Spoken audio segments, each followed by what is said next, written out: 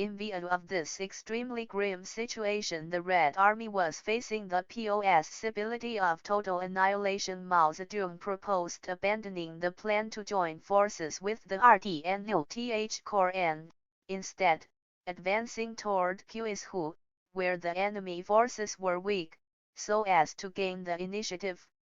This proposal immediately won the support of Zhou Enlai, Zhu De, Luo Fu, and Jie Xiong, and others. DIMS, the Red Army halted its northward advance and turned to Quizhu. On December 15, it captured Liping, Quizhu Province.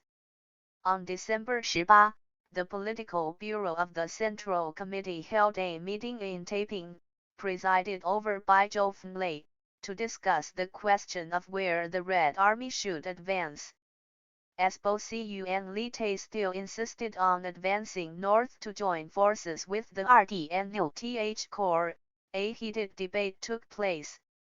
Finally, because an overwhelming majority of the participants agreed with Mao Zedong's view, they decided to abandon the plan to join forces with the RDNOTH Corps and to march the Red Army to Quizhu, where the enemy forces were fairly weak, and to establish a base in the border area between Sichuan and Quizhu with Zunyi at the center.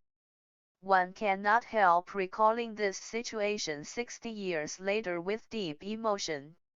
Had it not been for Mao Zedong, who proposed changing the direction of advance of the Red Army, and had this view not received strong support from vast numbers of the officers and men of the Red Army, the main forces of the prelude to the Long March 237 Central Red Army would have been totally annihilated. In the common wisdom, Mao Zedong saved the Red Army. As early as 1933, many cadres had doubts about the erroneous leftist leadership of Wang Ming's Central Committee. The failure of the Fifth Counter-Campaign, the defeats suffered since the beginning of the Long March, and the significant reduction in the size of the Red Army, all these distressing losses caused doubts about and discontent with the leftist Central Committee and its erroneous leadership among more and more officers and men. The demand increased for a change in the status quo and for getting rid of the erroneous leadership. On the Long March, Mao Zedong contracted tuberculosis and had to be carried on a stretcher. Wang Jiaxiang and Zhang Wenshan were also carried on stretchers because they were seriously ill. Therefore, these three were always together. On the way, Mao Zedong talked often and carefully with his two stretcher companions, analyzing for them the mistakes in military leadership made by the Central Committee during the Fifth Counter-Campaign and the Long March. Wang Jiaxiang and Zhang Wenshan gradually came to accept Mao Zedong's views. Meanwhile, the views of some leaders of the Central Committee on the one hand and of both Cu, Li Tai, and others on the other diverged more and more as the march continued. Debates were held all the way from Leshanji to Liping and from Liping to Haocheng. After the Liping meeting, the Red Army units underwent reorganization and lightened their packs. It crossed the Wujiang River in January 1935 and captured the ancient city of Zunyi, Quizhu Province, on January 7. During this period, the troops fought triumphantly, and their morale gradually increased.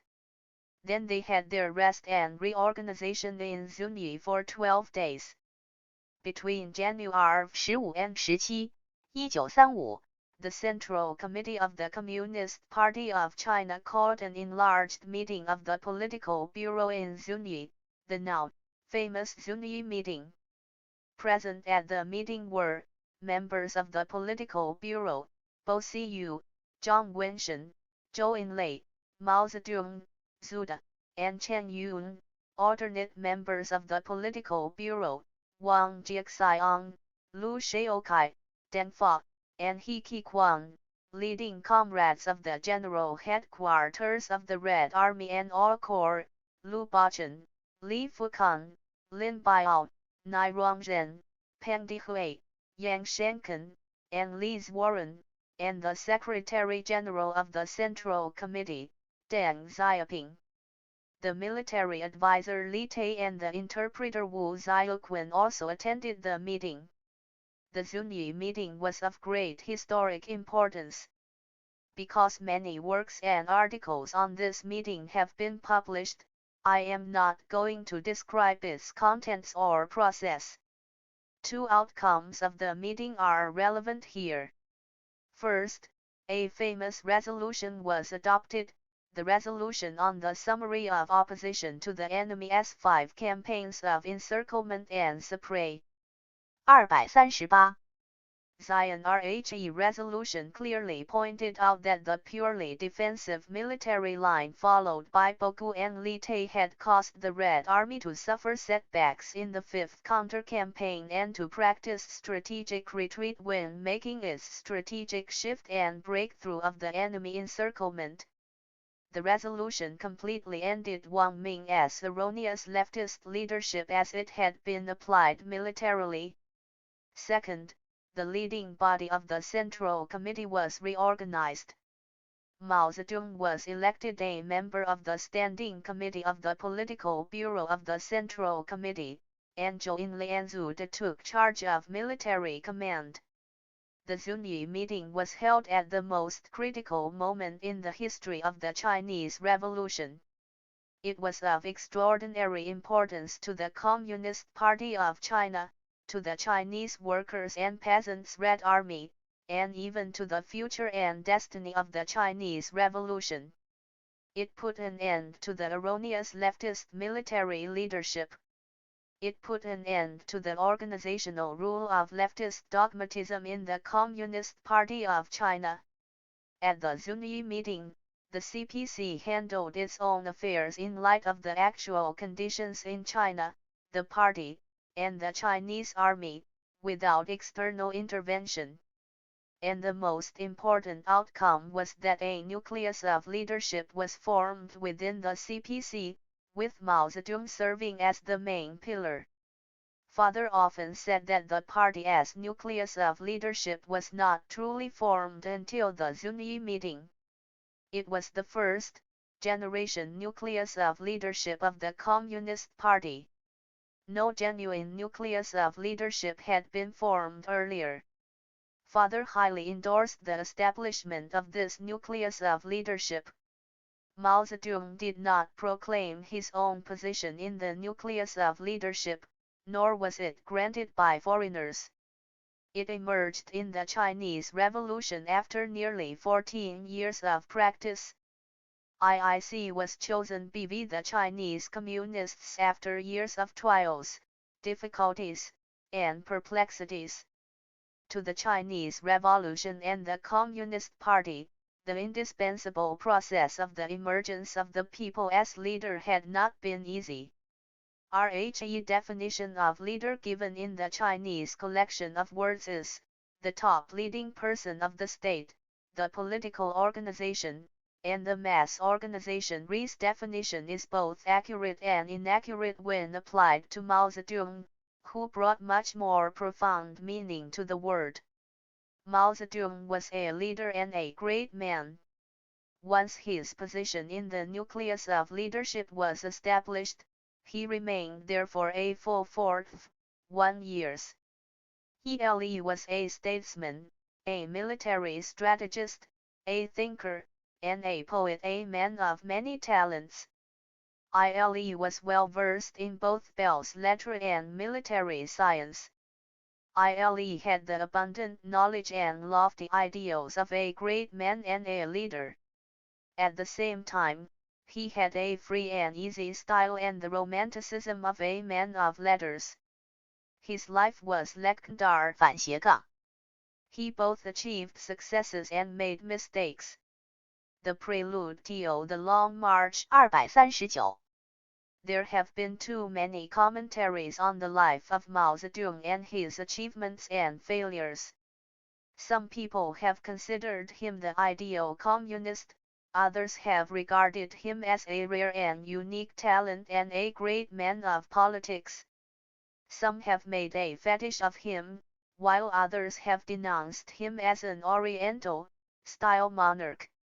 In my opinion, Mao Zedong encompassed Marxism, idealism, communism, nationalism, and feudalism. He was a great revolutionary leader strongly marked by the times and the Chinese national character. Whatever one's appraisal of Mao Zedong, it is undeniable that only after he steered the course of the Chinese Revolution at the Zunyi meeting did it regain initiative and advance to victory. Therefore, the Zunyi meeting can truly be called a turning point of vital importance in the history of the Communist Party of China. The Zunyi meeting enabled the CPC to extricate itself from 4 years of the damage done by Wang Ming's left adventurism, leftist dogmatism, and leftist factionalism, and from the defensive position of subjection to external intervention. Wang Ming, the leading figure responsible for the harmful, long-term leftist mistakes, was then in Moscow. Since he did not take part in the Long March, he did not share weal and woe with his comrades, nor did he accept the criticism of his mistakes by the Communist Party of China. After 1956, Wang Ming stayed in the Soviet Union and wrote articles opposing the CPC and his own motherland under the aegis of the Soviet Union. He died there in 1974. The overwhelming majority of the 1 billion Chinese people and the tens of millions of Chinese communists neither knew nor cared about his death. This man, who tried to control the destiny of China with the aid of foreign forces, was spurned by the Chinese people in the end.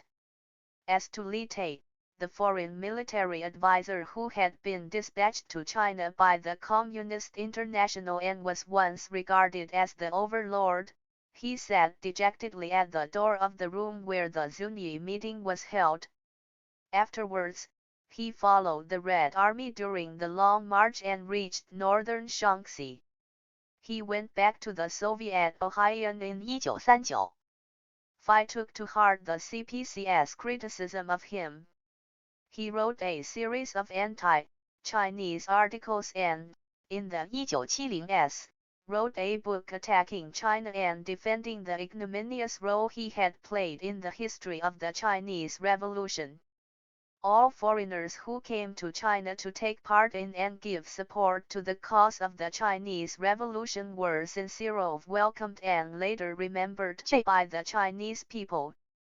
Among them were Dr. Norman Bethune from Canada, Dr. T.S. Coates from India, Dr. George Haddam from the United States, Dr. Ian Miller from Germany, and the American journalists Agnes Smedley and Anna Louise Strong. They sympathized with and supported the Chinese Revolution, and some even gave their lives to the Chinese people and the cause of the Qi. 240. Nese Revolution. The Chinese people love them ardently and cherish their memories forever. But probably few young Chinese today know the name of a person like Li Tai. He was ruthlessly drowned in the tide of the Chinese Revolution. After the Zunyi meeting, the main force of the Red Army, having banished military dogmatism, inducted flexible mobile warfare and made great strides with no trace of regret. At this time, Chiang Kai-shek had concentrated hundreds of thousands of troops to press on Zunyi from all directions in an attempt to annihilate the Red Army in western Guizhou. Under the leadership of Mao Zedong and others, the main forces of the Red Army crossed the Qishui River in the border area between Sichuan and Guizhou 4 times between January and March 1935. They advanced first to Zaxi, in southern Sichuan, from Guizhou and then turned back to Guizhou. After they entered southern Sichuan the second time, they turned back to Guizhou again and then crossed the Wujiang River on the southern bank, they made a feint to advance to Guiyang, the capital of Guizhou province, so as to lure the enemy troops into Guizhou. W10 The Yunnan enemy troops arrived in Guizhou. The main forces of the Red Army advanced suddenly and rapidly toward Yunnan province and then turned just as rapidly northwestward after making a feint. In early May the main forces of the Red Army crossed the torrential Jinsha River at the juncture of Sichuan and Yunnan. Thus, the main forces of the Red Army jumped out of the ring of encirclement, pursuit, blocking, and interception by the enemy troops and left them behind on the southern bank of the Jinsha River, thereby eventually gaining the strategic initiative. Such swift and massive mobile warfare movements made this a military operation of a brilliance rarely seen in either Chinese or foreign military history. This method of fighting smashed the wishful thinking of Chiang Kai-shek, who boasted of being a brilliant military strategist himself, about encircling and annihilating the main forces of the Red Army. It was very easy for Chiang to control, in the name of the orthodox central government, all the feudal warlords who had established their separate regimes with their own troops by relying on his 1 million crack troops and his political trickery. However, these assets were not enough to cope with the Communist Party and Mao Zedong. This was merely the beginning of the contest of strength between the Communist Party and the Kuomintang, and between Mao Zedong and Chiang Kai-shek. A major part of the contest lay ahead. The Red Army braves all difficulties. On the long march. Once I asked father, "What work did you do in the long march?" "Just followed," he replied with his usual simplicity of expression. Every old Red Army man who took part in the world-renowned 12,500 kilometer long march has many recollections of it and can tell endless stories about it. But this was all father had to say. However, his words are true. At the beginning of the long march, the right, deviationist label that had been put on him had not yet been eased off, and he did not hold an important military post until later. Sine father said no more about his involvement in the Long March. I had to make inquiries elsewhere. As a result, I gained a general picture of him during the Long March. In October 1934, father followed the organs of the General Political Department to start the Long March.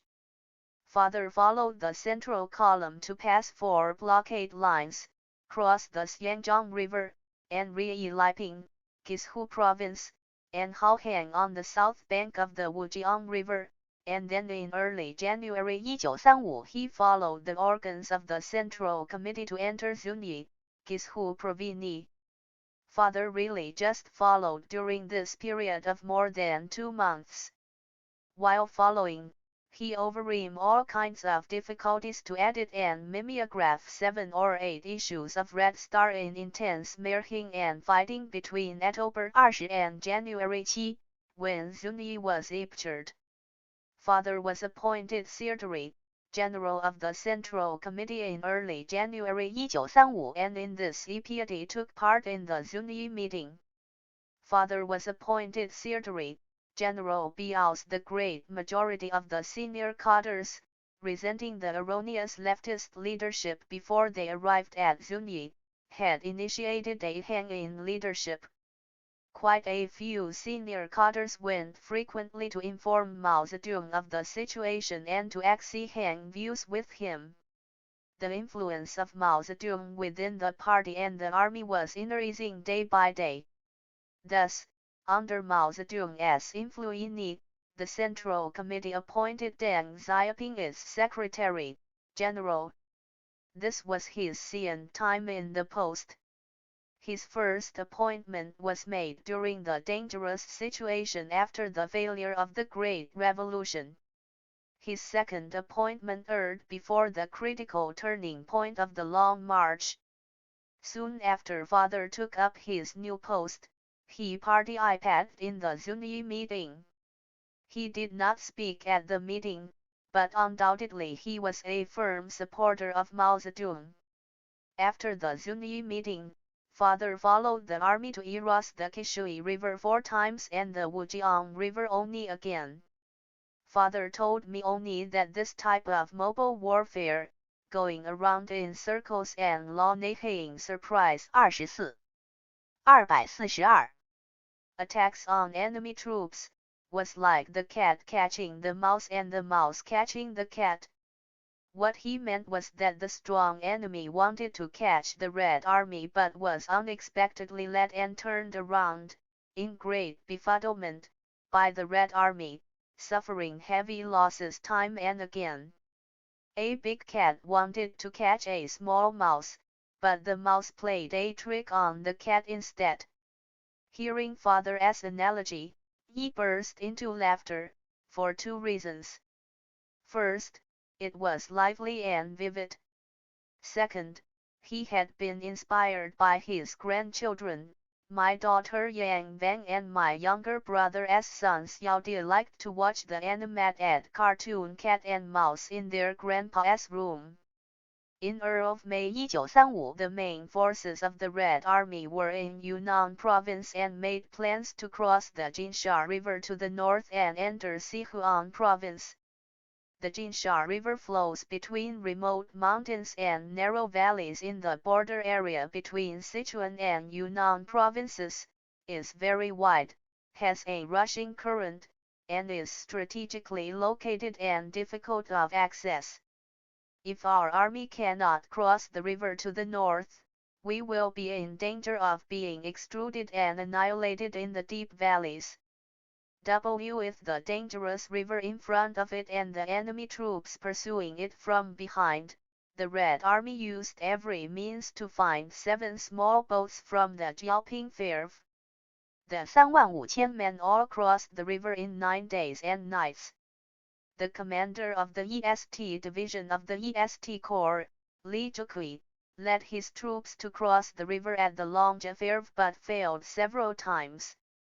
Then he was ordered to lead his troops to cross the river at the Xiaoping Firth 6 kilometers away.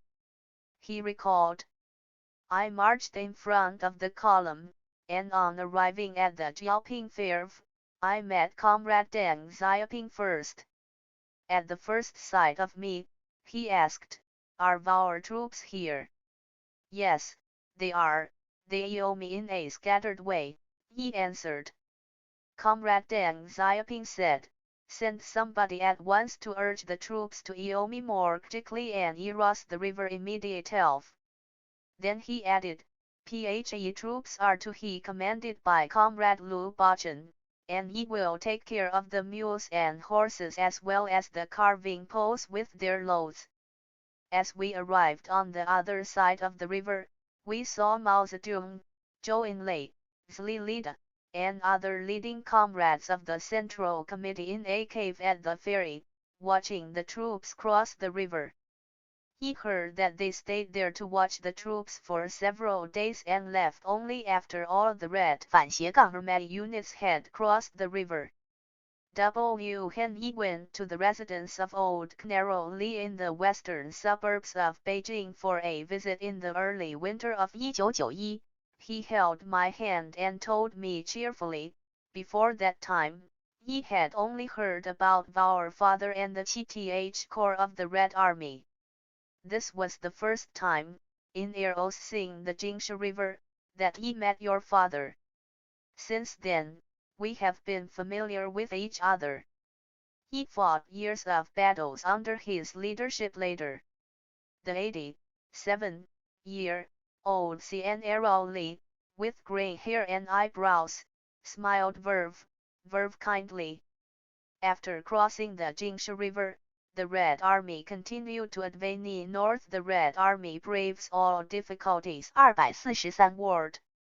It passed through the area inhabited by the Yi people first and then crossed the natural barrier, the Dadu River. The Deidu River is where Shi Dakai, the famous general of the Taiping Heavenly Kingdom, toward the end of the Qing dynasty, failed to cross, was defeated, and had to surrender. 2 full years later, the heroic Red Army first sent 17 brave fighters to cross the river with a small boat, then another 22 to seize the looting bridge rapidly. After that, more than 3,000 Red Army troops swiftly crossed the river across the chain bridge, like divine troops, thus crushing Chiang Kai-shek's dream of sending the Red Army to the same fate as Shi Dakai. Father said he attended many important meetings of the political bureau in the capacity of Secretary General of the Central Committee after the Zunyi meeting. The military chiefs of all the corps were present at many of the meetings. The meeting he remembered most clearly was held in Huilai after the Red Army crossed the Jingsha River in May. That meeting lasted 2 days and focused on criticizing Lin Biao. Father told me that he had lived with Chairman Mao during the Zunyi meeting. After the meeting, he continued on the long march with Chairman Mao and Zhang Wenshan. During that period, they marched during the day and got very tired. They stopped at night and hurriedly found a place to sleep. They marched and lived together the whole way.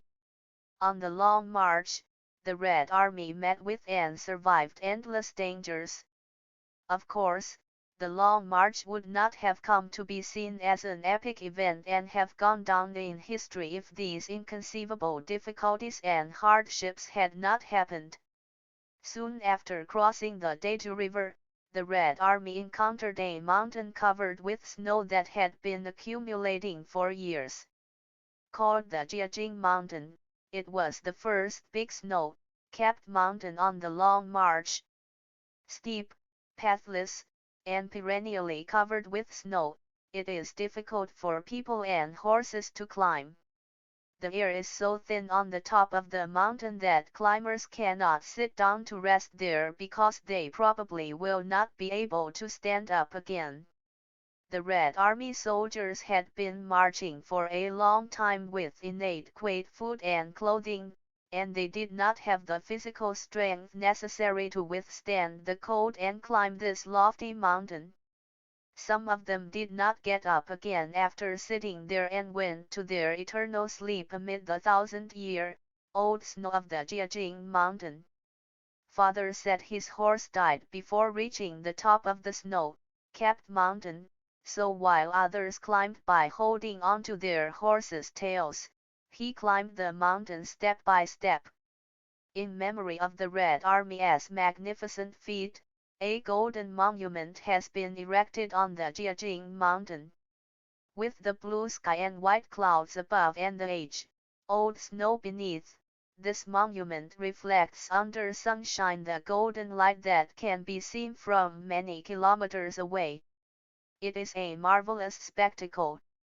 Today, when people see this golden monument, it seems they can see the tortuous and endless path traversed over the white snow by the Red Army soldiers.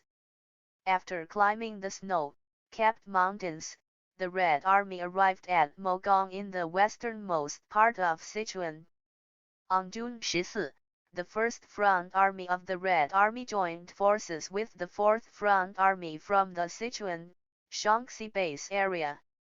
The 4th Front Army had established the Hubei, Henan, and Hui Revolutionary base area along the borders of Hubei, Henan, and Anhui provinces.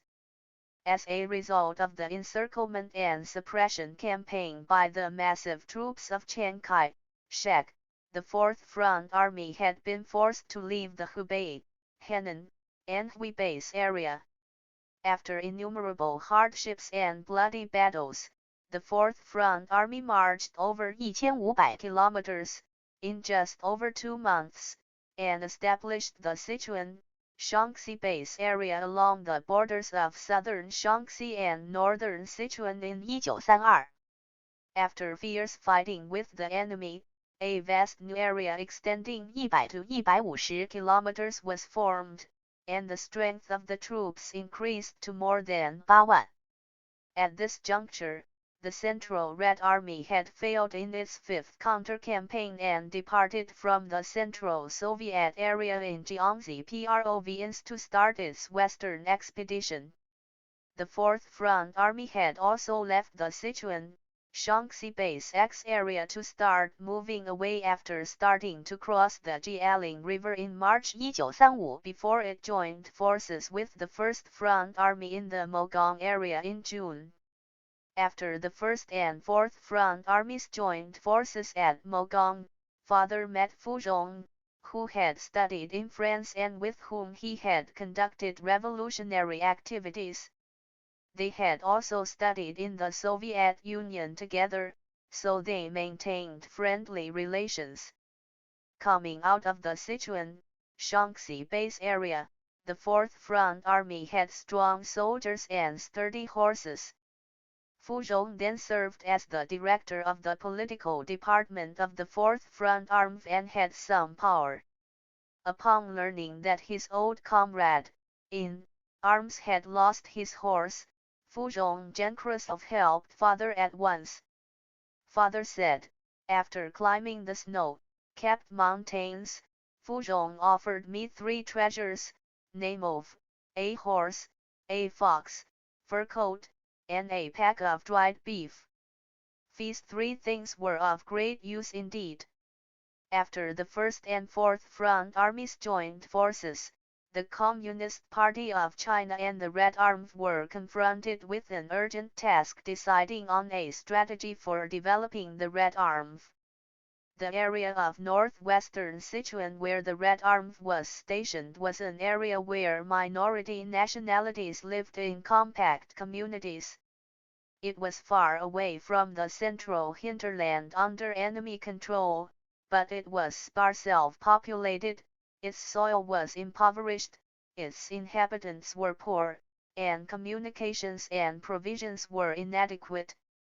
It was impossible for a large army over 100 to stay there for long.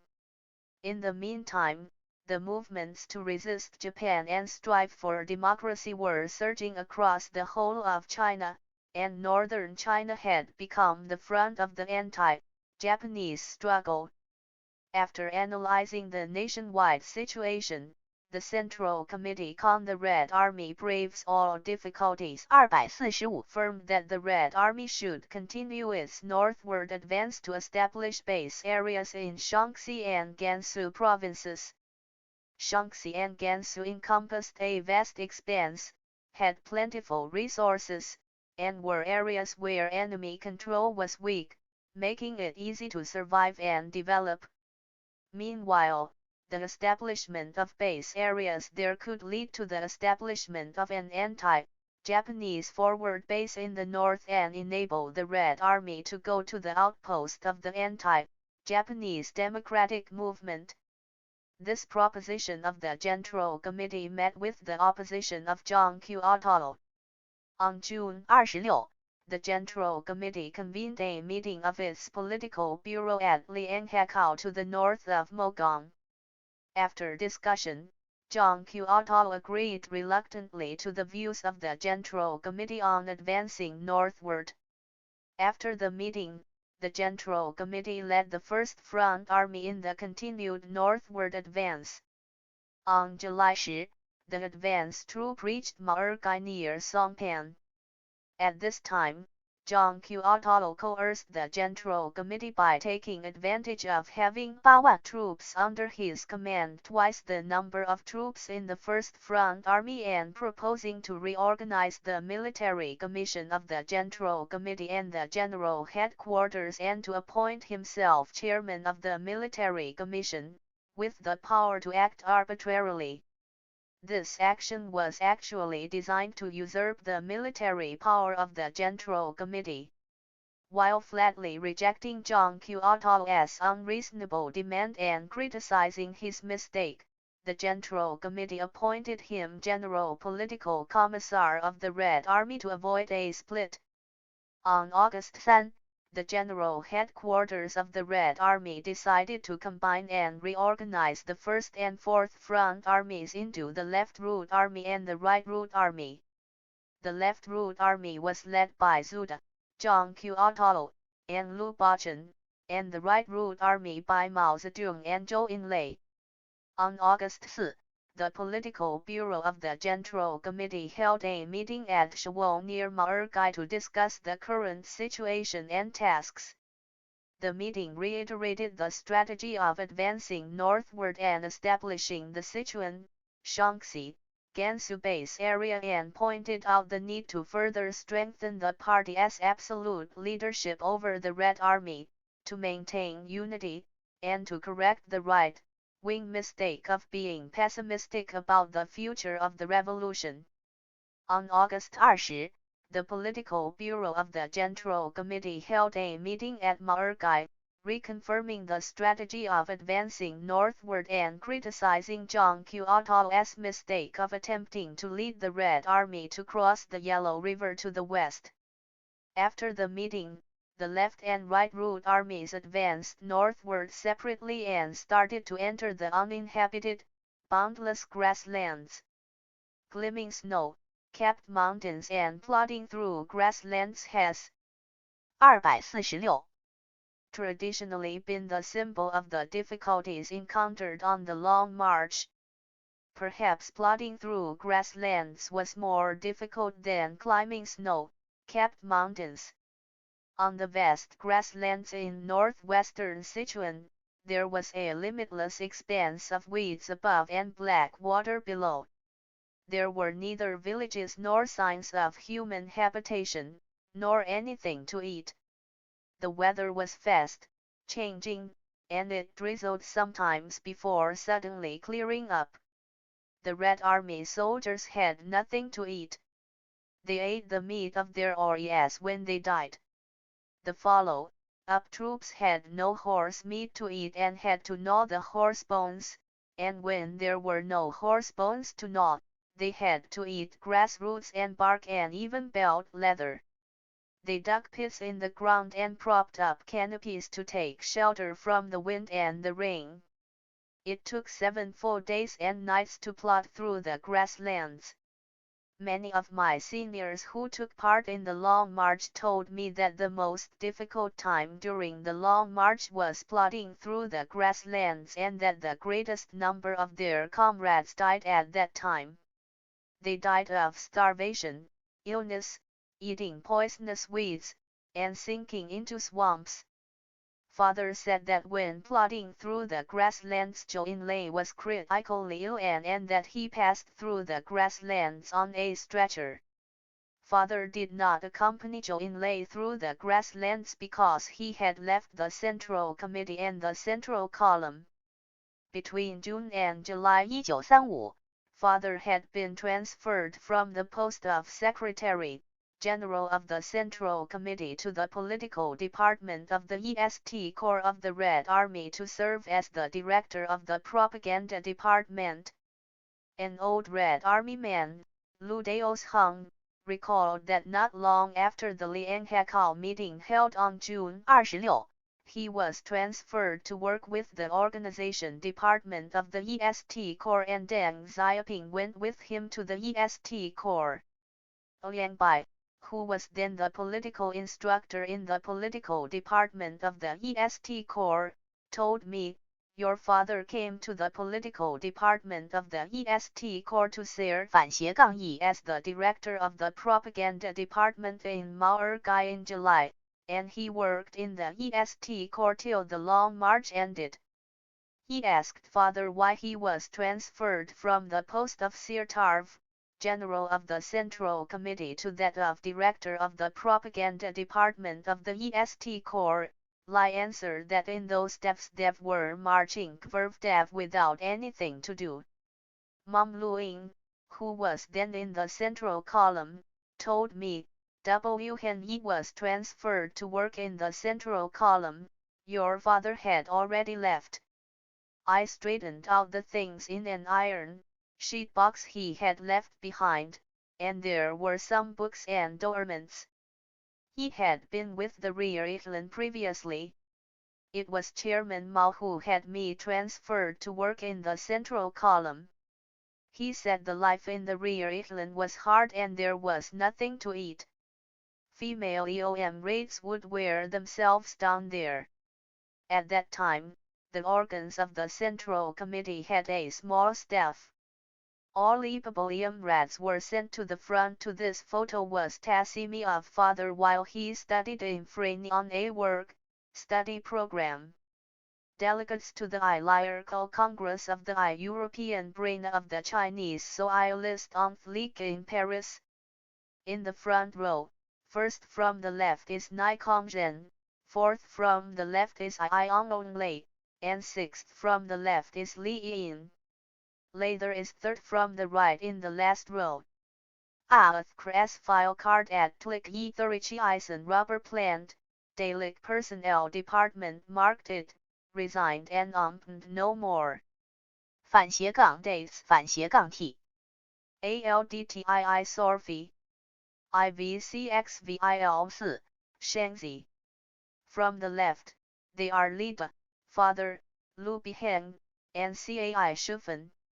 This photo of father was taken with Zhou Quan, Peng Dihui, Zuda, Peng Swifeng, and Xiao Ke at the central headquarters of the 8th Route Arm at Mamu Village, Hongdong County, Shangzi.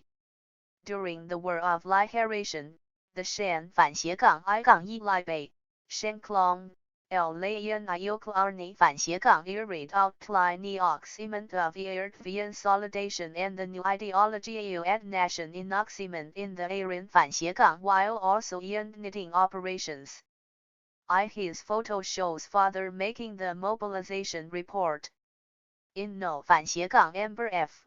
4S, the 反斜杠 Star 反斜杠 K mission of the CDA Central Committee decided to establish the Fix E. Number he Enro Crowned Committee to exercise unified leadership and and oxer the Central Flames and Fest Diunikiot 反斜杠 Hermes. Kathy are served as the Sierratarks of the he Enro Crowned Committee.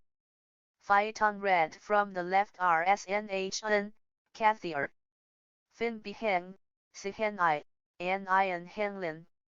Uncle Lu Bachan and father worked together for 13 years, and the army they led was called the Masi Lu, Deng troops. This picture of them was taken in the early days after the founding of the People's Republic. RHC simple wedding ceremony of father and mother and Yeokong Yinan and Su Ming was held at Annan in September 1938. This picture of the two couples was taken at the ceremony. Mother Zhang Zibun. Eliather and mother in the Haihang Mountains.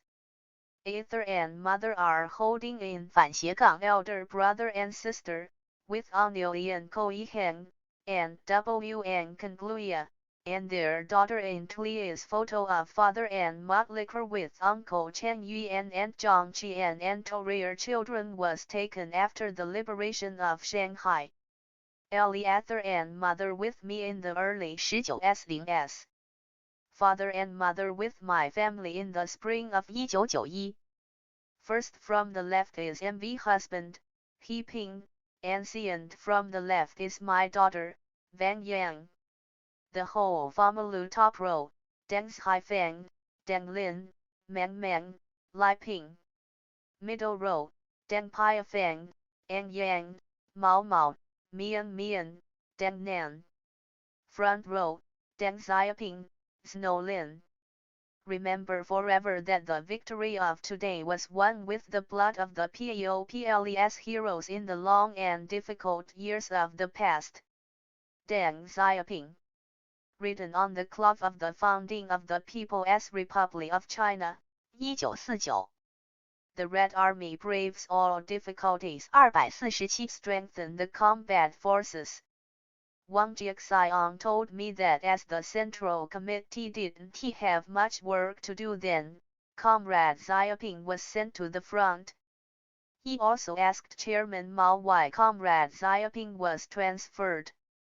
Chairman Mao said it was due to the need on the front. When your father served as the Secretary General of the Central Committee, he took charge of the life of the leaders of the Central Committee, kept the minutes of the meetings, and was responsible for the security work as well. To the end I went to see Mom Lu Ying. She had put on neatly pressed, dark blue western, style lilies, with a pretty, yellow full gauze handkerchief. She was short and slight of stature but full of vigor. She had much to say about the Long March. She told me, at the beginning of the Long March, I was always together with your father and others. So long as there was half a day for rest, we often gathered together, and as we had nothing to do, we chatted about anything. Those present established for fun a talking company, with Chen Yun as general manager and your father deputy general manager.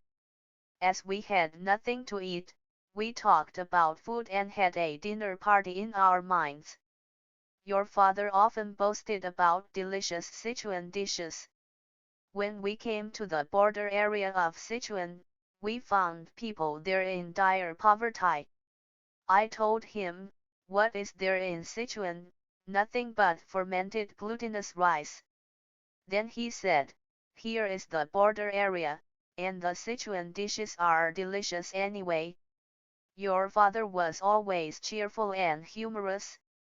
All of us were young and optimistic then. After they arrived at Maergai in early August, the 1st and 4th Front armies held a get-together. At the party, Li Zhukui met with Deng Xiaoping only again. Old General Li said, a stage was set on the ground for the get-together, and Zhang Qiuotao was asked to make a speech. Several of us cracked jokes below the stage, and Comrade Xiaoping was among them. At that time, our EST division had just got some cut tobacco. Comrade Xiaoping told me, if you give me some tobacco, I'll tell you some good news. It's easy, said I. Then I took an iron case out of my pocket, handed it over to him, and said, smoke. Comrade Xiaoping said with a smile, let me tell you the good news. You are promoted. He told me, the Military Commission has decided to transfer you to the 4th Front Army to serve as the Chief of Staff of the 30 EST Corps, and the order has been issued. At that time, the 1st Front Army had a large number of cadres, while the 4th Front Army had more soldiers but lacked cadres. So the 4th Front Army had asked the 1st Front Army for cadres. After hearing what your father told me, I went to ask Senior Commander Nai, who confirmed this news. I went to see Mom Lin Yukin, the wife of Marshal Luo Ronghuan, in Uer Lane in Beijing. Members of our family and the Luo family have been acquainted for a long time. The elders are long-time comrades in arms and have maintained close relations, and the children of the two families have been good friends, too. When Mom Lin learned of my search for information about the 2-18 Long March, she told me straightforwardly, your father was with Uncle Luo when they were plodding through the grasslands. Luo Ronghuang was born in Hongshan, Hunan Province, in 1902. He took part in the patriotic student movements in his youth, joined the Communist Party of China in 1927, and participated in the rebellion in southern Hubei and the Autumn Harvest Uprising. He held important posts in the 30th Corps of the Red Army led by Mao Zedong and Zhu De, and served later as the Political Emissary of the 30th Corps and the Director of the Political Department of the EST Corps. During the Long March, he suffered attacks from those who took the erroneous leftist line, was removed from office, and took up the new post of inspector until he was reappointed deputy director of the political department of the EST Corps in September 1935. Mom Lin Yukin has a round face and squints her eyes when smiling. Drinking tea, she told me. Uncle Lu and your father had one horse each. They were together throughout the long march in 1935. At that time, they marched every day. Uncle Lu did not like to talk, but your father often chatted and laughed heartily. When these people got together, they often talked at random. About what? About delicious food. They said pepper was delicious. As soon as pepper was mentioned, they slobbered. They said that twice, cooked pork was delicious. One said the Sichuan style twice, cooked pork was delicious, whereas the other insisted this dish in the Yilunan Stvle was delicious. Anyway, they had nothing to eat and could only have their dinner party in their minds. They had no tobacco to smoke then. They had to find some used paper and dry leaves and then wrap the leaves in paper as cigarettes. Our father said jokingly, I am a cigarette maker from a tobacco factory. In the course of plodding through the grasslands, both of them had a bath in a brook. The natives of Sichuan and Hunan are fond of cleaning themselves. In the course of plodding through the grasslands, reaching Ija, climbing the Minshan mountain, coming to Haitapu, crossing the WCHR, climbing the Liupan mountain, and ing at last at Lokitiong in northern Shaanxi, Fither was with Lao Ronghuan the whole time. He marched, worked, played a hess, and looked for tobacco together. One of them was the deputy director of the political department of the EST Corps and director of the local WORC department, and the other was the director of the propaganda department of the EST Corps. A huge difference between them was of 2 years, and their prior experiences were quite similar. On the long march, they rode their OES side by side in marching, had heart talks while taking a rest, and shared the same bed in camping. They discussed frequently the harms done to the revolutionary cause by left adventurism. Father said once, we kept no secrets from each other. Mom Lin also said, your father and Uncle Luo had different dispositions, one active and the other passive. During the long march, they marched and camped together. They got along very well. Yes, indeed. Father and Marshal Luo got along very well. After liberation, the Red Army braves all difficulties. 249 They had frequent eontees. When Uncle Luo was ill, my parents often went to visit him. 4 houses were built in Dongjiao Mingxiang in Beijing in the 1950s, and one of them was distributed to father. But father said, FLL not move there. Let Marshal Luo live there. When Uncle Luo was reluctant to do so, father set a deadline for him to move in. Once my parents went to see Uncle Luo and gave him a shower nozzle brought back from the Soviet Union.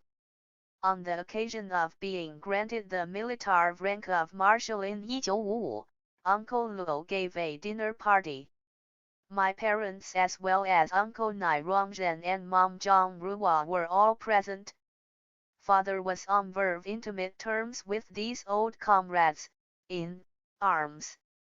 Although Lin Biao and Marshal Luo had worked together for a long time, they did not have a close friendship.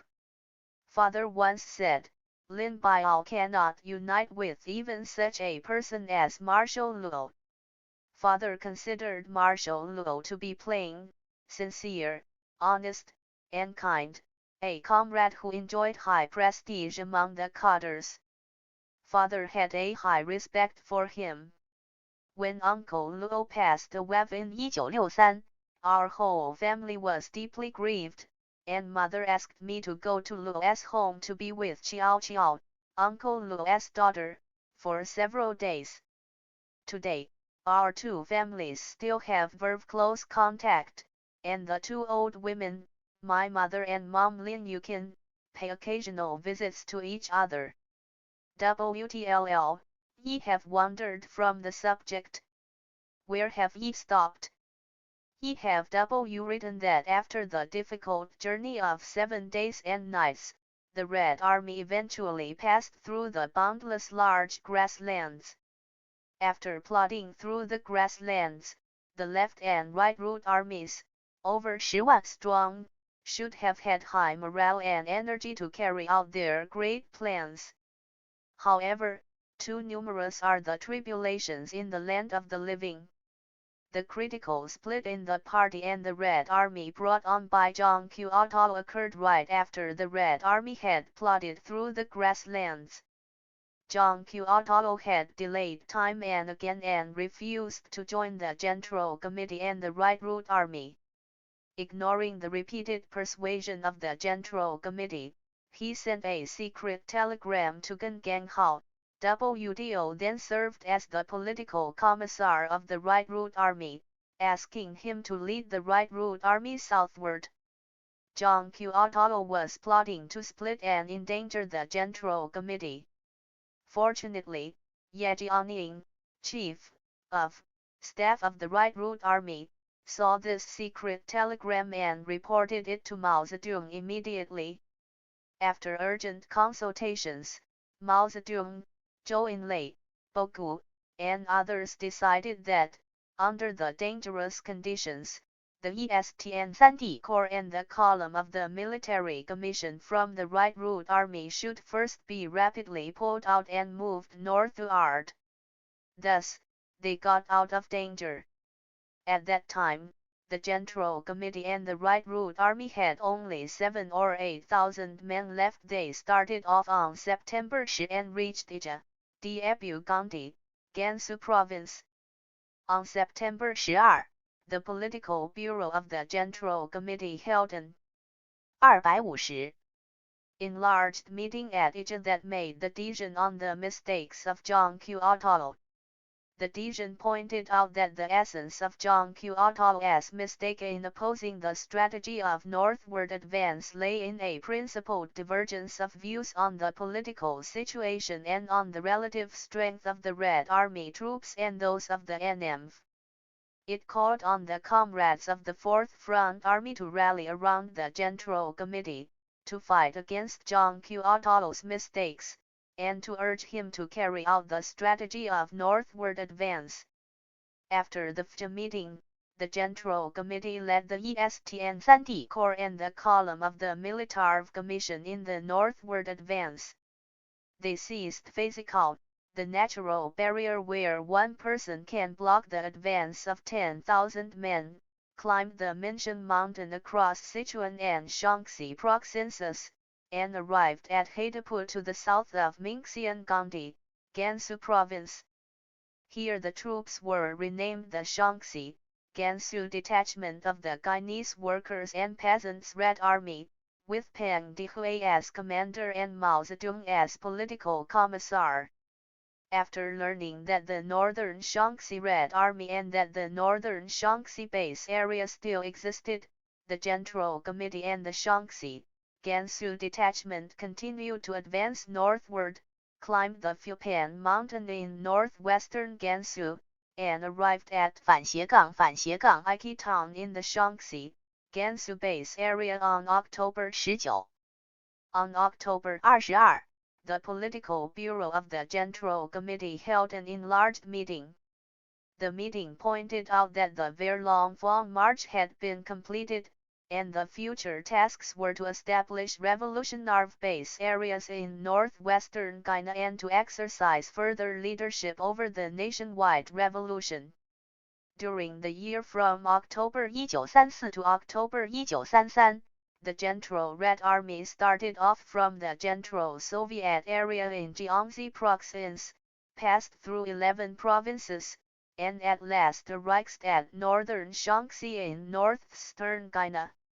Along the 80, the Central Red Army overcame numerous hardships and dangers, defeated the encirclements, pursuits, and interceptions bv hundreds of thousands of enemy troops, set an unprecedentedly great historic move, and triumphantly completed a magnificent feat.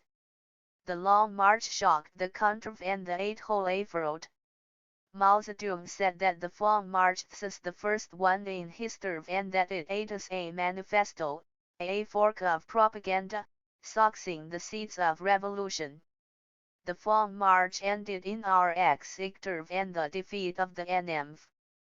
The Long March became a fraud, famous not because of the long distance it occurred, but because Chinese communists and the Chinese workers and peasants Red Army conquered, a then unrivaled heroic spirit, a strong enemy, natural barriers, and their awesome mistakes, completed the process of renexo from being in a passive position to taking the initiative, from failure to victory, and created on this basis an entirely next-week solution situation that endured until victor Momo has gone throughout. The contracts. The Red Army braves all difficulties. 25.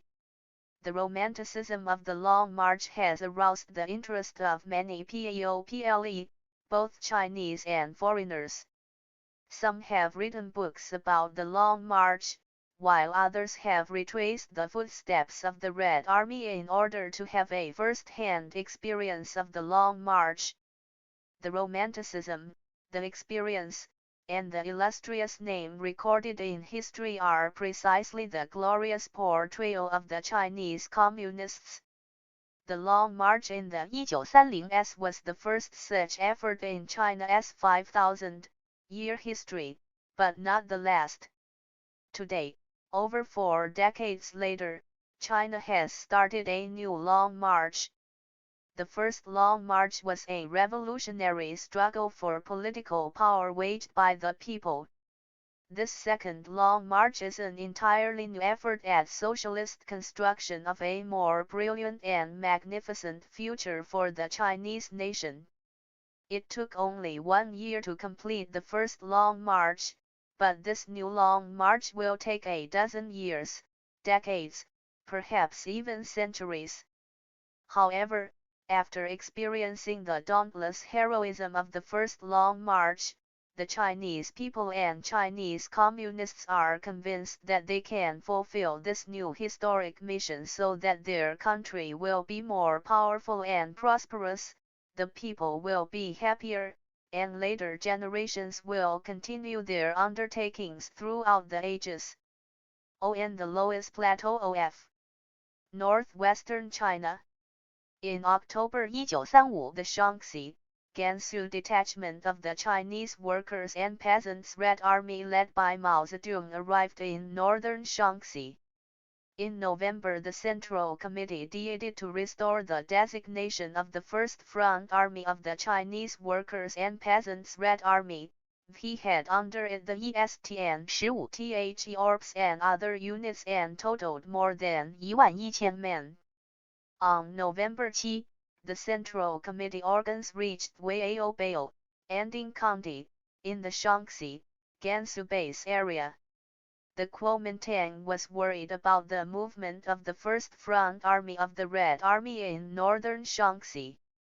It dispatched 5 divisions of the Northeast Army to launch a campaign of annihilation and suppression against the First Front Army and attack it from 2 directions. From November 21 to 24, the First Front Army fought a counter-campaign, the Xiaoping campaign, and annihilated 1 enemy division plus a regiment, totaling 8,300 men.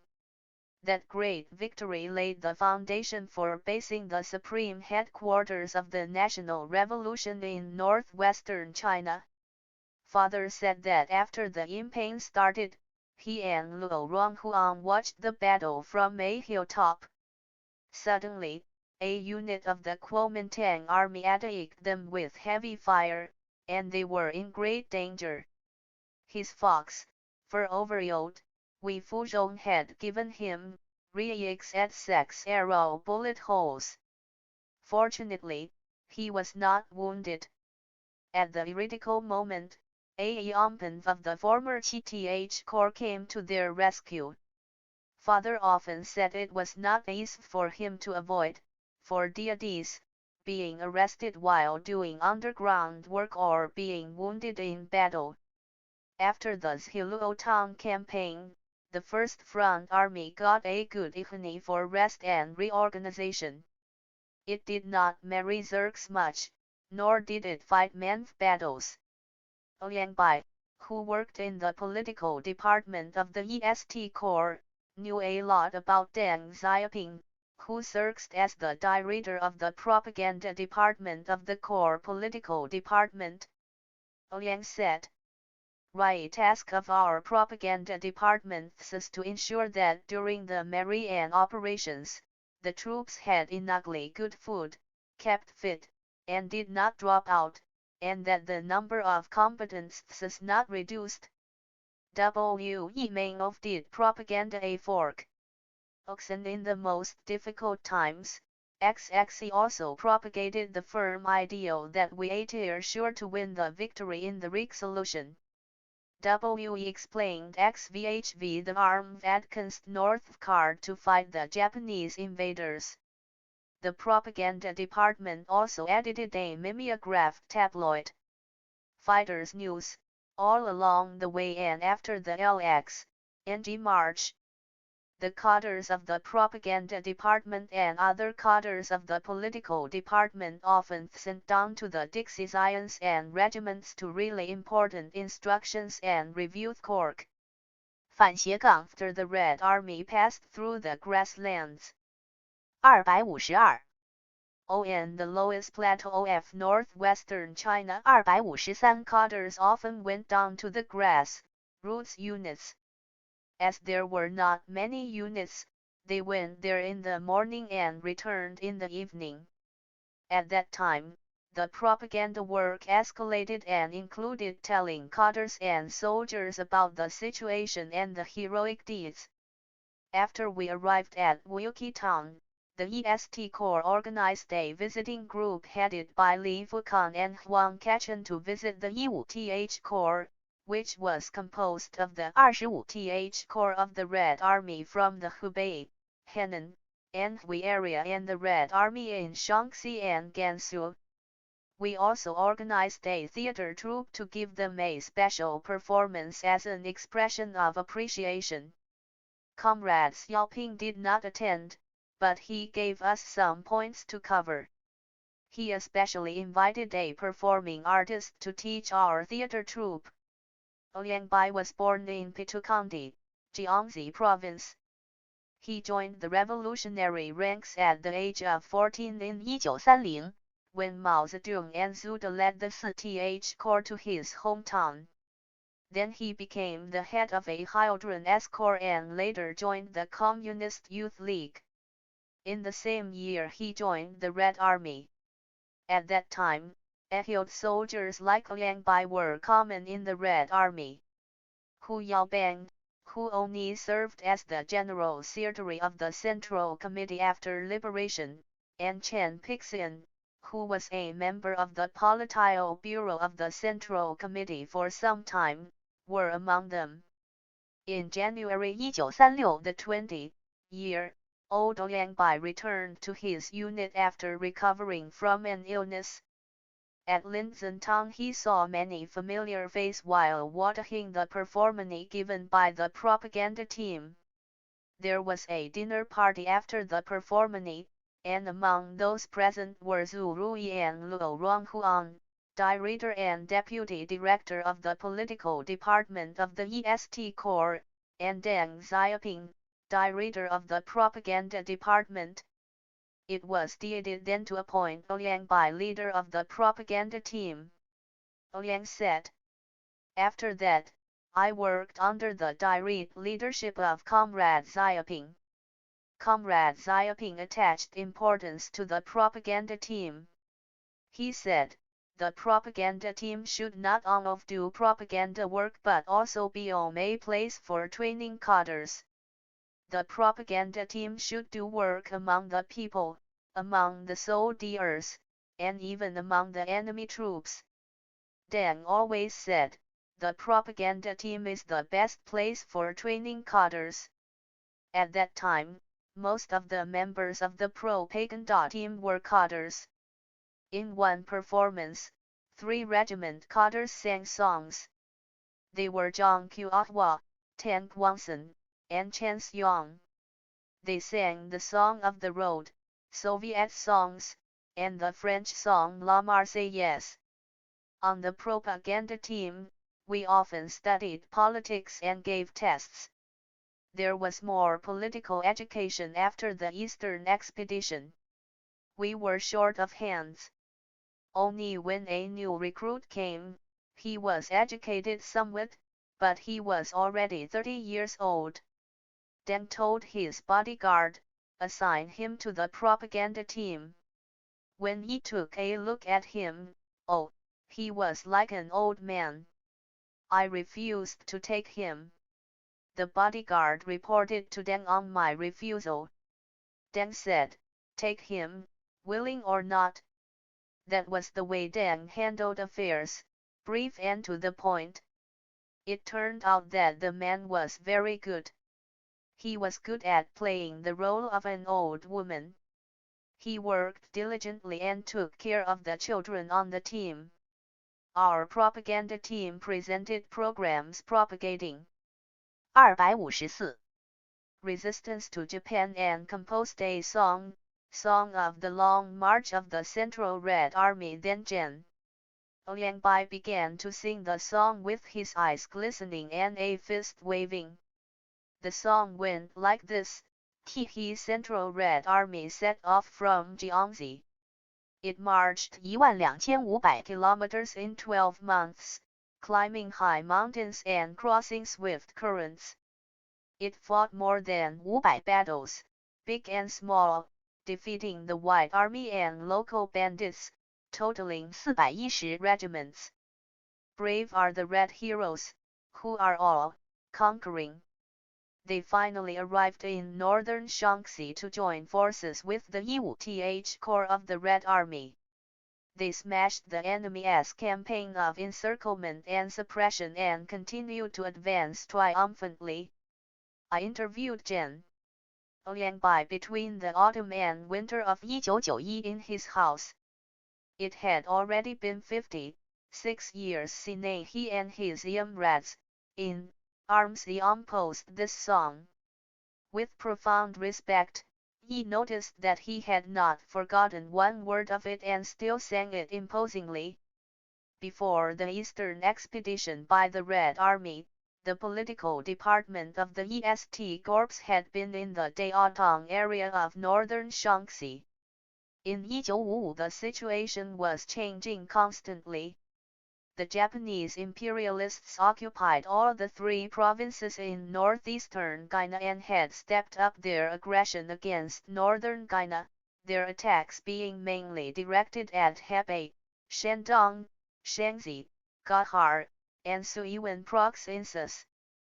Under Japanese pressure, the KMT government in Nanjing signed with Japan the Qin-Doihara-Kenji Agreement and the He-Ving-Kin, Limzhu-Ashijiro Agreement in June and July, respectively, of 1955. According to these 2 agreements, the Kuomintang government, according to Japan's demands for expansion, agreed to withdraw Chinese troops from Ilhe and ban all anti-Japanese activities across the country. The Kuomintang government, in effect, surrendered to Japan most of China's sovereign rights in Hebei and Gahar, including Beiping and Lianjin. While the Japanese invaders were intensifying their economic control and plunder of northern China, they were also engineering the autonomy of Northern China. His aggression against Northern China and the Kuomintang government's policy of national betrayal and humiliation made the Chinese people feel ever more strong of the seriousness of the national crisis. The voice of the people from all strata demanding that the Kuomintang government change its policy toward Japan of submitting to national humiliation became louder and louder. At this critical moment, the Communist Party of China published an appeal to all equal countrymen to resist Japan and save the nation, the Declaration on the Annexation of Northern China by Japanese imperialists and the selling out of Northern China and China by Chiang Kai-shek, and the Declaration on Resisting Japan and Saving the Nation. The three documents appealed to all parties, armies, and compatriots from all strata to stop civil war and concentrate all the national strength on resisting Japan and making concerted efforts to save the nation, irrespective of differences in political views and interests or of any hostile actions in the past or at present. The documents proposed that all parties, organizations, celebrities, scholars, politicians, and local army and government organizations that were willing to participate in the resistance to Japan and national salvation hold talks, establish a joint national defense government, and organize a unified anti-Japanese allied army. The documents declared that Chinese communists would be the first to join an anti-Japanese allied army to perform their duties of resisting Japan and saving the nation. The CPC appeal caused strong repercussions among people throughout the country. The long pent-up fury and patriotic zeal of the people erupted like a volcano. On December 9, 1935, a student movement broke out in Beiping. Thousands of young students who felt deeply the danger of national subjugation unfurled banners and marched in the streets. They held an exciting mammoth demonstration for resisting Japan and saving the nation and presented their petition to the Kuomintang authorities in Beiping. The marchers were ruthlessly suppressed by the Kuomintang army and armed police. More than 30 students were arrested, and hundreds were wounded.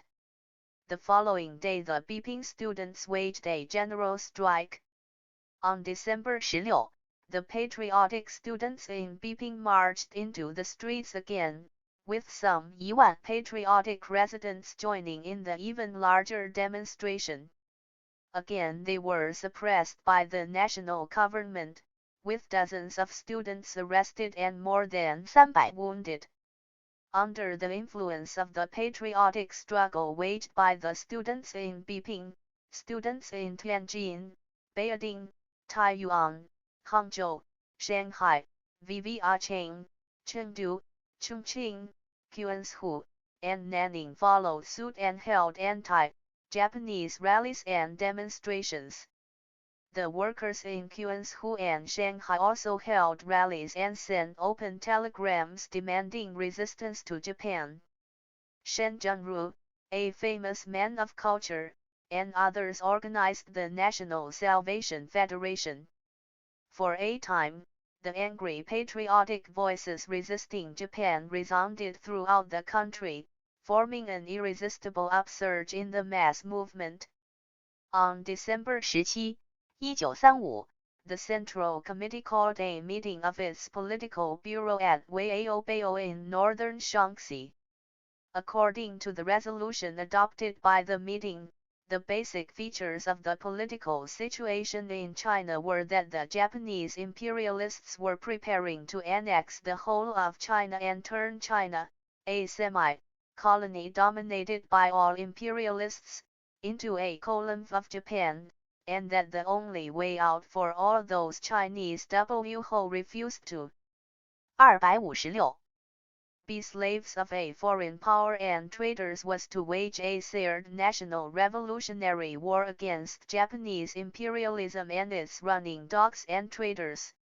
The resolution yielded for the establishment of the broadest possible national united front against Japanese aggression.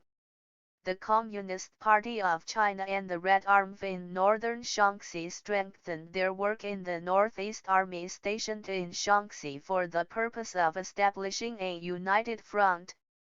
Mao Zedong and Zhou Enlai worked particularly hard on Zhang Zuoliang, the commander of the Northeast Army. In February 1936, the Red Army and the Northeast Army reached an oral agreement on mutual non-aggression.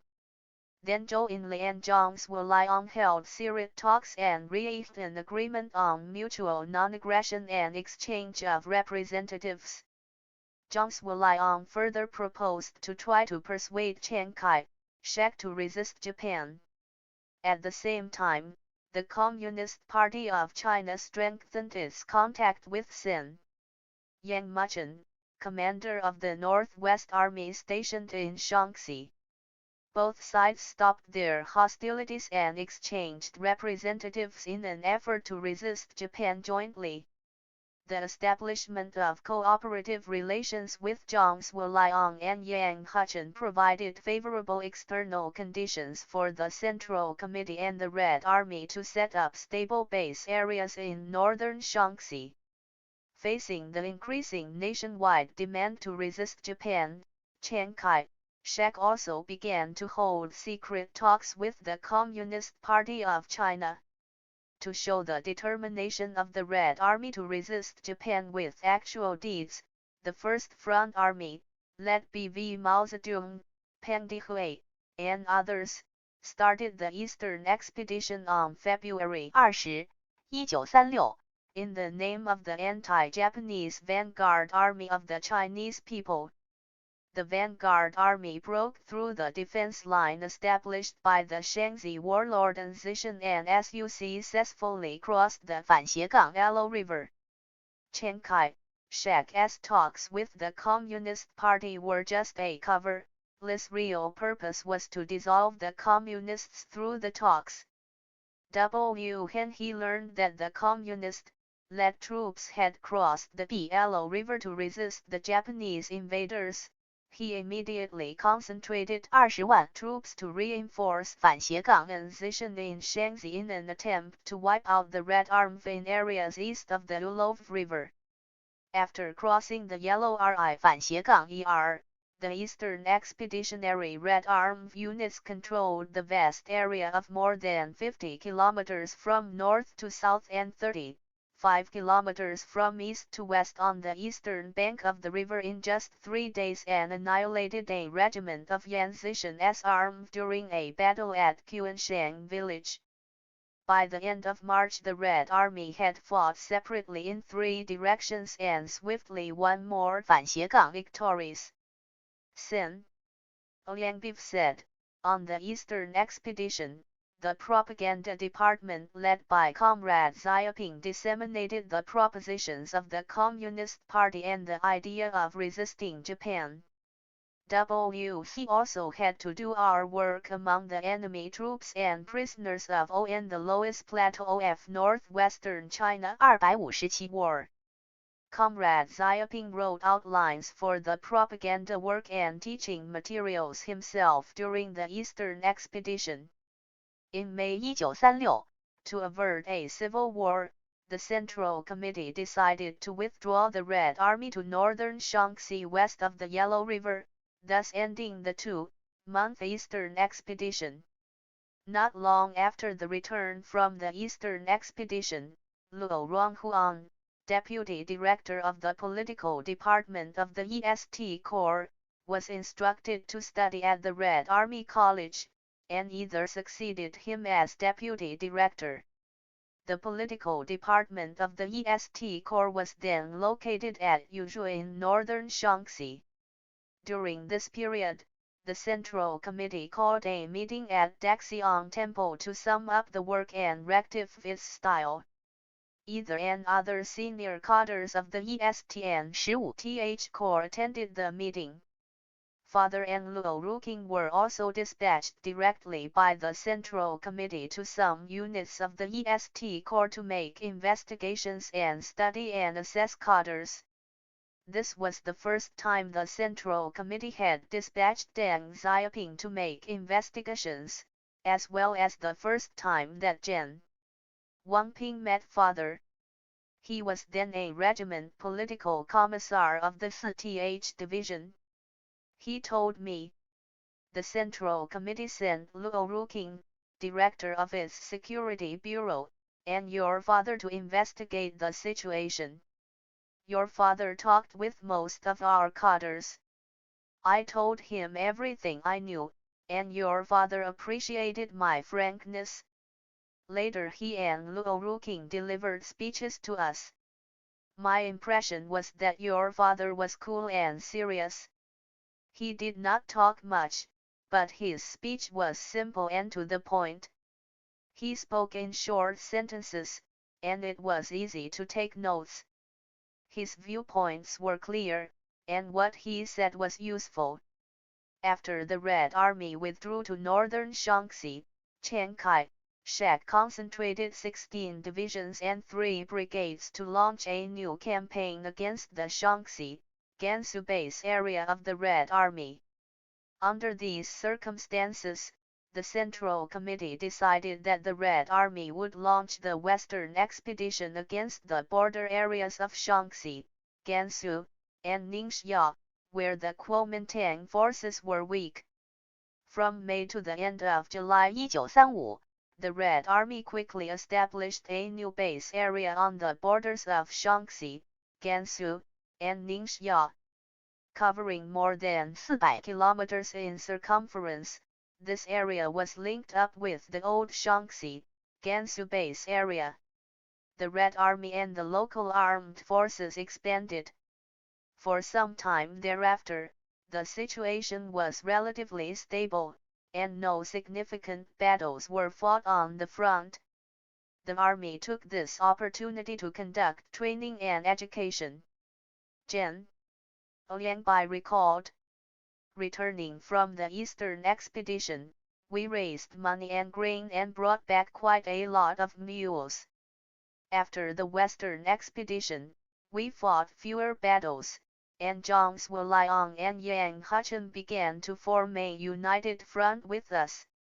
At this time, Comrade Xiaoping was the deputy director of the political department 258 of the EST Corps, and Zhu Rui was the director. Deng was responsible for the party's organizational, propaganda, and educational work, and for the cadres' education in particular. It was at that time that we, joining the army at an early age, acquired common political knowledge in a relatively systematic way. The study class started with courses on political parties, leaders, and the masses, including the history of social development.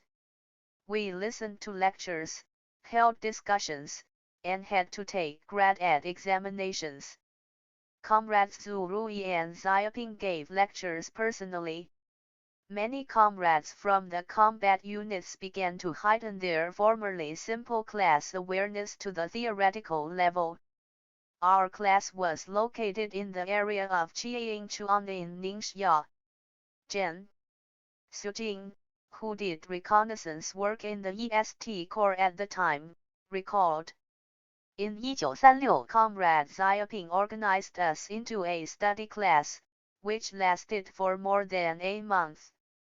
We learned about the world, the history of social development, and Marxism, Leninism.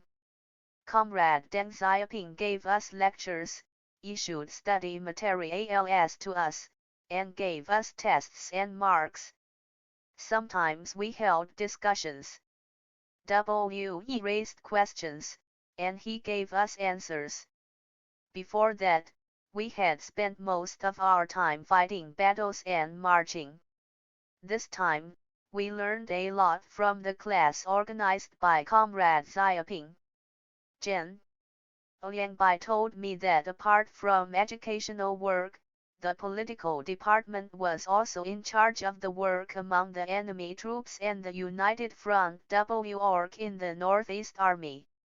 At the same time, Ningxia was an area where the people of the Ilui nationality lived in compact communities.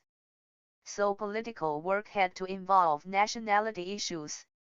Besides, the secret society in Sichuan, the Society of Brothers, was quite influential there, and attention had to be paid to the work among its members. It was father who took charge of most of the work. General Yang also recalled that between August and September 1936, the political department was located at Wulidong in the Yawang area in Ningxia. At that time, the Central Committee designated Deng Xiaoping to lead an inspection team to examine the work of the 15th Corps. General Yang said, Deng took me, Tang Liang, and Cai Yuanxing along and went to the 81st and 75th divisions of the 15th Corps stationed in northern Shaanxi under the eover of a 12-member guard squad. Deng mainly talked with Idris at the division and regiment levels, while we talked with Idris and soldiers at lower levels. Deng was not sent by the EST Corps but by the Central Committee and its military commissariat. It was a very important task. After returning, Deng reported to the Central Committee. His was the second time that the Central Committee sent Deng Xiaoping to make investigations. He leaders of the Central Committee and its military commission, including Mao Zedong and Zhou Enlai, trusted Deng Xiaoping very much. On the lowest plateau of northwestern China, 259 Liang Bai and Su Jing said that during this period, many important materials of the EST Corps and the editorials of the fighters' news were written by father personally. Comrade Xiaoping was a generally acknowledged quick hand at writing. Only Director Zhu Rui urged him to write a speech to be delivered to EMBAT units. He said, "That is okay." He immediately took up a pile of paper and a pencil and wrote by using his knees as a desk. In no time, he had finished.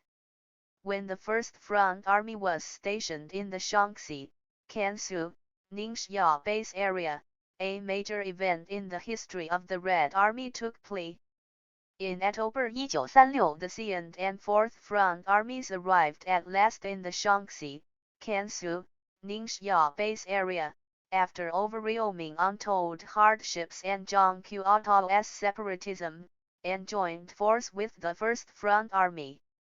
After separating from the Central Committee during the Long March, Zhangqiao had taken the Fourth Front Army to western Sichuan and the Zikang area.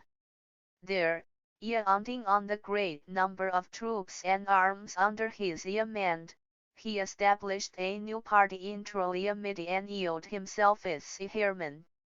But because of the massive campaign launched by the Kuomintang troops, he was unable to gain a foothold in western Sichuan. The Fourth Front Army was continuously forced to retreat to the west until it reached the Ganzi area. At that time, there were only some 4,000 men left in the army. The reality of the situation forced Zhangqiao to announce the abolition of his intermediate. In July 1935, the Fourth Front Army joined force with the Second Front Army led by He Long. Pressed hard by Zhu, Lu Biheng, Ren Bishi, He Long, and Wang Xiangving, Zhangqiao agreed to move the army northward to join force with the Central Committee. After overwhelming untold hardships in the expedition for 3 months, the Second and Fourth Front Armies advanced northward and at last reached the Shaanxi, Kansu, Ningxia base area, where they joined force with the First Front Army. Then, as discussed earlier, the Central Committee held an enlarged meeting in May 1937 and made the decision on the mistakes of Comrade Zhangqiao. Zhang Qiuotao admitted his mistakes at first, but in reality, he refused the party's efforts to redeem him. In April 1938 he sneaked out of the Shaanxi Kansu, Ningxia base area and threw in his lot with the Kuomintang to serve as an anti-communist lackey despised by the people. On April 18 of the same year, the Central Committee decided to expel Zhang Qiuotao from the party.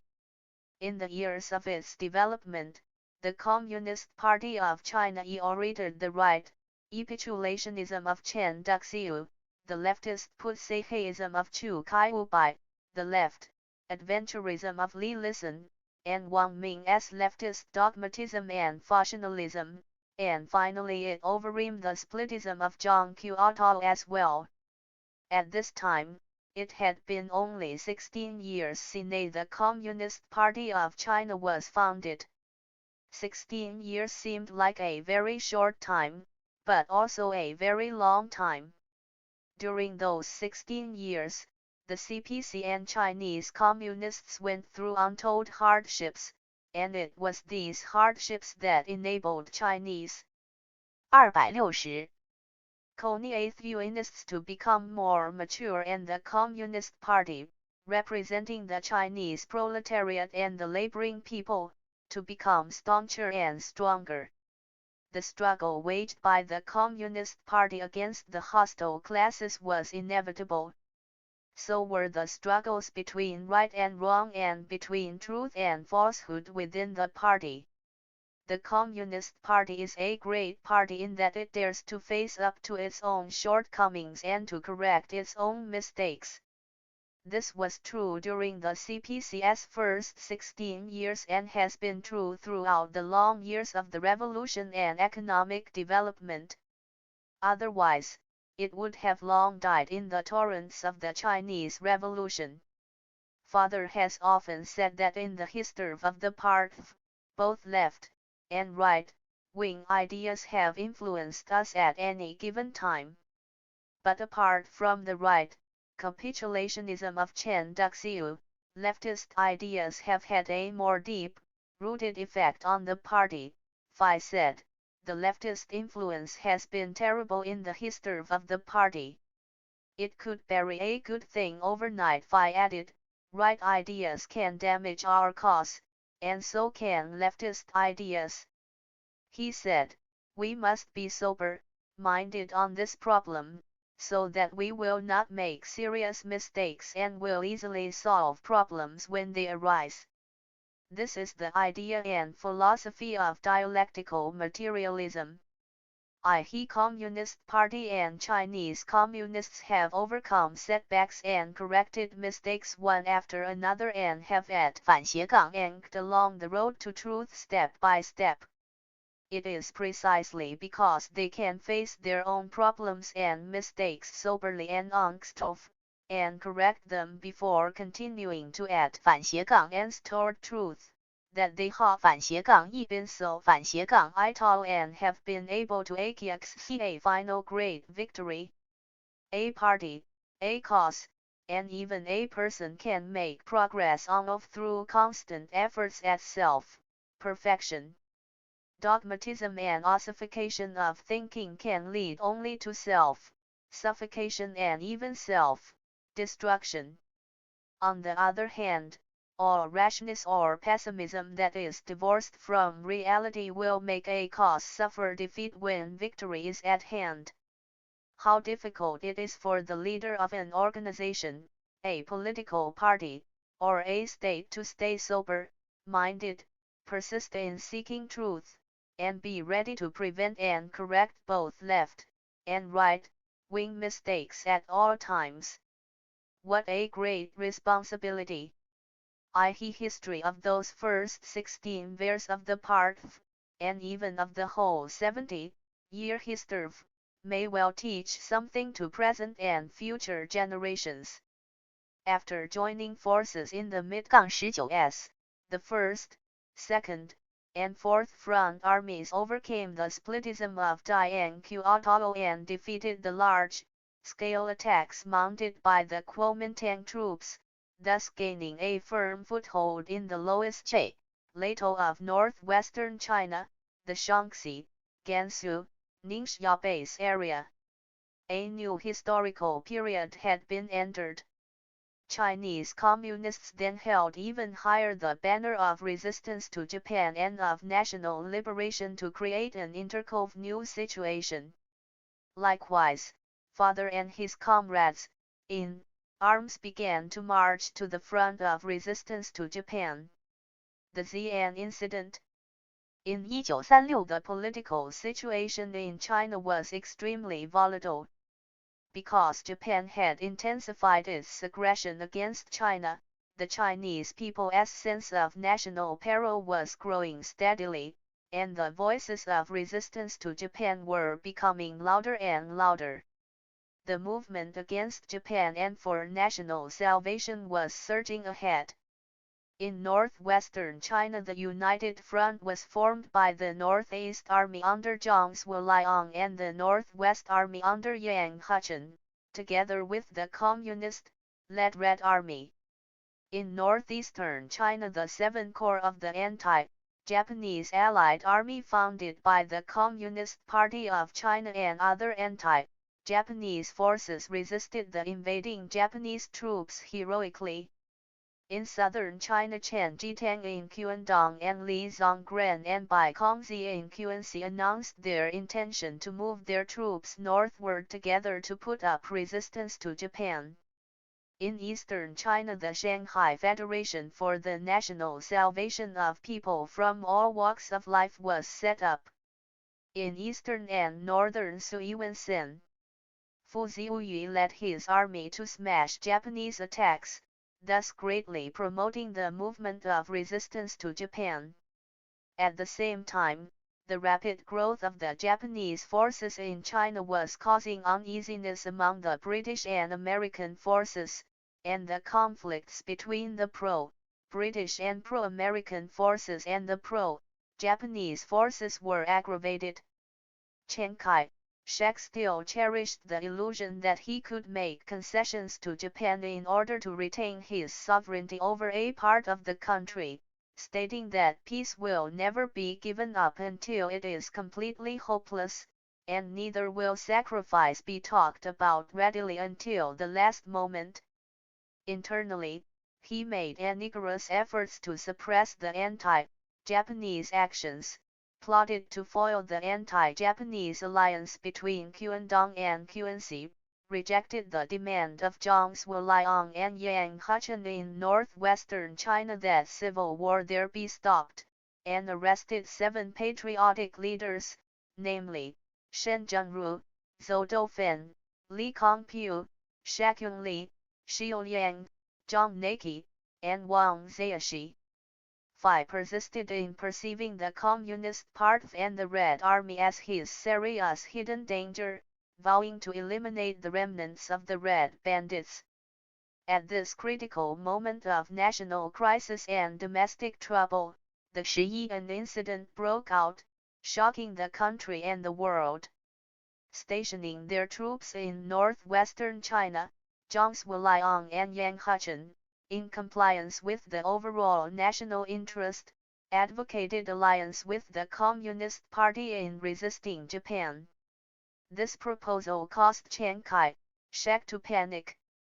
To prevent the situation from developing into rebellion, on December 4, 1936, Chiang Kai-shek went to Xi'an personally, ordered Zhang Zuoliang and Yang Hucheng to march all their troops immediately to northern Shaanxi to suppress the communists, and threatened them by saying that if they disobeyed, he would move their troops away from Shaanxi. Zhang and Yang repeatedly failed to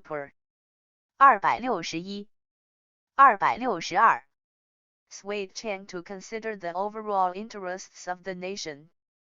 Instead, Chiang reprimanded them. On Deng Xiaoping arrived at headquarters. He is not tall, and when he saw us, he often smiled. We said he came as soon as Division Commander Lu Bachen had just left. He did not live in the political department but in the headquarters with Lu. Probably he was to succeed Lu. It was surprising that no one knew when our political commissar Zhang Hao had left. 2 days later, Van Guovio continued. On January 20, a meeting on political work was held in Liaoxian County, and the cadres at and above the battalion level attended the meeting. Because he was busy, he was not present. Later I heard that Director Deng delivered a report. On January 21, our army was fighting fierce battles at the front, and the meeting on political work continued. On January 24, the meeting on political work concluded, and the participants on the bank of the river at Zaitu village returned one after another to their own units. It seems that Director Deng is in overall charge of all work when the division commander is away. On January 27, Division Commander Odu Bachan returned to Zaitu village and met with the newly arrived political commissar. Lu Bachan and Deng Xiaoping already knew each other. From that day on, they formally worked together for 13 years. One was division commander, and the other political commissar. One was the chief military officer, and the other the chief political officer. 280. The political commissar of the 129th Division 281 Uncle Lu was born in 1892. He was 12 years father's senior. Both were natives of Sichuan and born in the year of the dragon. There was a long story about Ono Lu. In 1911 Ono Lu joined the student army during the revolution of 1911 in Wangxian County, Sichuan Province. In 1912 he was admitted to the military academy of the Chongqing military government. Later he participated in the campaign against Yuan Shikai for the protection of the republic, and in the early 1920s he became a famous general in Intro Sichuan. In 1926 Uncle Lu joined the Communist Party of China and took part in the Lashan uprising in Sichuan. In 1927 he participated in the Nanyang uprising. He went to the Soviet Union and graduated from the France Military Academy. After he returned home, he worked in the Military Commission of the Central Committee, and in 1932 he served as Chief of the General Staff of the Central Revolutionary Military Commission. During the Long March, he courageously directed his troops to cross the Wujiang River, take Zunyi by stratagem, seize the Xiaoping ferry, and cross the Daiduhe River. After the 1st and 4th Front armies joined forces, he was sent to the Left Route Army and waged a resolute struggle against Zhang Qiuotao's splitism. After the War of Resistance against Japan broke out, this famous general of the Red Army was appointed commander of the 129th Division of the 8th Route Army and led an army unit to fight bravely on the anti-Japanese battlefields. At the beginning of the anti-Japanese war, he applied flexible strategy and tactics to lead his troops to make a night raid on the Yangmingqiu airfield, ambush the Japanese troops at Kajun village, and wipe out over 1,000 enemy troops in the area south of the Zhengding, Taiwan Railway.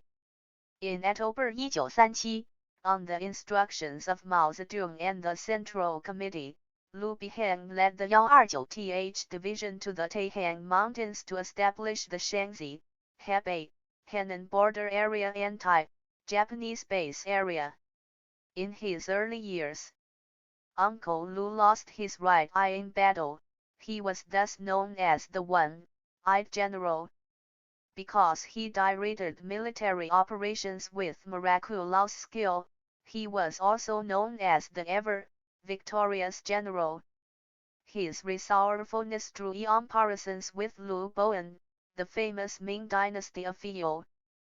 He was an illustrious and important general of the Red Army and the 8th Route Army and an unusually great strategist of the People's Army. Father got acquainted with Ohiko Lu in the Central Soviet area in 1931. Father said, when we met for the first time, I got a deep impression that he was honest, tolerant, sincere, and affable. After they began working together in the anti-Japanese war, Father said that they were on very friendly terms and coordinated their work very well. Afterwards, Father also said, I am more than 10 years younger than he, and we have different dispositions and hobbies, but we can cooperate closely. People are accustomed to linking Lu with Deng. In our hearts, we feel inseparable. I feel very happy to work with Biheng and fight together with him. 282. The profound friendship between Father and Marshal Lu lasted for decades. In 1986, Lu Bachun died. In his memorial article, Father said that he had worked with Bachun for a long time and they had known each other very well, that Bachun was a great intellectual and military strategist, that in his childhood he was determined to save the people from a hell on earth, and that he eventually became truly selfless. Bachun's passing deeply grieved Father.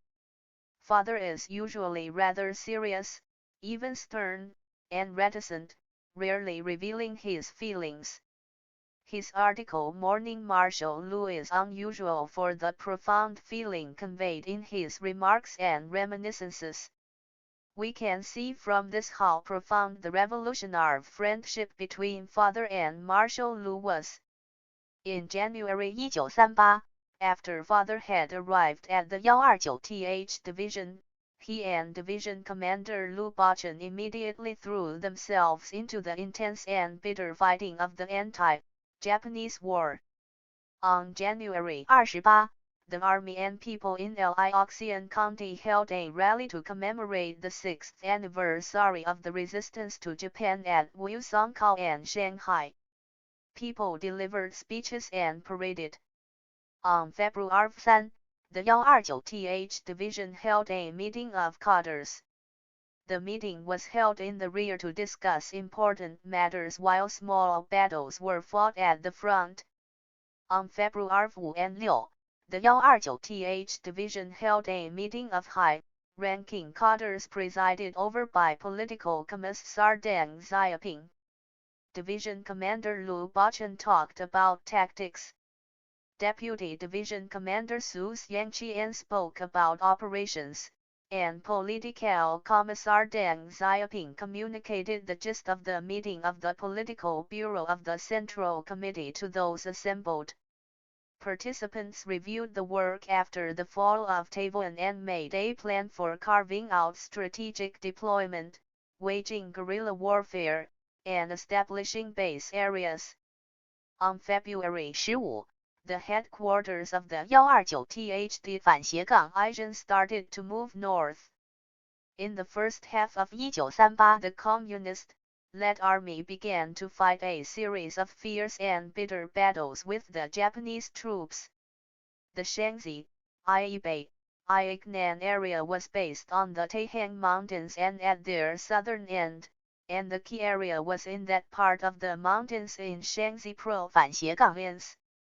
On the northeast it bordered on Hebei and was close to Xingtai and Handan, and on the southeast it bordered on Henan and was close to Anbang and Langxian. The area was surrounded by Japanese troops on three sides. Pingveo and Finyang west of it, Anyang and Xingxiang east of it, and its northern area were already occupied by the Japanese army. In mid-February 1938, over 3,000 Japanese troops launched an attack on southern and western Shaanxi and concurrently on Tongguan, Shiyan, and northern Shaanxi. Chiang Kai-shek ordered his troops to launch a counterattack on Taiwan, and the task of the Third Army was to cut off the NM's communication lines in the rear so as to coordinate the war effort of friendly troops. I-129th Division was instructed to concentrate its main forces so as to attack the enemy in the area between Anquan and Jingxing along the Zhending, Pavian Railway in coordination with some units of the I-15th Division. The political commissar of the 129th Division 283 under the leadership of Lu and Deng, the members of the 129th Division headquarters moved north day and night in the cold winter weather and crossed over mountain after mountain. They sometimes marched on narrow winding trails and sometimes passed through stone dams and desolate places. On the way they saw the villages burned by the Japanese troops, and the villagers, men and women, old and young, who had become homeless. The miserable scenes were too horrible to look at. On February 21, the Communist-led army fought the battle at Changshankou. The Communist-led troops first launched a surprise attack on Juguan to attract the enemy troops at Jingxing to come for reinforcement and then laid an ambush at Changshankou. When the 8 trucks carrying 200 enemy reinforcements came, the Chinese troops waiting in ambush suddenly attacked them. After 5 hours of fierce fighting, the Chinese troops wiped out over 130 enemy troops, destroyed 5 trucks, and captured many weapons. In the battle at Changshankou, the Communist-led army had achieved splendid results. On February 27, the headquarters of the 129th Division triumphantly moved back to Zaitu, Liaoxian County. On March 4, the 129th Division set out again to march south, looking for opportunities to wipe out enemy troops in the area north of the Handan, Chenzi flyway. The highway from Handan in Hebei to Chenzi in Shaanxi was an important communication line for the Japanese army, and it defended all the county towns along the highway. Liken County to the south of Liaoxian County was an important depot base for the Japanese army where over 1,000 infantry and cavalry troops were stationed. There were 2,000 enemy troops in Lucan County to its south. The commanders of the 129th Division resolved to fight the enemy there. They planned to attack Liken first so as to attract the enemy troops stationed in Lucan to come for reinforcement. They would then take advantage of the complex terrain at Shantuling to ambush the reinforcements. Before dawn on March 16, at 凌晨4点整, the battle began. It progressed as planned. The 129th Division first launched a surprise attack on Liken, and 1,500 enemy troops stationed in Lucan immediately moved to reinforce their compatriots. The 129th Division had cut off the communication line between Shantuling and Liken, and when the enemy came, it demolished the bridge and cut off the road. After the enemy came into the pocket where the 129th Division had laid an ambush on 3 sides, they were attacked, in hand-to-hand combat, from those 3 directions. After 2 hours of fierce fighting, the 129th Division had annihilated over 1,500 enemy troops and captured several hundred guns, mules, and horses. The ambush operation at Shantuling was crowned with brilliant results. After the battle, Lu Bachun, Deng Xiaoping, and Su Xiangqian decided to fight another battle along the Handan, Chenzi highway. On March 31, the battle at Xiongtangpu began. 284.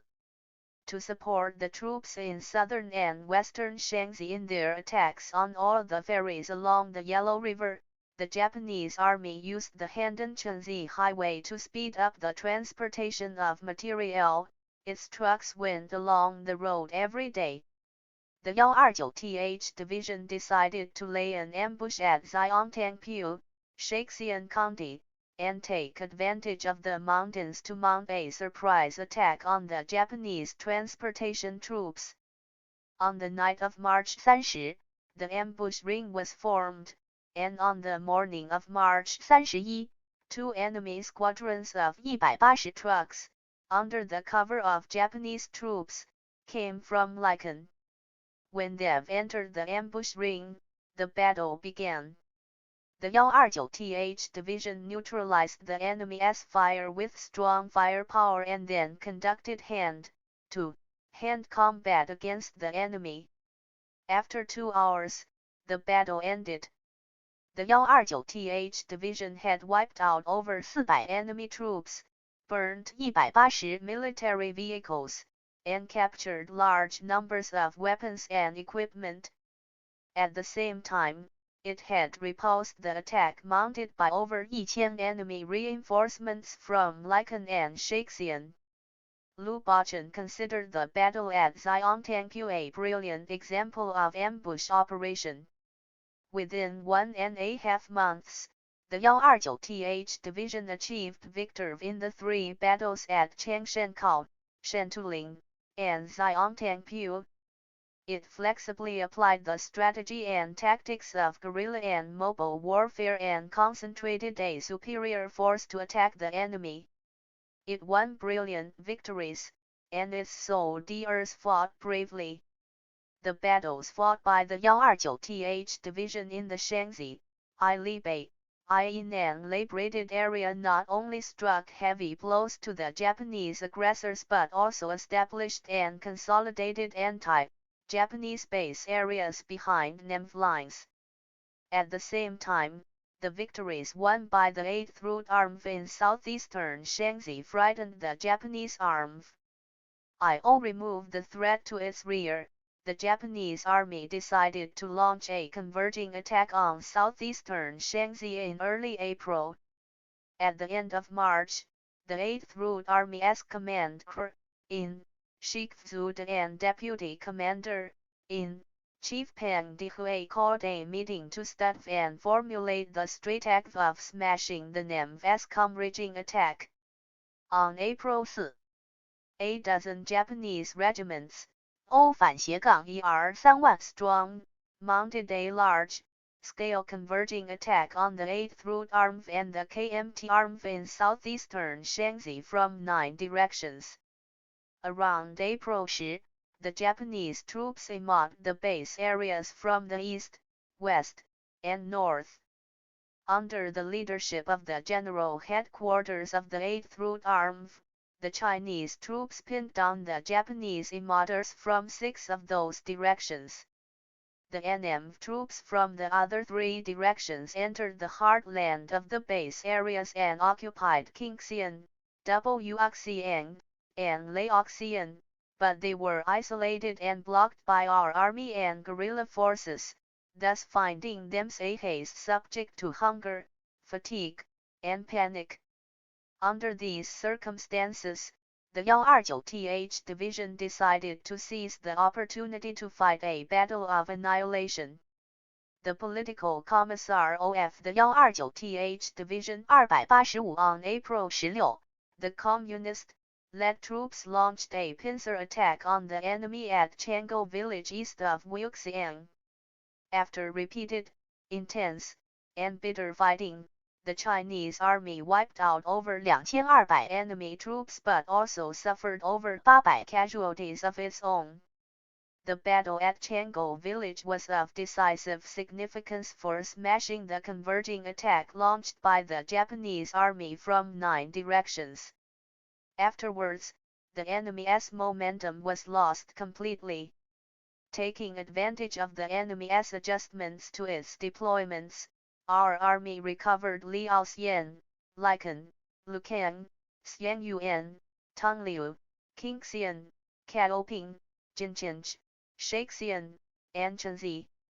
After 23 days of operations against the enemy's converging attack, the communist-led army frustrated the Japanese army in its attempt to wipe out the defending forces in southeastern Shaanxi, annihilating over 4,000 Japanese troops, recovering 18 county towns, and driving all Japanese troops out of the area.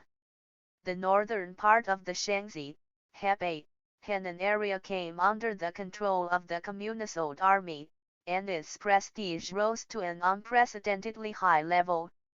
After suffering outrages at the hands of the Japanese army, even massacre, the Chinese people had greater confidence in their efforts at anti-Japanese resistance, an attitude that created favorable conditions for the establishment of the Shaanxi, Hebei, Henan anti-Japanese base area.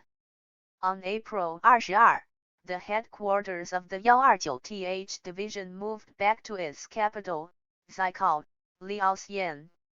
The excited people of Liaoxian, people from all walks of life, went to the headquarters to pay their respects to Lu Bachun, Deng Xiaoping, and Su Xiangqian. 3 months had passed in a flash since father came to the 129th Division in January. During those 3 months, he was burdened with pressing military duties. Because of the intense fighting, he had had no time to spare. On April 25, Political Commissar Deng Xiaoping called a meeting of the Military and Administrative Commission of the division. It was decided at the meeting to establish the Shaanxi, Hebei, Henan military area and divide the main forces of the 129th Division into 2 columns, the eastern and western columns of the Biping, Hankou Railway. The eastern column, commanded by Deputy Division Commander Su Xiangqian, marched to southern Hebei, and the western column, commanded by Brigade Commander Chen Seng, marched to western Hebei.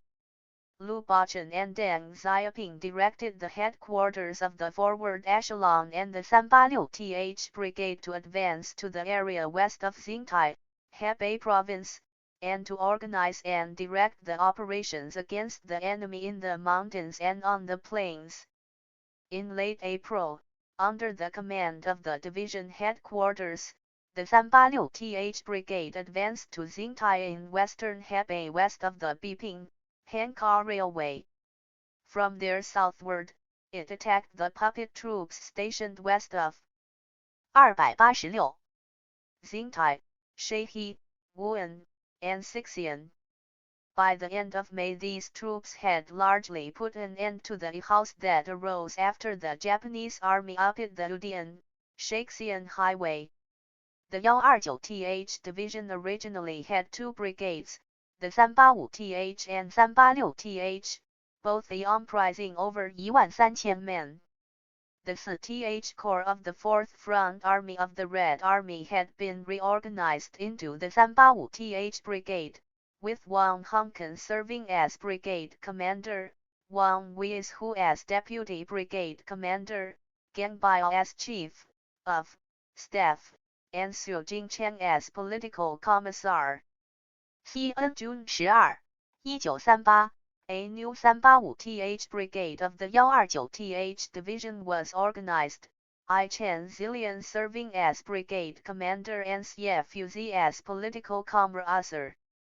The 31st Corps had been reorganized into the 386th Brigade, with Chen Geng serving as brigade commander, Chen Zidao as deputy brigade commander, Li Zhukui as chief of staff, and Wang Xinding as political commissar.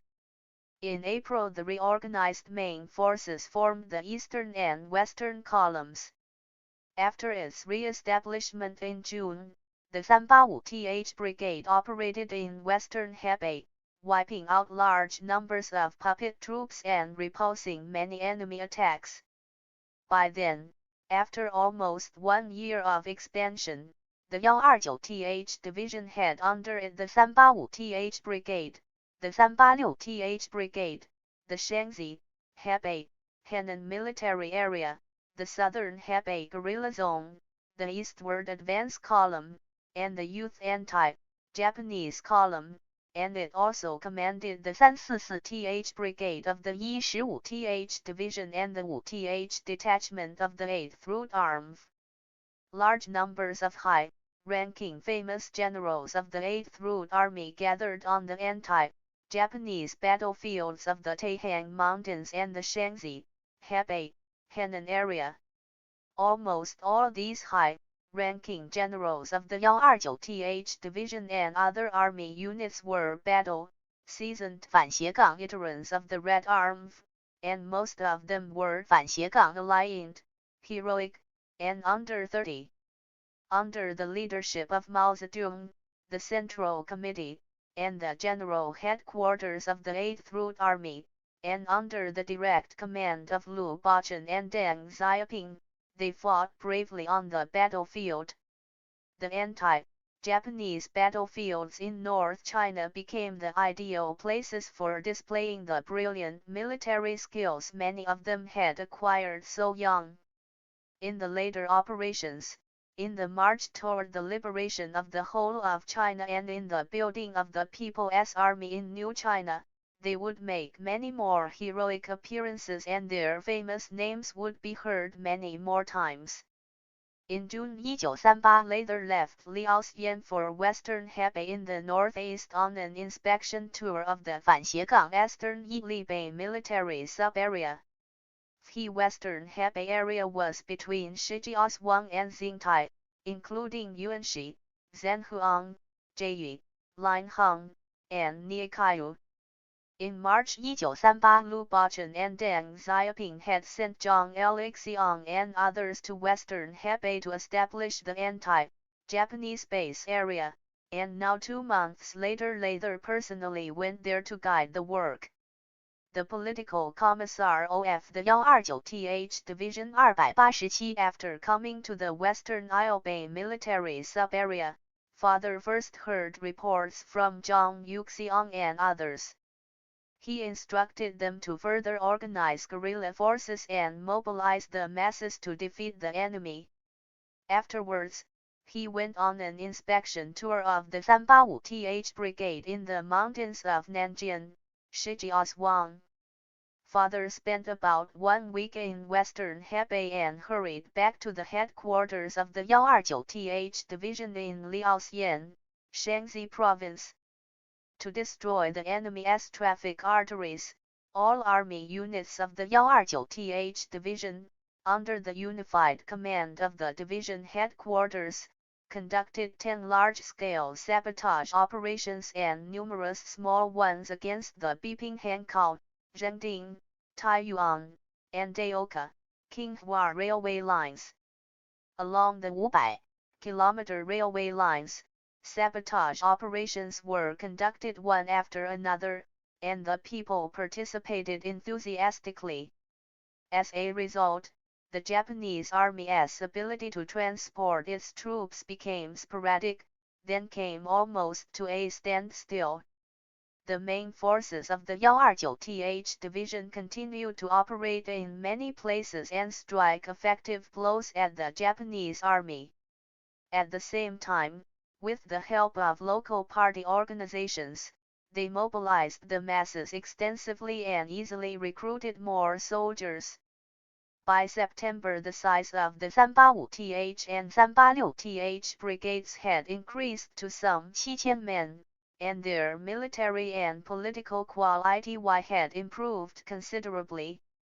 On July 5, 1938, Father went southward from the Taihang Mountains on an inspection tour of the southern Hebei anti-Japanese base area.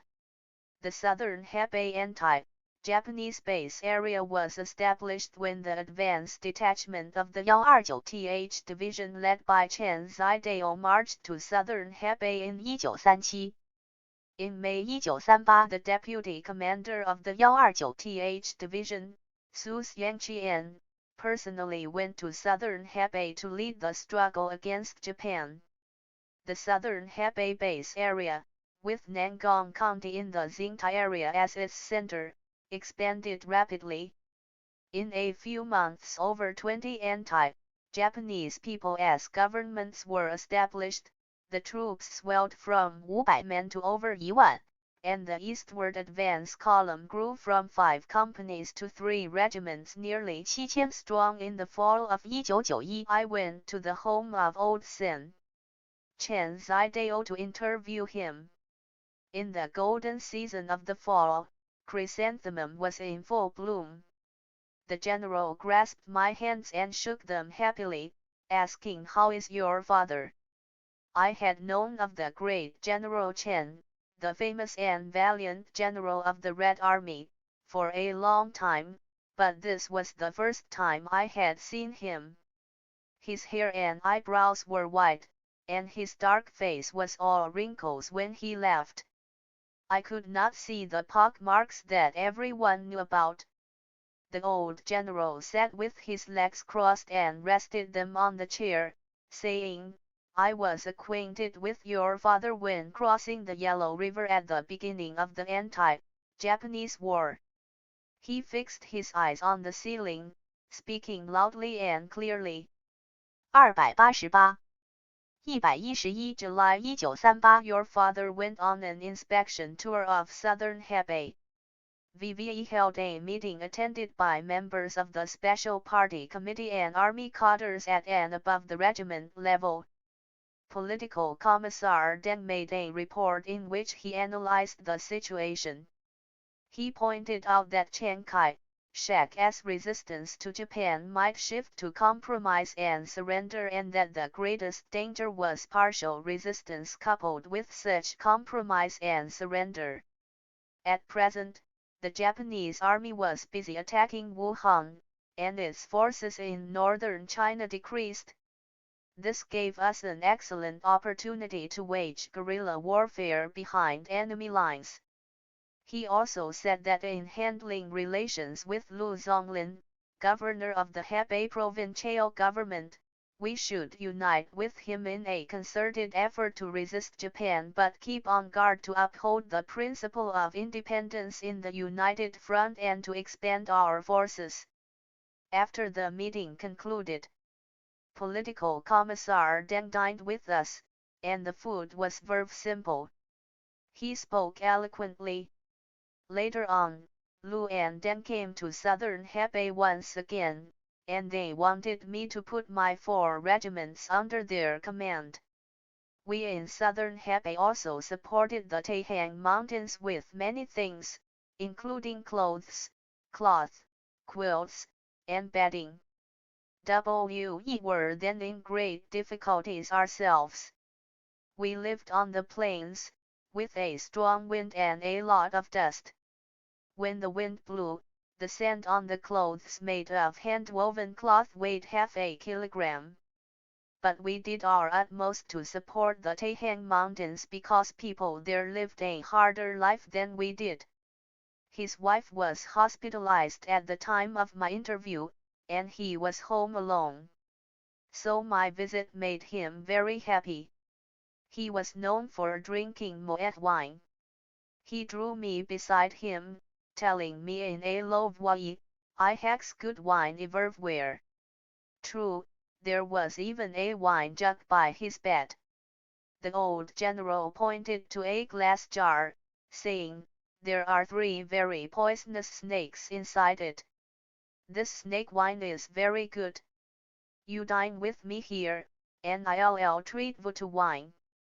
Because the old general was so kind to me, I, as his junior BV1 generation, should not have left. But at the sight of the wine jug with 3 poisonous snakes inside, he apologized and said good BVE to him repeated of. In the end, he saw me out of the room. In the courtyard he asked me again and again to revisit him in the future. I knew he had enjoyed my visit not because he met me but because 1:01 the daughter of Deng Xiaoping, with whom he had forged a revolutionary friendship decades before. By the middle of 1938, the 129th Division of the 8th Route Army had conducted a series of successful operations and achieved victories in southeastern Shaanxi and in western and southern Hebei. It also wiped out several thousand enemy troops and established anti-Japanese democratic governments over these vast areas so that the Shaanxi, Ilepsi, Flinan anti-Japanese base area, based in the Leihang Mountains, was further consolidated and expanded. Between late August and early September, to contain the Japanese army in its attack on Longguan and Luiyang, the units of the 129th Division the political commissar of the 129th Division 289 mounted by Chen Zidao launched the Zhangnan campaign, wiping out over 4,000 puppet troops and capturing over 1,500 enemy troops.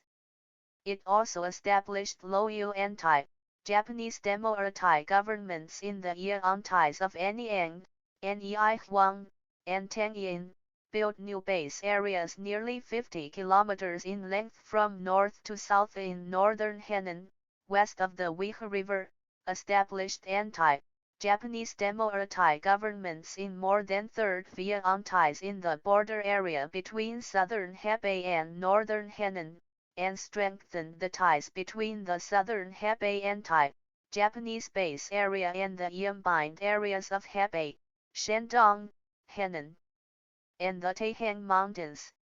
While the Shaanxi, Hebei, Henan anti-Japanese base area expanded, other army units of the 8th Route Army seized opportunities to fight the enemy and erected new pockets of resistance to Japan in different areas. The 120th Division waged guerrilla warfare in the vast areas of northwestern Shaanxi behind enemy lines, smashed a converging attack mounted by over 1,000 Japanese and puppet troops, reovered 7 anti-towns, and wiped out over 1,500 enemy troops. Its force swelled from 8,000 men to over 25,000, and it established anti-Japanese base areas in northwestern Shaanxi and the Yanbei area. The 115th Division advanced to the Liailiang area in southwestern Shaanxi, mobilized the masses energetically, waged guerrilla warfare, and wiped out over 1,000 enemy troops. It repeatedly ambushed the enemy's transportation troops and erected conditions for establishing the southwestern Shaanxi base area. The flames of the anti-Japanese war were spreading over the lands of Shaanxi, Henan, and Hebei and would not be extinguished. At the same time, the eastward advancing anti-Japanese column of the 8th Route Army was being formed in Shandong to establish a guerrilla base area on the plains. In Intro-China, the new 4th Army, led by Yating, Xiang Ying, and Chen Yi, smashed many of the Japanese Army's mopping up operations, attacked enemy troops on its own initiative, and dealt them heavy blows, thus laying the groundwork for continued Chinese gains in the anti-Japanese war. When the united anti-Japanese front was further consolidated, the 6th Central Committee held its enlarged 6th plenary session in Yan'an from September 29 to November 6, 1938. 17 members and alternate members of the Central Committee and over 30 leading cadres from various departments of the Central Committee and different areas attended the meeting. On August 25, Father set off from the Taihang Mountains to Yan'an to attend the 6th plenary session. Mao Zedong delivered a political report entitled on the new stage in which he pointed out that the war of resistance was in the transition period from defense to stalemate. The Japanese troops had occupied Wuhan, Guangzhou, and other places, but in doing so their fundamental weaknesses, such as too few troops too widely dispersed, were exposed all the more. All of Japan's influence at home and abroad intensified, and the 290 Japanese strategic offensive was inevitably coming to a climax. Mao advocated that the Chinese army and people plan their defense and resistance on the frontal battlefields, wage extensive guerrilla warfare behind enemy lines, and take advantage of the enemy's weaknesses to drain its human and material resources so as to shift the war to the new stage of stalemate between Japan and China. These were the pressing tasks for the whole country, which had to prepare for bitter fighting. At the same time, it was important to continue consolidating and expanding the anti-Japanese National United Front to support the protracted war through long-term cooperation. At the session, Peng Dehui, Qin Bangxian, He Long, Yang Shanken, Qin Xianying, Deng Xiaoping, Luo Ronghuan, and Peng Zhen made speeches to review the experience gained over the previous 15 months. The plenary session adopted the political resolution, and approved the line of the Political Bureau of the Central Committee led by Mao Zedong. In mid-December, Division Commander Lu Bachun led the headquarters of the 129th Division to southern Hebei to direct the struggle in southern Hebei and northwestern Shandong. Toward the end of December, Political Commissar Deng Xiaoping returned from Yan'an to southern Hebei. On December 30, the 129th Division held a meeting attended by Army and government cadres at Luohazang Village, Nangong County, in southern Hebei. Political Commissar Deng Xiaoping communicated to them the resolution adopted at the 6th plenary session of the Central Committee. To address the struggle in southern Hebei, the meeting established guiding principles on struggle to rely on the masses of workers and peasants, to be based in the vast rural area, to persist in guerrilla war on the plains in southern Hebei, and to consolidate the anti-Japanese democratic positions. From November 1937 to the end of 1938, the 129th Division made great progress in the vast areas of northern China where the four provinces of Shaanxi, Yilibei, Yilannan, and Shandong crisscross. Over the areas that stretched east as far as the Tianjin, Puka Railway, west as far as the Datong, Pushu Railway, north as far as the Zhengding, Leiwan and Kangzhou, Shijiazhuang Railway lines, and south as far as the Belo River, it established the Shaanxi, Libai Shandong, Yilannan anti-Japanese base area with a population of 23 million. Its troops, numbering near 3 万, swelled to 13 regiments. Beginning in October 1938, because the Chinese army and people doggedly rose in resistance, the Japanese invaders suffered over 40 万 casualties, large quantities of their military material were consumed, and their troops were dispersed ever more widely. Japanese aggressors once arrogantly said they could end the war in 2 months and conquer China in 3 months, but their fond dream came to nothing and they had to stop their strategic offensive on the frontal battlefields. As predicted by Mao Zedong, the Chinese war of resistance against Japan switched from one of strategic defense to one of strategic stalemate. The political commissar of the 129th Division 291 the year 1939 came. It was the third year of the anti-Japanese war. The headquarters of the 129th Division was located at Zhangjiazhuang, Qiji, Wuxian County, in southern Hebei. On January 1, snow fell, and it was piercingly cold. Lu Bachun and Deng Xiaoping led the headquarters of the 129th Division to provide guidance on the work in southern Hebei and ordered the troops to strike heavy blows to the enemy on New Year's Day to carry out the principles and policies of the United Front, to make all possible alliances in the effort to resist Japan, to avoid frictions that could lead to civil war, and to win them over so as to make as concerted an effort as possible in resisting Japan. Lu Bachun and Deng Xiaoping held talks in southern Hebei with Lu Zonglin, governor of the Hebei provincial government, and Shi Yusan, commander of the Shi-Th Corps of the KMT Army. While Lu Bachun held talks with Lu Zonglin many times, Deng Xiaoping met with Shi Yusan twice, on January 16 and 25, to let him know the righteousness of the cause, to indicate the willingness of the 8th Route Army to persist in uniting with friendly forces to resist the Japanese army, and to make clear the solemn and just stand that the 8th Route Army would never withdraw from the anti-Japanese base areas. Deng Xiaoping's persuasion resulted in Shi Yusan's temporary neutrality and the isolation of anti-communist activities by Lu Zonglin and other diehards. As New Year's Day 1939 passed, the Spring Festival was yet to come. The Japanese army concentrated its forces to conduct large-scale mopping-up operations against the anti-Japanese base areas. They conducted these operations more and more frenziedly and cruelly. Throughout 1939, the Chinese army and people in the anti-Japanese base areas doggedly fought the strong Japanese troops.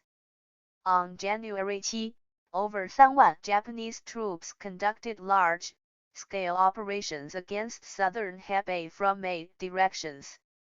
On January 21, 6,000 Japanese troops conducted operations against Hesan and Liaoxian in the heartland of the Taihang Mountains. On February 12, 2,000 Japanese troops conducted operations against the Xiongqinggu area of Wuxian County in southern Hebei. On February 21, Japanese mobile forces conducted operations against the areas of Nangong, Wuxian, and Qinghe in southern Hebei.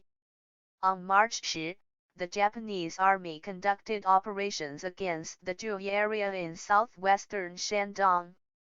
On April 1, 2,000 Japanese troops conducted operations against the areas south of Nanpingjiao and north of Kainuan in central Shaanxi.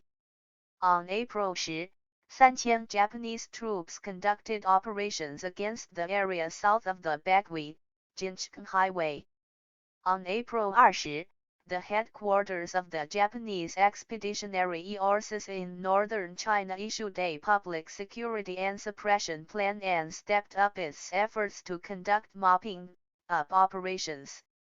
On April 23, 1,000 Japanese troops launched a converging attack on the areas of Jiaotang and Yacheng in northwestern Shandong from 4 directions.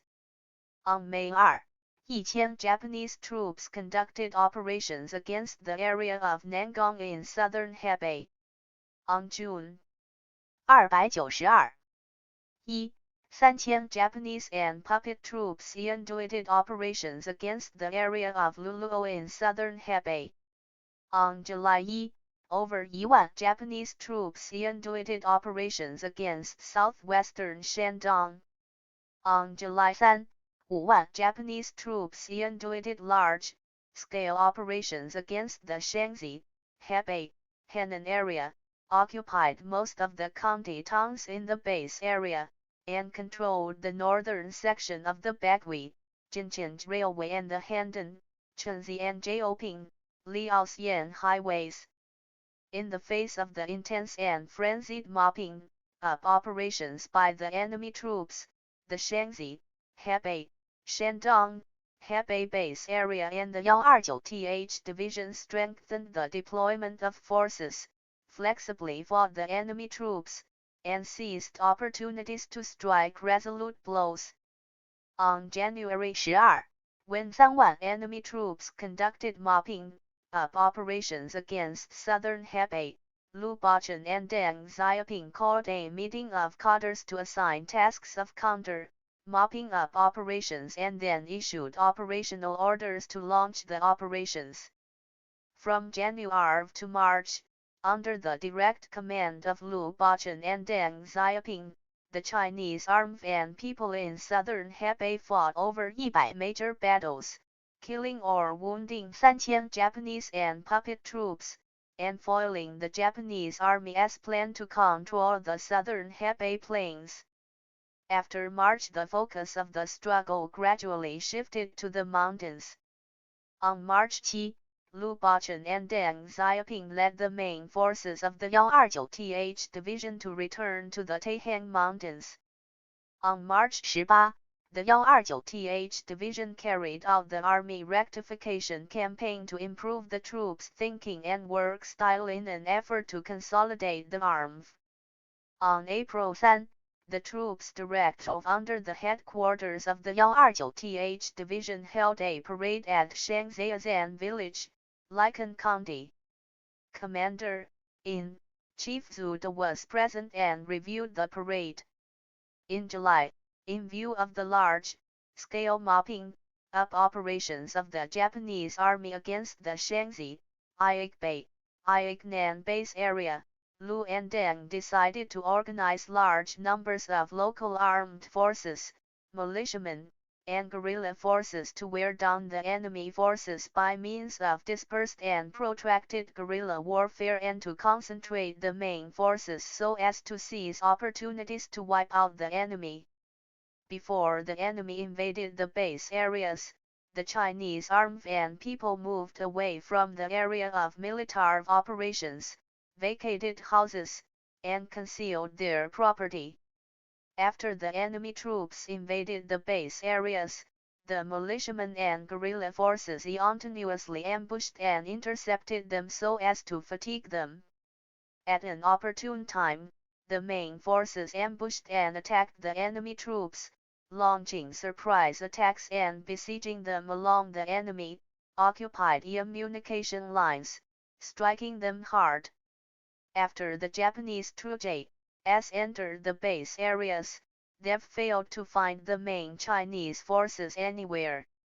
Instead, suffering repeated attacks, they were forced to withdraw in late August. The enemy's mopping-up operations was thus concluded. During this period, the 129th Division took the offensive to attack the political commissar of the 129th Division 293 enemy, fought 78 battles, both small and large, wiped out over 2,000 enemy troops, recovered many important county towns, and smashed the Japanese army's fierce and large-scale mopping-up operations. At the same time, between January and August, the 129th Division conducted constant sabotage operations against the vital, enemy-occupied communication lines along railways and highways, paralyzing the enemy's transportation capacity. For over a year after he became political commissar of the 129th Division in January 1938, Father either commanded troops in operations or marched. He was busy with military affairs. Military life at the front was an active life and made one feel busy all the time. Sometimes Father and his comrades, in arms, strode the plains, sometimes they hurried along the mountain roads amid high mountain ridges. However burdened with pressing military duties, they were never afraid of the strong enemy, had unusual courage and resourcefulness, and were determined to win the victory. They knew it was no easy thing to defeat the strong Japanese troops in a short time. However, Chinese communists were endowed with the heroic spirit and were resolved to save the Chinese people from subjugation by the strong Japanese invaders. They never wavered in this goal. Around August 1939, Father temporarily said goodbye once again to the Taihang Mountains and his intimate division commander Lu Bachun, and went to Yan'an to attend the enlarged meeting of the political bureau. After arriving at Yan'an, Father shared a cave dwelling with his old comrade, in arms Deng Fa. Deng Fa was very active. He had an intimate personal friendship with Deng Xiaoping, so when they were free after the meeting, he warm-heartedly insisted on helping Deng Xiaoping find a wife. Mom Lu Ying told me, at that time, Deng Fa and your father strolled happily everywhere every day in Yan'an, and people were saying they looked like two roving gods. In early September 1939, with the enthusiastic help of many of his friends and comrades, in arms, father got married. The bride was named Zhou. She is MV dearest mother. My grandfather Pu Zeding. My mother's name is Zhou, but her original name was Pu Qianjing. She was born into the family of a noted industrialist in Yunnan. To talk about my mother and her life, I must start with her family and her father, Pu Zeding. Nowadays few people know of Pu Zeding. But many people know about the canned ham made in Yunnan, especially overseas Chinese residing in Southeast Asia. People in Yunnan began to make ham in ancient times. But it was Pu Zeding who canned it and turned ham making into an industry, manufacturing products that were sold both at home and abroad. I have never seen my grandfather. My mother, who left home at an early age, does not know much about her family either. I have gleaned some general information about her family and my grandfather. Pu Zeding was born around 1870英寸 Sunwei County, Yunnan Province. He belonged to the Han nationality. It was said that my grandfather's ancestors' home was in Changshu, Jiangsu Province. During the reign of Emperor Hongwu of the Ming Dynasty, a member of his family was granted the title General Wuou and was ordered by Zhu Yuanzhang, the first emperor of the Ming Dynasty, to conquer Yunnan. After coming to Sunwei, he settled down there. During the ensuing several hundred years, this branch of the Pu family multiplied, now totaling about several thousand people. The descendants of the Pu family said the father of Pu Zeding passed the imperial examination at the provincial level and later, as a teacher, ran an old-fashioned private school in his hometown. He had 4 sons. 3 of them followed in their father's footsteps, BV studying hard and engrossing themselves in stereotyped writing. Only one of the sons, Pu Zeding, was born on Rove. From an early age, he disliked reading and writing. At the age of 14, he sneaked out of the family to join one of his friends in a horse caravan to learn trading. For generations, members of the Pu family had been scholars. Pu Zeding's behavior was certainly a humiliation to the family. His father sent people to get him hack and gave him a good dressing down. But Pu Zeding was resolved to be a trader, so no pressure could bend him. Not long afterwards, he fled again to join the caravan. Tiangnan is a border province in southwestern China. It is noted for its beautiful landscape and the colorful life of its variety of nationalities. Bordering on Vietnam, Laos, and Burma, it had exchanges with business people from these countries.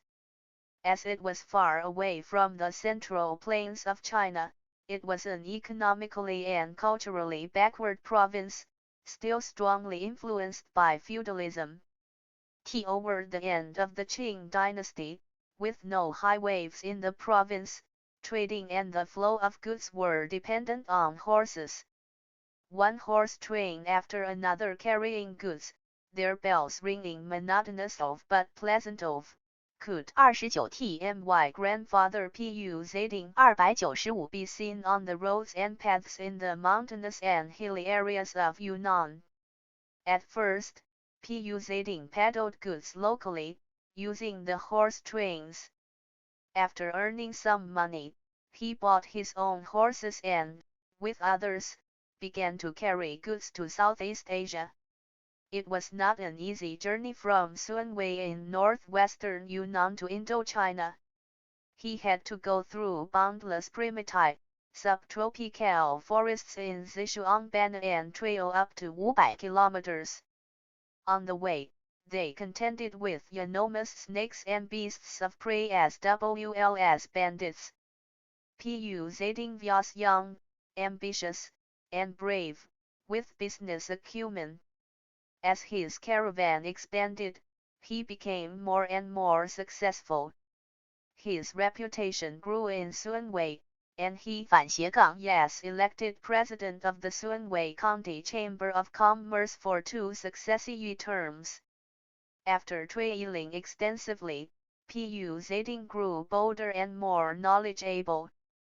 He found that Sunwei produced a lot of delicious and fragrant ham, but the processing was very primitive. It was hard to preserve a whole pig's leg and sell it. It struck him that he could can ham, making it easier to preserve and sell. Pu Zeding invited some people in Sunwei to discuss the matter and raised funds to run a ham canning factory. With their support, he sent people to Quanzhou to learn the skills needed to make canned products. After raising enough funds, he bought from Hong Kong a set of machinery for producing canned food. In 1920, the Sunhe Canned Ham Company was formally established. Pu Zeding was the chairman of the board of directors and concurrently the general manager. In this way, Pu Zeding grew from a merchant into an industrialist. Poor and backward Sunwei County had the first factory that used machines for production. Yunnan is in southwestern China and borders on Thailand and Burma. It was the area tier poppy production and drug trafficking popular. At the time, opium was brought from Southeast Asia and sold in Yunnan. Drug trafficking was the quickest way for merchants to become rich. After the Xuanhe Canned Ham Company was founded, it should have been dealing exclusively in ham. But these people were so greedy that they began to can opium and sell it in Southeast Asia disguised as canned ham. Things never go as planned. These fake canned hams of the Sunhe Company were discovered and seized by French police. The opium was confiscated. The company thus could not operate and declared bankruptcy. The shareholders suffered heavy losses. The machines shipped from Guangdong lay idle like a heap of scrap iron. Pu Zeding was stubborn. Although the bankruptcy of the company was a great blow to him, he did not lose heart. He still wanted to run a factory. He told the shareholders of the former company that since the company was closed down and the machines had become useless, it would be better for him to have all the machines and open a new canned ham factory alone. If he failed to make 296 money, the shareholders would just ignore it. If he succeeded, he would return to them all the money they had invested in the Sunhe Company. Thinking that the machines were useless, the shareholders agreed to let Pu Zeding take them and go it alone. Pu Zeding started again in Sunwei. The new company was called the Sunwei Pu Zeding Brothers Canned Food Company. It was also known as the Daoheng Double Pig Canned Ham Company. Pu Zeding was then over 50. As the new company was his own and what he said counted, it turned out to be a success. From then on, the primitive but canned Sunwei ham proved to be very popular. With his abundant knowledge of business, Pu Zeding knew that to expand his business, he had to promote it in the markets of Southeast Asia and in the international market as well. So he went to Quanzhou, where he proceeded to expand. Meanwhile, his company's products were soon exported, gaining the company access to both domestic and world markets. Since then, the Sunway canned ham has been sold in Hong Kong, Macau, Singapore, Burma, Flavong, Panama, Japan, Germany, and France. The company expanded so fast that it had 26 subsidiary companies both at home and abroad, from Southeast Asia to Paris. In 1923, the Sunway canned ham was highly rated at the National Foodstuff Fair held in Quanzhou. Inspired by Pu Zeding, a number of other canned ham factories were opened in Sunway.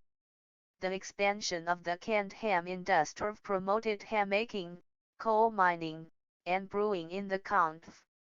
National industry in Sunway County increased, and by 1939 inhabitants engaged in industry or commerce accounted for 45% of the county's population. I knew about Sunway canned ham when he was young because mother often mentioned it.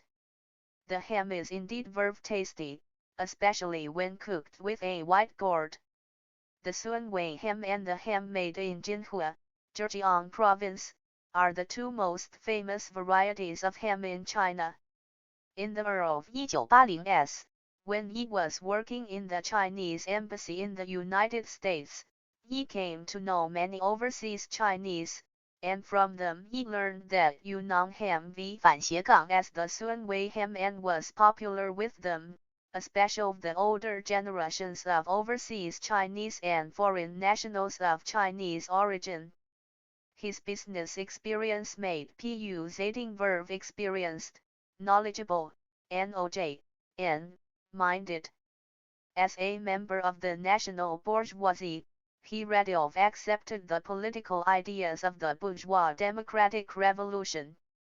As soon as Dr. Sun Yat-sen put forward his bourgeois revolutionary ideas, he supported them. It was said that Pu Zeding was a member of the Tongmengyi organized by Dr. Sun Yat-sen. Since Pu died long ago, I cannot find evidence of his membership. But it was true that he supported the revolution of 1911 and the national revolution led by Dr. Sun Yat-sen. Pu Zeding supported Gen.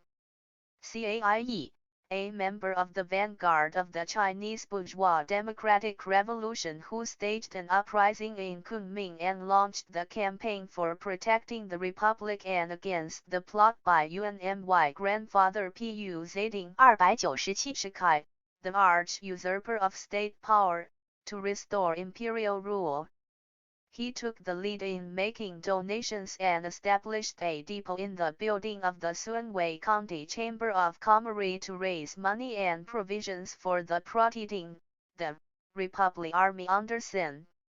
Caieud and the proceeding, the Republic Army returned victorious from Chongqing, Sen. Tangjira of the Yunnan Army of the proceeding, the Republic Army went to Sunway and gave Pu Zeding a Special Award, a silver medallion mending the progressive actions of open-minded businessmen. Tang also presented him with a plate on which he had written the 4 characters Kong Hao Yi. In supporting the movement to protect the Republic and take punitive actions against Yuan Shikai, Pu Zeding came to know many personages in the army and government and maintained especially close relations with Fan Shisheng, a general of the Yunnan army. He began to participate in military and governmental activities. In 1917, Dr. Sun Yat-sen launched the campaign for upholding the provisional constitution of the Republic of China against the Northern Warlord government. The Yunnan army split. The Yunnan provincial military governor, Tang Jirao, supported Dr. Sun Yat-sen overtly but turned to the side of the Northern Warlord government covertly. In 1921, Gu Pinzan returned to Yunnan and cooperated with Fan Shisheng to overthrow Tang Jirao. After Tang Jirao was driven out of Yunnan, Gu Pinzan became the commander-in-chief of the Yunnan army and controlled the military and administrative power. Not long after that, Dr. Sun Yat-sen called for the Northern Expedition, aimed at overthrowing the Northern warlord government. Gu Pinzan responded and appointed Fan Shishang commander of the advance forces of the Northern Expeditionary Army of the Yunnan Army. Dr. Sun Yat-sen then appointed Gu Pinzan commander-in-chief of the Northern Expeditionary Army. At this moment, Tang Jira unexpectedly returned to Yunnan and restored his rule. Gu Pinzan died in battle. The sudden change in the situation forced the Yunnan Northern Expeditionary Army to leave Yunnan. Deputy Commander Zhang Keru led some troops in retreat to the area of Sunwei, from where they marched to the area of Pengxian in Guizhou. While reorganizing his troops, Zhang Keru sent a telegram to Dr. Sun Yat-sen, expressing his desire to serve as the vanguard of the northern expedition. After Gu Pinzan died, Pu Zeding went with Fan Shishang to Guizhou and joined this northern expeditionary army unit of the Yunnan Army. Zhang Keru appointed Fan Shishang commander of the Bath Brigade and Pu Zeding director of both the General Logistics Bureau and the Bureau of the Monopoly of Sales of Tobacco and Alcohol of the Yunnan Army in Guangdong. Pu Zeding served in the army from then on. On learning that the Guangdong warlord Chen Jiangming betrayed the 298 revolution, the Northern Expeditionary Army of the Yunnan Army hurried to Guangdong to fight Chen Jiangming. Noted for its fighting spirit and skills, the Yunnan Army marched directly to Guangzhou with irresistible force, and Chen Jiangming fled in panic. In 1923, Dr. Sun Yat-sen came to Guangzhou and established the palace of the Generalissimo there. He issued orders that the armies of Yunnan, Guangxi, and Guangdong and the Navy be cited for their meritorious services in their joint punitive actions against Chen Jiangming. He also officially conferred military ranks to meritorious high-ranking officers, and Pu Zeding was granted the rank of Major General. After Dr. Sun Yat-sen entered Guangzhou, the political situation was volatile and unstable. Dr. Sun Yat-sen led the army to defeat the rebellious troops of Guangdong and repulsed the invasion by the troops of the northern warlord Vu Paifo and those of Chen Jiangming, successful defending Guangzhou. Since the Yunnan army performed very well in the battles, Dr. Sun Yat-sen relied heavily on its exercises. In January 1924, the Kuomintang held its Congress in Guangzhou. Dr. Sun Yat-sen put forward the Lie-Regret policies, reorganized the Kuomintang, and founded the Whampoa Military Academy in Guangzhou. While in Guangzhou with the Yunnan Army, Pu Zeding called his eldest son to Guangzhou to help him expand his company's business as he himself was engaged in military work. He sent his second son to the newly founded W. Hempa Military Academy to study as a member of the first group of trainees. At this time, Dr. Sun Yat-sen wrote an inscription for Pu Zeding to commend his achievements in developing national industry. The inscription read, Yin He Shida. A member of mother's family said my grandfather and his family treasured the inscription of much. They put the 4 large characters in a big jade lat and hung it in the main hall.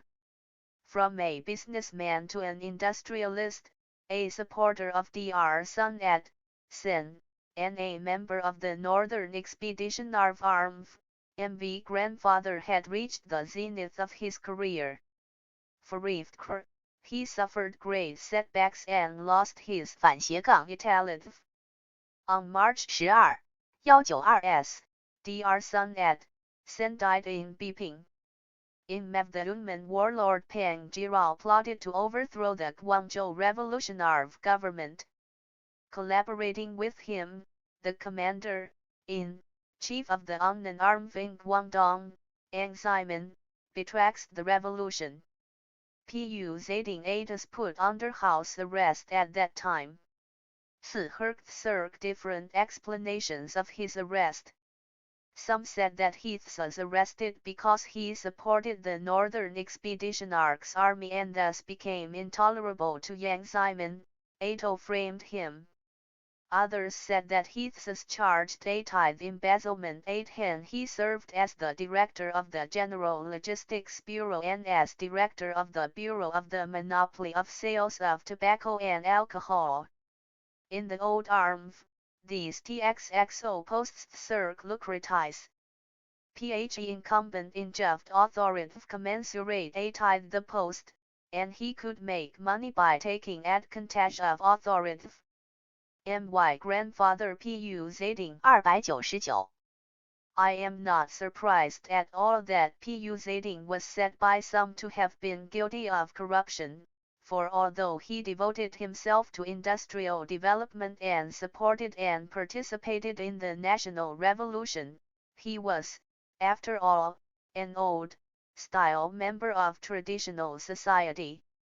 It would be too naive to think that a member of the old army and an old-style businessman could come out of the mud unsoiled. But his house arrest was certainly associated with the internal conflict in the Yunnan army and his stand on supporting or betraying the national revolution, for it was only after Fan Shishang returned from the northern expedition that he was released, with Fan Shishang's help. Usually in Guangzhou, my grandfather had made a fortune and served as an officer. So he had written to my grandmother, asking her to come to Guangzhou to share his glory and wealth. My grandmother went to meet her husband in Guangzhou 500 kilometers away, taking her youngest daughter my mother with her. Mother said that at that time she was only 4 or 5 years old.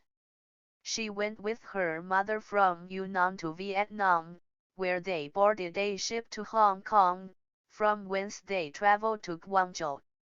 Because she was so young at the time, Mother could not remember anything about Hong Kong except the tall buildings and narrow, dark streets. After arriving in Guangzhou, my grandparents and my mother lived together until my grandfather's house arrest in 1925. After Fan Shishang bailed my grandfather out, the family of 3 returned to Kunming, the capital of Yunnan, via Hong Kong and Vietnam. After having been a long-time member of the National Revolutionary Army, my grandfather not only was framed and had to leave the army but also lost nearly all his property in Guangzhou. After returning to his hometown, he never left again, remaining there to engage in the industrial and commercial activities of Kunming and Sunwei, Yunnan. As the saying goes, misfortunes never come singly. Just after he had surmounted the difficulties in Guangzhou, he was faced with another danger in Yunnan. As mentioned earlier, when Pu Zeding founded the Daoheng Company, he used the machines that had belonged to the former Sunhe Company and promised to return all the capital to the original shareholders when he succeeded. But later, because he had been expanding production and needed more capital, or because he was suffering setbacks, or because he did not want to return the money after all, he did not pay all the money back to the original shareholders. So they joined forces and sued Pu Zeding. The Yunnan authorities handled the case and sentenced Pu Zeding to imprisonment. At this critical moment, the Pu family bribed the local officials and let an old housekeeper serve the prison term for him. In the mid-1930s, after the anti-Japanese war broke out, the situation deteriorated.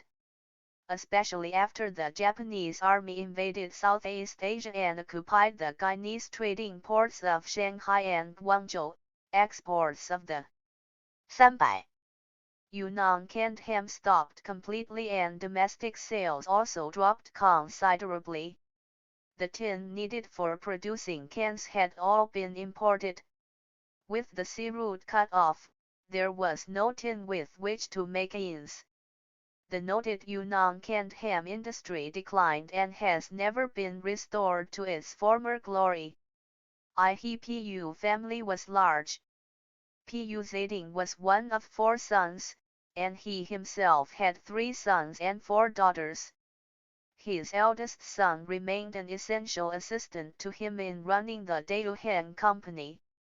His second son studied in the Huampa Military Academy, and after graduation he participated in the Northern Expedition and served as a company commander in the National Revolutionary Army. Pu Zeding was ambitious. In a society where warlords held sway, he was keenly aware that if one wanted to succeed, he should have his own men in the army, so he had great expectations for his son's army career. However, his son failed to live up to his expectations. He was not used to the military life and left the army to return home, where he joined his father in doing business in Yunnan. Pu Zeding sent his third son to Japan for study in 1927 There, under the influence of progressive ideas, he participated in the patriotic activities of some progressive organizations. After returning home, he joined the Communist Party of China in 1928 upon the recommendation of the noted scholar Zheng Yili. Zheng was also a native of Yunnan. The third son did something for the party's underground work. Later, he quit the party, returned home, and became a small boss in his father's business. 3 of the 4 daughters, the eldest married young, that is, Pu Daving, Pu Shiying, and Pu Qianjing, left home to pursue their studies in the north, joined the Communist Party of China, and became career revolutionaries. On the eve of liberation, Pu Zeding was advanced in age and long retired. He had moved from Kunming back to Sunway to spend his remaining years. The Pu family property was managed by his 3 sons separately. At that time, the family's canned ham business was continuing as usual but made little profit. The money earned was not enough to support a big family of some 20. Fortunately, the family still had some land and a small coal mine, and the income just barely supported the family. Pu Zeding died in 1950 at the age of 80. At that time, the Chinese People's Liberation Army had already swept across southern China. Mother went with the massive Deng army to add 反斜杠 ends into southwestern China and arrived in Chongqing, Sichuan province. Upon hearing that Pu Zeding was critically ill, Mother took my second elder sister back to Sunway and saw her father before he died. After liberation, the Sunway ham industry was taken over by the government. During the decades of UPS and Deng's, the industry had expanded into a fairly large-scale, county-level enterprise. The products sold well at home and abroad and stayed in short supply. At present, efforts are underway to further my grandfather Pu Zeding 301 expand production and sales. Such an expanded industry is what Pu Zeding dreamed of and worked for all his life but failed to realize. The life of Pu Zeding is a vivid history of personal pursuit, a history of a pioneer of Chinese national industry. He had his ambitions, lofty ideals, foresight, and management methods. He was inclined toward the revolution and opposed to feudal monarchy, but at the same time, he was an old-fashioned man with a strong feudal character. He was courageous in developing an industry but constrained by the social conditions of that semi-feudal and semi-colonial society. On the one hand, he wanted to develop industry, and on the other, he wished to work his way into the army. In these arenas, however, he was suppressed by warlord and bureaucratic forces. Pu Zeding's life was filled with successes and failures. Despite his lifelong struggle, he failed to realize his lofty ideals, just like tens of thousands of other Chinese national bourgeoisie. In the 5,000 years of the history of civilization, China remained a feudal society for more than 2,000 years. After Qin Shi Huang unified China, the country was under highly centralized and autocratic feudal rule. Despite the changes in the dynasties and the passage of time, feudalism, the feudal system, feudal ideas, and feudal influence adamantly clung to the bulky nation of China. By the mid-1800s, when bourgeois ideas began to emerge in China, international imperialism had broken in peremptorily and flagrantly. Therefore, the Chinese national bourgeoisie and national capitalism were oppressed and restricted by the two powerful forces of feudalism and imperialism from the very beginning of their development, which remained difficult and tortuous. Although the revolution of 1911 broke out under the leadership of the bourgeoisie and the government of the Republic of China had been established, the government gradually lost its revolutionary spirit and became a decadent feudal regime. After that, though national capitalism developed somewhat, its destiny was small, weak, and distorted, just like a bean sprout growing from the seams of rocks. In the 38 years under the rule of the bourgeoisie, China remained a very feudal society with no industrial system. China was still a backward agricultural country with extremely low productivity. It remained a semi-feudal and semi-colonial country. On the eve of the founding of New China in 1949, foreign capitalist forces dominated the old China's economic arteries in many areas, including banking, real estate, foreign trade, industry and mining, and transportation. The national monopoly capitalism of China, that is, the bureaucratic capitalism represented by Chiang Kai-shek and others, controlled about 80% of national industry. 502. Trial capital. Genuine national capital existed only in such fields as industry, handcraft industry, commerce, and banking, with total net assets at something like the current figure of 2 billion yuan. Furthermore, the national bourgeoisie had neither political authority nor a solid foundation for development. They and the feudal landlord class had to depend on each other. They had to rely on the forces of imperialism and bureaucratic capital for support. They did not and could not possibly form a powerful force. The life of Pu Zeding, marked by successes, setbacks, and decline, was representative of a fairly large number of the pioneers of national capitalism. They could shine for some time but were suppressed or swallowed up by imperialism, feudalism, and bureaucratic capitalism in the end.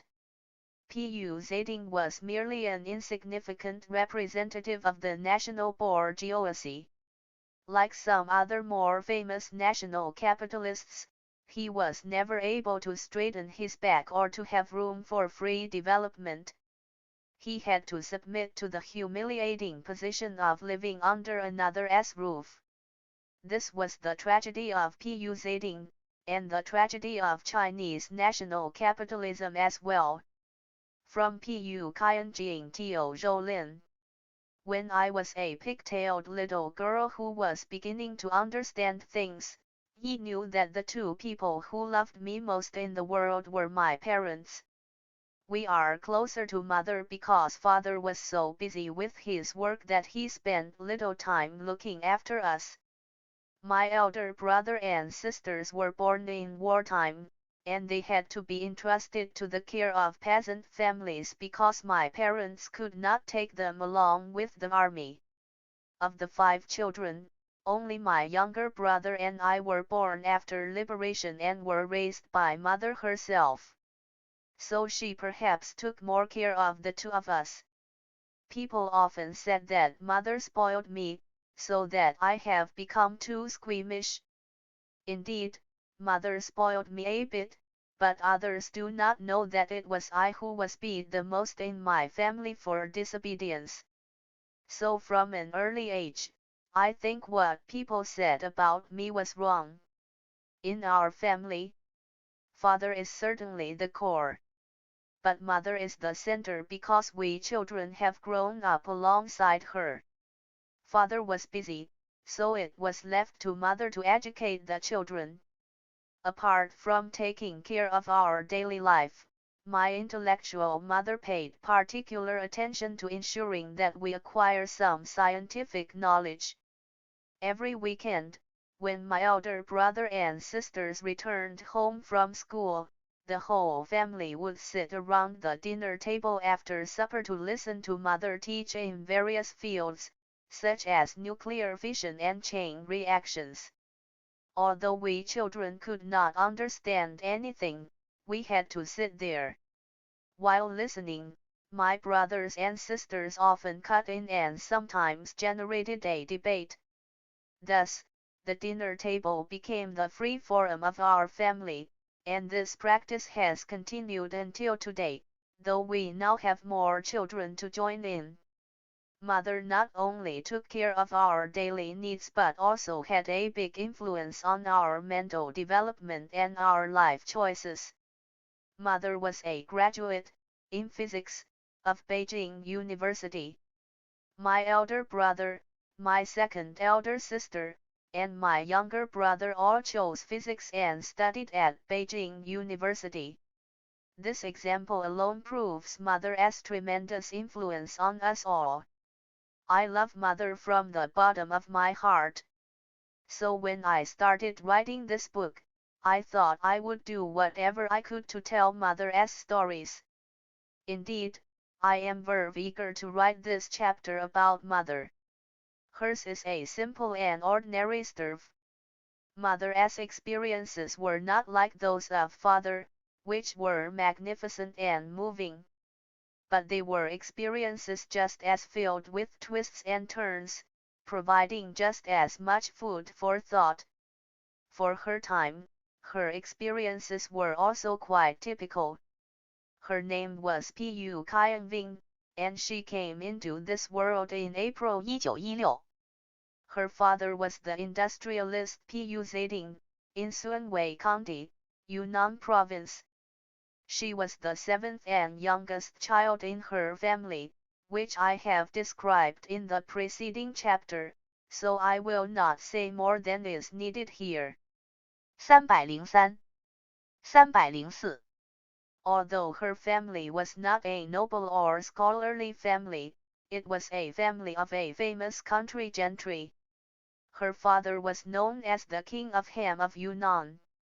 She had 3 elder brothers and 3 elder sisters. As she was the youngest in the family, she naturally enjoyed more favor. From her childhood, her parents loved her as a pearl in their hands. Pu Qianjing looks like her father a bit, and she is very healthy, with a face as red as an apple under the sunshine. Flare brows are black and thick, like 2 arches under her forehead, and below them are a pair of big eyes with double-fold eyelids and long eyelashes. When smiling, she seems unrestrained and looks very lovable. From the day she was born, she had enough food and clothing, with nothing to worry about. Her parents took care of her, and her elder brothers and sisters protected and accompanied her. In this easygoing environment, she developed an open mind and a lively character, with no thought of gain or loss. The only drawback was that, as the favorite, she was a little spoiled. Her second sister, Deng, resented this, and sometimes she would give her little sister a lesson. When they were old enough for school, she and her sisters began to learn to read and write from an old-fashioned private school teacher. They learned to recite the I3 character classic, the Book of Family Names, the 4 books, the 5 classics, and the Code of Conduct for W. Omen. It was rather strange that the teacher taught only how to recite books but not to write, so they read books without characters. When she was a little older, her father moved the family to Kunming, the capital of the province, for the sake of his business. Their 3 girls of the family Pu Daying, Pu Xiying, and Pu Qianjing all went to primary school. After graduation, they all passed the entrance examination of the Kunming Girls' School and received their secondary school education there. Their life was peaceful, without worries. But it was not a pool of still water. There were some waves that affected their young souls. 反斜杠 Linese is IU southwestern China and far from the hinterland. It was inhabited by the primitive people in ancient times. Even up to modern times, its culture was still backward and production was extremely underdeveloped. Although they were influenced by the new ideas and the bourgeois democratic revolution, on the whole the people there were far more backward and conservative than those in the coastal areas. The feudal forces were more stubborn and powerful there. Although Pu Zeding participated in the national revolution, his family remained a typical old-fashioned feudal family. In the Pu family, more than one member participated in the national revolution. But when they returned home and lived in the traditional environment, they quickly lost their enthusiasm for the revolution and became ordinary, lackluster persons. The second son of the family became a small boss of a small coal pit after returning from the northern expedition. The third son left the com from Pu Qianjing Tio Zhoulin 305 Communist Party and returned to become a person of no achievements. He and his wife were addicted to drugs. After Pu Zeding returned home, his business declined and was never restored to its previous glory. The Pu family is big. Up to the generation of Pu Qianjing, there were 13 girls, including her cousins. Pu Qianjing was the 13th, the youngest. Above her were numerous aunts. The women of the Pu family lived in the closed cage of feudalism. The women in old-fashioned families were not independent and had no freedom in marriage. Although they could enjoy all the best of life, they were, at best, the appendages of their fathers, husbands, and even sons. Some were maltreated by their stepmothers and even became disabled. Others whose husbands took concubines were very depressed. Some were married out and were so bullied by their husbands' families that they could tolerate no more and had to commit suicide. Pu Qianving and her 2 sisters saw with their own eyes what was happening around them and felt very indignant about the unequal treatment given to women in their world. From the teachers and their elders, they learned the codes of conduct for women, the 3 obediences, and the 4 virtues. In daily life, they learned the tragedy of lives of the older women in the Pu family, and they realized that their destiny would be exactly like that of their elders. In their young souls emerged an awareness of revolt. But how? They did not know. It was only the tide of the times that could clear the oppressive air of that society. one of the brothers of the Pu family returned from Japan, bringing with him a lot of books and pamphlets about the revolution and communism. When the three sisters of the family got them, they felt very curious. They could hardly understand what the books said about the truth of the revolution. But after reading them, they felt they had bathed in a fresh spring breeze. From then on, they were enlightened by revolutionary ideas. After going to school in Kunming, they saw many new things. In the middle school, a woman music teacher often taught students the truth about the revolution and communism, disseminating the basic truth that the tiller should have learned. These lessons made a deep impression on the three sisters of the Pu family. One day the teacher was suddenly arrested.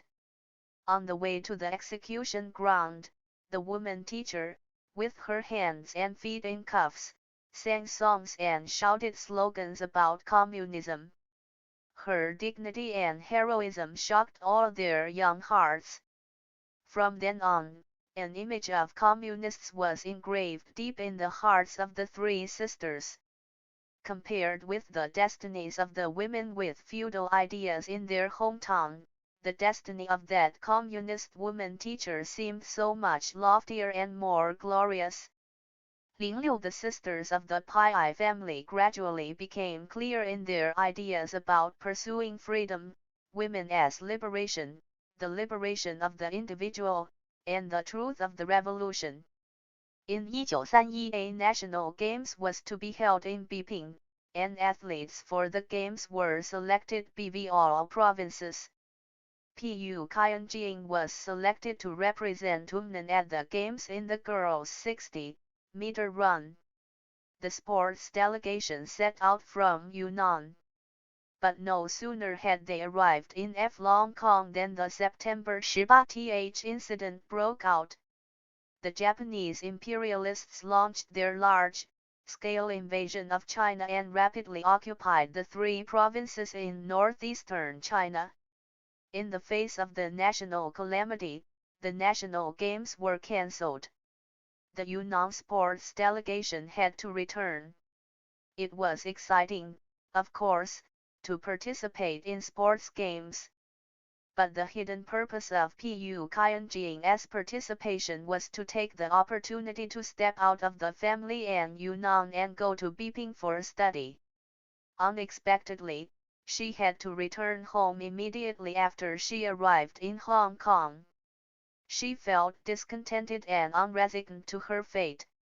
At that time, Pu Qianjing was 15, and she had her own views. She was determined not to return to Yunnan.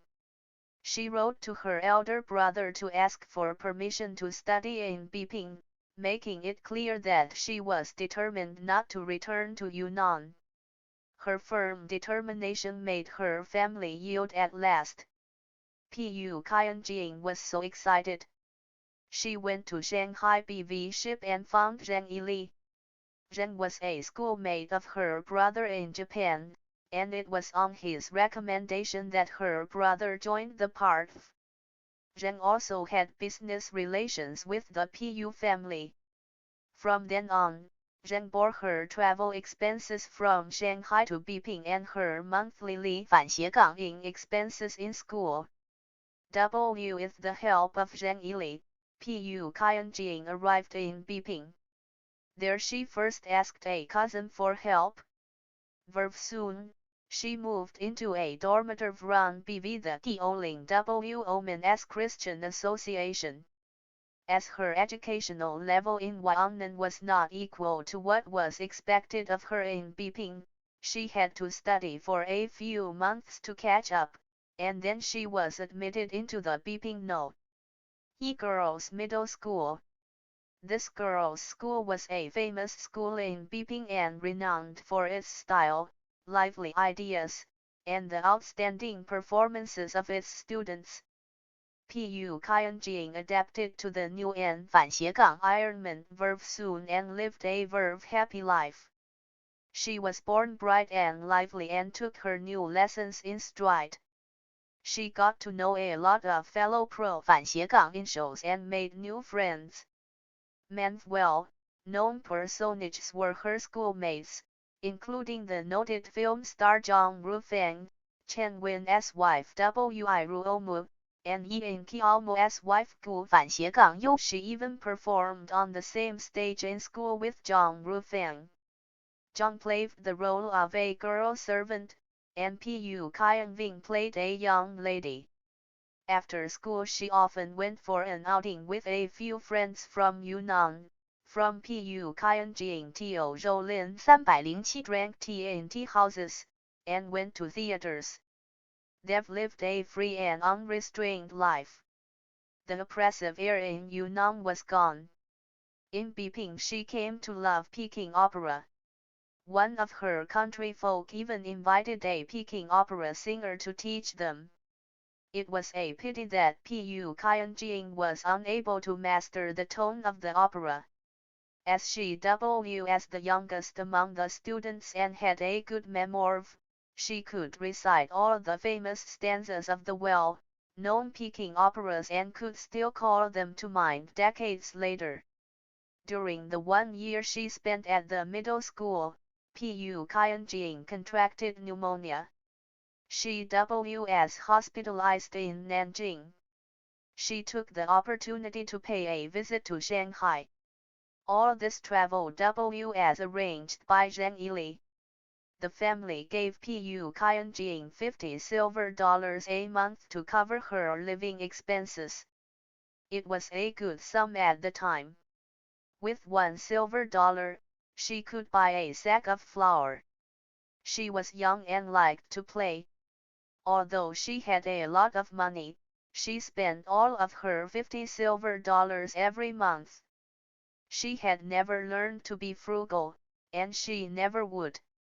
Life in Beiping should have been perfect, as Pu Qianjing had shaken off the bondage of her feudal family and was happily studying, with no worries about food or clothing. But when the nation faced calamity and the situation was volatile, all young students felt that the nation was at peril. Pu Qianjing was no exception. After the fall of northeastern China, many students there fled to Beiping. They had lost their homes and kinsfolk.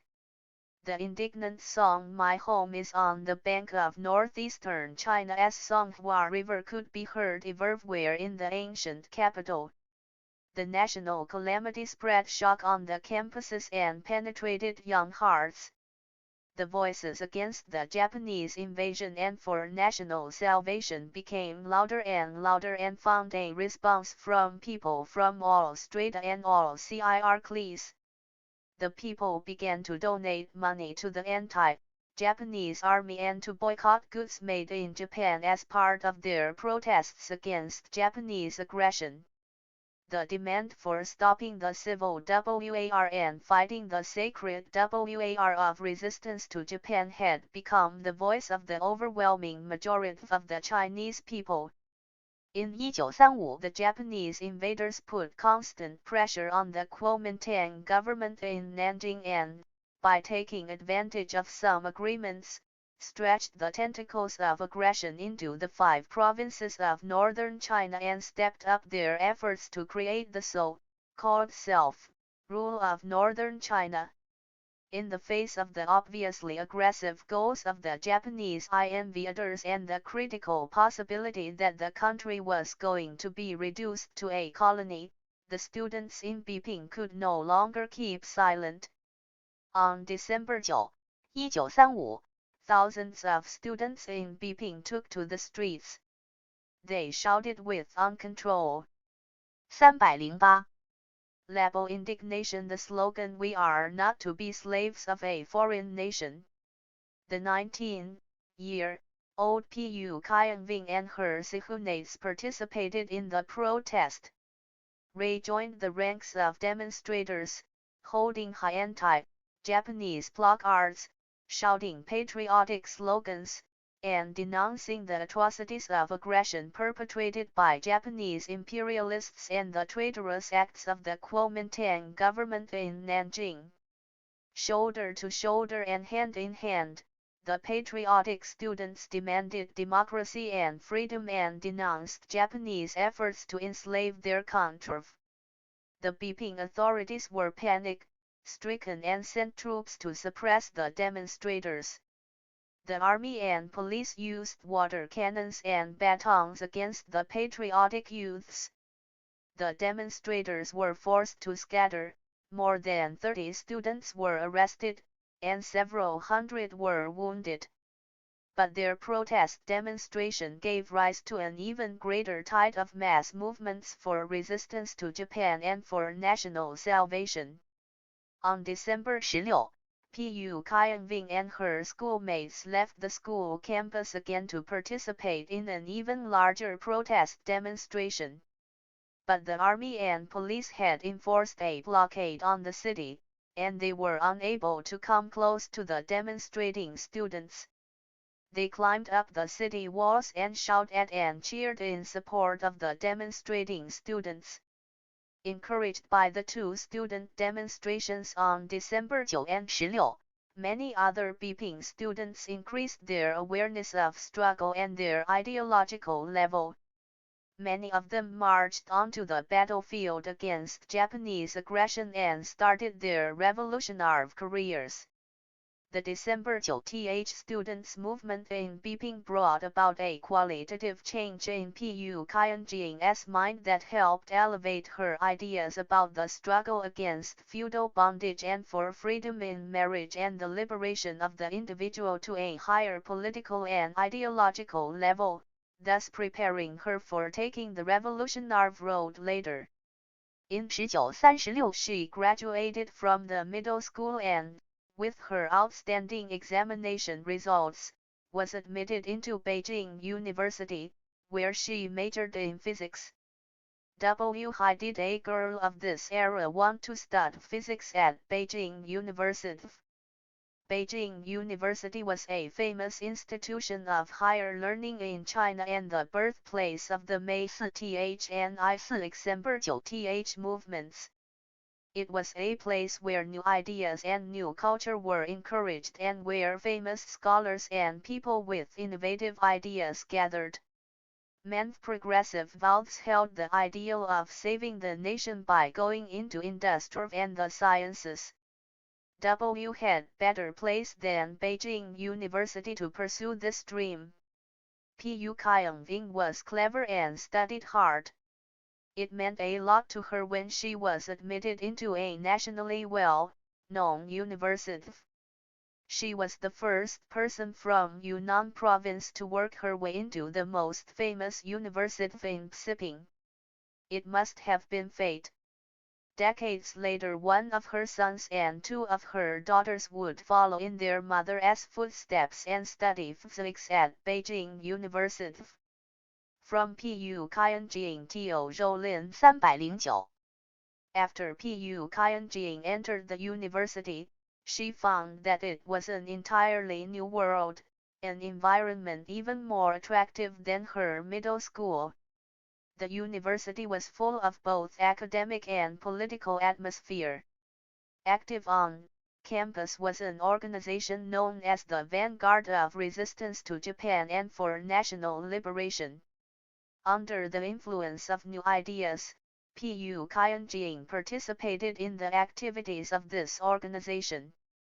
But her objective was still to study hard and prepare to serve the country after graduation by applying her knowledge of science, technology, and industry. That year her two other sisters, Pu Daying and Pu Xiying, also got the family's permission to study in Beiping at last. The three sisters were very excited to be reunited. However, the drastically deteriorating political situation shattered their wonderful aspirations and those of all Chinese people.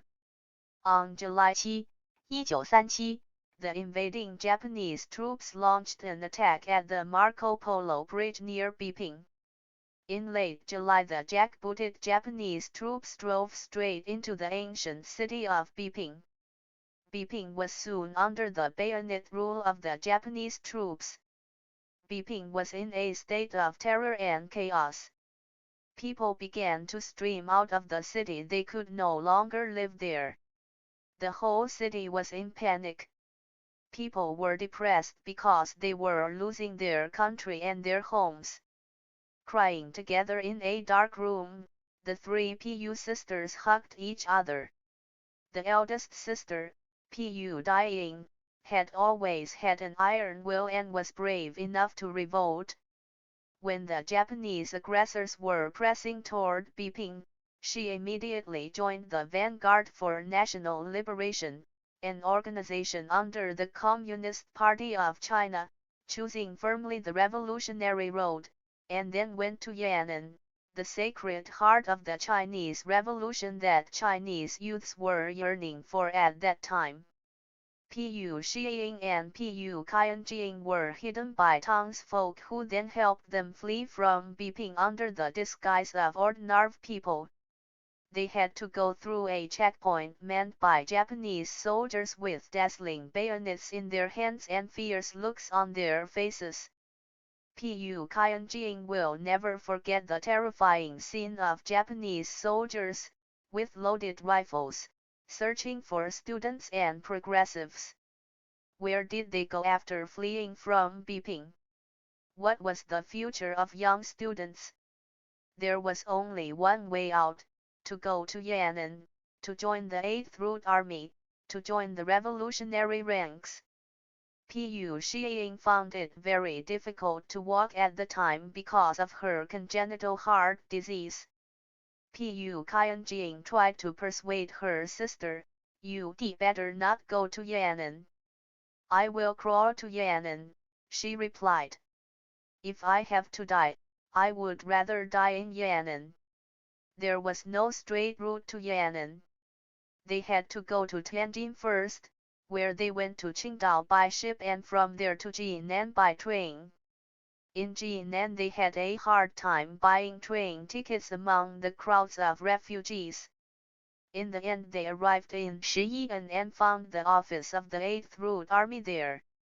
Shirai examination and on the recommendation of the Vanguard for National Liberation, the two Pu sisters were admitted into the Northern Shaanxi College in Yan'an. They were extremely excited and overjoyed.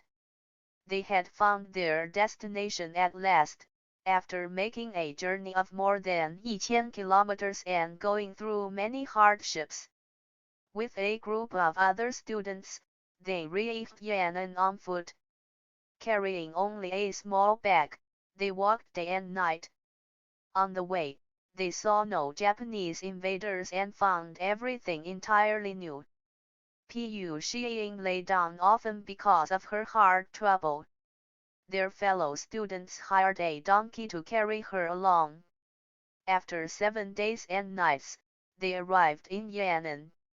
Northern Shaanxi, Yan'an, the 8th Route Army, revolution, resistance to the Japanese invaders. It was an entirely new world, with entirely new faces.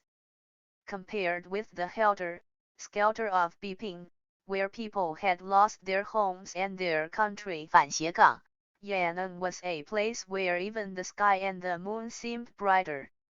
They had arrived at the sacred heart of the resolution at last.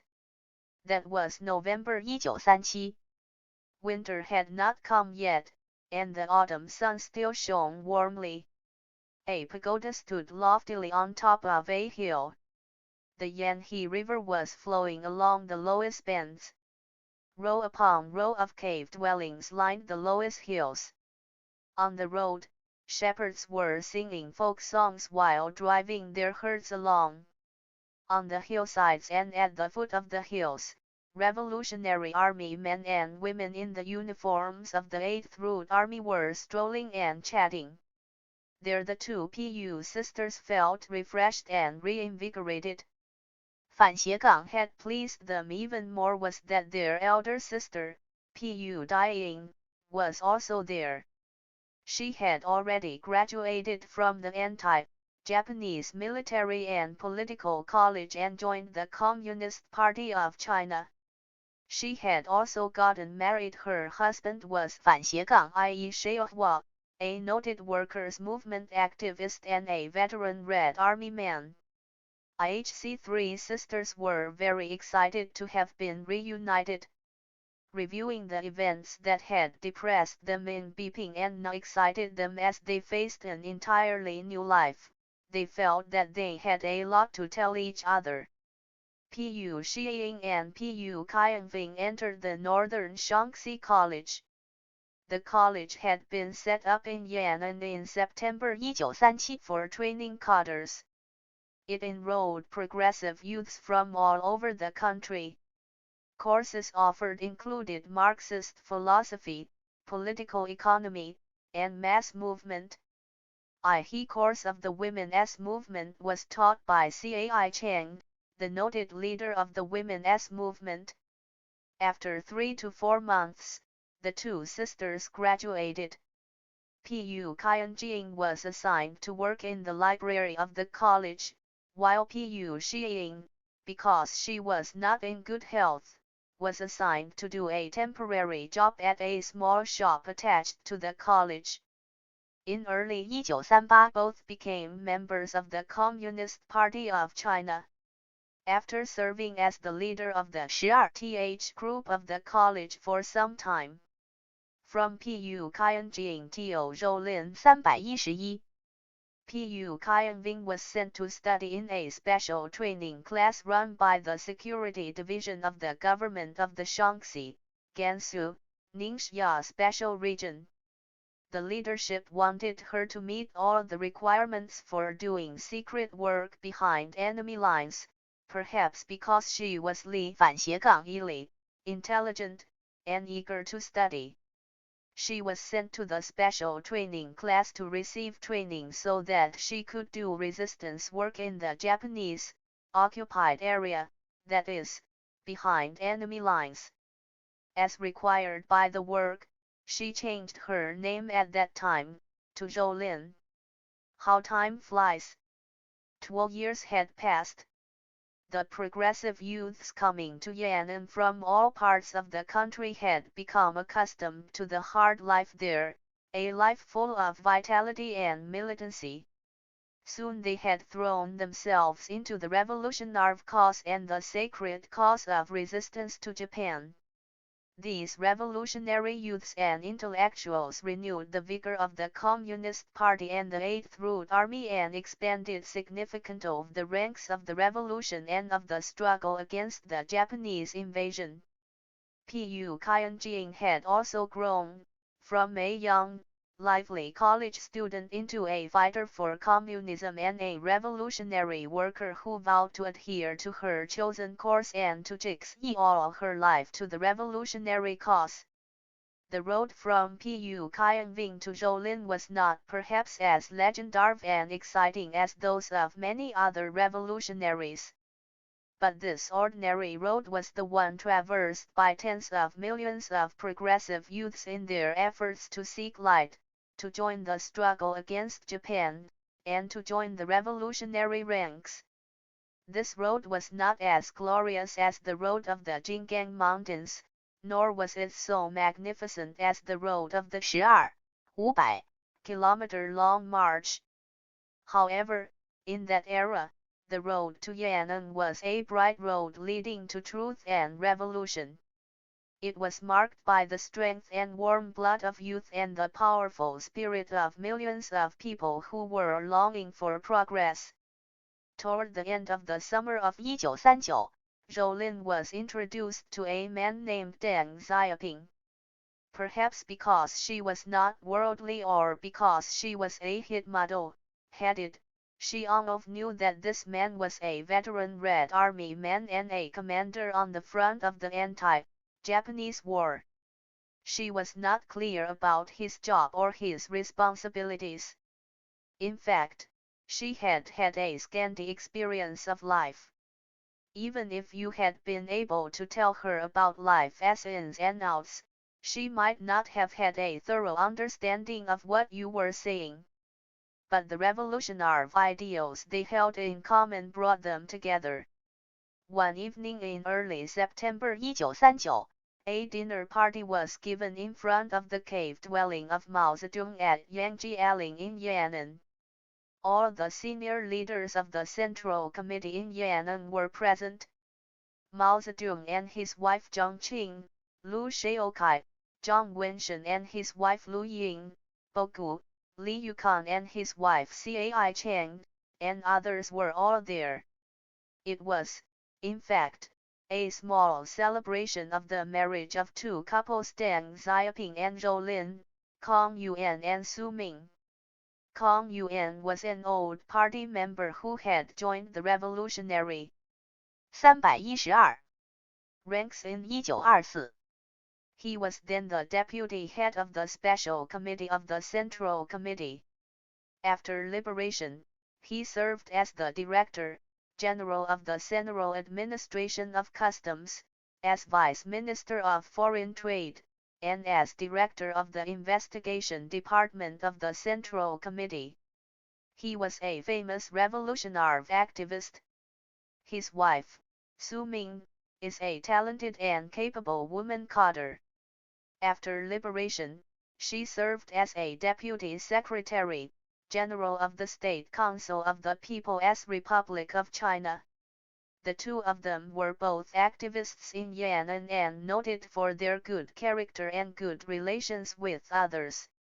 There was no extravagant food on the dinner table, which was made of several pieces of wood and set outside the cave dwelling.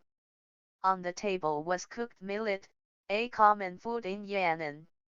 Although those sitting around the table were noted figures in Yan'an, they wore the 8th Route Army uniforms of hand-woven cloth, with patches on the knees and elbows, and cloth shoes. A photo was taken of the two couples. Owing to someone's poor photographic skills, the photo looks a bit blurred. It shows the four of them standing shoulder to shoulder, not in wedding attire but in the hand-woven army uniforms, reflecting their simple living and lofty revolutionary ideals, their broad smiles reflecting their happiness. This was indeed a special gathering and a unique marriage celebration. The guests were all mainstays of the People's Republic of China, which was founded later. These great people were the brave battle-tested soldiers and comrades in arms who held each other in brotherly affection. Although the dinner was simple, the guests were joyful and chatted to their heart's content.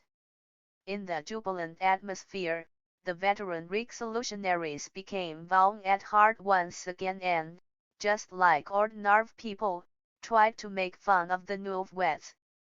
Kong Yuan was forced to drink too much, and the verve night of the wedding got a good dressing down by his bride.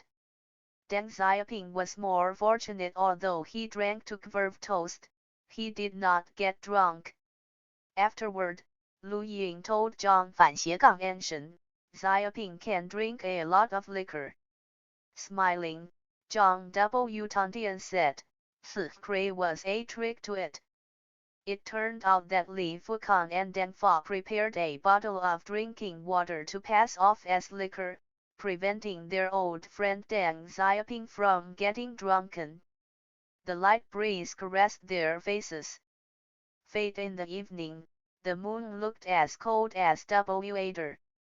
All of Yan'an was quiet as the bugle call resounded in the distant hills. The dinner party guests were merry and lively with drinking. In front of the cave dwelling at Yangjialing in Yan'an, these veterans of the Communist Party of China and the 8th Route Army celebrated the weddings of their old comrades, in arms sincerely and simply, giving a send-off party for those who were about to go to the front. But two people were missing from the dinner table, Zhou Yinli and Deng Yingchao. The HCY were then in the Soviet Union, where Zhou Yinlei was receiving from Pu Qianjing Tio Zhoulin 313 treatment for an arm injury. He had sustained it falling from his horse when it shied at the sight of Zhang Qing's horse galloping by. Otherwise, he would have been present and would have drunk to the happiness of his close comrades in arms. A few days later, as the autumn morning sun shone over the yellow soils of Yan'an, Zhoulin and her new husband set off for the front in the Taihang Mountains.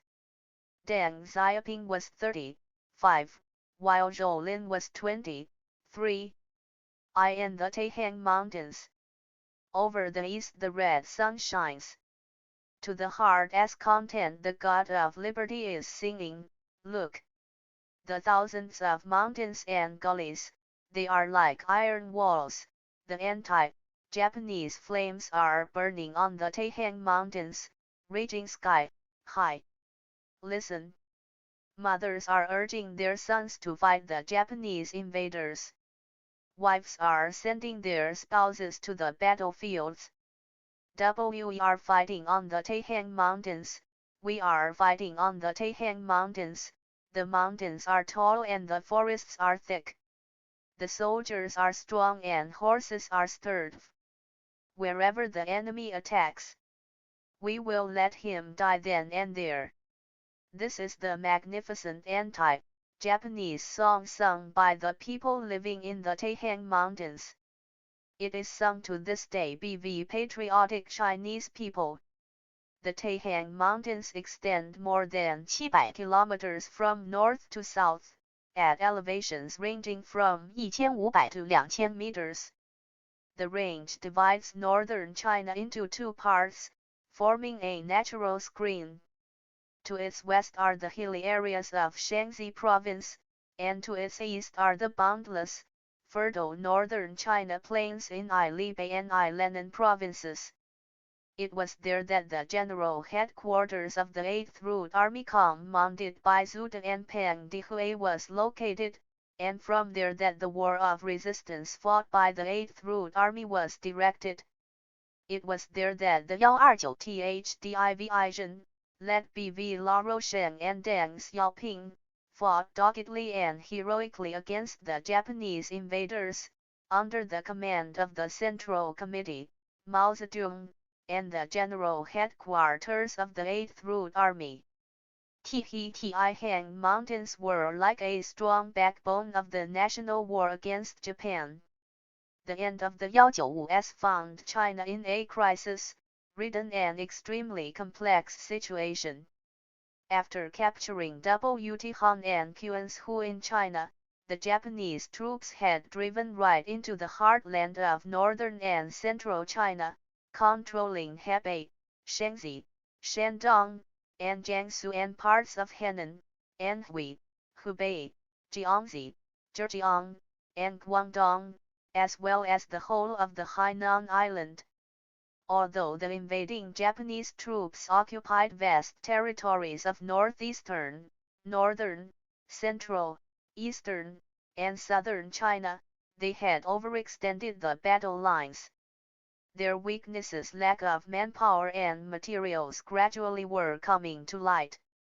By 1939, the 8th Route Army and the New in the Taihang Mountains 315 4th Army had established scores of anti-Japanese base areas on the battlefields behind enemy lines in northern and central China.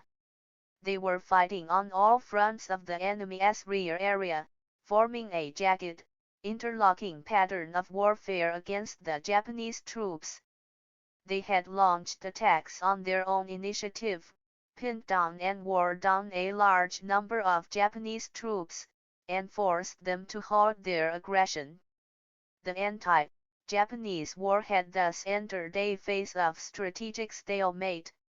While the Japanese troops were frenziedly invading China, Fascist Germany was also intensifying its expansion in Europe. The whole world situation was very tense, portending the approach of a violent storm.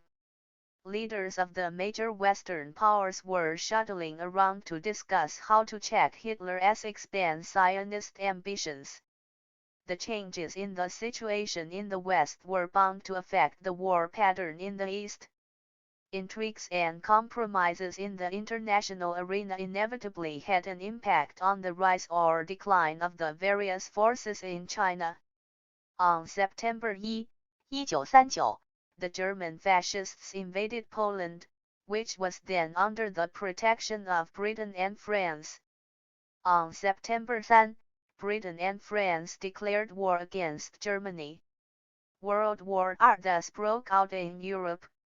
To concentrate their forces against the German and Italian fascists, Britain, the United States, and France tried their best to avoid direct conflicts with Japan in the East, adopted the policy of appeasement toward Japan, and energetically plotted the Oriental Munich.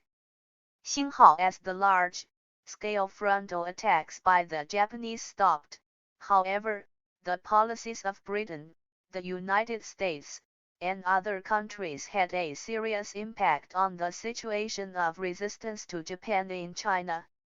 When it changed its policy of not making the national government its adversary, Japan adopted the tactics supplemented by military attacks of luring the Kuomintang into surrender politically by encouraging the Kuomintang to oppose the Communist Party of China, thus realizing its goal of using Chinese to subdue Chinese. At the same time, the Japanese troops established the principle of holding on to the occupied areas and employed their main forces to attack the 8th Route Army and the new 4th Army, concentrating on northern China. In such a complex situation, the dangers of compromise, capitulation, split, and retrogression began to emerge in the Chinese War of Resistance against Japan. In December 1938, the vice president of the Kuomintang, Wang Jingwei, sneaked into Hanoi and openly threw himself into the arms of the Japanese invaders, betraying his country. Thus he turned from a pro-Japanese person into a shameless traitor and collaborator. Then he openly established a puppet regime in Nanjing in opposition to the Kuomintang government in Chongqing. Under the influence of many forces behind the scenes, the pro-British and pro-American faction of the Kuomintang, represented by Chiang Kai-shek, 316, gradually took a position of passive resistance to Japan but active opposition to the Communist Party. In January 1939, at the 5th plenary session of the 5th Central Committee, the Kuomintang established its guideline of dissolving, guarding against, restricting, and opposing the Communists. Later it issued secret orders to its troops to attack the 8th Route Army and the new 4th Army. In December of the same year, the Kuomintang troops under Hu Zongnan flagrantly launched a large-scale attack on the Shaanxi, Kansu, Ningxia border region where the Central Committee of the Communist Party was located, and the troops under Yan Zishan attacked the new army, led by the Communist Party, throughout Shaanxi province. This was the first anti-communist onslaught. In light of the actions taken by the diehards of the Kuomintang, the Central Committee put forward the political proposition of persisting in resistance and opposing capitulation, persisting in unity and opposing split, and persisting in progress and opposing retrogression. It called on people throughout the country to fight the anti-communist diehards of the Kuomintang. Meanwhile, the Central Committee had issued the directive that the position of our party and army on the local armed conflicts is the clear-cut principle of self-defense. We will not attack unless we are attacked.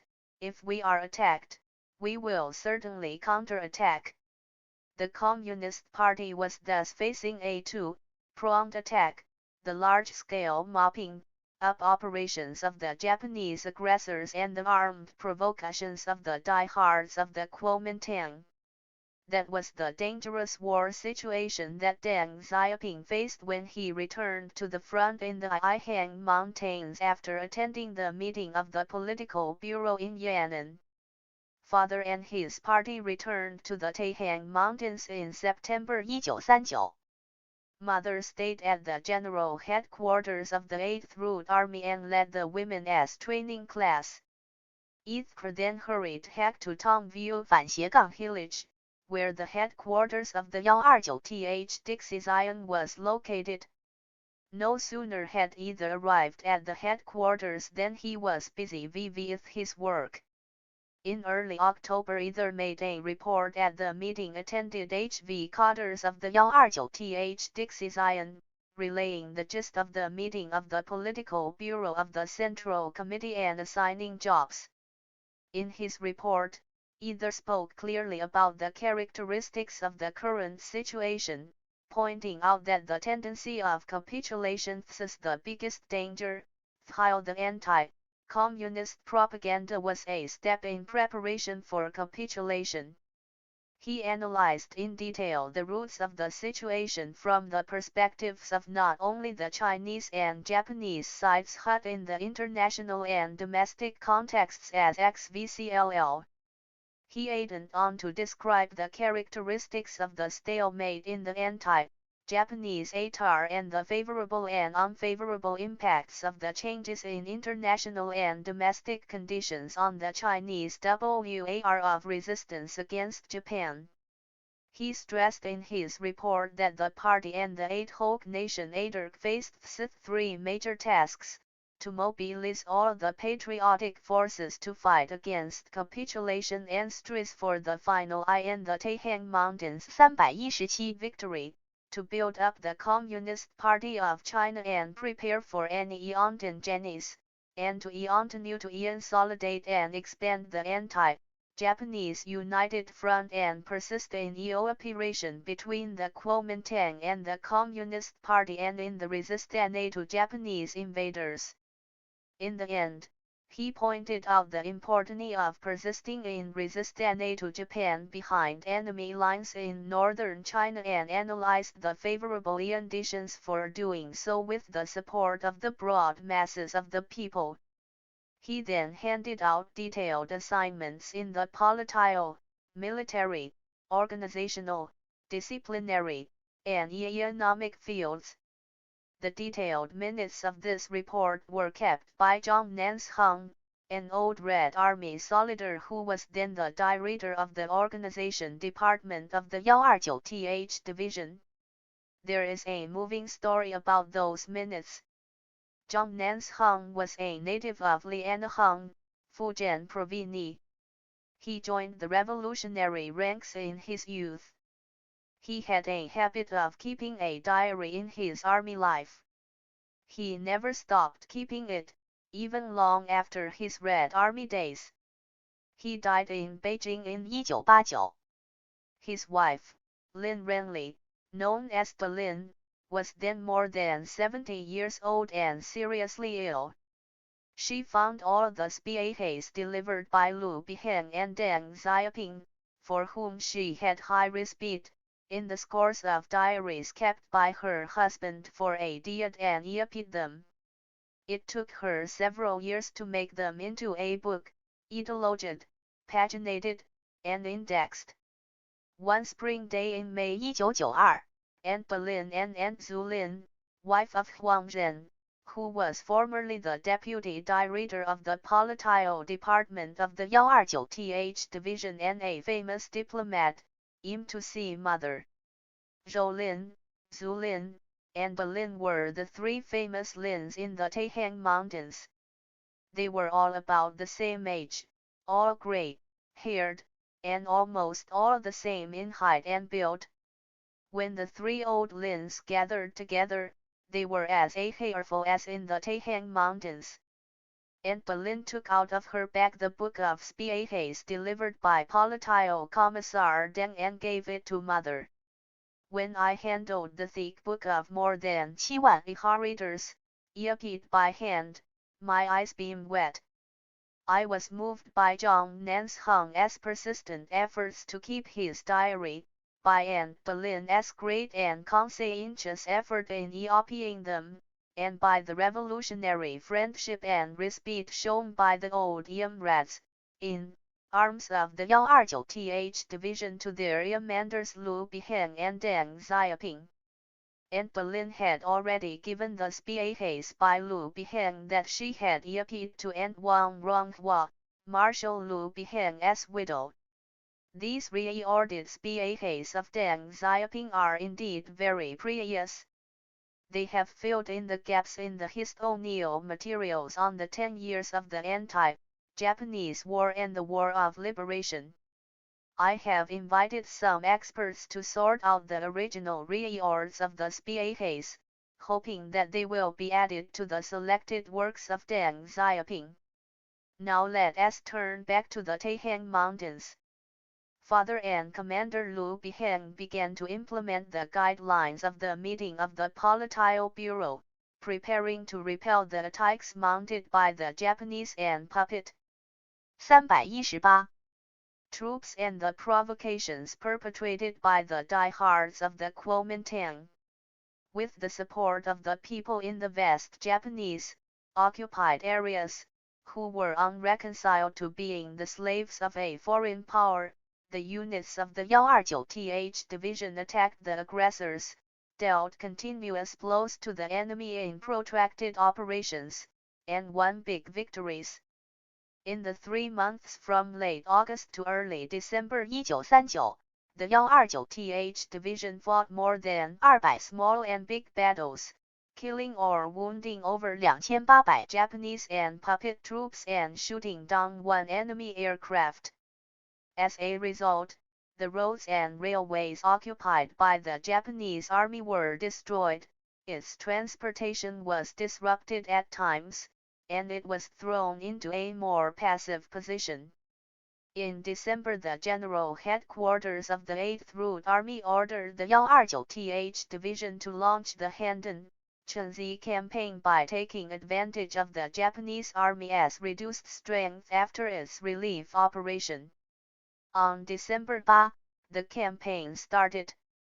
By the end of the campaign, on December 26, the division had fought dozens of fierce battles, wiping out over 700 Japanese and puppet troops and recapturing 23 strongholds.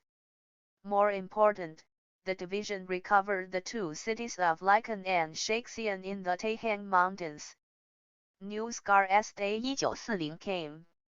At the small mountain 反斜杠 village of Tongyu, Liaoxian, in the Taihang Mountains, all members of the detachments directly under the headquarters of the 129th 反斜杠 Division gathered at the drill ground to celebrate the new year. Lu Bochkeng and Deng Xiaoping spoke at the gathering. In a joyful atmosphere, Lu Bochkeng and Deng Xiaoping dined with all the members of the detachments and then made more speeches. Political Commissar Deng outlined the work of the 129th Division for the coming year, to do a good job in the political, military, health, civil, and other fields, and to heighten the sense of political responsibility. He pointed out that in 1940 struggle would be more ruthless than ever.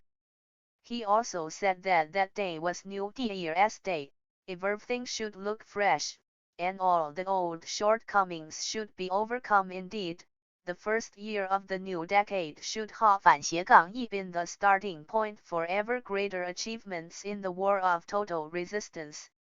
However, the Kuomintang slipped back into its old ways and seized the opportunity of the Japanese Army's halt in its large-scale attack to attack the Communist Party. Rai's situation was GRA 反斜杠 ER for the Communist Party and the 8th Route Army. In Anur 反斜杠1940 Chiang Kai-shek issued an order that the 8th Route Army withdraw to the areas east of the Bagui, Jinchin Railway and north of the Handan, Chenzi Highway. 4. And the Kuomintang troops pressed forward and attacked it, and the people in the base areas, from several directions. To smash the attack mounted by Chiang Kai-shek and 反斜杠 opposition, the 129th 反斜杠 Asian decided to take advantage of the internal conflicts among the Kuomintang troops to attack first the most anti-communist KMT general, Sun Chu, so as to consolidate the Peivo area. Either the command of the famous CCN Chen I in the Taihang Mountains 319 GCNG, commander of the 386th Brigade, the troops of the 129th Division resolutely gave a telling blow to Chiang's troops, consolidated the Taiyu base area, and recovered parts of the Tainan area. At the same time, the offensives of the 8th Route Army Inner East. Yan Zishan was a loyal tyrant who was infrequent in fight with the orthodox Chiang Kai-shek. This time, he failed in his plot to attack the Communist Party. Instead, his position was weakened, allowing Chiang Kai-shek the Ihani to enroll on his territory. He was indeed the one who went for wool and im backshorn. In late February, Yan Zishan reached an agreement of annihilation with the representative sent by Mao Zedong. This was the first round of friation between the Kuomintang and the Communist Party in 1940. Another Kuomintang unit, led by Zhu Huaibing, joined force with the troops under Lu Zonglin and others and launched an attack on the anti-Japanese base area in the northern part of the Taihang Mountains toward the end of 1939. They killed the anti-Japanese people and destroyed the anti-Japanese democratic governments. Lu Biheng went personally to Western Hebei to persuade Zhu Huaibing, Lu Zonglin, and others to follow the right path but was spurned by them. In the face of the large, seal-armed attacks mounted by the anti-communist die-hard troops, the 8th Route Army was forced to a counterattack. In January 1940, the 8th Route Army wiped out most of over 8,000 die-hard troops. The heavy losses forced Zhu and Lu to lead their troops to retreat southward in February. This was another round of friction between the Kuomintang and the Communist Party. In early February 1940, the Kuomintang troops led by Shi Yuzhen launched a large, seal attack on the 8th Route Army in southern Hebei and eluded with the Japanese troops in their mopping up operations. Mao Zedong ordered the 129th Division to annihilate them resolutely and completely. The 129th Division organized the campaign against the die-hard troops in southern Hebei. Between February 9 and 16, after fierce fighting, the main forces under Shi Yuzhen suffered heavy casualties and retreated in panic under the cover of the Japanese army. The campaign came to a triumphant end, with the troops of Shi Yuzhen driven out of southern Hebei. This was the third round of friation between the Kuomintang and the Communist Party. Mao Zedong said, in the period of the anti-Japanese United Front, struggle is the means to the end of unity, while unity is the end of the struggle. To thoroughly smash the anti-communist offensives fought by the die-hard troops, the general headquarters of the 8th Route Army decided to launch the Weidong campaign and the Sixian, Wen, Shaxian, Lingxian campaign. On February 22, the Weidong campaign started. By April 8, after continuous valiant fighting, 17 regiments of the 129th Division had wiped out over 6,000 Kuomintang die-hard troops led by Shi Yuzhen and others, driving them to the edges of the Hebei, Shandong, Henan area and reversing the serious situation in southern Hebei. The southern Hebei base 320 area and the Ilibei, Shandong, Henan anti-Japanese base area were preserved. Among those who directed and participated in the campaign were such important generals as Chen Ziwa, Song Rensheng, Yang Dazi, Li Zhukui, Chen Zidao, and Lu Zijian. On March 5, the Sixian, Wuan, Shaixian, Lingxian campaign started. Political Commissar Deng Xiaoping of the 129th Division went personally to the front to direct the campaign. At the time, 22,000 die-hard troops of the Kuomintang were stationed in the areas of Sixian, Wuan, Shaixian, and Lingxian, including the two divisions over 8,000 strong led by Zhu Huaibing. Political Commissar Deng said, Zhu Huaibing is the vanguard that will attack us. In light of the attitude of the die-hard troops at present, our strategy is to concentrate our main forces to annihilate the troops under Zhu Huaibing. By making use of the opportune moment and this correct assessment to take advantage of the internal conflicts among the die-hard troops to attack the most reactionary and to win over the middle and adopting the tactics of envelopment and penetration at lightning speed, 13 regiments of the 129th Division wiped out more than 1,000 Kuomintang die-hard troops in only 5 days, and the forces under Zhu Huaibing were almost completely annihilated. The campaign was a great success, just as Mao Zedong said, if we have to fight, we shall win. Among those who participated in the campaign were such senior generals as Lada, Kui Kansheng, Zhou Zihan, and Wang Shusheng. The major victory in the Sixian, Wuan, Shixian, Lingxian campaign marked a decisive victory for the 129th Division and the people of the Shaanxi, Hebei Shandong, Henan base area in their fight against the first anti-communist onslaught launched by the Kuomintang diehards. At that time, Mao Zedong immediately issued a directive to stop before going too far and decided to make major concessions to the Kuomintang, thus easing the tense situation. The ultimate purpose of doing so was to consolidate the anti-Japanese National United Front, which was hard to form, and to unite with all the forces that could be united with so as to make concerted efforts to resist the common enemy of the Chinese nation, the Japanese aggressors. In the struggle against the anti-communist die-hard troops, the Shaanxi Yixi, Shandong, Henan base area, led B.V. Laobachen and Deng Xiaoping, was further consolidated. The armed forces of the whole area had expanded to 11,000, and the military and political quality of the army was considerably improved as well. The 129th Division controlled a total of 1 counties in all of southern Libei, northern Ihang, and northern Daiyu, with a population of about 8 million.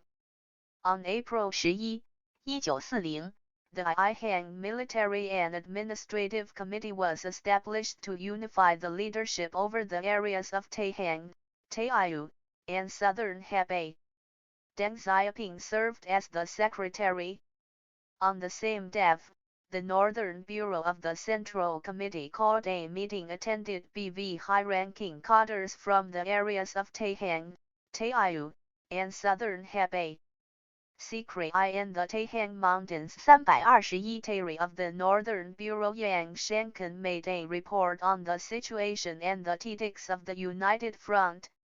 The meeting reviewed the experience of resistance to Japan behind enemy lines in northern China over the previous 3 years and put forward the 3 major principles: building the party, building the army, and building up political power, and the task of actively attacking the Japanese troops' policy of building prisoners' cages. Not long after the ceasefire with the Kuomintang anti-communist diehards, the 129th Division, led by Lu Bachen and Deng Xiaoping, immediately threw itself into the battles against the Japanese invaders. To destroy the anti-Japanese base areas, the Japanese invaders encircled and cut them off by using railways, highways, and pillboxes supplemented by blockade ditches and walls. Gen. Lu Bachan named this practice the policy of building prisoners' cages.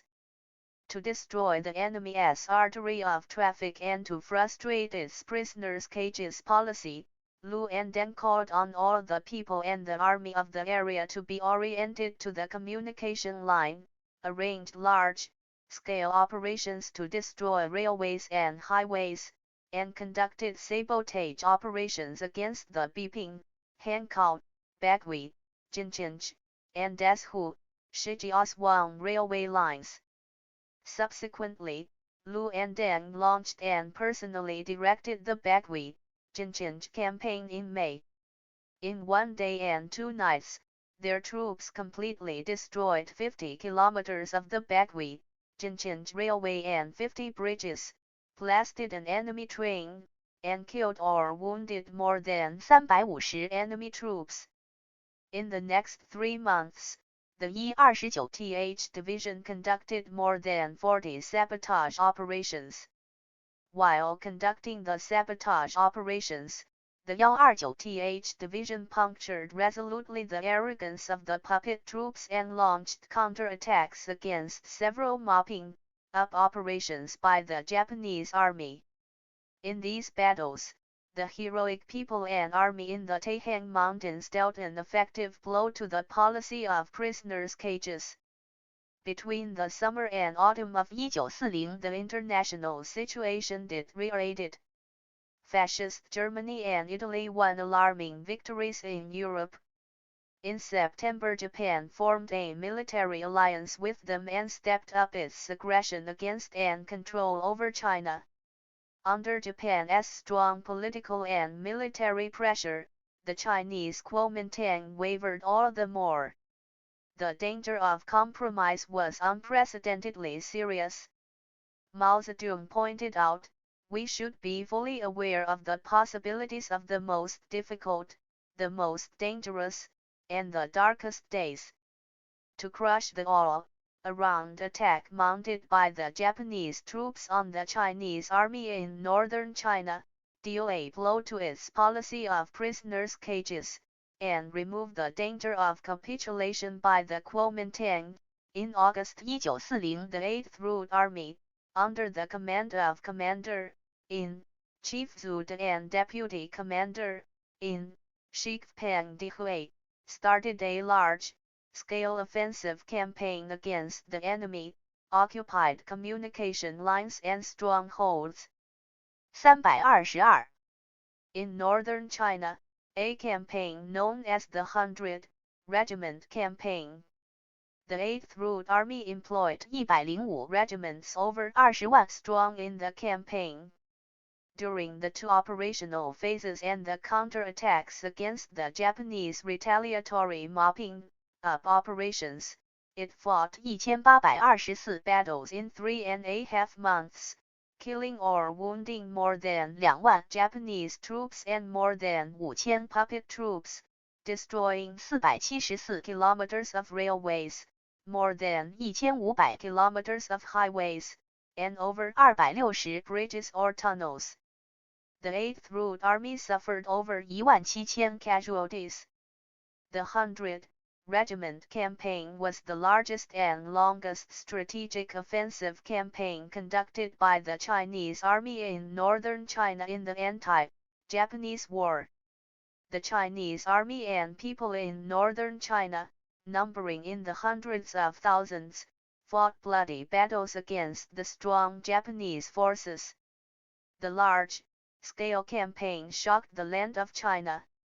Fighting shoulder to shoulder with other friendly units in the campaign, the 129th Division won brilliant victories in the sabotage operations and counter-mopping-up campaigns. It destroyed more than 240 kilometers of railways, more than 500 kilometers of highways, and fought 529 big or small battles. It recaptured 9 county towns and killed or wounded over 7500 Japanese and puppet troops.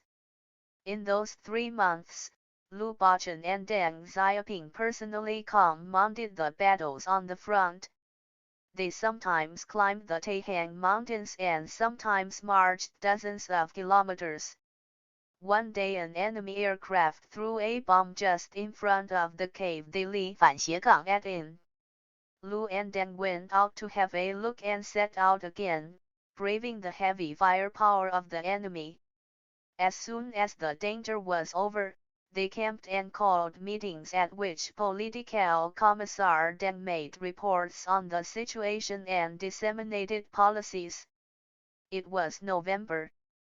In Songjiaoswang village, the golden millet on the fields withered because of wind and sunshine, the corn was flattened onto the fields, the soybeans were lying in the fields, uncathed. Not a single house could be seen in many villages, and even the tiny temples housing the village god were destroyed. 4. The enemy burned all and killed all in the base areas. The miserable condition was beyond description. Political Commissar Deng immediately mobilized his men to help the local people put their houses in order and gather in crops. Everyone must go and must work hard. 星号 The autumn and winter of 1940 passed quickly. People felt time fleeing because they were busy fighting and launching frequent counterattacks against the mopping up operations of the enemy. That year there were several other events worth mentioning. One was making a film. On February 23 in Ponggai village, Anquoyan Division Commander Lu, Political Commissar Deng, and Chief of Staff Li De went out of the village to pose for a film. Most of us had never done this before, and in the Taihang Mountains 323 some had not even seen the shooting of a film. The cameraman, whom someone said had been sent by the Soviet Union, came from Yan'an. He ordered us about, sometimes to sit down, now to lie down, and then to write on paper. We really felt fed up, and everyone was standing there with a stern expression. The cameraman asked us to look natural. The more he demanded, the more unnatural we looked. The shooting had to stop. Division Commander Lu told the cameraman, "Xiaosu, natural, but we cannot be natural." Political Commissar Deng and others laughed, and this time they looked rather natural. It was perhaps the first time father had posed for a film. The film is nowhere to be found now. Ordinarily, father does not like to pose for photos, let alone for a film. So it was indeed very hard to make him look natural. Another event was getting a home. In September mother was transferred from the general headquarters of the 8th Route Army to the headquarters of the 129th Division and worked in the secretarial section. From then on, she and father began to live, march, and fight battles together. Although they were sometimes separated because of war. Father finally had a home, even if it was a home at the front, with no fixed place. On December 4, 1940 the headquarters of the 129th Division moved to Qian Village, Shangxian County, in the Taihang Mountains in Shaanxi Province. From then on, for 5 years, this unknown small village in the Taihang Mountains became the location of the headquarters of the 129th Division and the heart and capital of the Shaanxi, Hebei, Shandong, Henan base area. Lu Bachun and Deng Xiaoping settled down in the courtyard of a small temple in this village. From there, the two directed more arduous struggles by the people of the Taihang Mountains against the enemy and spent more difficult days with them. Difficult years. the war of the Chinese nation against the Japanese aggressors had already lasted more than 3 years, from the July TH in the ident of 1937 to the end of 1940. The intricate political situation in China made the war of resistance to aggression extremely complex, and the great changes in the international situation made the future of China's war of resistance more uncertain.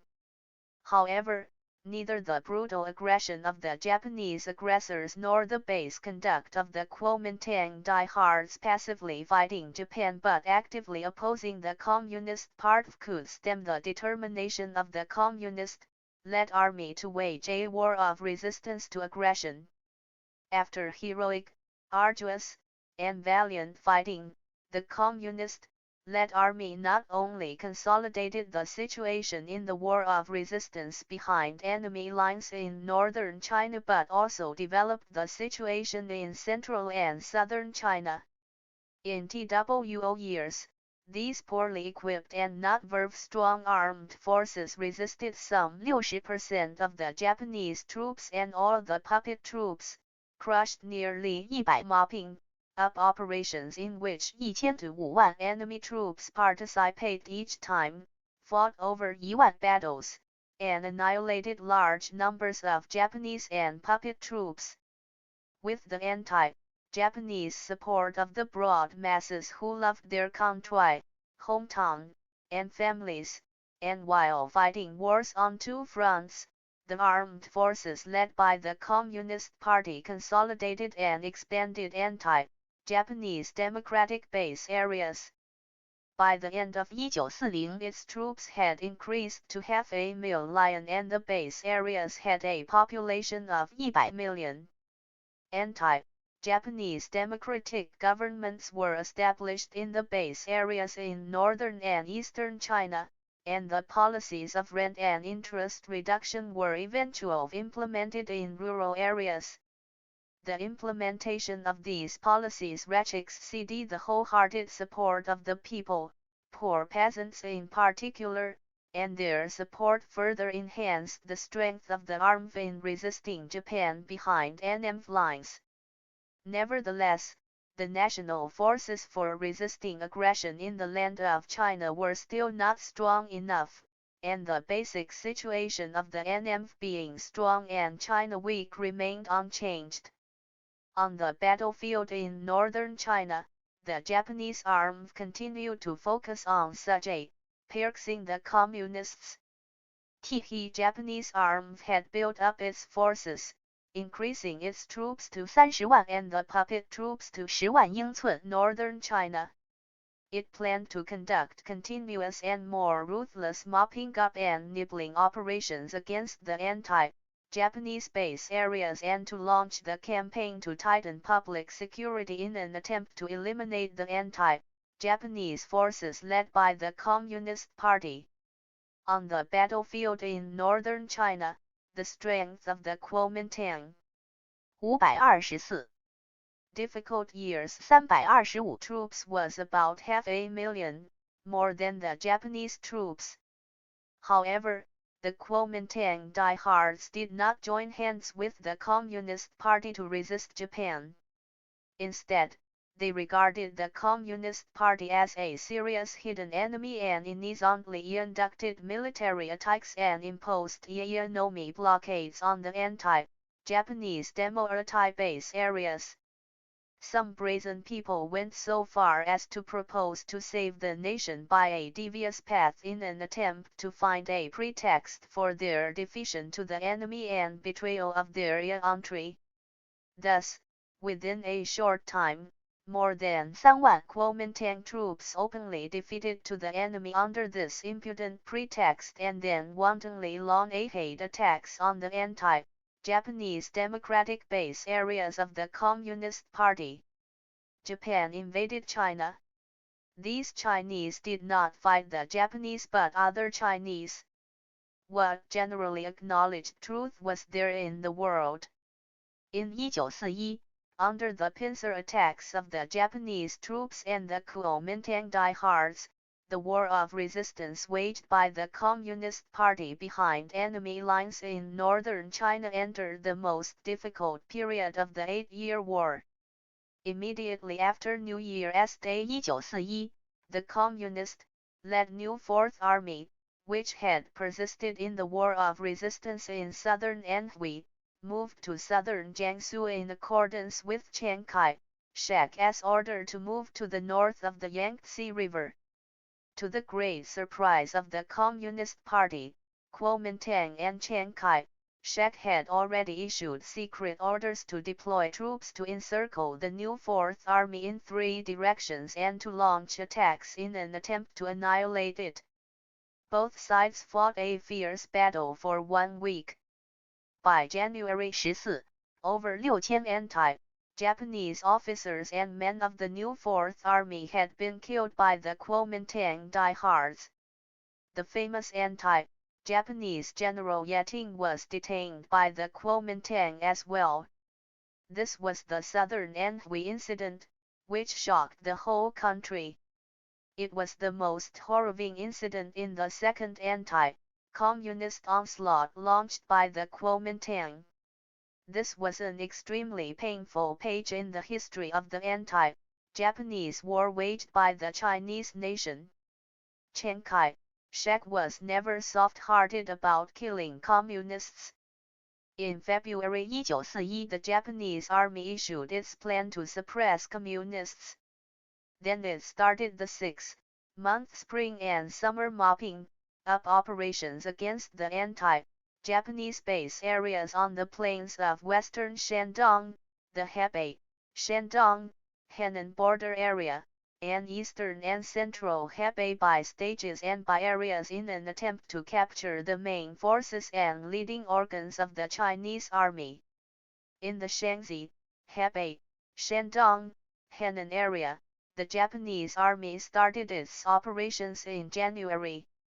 Between January 10 and 15, 5,000 Japanese troops conducted mopping up operations in the areas of Yushui, Liaoxian, Heshan, and Xi'an.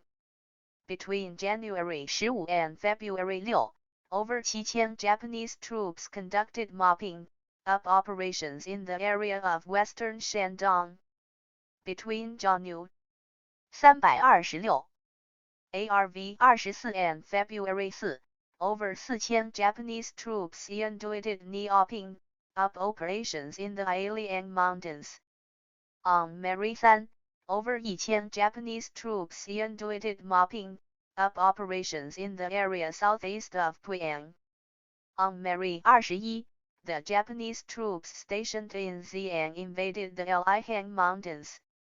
On May 29, the Japanese army launched the first campaign to tighten public security in northern China.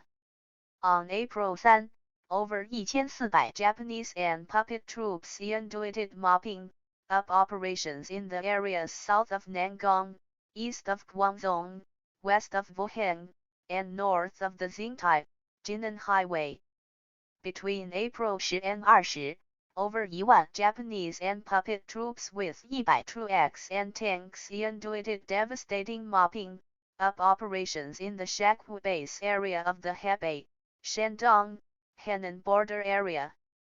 Between May 7 and 25, some 5,000 troops of 6 Japanese divisions launched attacks on the Kuomintang troops stationed in the Zhongdiao Mountains and up the area. On May 27, over 2,000 Japanese troops invaded the areas of Shaozhong and Pengxian. On May 29, over 1,000 Japanese troops conducted mopping up operations in the Taivu area. In May, the Japanese army constructed the second blockade line west of the Beiping-Hankou Railway. On June 18, over 5,000 Japanese and puppet troops cleaned up the Lixi area. On June 19, over 1,000 Japanese troops conducted mopping up operations in the Taihang Mountains. On June 28, 2,000 Japanese troops conducted mopping up operations in the southern Ilbei area.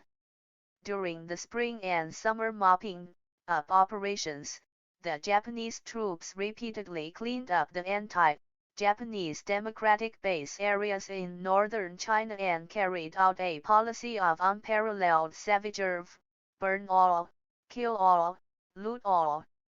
In the over 140 villages in the Shaku area alone, more than 3400 people were slaughtered. Almost all the 5万 jujube trees on which the 反斜杠 il loggers depended for their existence were felled, and countless village houses were burned. To launch the campaign to tighten public security, the Japanese army divided the areas of northern China BV grade into different security areas, made great efforts to ease through at railways and highways, dug blockade ditches, and built blockade walls. 4. Japanese armed dug 50-kilometer blockade ditches north of the Beiping-1 Lanka Railway in an attempt to cut off the ties between the Bonlihang mountain base areas on the one hand and the central and southern Yilibei Plains base areas on the other so as to make the mountain base areas run out of subsidies. On the plains, the Japanese army advanced through at a water tower ever in 1.5 kilometers and a stronghold ever 2.5 kilometers and divided the plains base areas into small grid-type areas under strict blockade. Because of the mopping up operations, blockades, and nibbling operations by the Japanese army, the anti-Japanese democratic base areas diminished. In 反斜杠 view of the difficult situation, the Central Committee of the Communist Party of Difficult Years 327 called for the launching of a counter-campaign against the nibbling operations by combining political offensives with military attack. On April 28 Political Commissar Deng Xiaoping published an article entitled Oppose Insensitiveness and Reverse the Serious Situation in the Taihang Mountains. He pointed out the need to overcome right-deviationist sentiments and oppose insensitiveness and panic, to unite as one to feed difficulties squarely, turn in the direction of the enemy and the immunization line, and wage tenacious struggles against the enemy, and to reverse the current serious situation with a strong will, a militant spirit, and hard work. In late May the 129 TH Division issued orders calling for improving and strengthening guerrilla groups, conducting guerrilla warfare and consolidating the base areas, and repeatedly inducting a warfare of attack and destruction against the enemy troops. Daily China was fighting the bitter war of resistance, rapid events were taking place in the world situation. On June 22 Fascist Germany suddenly launched large-scale blitzkrieg attacks on the Soviet Union on the 2000 kilometer front. The war between the Soviet Union and Germany subsequently broke out. When international fascist aggression was most furious, the Japanese troops in China were all the more arrogant. In June the Japanese army formulated the policy of persisting in setting up the Greater East Asia prosperity sphere. While increasing the strength of the Kwantung army to 70万 it sent troops to occupy the southern part of Front Indochina. To maintain the stability of the rear area of the southward advancing troops and to establish a secure depot base for the Greater East Asia War, the Japanese army stepped up its public security operations in the Chinese territory. It upped and started the frenzied and brutal autumn and winter mopping up operations. The focus of its mopping up Operation WS shifted this time from the plains of northern China to mountain areas. Japanese bayonets and guns were aiming directly at the hinterland of the communist-led anti-Japanese base areas in northern China. In the second half of 1941 the invading Japanese troops conducted frenzied mopping up operations against the communist-led anti Japanese democratic base areas in northern China for a long time and on a larger scale by using the brutal operational methods of iron, ring encirclement and village yamming. On August 12, over 4 万 Japanese troops conducted large-scale iron, ring encirclement, style mopping up operations in the Shaanxi, Shahar, Ilebei border area. On September 22, in the Yunnan area, over 2万 Japanese troops conducted large-scale mopping up operations. On October 6, over 3万 Japanese troops conducted large-scale iron, ring, 28 encirclement, style mopping up operations in the Yuebei area. On October 17, over 1500 Japanese troops conducted mopping up operations in the southern Hebei area. On October 25, over 3000 Japanese and puppet troops conducted mopping up operations in the Ilebei, Shandong, Henan area. On October 31, over 7000 Japanese troops conducted surprise attack mopping up operations in the Taihang Mountains in an attempt to capture and wipe out the general headquarters of the 8th Route Army and the headquarters of the 129th Division and to make a night raid on the place where the headquarters of the 129th Division was located. On November 1, the Japanese Army in northern China launched its third public security campaign. On November 25, over 4000 Japanese troops conducted mopping up operations in southern Hebei. On December 9, over 6000 Japanese troops conducted mopping up operations in the areas of Nangong and Wixian in southern Hebei. On December 26, over 3000 Japanese troops cleaned up the southern Hebei area. Confronted with these many intense operations of the Japanese troops, the 129th Division, while leading the masses in strengthening the defenses, clearing the fields, and persisting in the guerrilla war on interior lines, organized the main forces and local armed forces to launch large and small-scale attacks, sabotage activities, and counterattacks against the enemy. Under the unprecedentedly fierce and brutal attacks by the enemy, the 129th Division preserved at its main forces, maintained the anti-Japanese base areas, and made several counterattacks against the invasions by the Kuomintang die-hard troops under Van Zischen from another direction.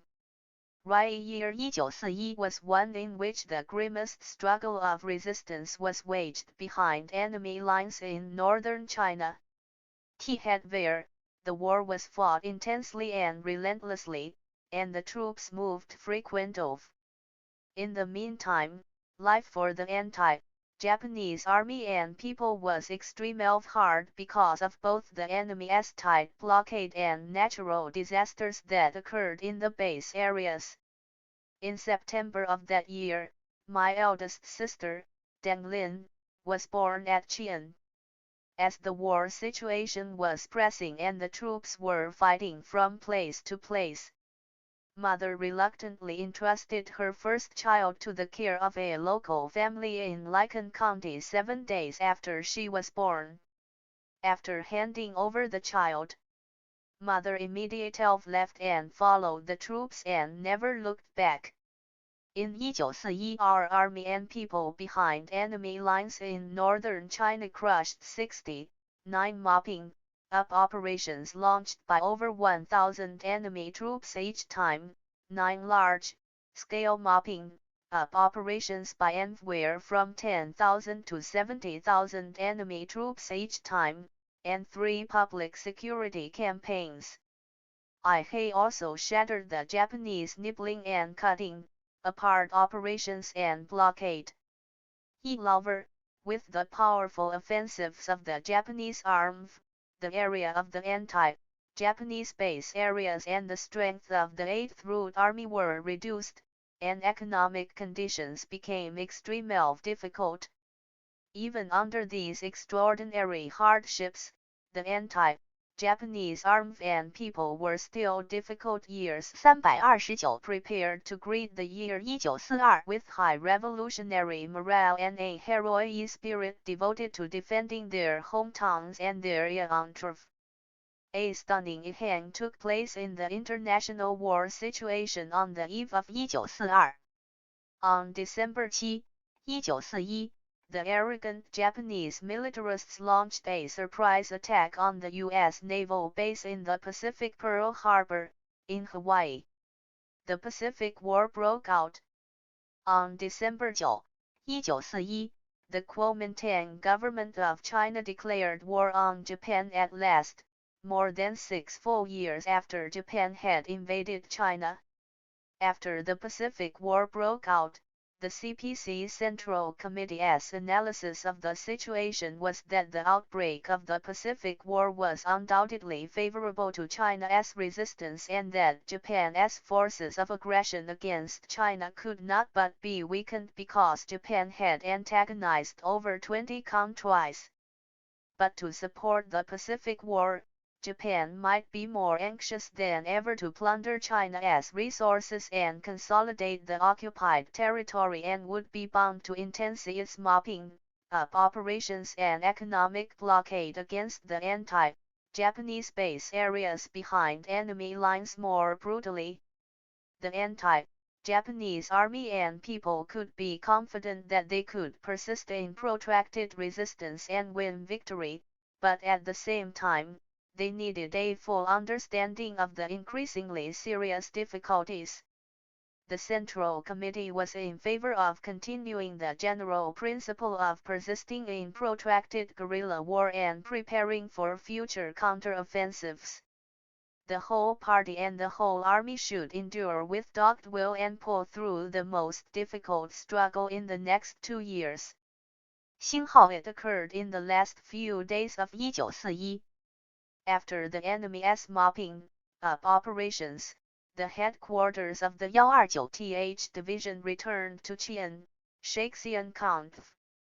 It was chilly, the earth was frozen, and the wind was bitingly cold in the Taihang Mountains. Lu and Deng had been busy for a whole year. No battle was fought at the end of the year, so they dined with the staff of the headquarters. A dozen bowls were put on the table, including square-fed meat and Sichuan-style vegetables. Deng's wife, Comrade Zhou Lin, and all staff were present at the dinner, Yang Kuyu wrote in his diary. He and all the others ate their fill. It was December 31 the last day of 1941 According to Yang Kuyu, the headquarters and the political department gave a dinner party. Prominent figures from all walks of life and their wives came to Qian to pay a formal visit to Lu and Deng, and they had dinner together. All the dishes were of Sichuan style and were plentiful. The year 1942 came. It was January at Qian. This New Year's Day is not celebrated as well as the last one. Last year we sang songs, paid group New Year calls, and killed pigs to have a dinner party. This year we have mutton cooked with porridge as well as carrots and sweet potatoes. It is not at all bad. New Year's Day 1942was not as well spent materially as New Year's Day. 330 1941 but it passed just as busily. On January 3 the 129th Division issued the 1942 outline of military work. On January 7, the 反斜杠 Asian Commander Lu made a report on better troops and simpler administration. Improving the troops and simplifying administration were important measures that all anti-Japanese base areas were directed by the Central Committee to take, in the view of the increasingly intense mopping up and nibbling operations by the enemy troops and the increasingly difficult economic conditions.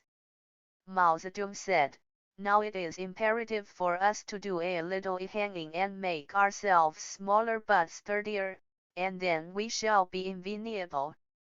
Better troops meant redoing the main force and leading organs and strengthening the companies. Part of the main force became local forces, local armed forces and people's militias were strengthened, and training and consolidation were intensified to improve combat effectiveness.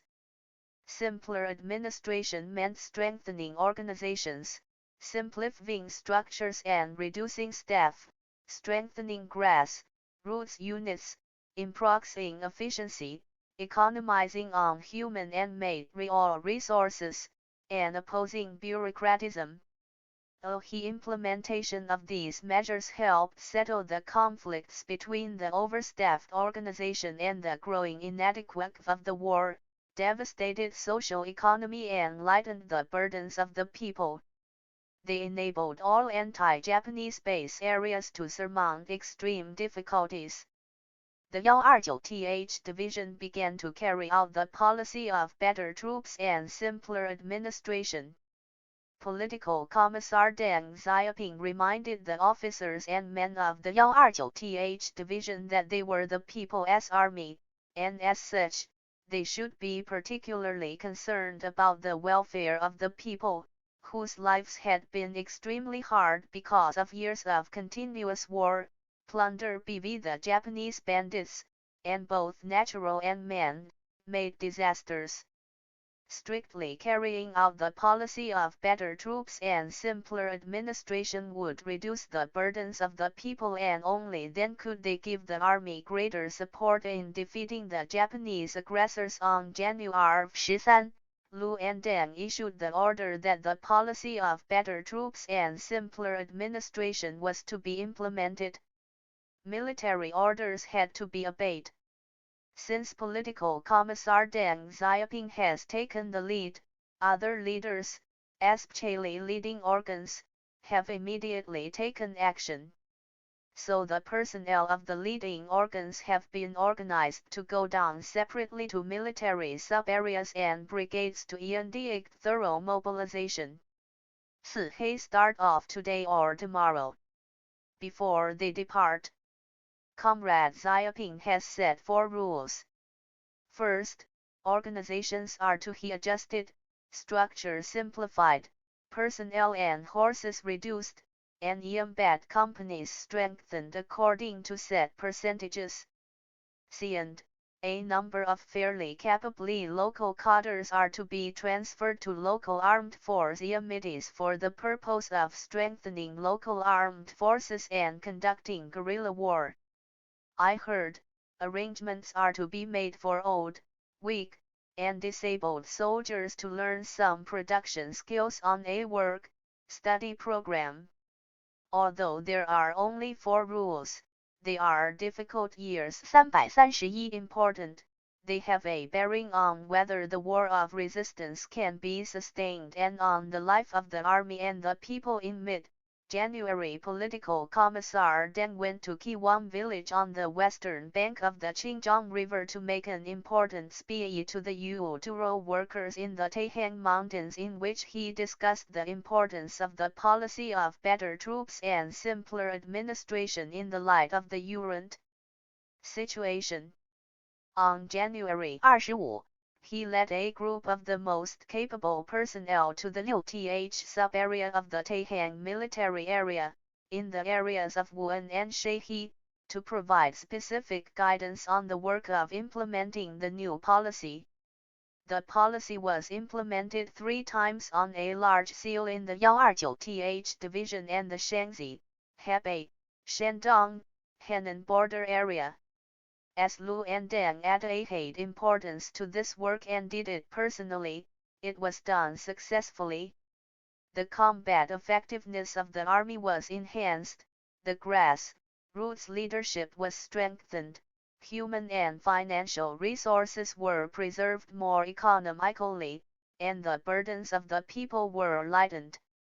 Meanwhile, the staff of the leading organs was reduced, work efficiency was improved, and bureaucratism was overcome. All this made it possible to meet the needs of the new and more difficult war situation. Mao Zedong praised the work done in the Shaanxi, Hebei, Shandong, Henan border area. He said, the leading comrades of the Shaanxi, Hebei, Shandong, Henan border area have really taken this work in hand, setting an example of better troops and simpler administration. Father consistently attached great importance to this work, and even after the founding of the People's Republic, he stressed and promoted more than once the work of simplifying administration. In May 1992, after he had retired, he still paid close attention to this question as he followed the structural reforms of the State Council.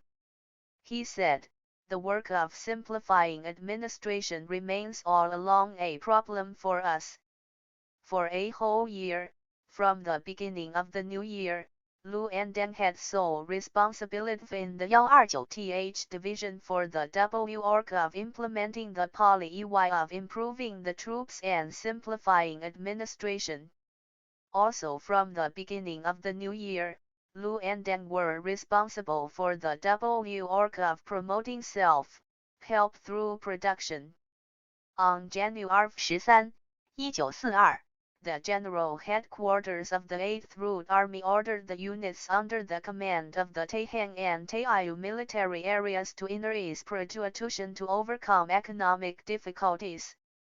This was the most difficult period for the people in the anti-Japanese base areas.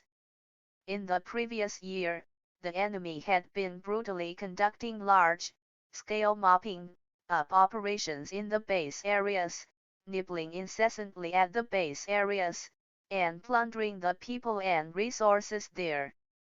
During the public security campaign and the 332 Xiaoping up operations, the enemy's policy of burn all, kill all, loot all extended even to poisoning the water in the wells and cooking pots and savagely and cruelly imposing a blockade on the army and the people in the base areas.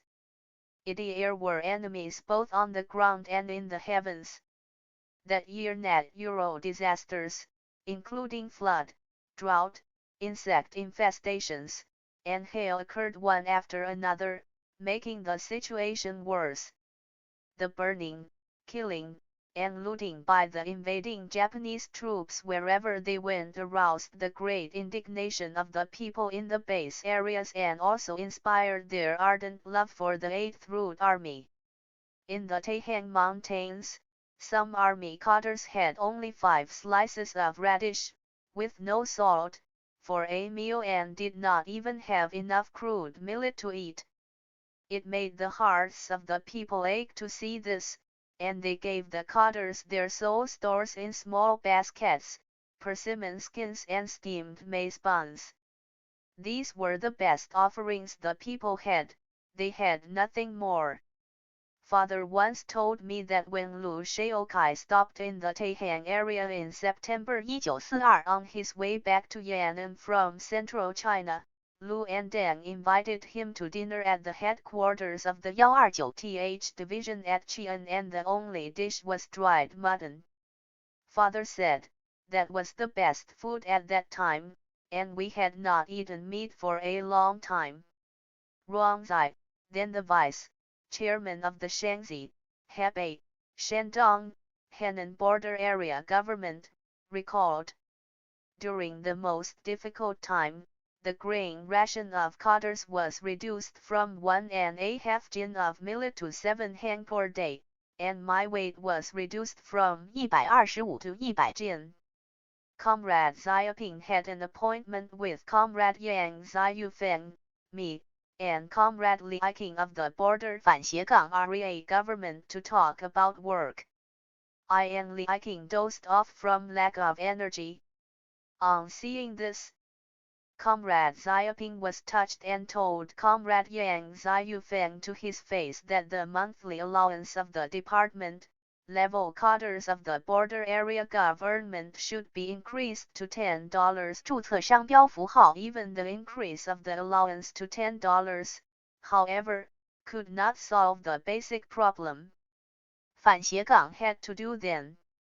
In as early as 1940, the 559th Brigade of the 8th Route Army, led by Brigade Commander Wang Zhen, the bearded WN, marched to Nanyuan to carry out the policy of stationing troops to engage in farming by reclaiming wasteland and increasing production. In the Aihang Mountains, Lu and Deng called on the army and people in all base areas in the Shaanxi, Ilebei, Shandong, Ilannan border area to launch a great production campaign, and political commissar Deng gave the mobilization speech himself. He anti-Japanese morale of the army and the people in the base areas was very high then. After Deng delivered his speech, all the base areas responded one after another. Even the cadres of the headquarters of the 129th difficult years 333 division vied with each other to apply for membership on the wasteland reclaiming teams to strike back at the enemy's policy of burn all, kill all, loot all. Lu's wife Wang Ronghua and Deng's wife Zhoulin were in charge of the applications of women comrades, and both of them led women comrades into the mountains to reclaim wasteland together with their male comrades. The harvest reaped by the division headquarters was fairly good that year. Large turnips weighed 6 jin each. Seeing these turnips, political commissar Deng said happily, they can be called king turnips. The Red Army and 8th Route Army men were originally the sons of Chinese peasants.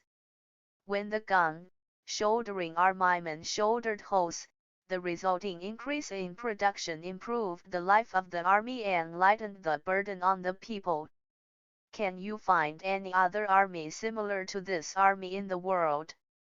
What should win even greater admiration is that to this day the Chinese People's Liberation Army continues to hold a gun in one hand and a hoe in the other and has engaged in production while defending the motherland in the course of the realization of China's four modernizations and in the modern life of the 1990s. Defending the motherland is the sacred duty of Chinese army men, and developing production is the traditional way to cherish the people by lightening their burden. This is one of the reasons the Chinese people and the Chinese People's Liberation Army have maintained very close relations, like fish and water. No other army in any country of the world has had such special relations with those it defends. In the Taihang Mountains in 1942, thanks to the effective and timely implementation of these two major measures, the policy of better troops and simpler administration and the production campaign, the army and the people in the Shaanxi, Hebei, Shandong, Henan border area resolutely defeated countless of the Japanese mopping up operations.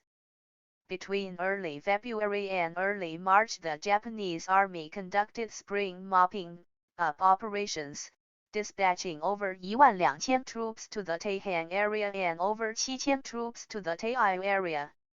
The Japanese army adopted brutal operational methods such as seizure and surprise attack, iron ring encirclement, vertical and horizontal mopping up, passing through many places to pick out and throw away, lightning tip, and run raid, and marching at night and raiding at dawn as it attacked Madian, Liaoxian County, where the general headquarters of the 8th Route Army was located. During the mopping up operations, which lasted 30 days, the Japanese invaders burned houses, slaughtered civilians, raped women, looted materials, and perpetrated all kinds of atrocities. After the spring mopping up operations, the Japanese army built the third blockade line west of the Beiping, Ianka Railway. In May, the Japanese troops 34 launched their large-scale mopping up operations in the Taihang and Taiyuan areas. During that 38-day mopping up operation, the Japanese army divided the battle into 3 stages and employed more troops.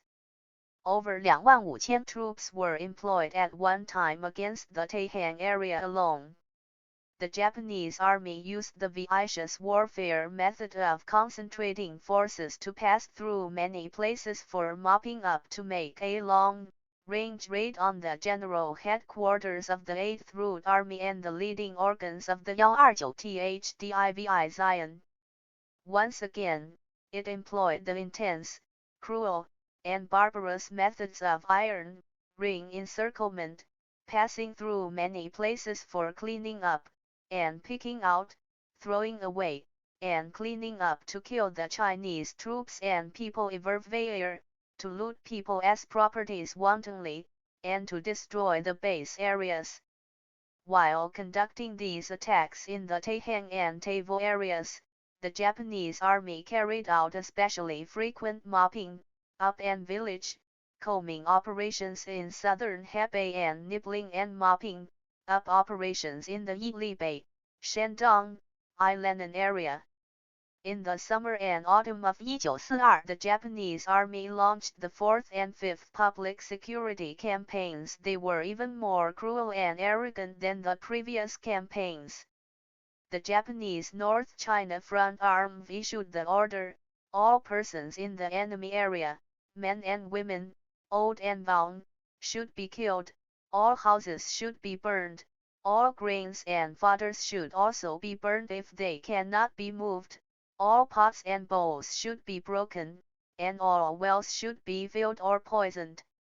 They went so far as to create shocking depopulated zones in northern China.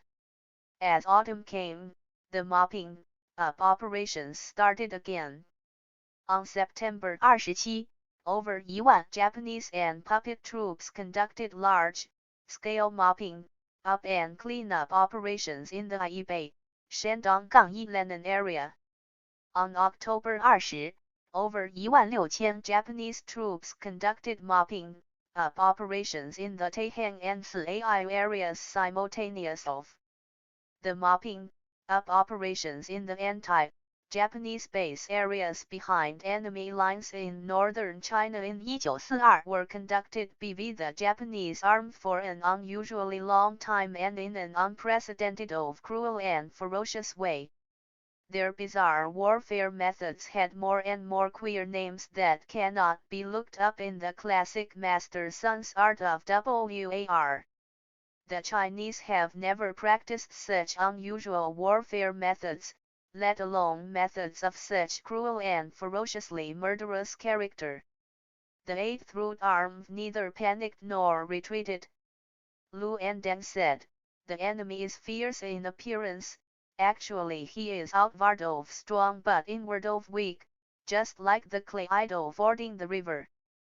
Thanks to the implementation of the policy of better troops and simpler administration, the Chinese army became smaller but more mobile. Therefore, it boldly used the strategy of advancing as the enemy advanced, that is, attacking the enemy rear area when the enemy attacked a Chinese base area, and difficult years 335 attacked the enemy resolutely during the Hitler 1-year counterattack. It adopted flexible and diverse guerrilla tactics to attack the Japanese army, launched a series of volatile offensives against the enemy, and crushed the enemy's repeated mopping up operations with a system of armed forces that combined the main forces, loyal forces, and the people's militia. Of years, some alarmingly dangerous situations occurred during the cruel battles of the counterattack campaign. For instance, during the mopping up operations in June, an enemy unit suddenly approached and encircled the headquarters of the 129th Division. Lu Bachan calmly and unhurriedly directed the operation. By taking advantage of his knowledge of the terrain and the enemy's situation, he led his men out of the enemy ring of encirclement and then broke out of the encirclement, reaching safety at last. Among those who followed him to safety were his wife Wang Ronghua, Deng's wife Zhou Lin, Li Da's wife, Huang Zheng's wife Zulin, and others. In March of that year of pressing battles, Political Commissar Deng Xiaoping went to the Taiyao area. There he personally directed the 385th Brigade and other units in their successful VI campaign of counterattack and self-defense against the invading Die-Hard troops under Yan Zishan on April 15 and 16. Subsequently, he crossed the Bagui, Jinqiang Railway through a secret communication line and headed for the newly established Zhongdiao mountain base area to inspect the work there. Fighting side by side, Lu and Deng had become closer and more inseparably. When Deng went to the Zhongdiao mountains, Lu stayed in the Taihang mountains. After they said goodbye to each other, Division Commander Lu had no intimate comrade in arms to consult on the work, and he would only discuss matters with Li De and Cai Shufen. Deng crossed the Bagui, Jinqiang Railway in the enemy-occupied area at the end of March, and Lu sat in the office of the branch of operations, waiting for the telegram. When the telegram came, he read it word for word, and only after learning that Deng was safe did he feel enough at ease to go to sleep. After Lu and Deng were separated, the telegrams issued by the headquarters of the 129th Division continued to be signed jointly by Lu and Deng. Yang Kuyu wrote, as they took so serious an attitude toward their work, they united closely as one and set an example themselves, so all the instructions, commands, or orders issued in their names jointly were carried out firmly by their troops. How would they be deeply respected? The enemy is afraid of Lu Bachun and of Deng Xiaoping as well. The enemy distributed the photographs of Deng Xiaoping to the troops. The end of 1942 approached. This very difficult year was about to be over, and the people of the Taihang Mountains were still standing as firm as rock. On December 16, the 129th Division congratulated Division Commander Lu Bachun on his 50th birthday. A congratulation meeting was held at Qian. The Central Committee sent him a congratulatory telegram, and Peng 56 Dihui wrote a congratulatory poem. Telegrams and letters of congratulation came from many places, and the representatives of the people of Shangxian County also offered birthday presents.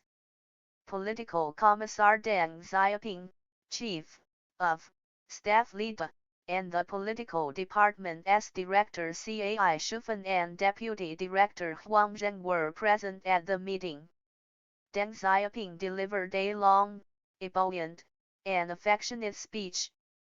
He said that to deeply love one's country, people, and party is a quality that a good communist must have. Comrade Bachun not only had this quality but had also devoted all his energy to his country, his people, and his party. He had made unique contributions to the revolutionary cause. Deng said, on the occasion of Comrade Bachun's 50th birthday, I wish him good health, and the victory of the cause with our joint efforts. To the 8th Route Army, which persisted in the war of resistance behind enemy lines in northern China, 1941 and 1942 were the two most difficult years of that 8-year struggle. The cruel war and extraordinary hardships of those 2 years remain fresh in the memories of the people of the Taihang Mountains as well. Nevertheless, they held out. The people of the Taihang Mountains endured this most difficult period. When darkness was over, there was light ahead. The people of the Taihang Mountains realized that the road leading to light was not smooth and the struggle would continue. However, the great road leading to victory was beginning to present itself. Toward rehabilitation and development, The difficult years of 1941 and 1942 passed at last, and the arm of the clock of history pointed to 1943. The year 1943 was a crucial year both in the international anti-fascist war, which was advancing toward victory, and in the Chinese anti-Japanese war, in which China was beginning to overcome difficulties and to enter a stage of rehabilitation and development. Justice is justice, and it will ultimately triumph over evil. Everything starts to fall after it has reached its zenith. When the arrogant aggression of international fascists had reached its zenith, their doomsday was coming. The spring of 1943 brought good tidings to people all over the world.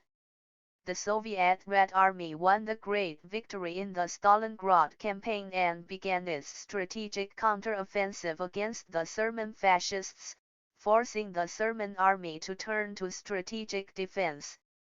On May 13, the last group of German and Italian fascist troops surrendered to the Allied forces on the battlefield of North Africa. On July 10, the Allied forces of Britain and the United States landed on Sicily, pressing toward Italy proper. On September 3, Italy surrendered to the Allies, and the European fascist front was utterly disintegrated. On the Pacific battlefield, the U.S. Army occupied Guadalcanal Island in February and turned to strategic counter-offensives. Japan shifted in panic to strategic defense. The defeat on the Pacific battlefield and the protracted war of attrition in China aggravated Japan's domestic contradictions. In 1943, the Japanese cabinet was reshuffled twice. The political situation was unstable, and anxiety was widespread among the Japanese people. Japan's economy was on the verge of bankruptcy. Anti-war sentiments began to spread among the people and among Japanese soldiers at the front. Facing unfavorable situations both at home and abroad, the Japanese invaders were eager to end their war against China as soon as possible so that they could employ more troops on the Pacific battlefield to check the counter-offensives by the U.S. Army. The primary tasks of the Japanese troops in China were ensuring the safety of the occupied areas, the important resource development areas, the key cities, and the main communication lines, redeploying its forces, and maintaining a troop strength of 60万. The morale of the people of the worldwide anti-fascist front was high. But what was the Chinese Kuomintang planning? What did Chiang Kai-shek think of these developments of 1943? Chiang Kai-shek was Chiang Kai-shek. He could not and would never change his ultimate purpose, to annihilate the Communist Party. He adopted the policy of resisting the invading Japanese troops and, at the same time, watching others fight. In 1943, the Kuomintang army conducted only a limit 337, 338 number of defensive operations on the frontal battlefield in China, and the India-Burma Expeditionary Army in northern Burma won some counter-offensive operations. Chiang Kai-shek reserved his men and guns to attack the Communist Party. To the Communist Party of China, we had been fighting a bitter war against Japanese invaders for more than 5 years. The only-origin victory in the international anti-fascist war undoubtedly increased their infamy in the war of resistance. However, Chinese communists had always made a realistic, dialectical, sober, and objective analysis of the situation. Only such an analysis could enable them to win the victory. In January 1943, Mao Zedong pointed out that it would not be too long before Hitler totally collapsed. When he did, there would be a turn for the better in the situation in China. He encouraged the army and the people to take heart from the situation and to persist in the struggle, but he thought it would take another 2 years to achieve victory, and we must try every means to tide over these 2 difficult years. The Communist Party of China made a 4-point proposal to the Kuomintang government, to strengthen the military operations, to enhance unity, to introduce political reform, and to develop production. The ultimate aim was to vanquish Japanese imperialism. In the Shaanxi, Hebei, Shandong, Yunnan area, through the struggle waged since 1942, the situation of great reduction in the base areas had changed a great deal. But because of the enemy's mopping up operations and its policy of burn all, kill all, loot all, production in the base areas had dropped drastically and economic conditions were unprecedentedly difficult. To the army and people in the Shaanxi, Hebei, Shandong, Yunnan area, the overall situation was favorable, but the difficulties remained tremendous. On January 25, 1943, the THIRD Sub Bureau of the Central Committee called a meeting attended by high-ranking cadres at Wingken, Shaxian Count all the military and government chiefs from the Taihang, Taivu, Hepsi Shandong Lenin, and southern Hebei areas, as well as all their subordinate anti-Japanese democratic governments in the base areas, attended the meeting. Secretary of the THIRD Sub Bureau Deng Xiaoping delivered a report in which he reviewed the struggle against the enemy over the last 5 years and defined the guiding principles for the future struggle. Deng Xiaoping pointed out that the current struggle called for all skills and that in the future the struggle would be more intricate and acute. The army and the people needed to stay keenly aware of their own weakness and the enemy's strength. The principle was to weaken the enemy, preserve our own forces, and accumulate strength for a counteroffensive. People were the mother of everything and the source of all strength in fighting the enemy. The outcome of the struggle would be determined by the people. It was important to follow the correct policy and to expand the anti-Japanese National United Front toward rehabilitation and development. 339, Unite all anti-Japanese people from all strata to fight the enemy. Base areas still needed to be built up, and it was still imperative to use the TD of advancing when the enemy advanced. As guerrilla warfare was carried out, mobile war had to be waged whenever conditions permitted. Deng concluded by pointing out that the masses had been mobilized to reduce rents and interest rates and to develop production so as to establish a self-sufficient economy. The Winken meeting, by defining the basic principles for the future work, suggested that the Shaanxi, Hebei, Shandong, Henan area had entered a period of rehabilitation and redevelopment. Besides setting the orientation of future work in the base areas and in the anti-Japanese democratic governments, the meeting also created important conditions politically, ideologically, and organizationally for future victories in the struggle against the enemy. The traditional CPC approach is to size up a situation, formulate policies, unite the thinking and action, and unite as one to lead the people to win victory in the struggle. The gist of this approach is an effort to seek truth from facts, to formulate correct policies, and to achieve unity both in thinking and action. This approach has its distinct characteristics, as compared with other political parties in China, and they are characteristics that the Kuomintang did not have. The Communist Party of China is a political organization of ideology and action. It has greater deterrent power than did the Kuomintang, which seemed to be characterized by the internal harmony but was actually at odds, with each member seeking his own gains and sphere of influence. Chiang Kai-shek understood these differences. His utmost regret was that he failed to strangle the Communist Party of China in its cradle. Making a correct assessment of a situation guarantees the formulation of correct policies, and correct policies, in turn, guarantee victory.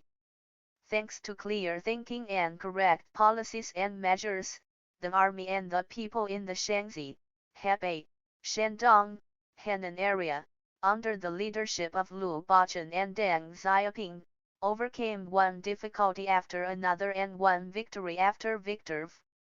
In the first half of 1943, the Japanese troops conducted the spring and summer mopping up operations against the anti-Japanese base areas.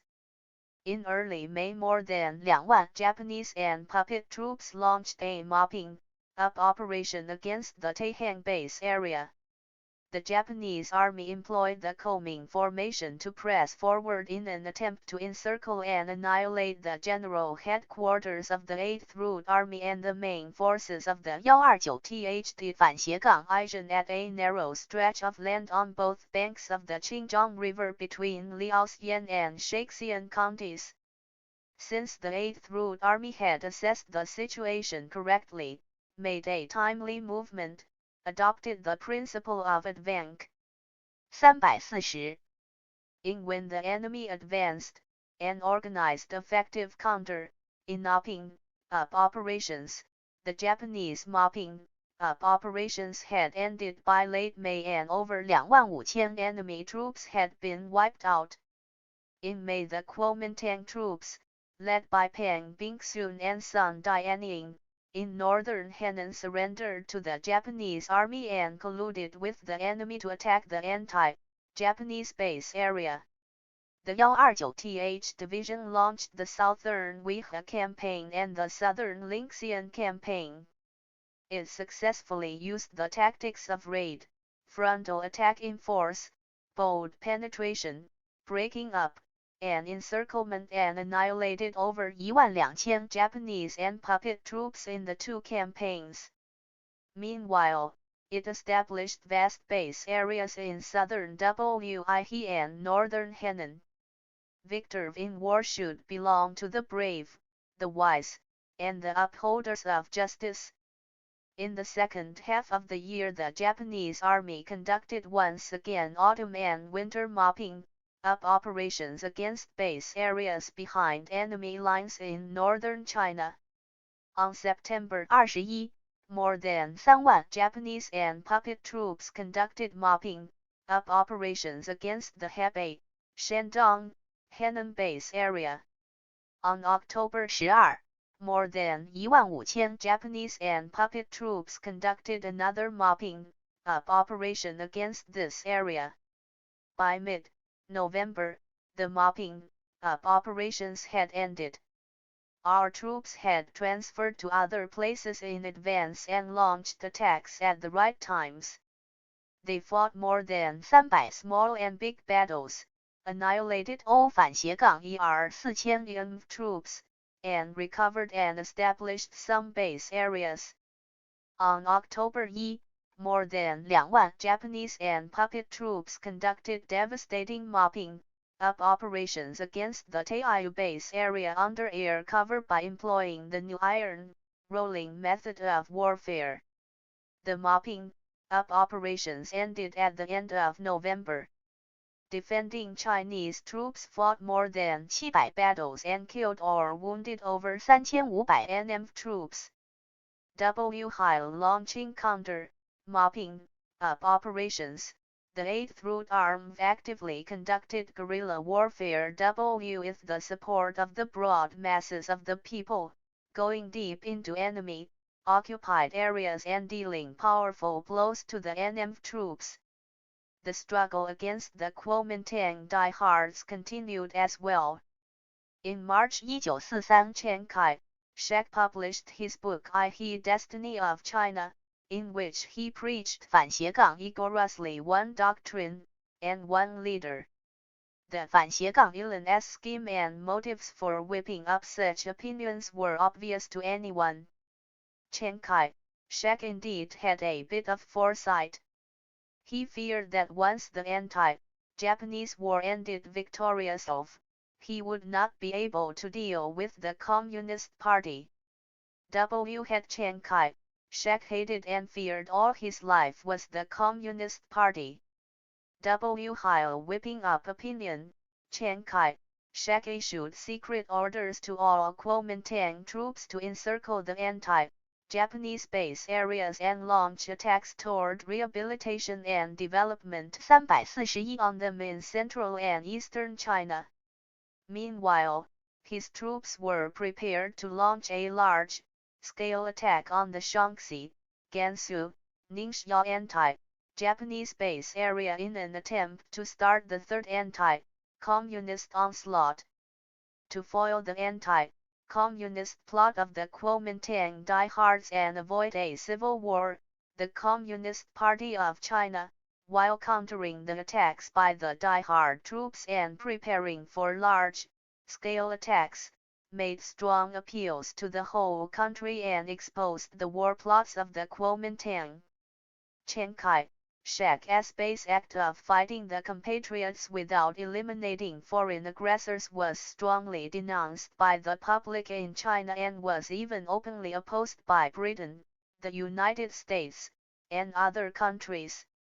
Under this strong pressure, the third anti-communist onslaught, which had been expected to spread to northwestern, northern, and central China, fell through in July 1943. It was true that the tree may prefer calm, but the wind will not subside. In spite of the people's will, the struggle between the CPC and the Kuomintang went on before, during, and even after the anti-Japanese war. The Kuomintang understood that they did not have the support of the people in their anti-communist efforts. So did the communists. In 1943, all the anti-Japanese base areas behind enemy lines and the Shaanxi Hebei, Shandong, Henan base area, as well as Lu Bachun and Deng Xiaoping, had an important task, to develop production and the economy and to resist natural disasters and provide disaster relief. In 1943, there were many natural disasters. The most serious drought in 50 years occurred between 1942and 1943 and lasted from the autumn of 1942 through the winter, and then into the spring and summer of the next year. The harvest that year was only 20 to 30% of the previous year's yield in some parts of the Shaanxi, Hebei, Shandong, Henan area. In a few villages, not even a grain was gathered. There were over 1.5 million disaster victims. In the summer and autumn of 1943, there was an unprecedentedly serious plague of locusts that lasted until 1944 and affected most of the border area, reducing the harvest in the base areas to almost nil. In August and September of the same year, a rainstorm struck the area and washed away a large expanse of arable land on the banks of the Zhuozang and Qinjiang rivers, and the dikes of the Weihe, Yunhe, and Fuhe rivers in southern Hebei and the Hebei, Shandong, Henan area were breached at many points. Quite a number of counties and districts, covering 3,000 to 4,000 villages, were inundated.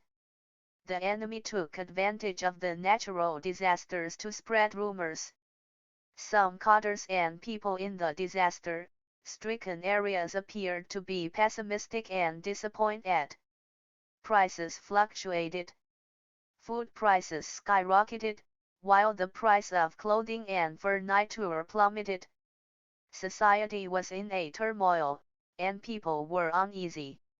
In the face of this situation, the leading organs of the party, the government, and the army such 342 as Northern Bureau of the Central Committee, the Liangsup Bureau, the front headquarters of the 8th Route Army, the headquarters of the 129th Division, and the border region government all issued directives on providing disaster relief. The situation was indeed very difficult. The base areas were already short of food and clothing, but disaster victims kept flowing into them. The eaters in the base areas had a daily ration of 1 din of grain but, in response to the directives, had to save 2 hen for the disaster victims. To allay their hunger, the officers and men of the 8th Route Army eated wild vegetables and tree leaves to eat together with some grain, although there was not much grain in the small kite hens of the high-ranking eaters. In the headquarters of the 129th Division, people saw only wild vegetables and porridge. Political Commissar Deng Xiaoping pointed out that natural disasters in Swiss years in the Taihang area had reduced harvests there, but the enemy's repeated mopping up operations had been exceptionally destructive as well. Furthermore, the small population of the Taihang area shouldered a heavy burden. The population of 1.5 million yielded support on of 3万 anti-Japanese troops. But the number of troops and other military personnel in residence far exceeded that figure.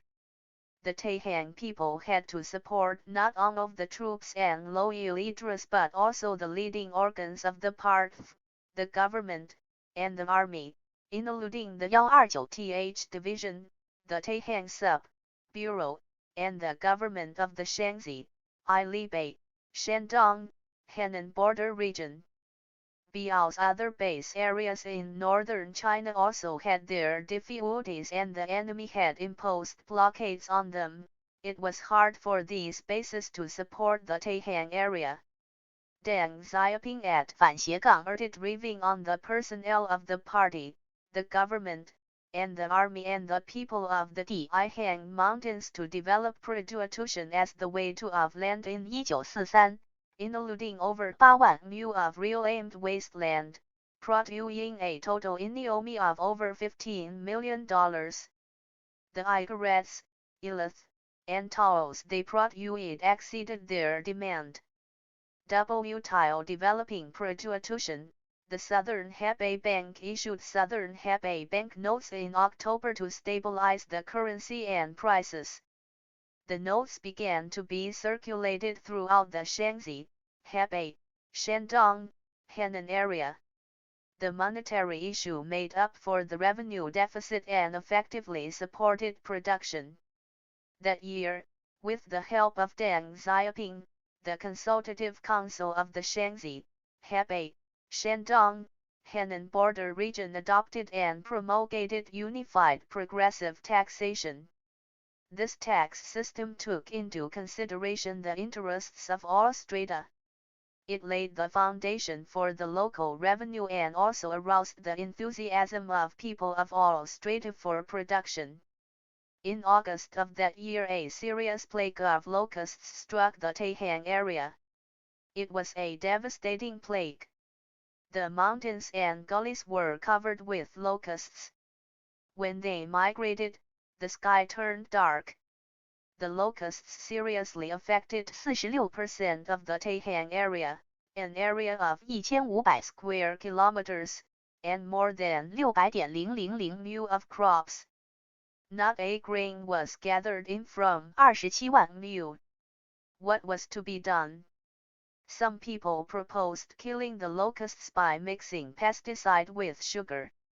But sugar was a rare and expensive luxury. Political Commissar Deng said, kill them by hand.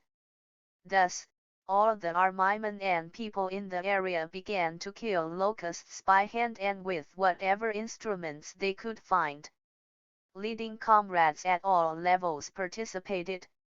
Locusts were not only killed but eaten. Some people were suggesting that eating locusts could satisfy hunger and furthermore, that locusts contained high amounts of protein. While developing production and combating locusts, during the counter-mopping, Up campaign, the 8th Route Army strove to protect the summer and autumn harvests so as to ensure the successful fulfillment of the task of collecting grain. Father wrote with emotion. It cannot but be a miracle for the 8th Route Army to have overcome all kinds of difficulties and to have fought closely with the powerful enemy, considering its poor weapons and the fact that it has not received any weapons or money from elsewhere for 4 years. What is the secret? As everyone knows, we have the guidance of the strategy and tactics devised by Mao Zedong. It is by following these principles that the 8th Route Army established, safeguarded, and consolidated the various anti-Japanese base areas through numerous battles, pinned down half of the total forces of the Japanese invading army, and lightened the burdens of frontal operations in the Great Rear Area. As everyone knows, in carrying out the fierce struggle against the enemy in the political, cultural, and counter-espionage fields, we have given full support to the enthusiasm of the people in the base areas and enemy, occupied areas, thus boosting the national dignity and confidence of the people. In addition, as everyone knows, we have also waged struggles on the economic front under the 346. extremely difficult conditions behind enemy lines and won big victories. It is these victories on the economic front that enabled us to persist in the resistance to Japan for 6 years and to continue doing so. What unrivaled proud words! People who did not endure the difficult life of that time can hardly understand the meaning of this passage. Autumn came. The autumn scenery could be seen everywhere in the Taihang Mountains. On October 6, the Central Committee decided to combine the Northern Bureau with the Taihang Sub-Bureau, and the general headquarters of the 8th Route Army with the 129th Division. The party committees of the Taihang, Taiyu, Southern Hebei, and Hebei, Shandong, Henan base areas in the Shaanxi, Hebei, Shandong, Henan area were placed under the direct leadership of the Northern Bureau, and the 129th Division and the 4 military areas of Taihang, Taiyu, Southern Hebei, and Hebei, Shandong, Henan were put under the direct command of the general headquarters of the 8th Route Army. Deng Xiaoping succeeded Pang Dehui as the acting secretary of the Northern Bureau of the Central Committee. Between August and September, Pang Dehui and Luo Ruqing left the Taihang area for Yan'an to study there. On October 9, Division Commander Lu Bachun also left for Yan'an to study and to attend the 7th National Congress of the Communist Party of China. Such high-ranking cadres as Cai Shufan, Chen Seng, Bo Yubo, Chen Zidao, Chen Zilian, and Yang Dazi also left for Yan'an. Mother took back my eldest sister from the peasant family she had been living with and asked Chen Shuyan, the wife of Cai Shufan, to take her to Yan'an. Life was too hard at the front, and it was impossible to raise a child there. After my eldest sister arrived in Yan'an, she was sent to a nursery, and Chen Shuyan cared for her for a very long time. Later, Cai Shufan and Chen Shuyan became MV elder sister as foster father and mother.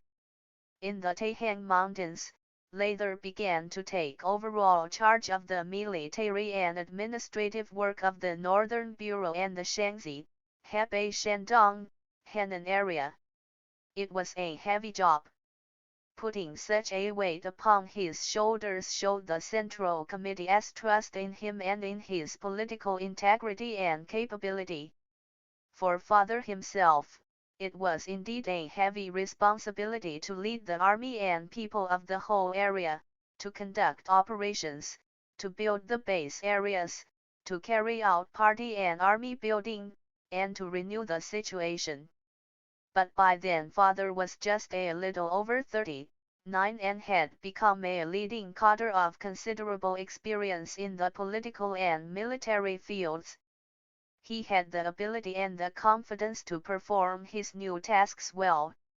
In the 2 years from October 1943 to June 1945, when he went to Yan'an to attend the 7th National Congress of the Communist Party of China, Deng Xiaoping splendidly fulfilled toward rehabilitation and development 347the tasks assigned by the Central Committee and the Central Military Commission.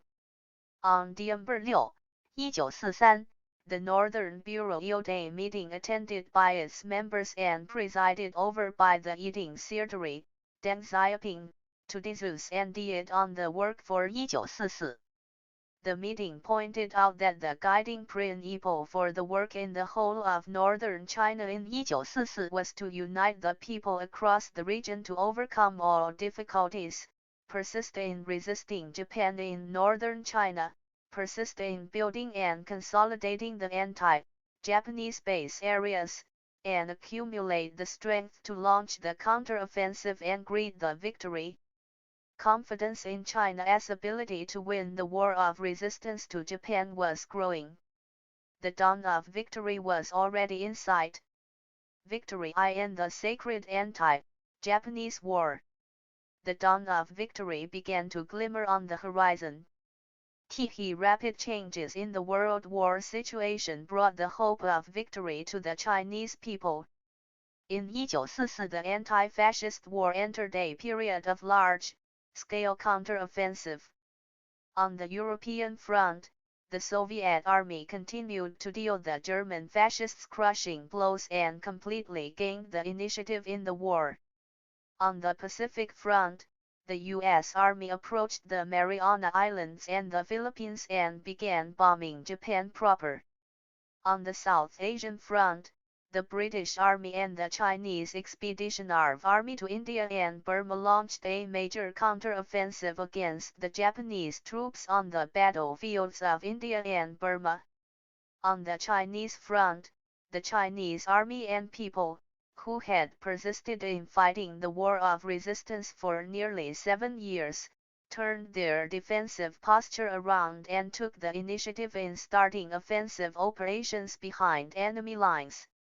A change began to occur in the war situation that was favorable to the Chinese anti-Japanese army and people. However, the arrogant, fascist aggressors had long been blinded by lust for gain and would never let down their arms of their own accord except at the end of a rope. To reverse the extremely unfavorable war situation, the invading Japanese troops issued, on January 24, 1944, the operational order to open up the communication lines on the Chinese mainland for through traffic. In the increasingly favorable war situation, the Kuomintang regime's priority was to preserve its strength and prepare for civil war. When the Japanese army launched a large-scale surprise frontal attack, the KMT was not at all prepared. In the face of massive attacks mounted by Japanese troops, large numbers of KMT troops rapidly retreated in defeat and panic. By October, the Japanese invaders had not only opened up the north, south and southwestern communication lines but also occupied Zhengzhou, Sichuan, and Yueyang as well as other major cities in southern China, including Changsha, Linjiang, Guilin, Liuzhu, Nanning, and Longzhou, thus attaining their goal of joining forces with those Japanese troops that had advanced north from Vietnam. Kuomintang army suffered one defeat after another on the frontal battlefield and in only a few months lost thousands of square kilometers of territory and several 100,000 troops. The Japanese army was indeed powerful, but judged unreasonably, the Kuomintang troops could not withstand even a single blow, making people disheartened. Recalling that their country had been subjected to bullying, humiliation, and aggression by foreign powers and carved up by them for a center of, and seeing that the Kuomintang troops suffered defeat without fighting, all Chinese became grieved and indignant. Some people said that China's anti-Japanese 548 victory in the sacred anti-Japanese war 349 war was a war fought by a weak but vast country against a powerful but small country.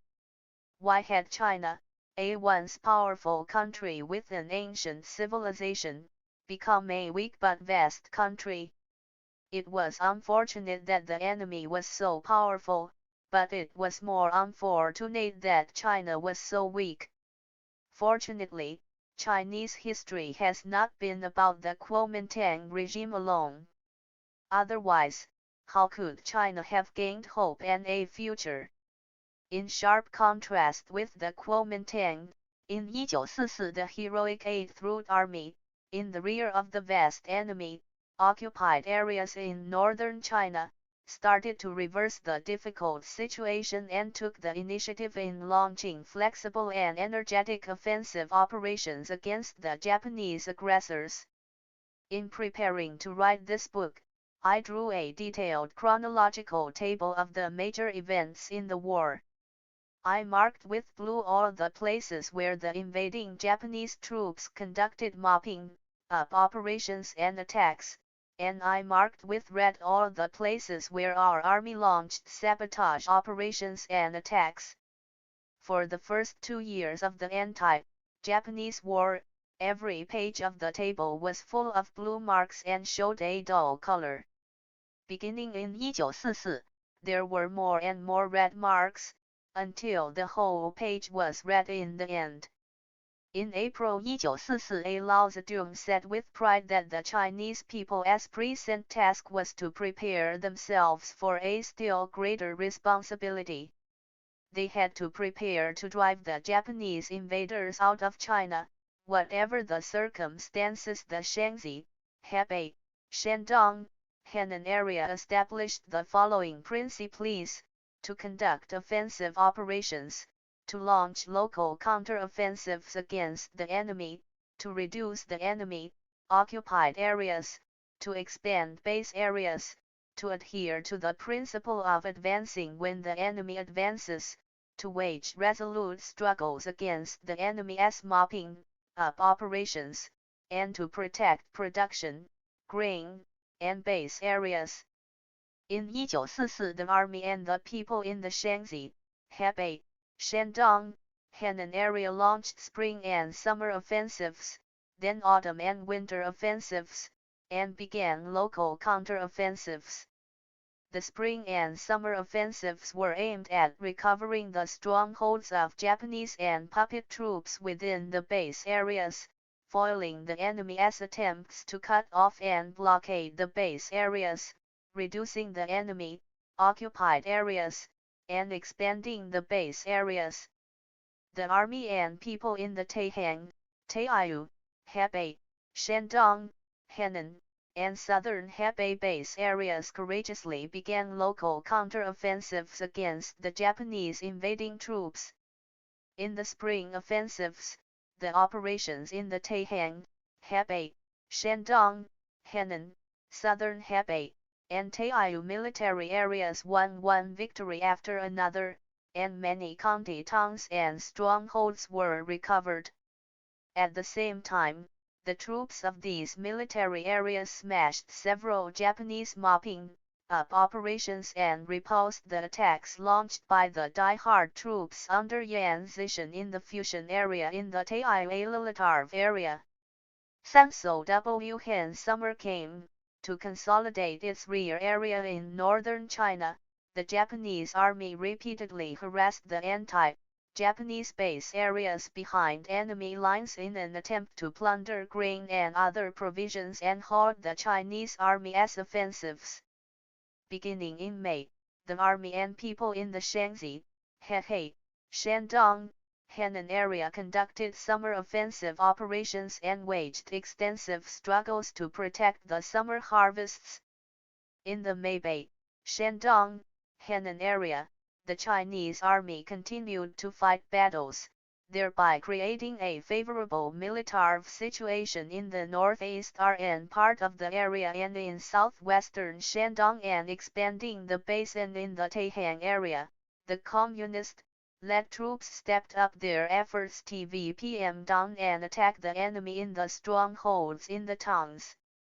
As a result, they established base areas in Xinxiang and Huixian, Henan province, disrobed most of the enemy's third blockade line west of the Biping, F-Lanka railway, and moved forward more than 10 kilometers along this railway.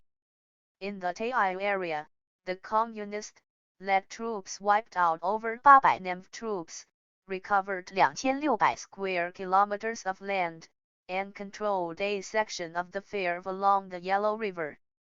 Meanwhile, in the Zhongdiashan area of the southwestern part of the Tai area, 6 governments were established in these counties, whose population was 7,000. While fighting fierce battles with the Japanese army, the communist-led troops in the Shaanxi, Hebei, Shandong, Ilannan area continued to repulse the savage onslaughts launched by the troops under Van Zishan against the Fujian area in Shaanxi province and BV the die-hard troops in northern Jiangsu against the eastern area of Yishan Lake. The communist-led army's spring and summer offensives made it impossible for the Japanese troops to fight two-man battles simultaneously, and they soon found they were short of men. So, between July and August, the Japanese army moved some units back to northern China. From September to December over SODKLO, Japanese troops conducted 14 cruel and ferocious local mopping-up operations against the Shaanxi, Ilibei, Shandong, Ilannan area and applied the inhumane policy of burn all, kill all, loot all. The army and people in the Shaanxi, Ilibei, Shandong, Ilannan area courageously smashed the NEM's mopping-up operations and dealt heavy blows to the enemy. In the meantime, knowing that the Japanese rear was weakly defended, they took the initiative to launch autumn and winter offensives. Along the Zhengding, Dai1, Bagui, Jinchinch, Datong, Pushu, and Dianjin, Puka railway lines, they repeatedly launched attacks, dealt heavy blows to enemy troops, and disrobed the major communication lines. LB consolidate and expand base areas. Deng Xiaoping, who was in charge of the work of the Northern Bureau and of the front headquarters of the 8th Route Army, made arrangements himself and applied the strategy of advancing when the enemy advances, in accordance with the directives of the Central Committee. He dispatched troops twice to cross the Yellow River to the south Victory in the sacred Anti Japanese War 351 and established the Western Henan Anti-Japanese base area, comprising 20 counties with a population of more than 3 million. The communist-led army succeeded in bringing the vast area of eastern Henan under control. Under the direct leadership of the Northern Bureau and the general headquarters of the 8th Route Army, by the end of 1944 the army and people in the Shaanxi, Hebei, Shandong, Henan area had fought bravely and launched offensives to wipe out over 76,000 enemy troops, recapture 11 county towns, liberate a population of over 5 million, and recover more than 6,000 square kilometers of territory from the aggressors, thus turning the war situation in China's favor. The army and people in the anti-Japanese democratic base areas did not get bottled up or starve to death. Instead, turning defense into offense and passivity into initiative, they advanced toward a greater victory. When Father became the acting secretary of the Northern Bureau, he assumed heavier responsibilities. He took charge of the work of the Northern Bureau and of the general headquarters of the 8th Route Army, as well as the overall work of the party, the government, and the army of the Shaanxi, Hebei, Shandong, F-Lenin area. As he was responsible for handling military affairs, he resolutely and effectively carried out the strategic plan made by the Central Committee and Chairman Mao Zedong. He not only made strict demands on the leading cadres in all areas and army units under his command but also elicited their initiative and their ability to boldly use it in directing operations. All the cadres under him said that political commissar Deng was very strict and serious, but they were able to display their talents working under him. Father attached great importance to military operations. Before conducting operations, he often took personal charge of the arrangements, talking with the chief military and political commanders and making plans in a very detailed, careful, and comprehensive way. As he took charge of the work of the Northern Bureau, he often called meetings to study the situation and to discuss, propagate, and carve out the principles and policies formulated by the Central Committee. He paid particular attention to analysis. In many of his speeches, he first sized up the international fight against fascism, then the anti-Japanese war in China, and finally, the position the Chinese army and people were in, their advantages and difficulties. Acting on the directives of the Central Committee, he then assigned the tasks to be accomplished in their area. As to his style of work, he resolutely carried out the directives of the Central Committee, to the letter. But when he undertook the tasks, he knew what to do and bore in mind the overall situation and the strategy and tactics. He never fought a battle he was unprepared to fight, nor did he ever do something he had not planned. As he took charge of building base areas, he paid great attention to establishing political power and doing economic work. No foreign assistance was available for the base area building effort, which was fraught with many difficulties.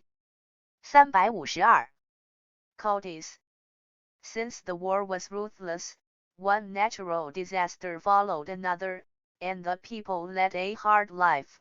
The communist-led troops had to provide war supplies while fighting battles, use their own hands to develop production, and combine farming with fighting.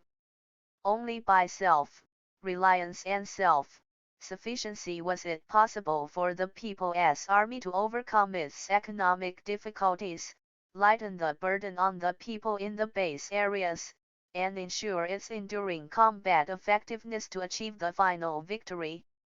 As he took charge of political work, Deng Xiaoping devoted great efforts to part of consolidation and the rectification movement, in accordance with the directives of the Central Committee.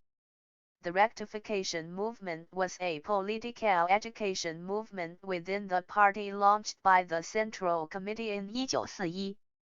As early as 1935, the CPC had ended the rule of dogmatism and the left adventurism in the military field at the Zunyi meeting. After 6 years, party organizations had expanded considerably, the armed forces had swelled enormously, and the revolutionary cause had greatly developed.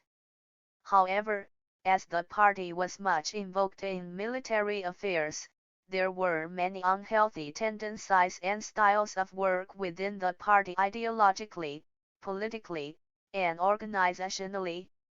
The rectification movement conducted in the era of 1940s was designed to fight subjectivism, sectarianism, and stereotyped party writing and to educate the entire part of membership in Marxism.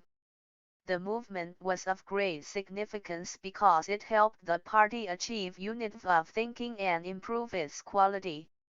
It was precisely because of this movement that the Communist Party of China was able to adapt itself to the situation, wage the struggle, and achieve a brilliant victory.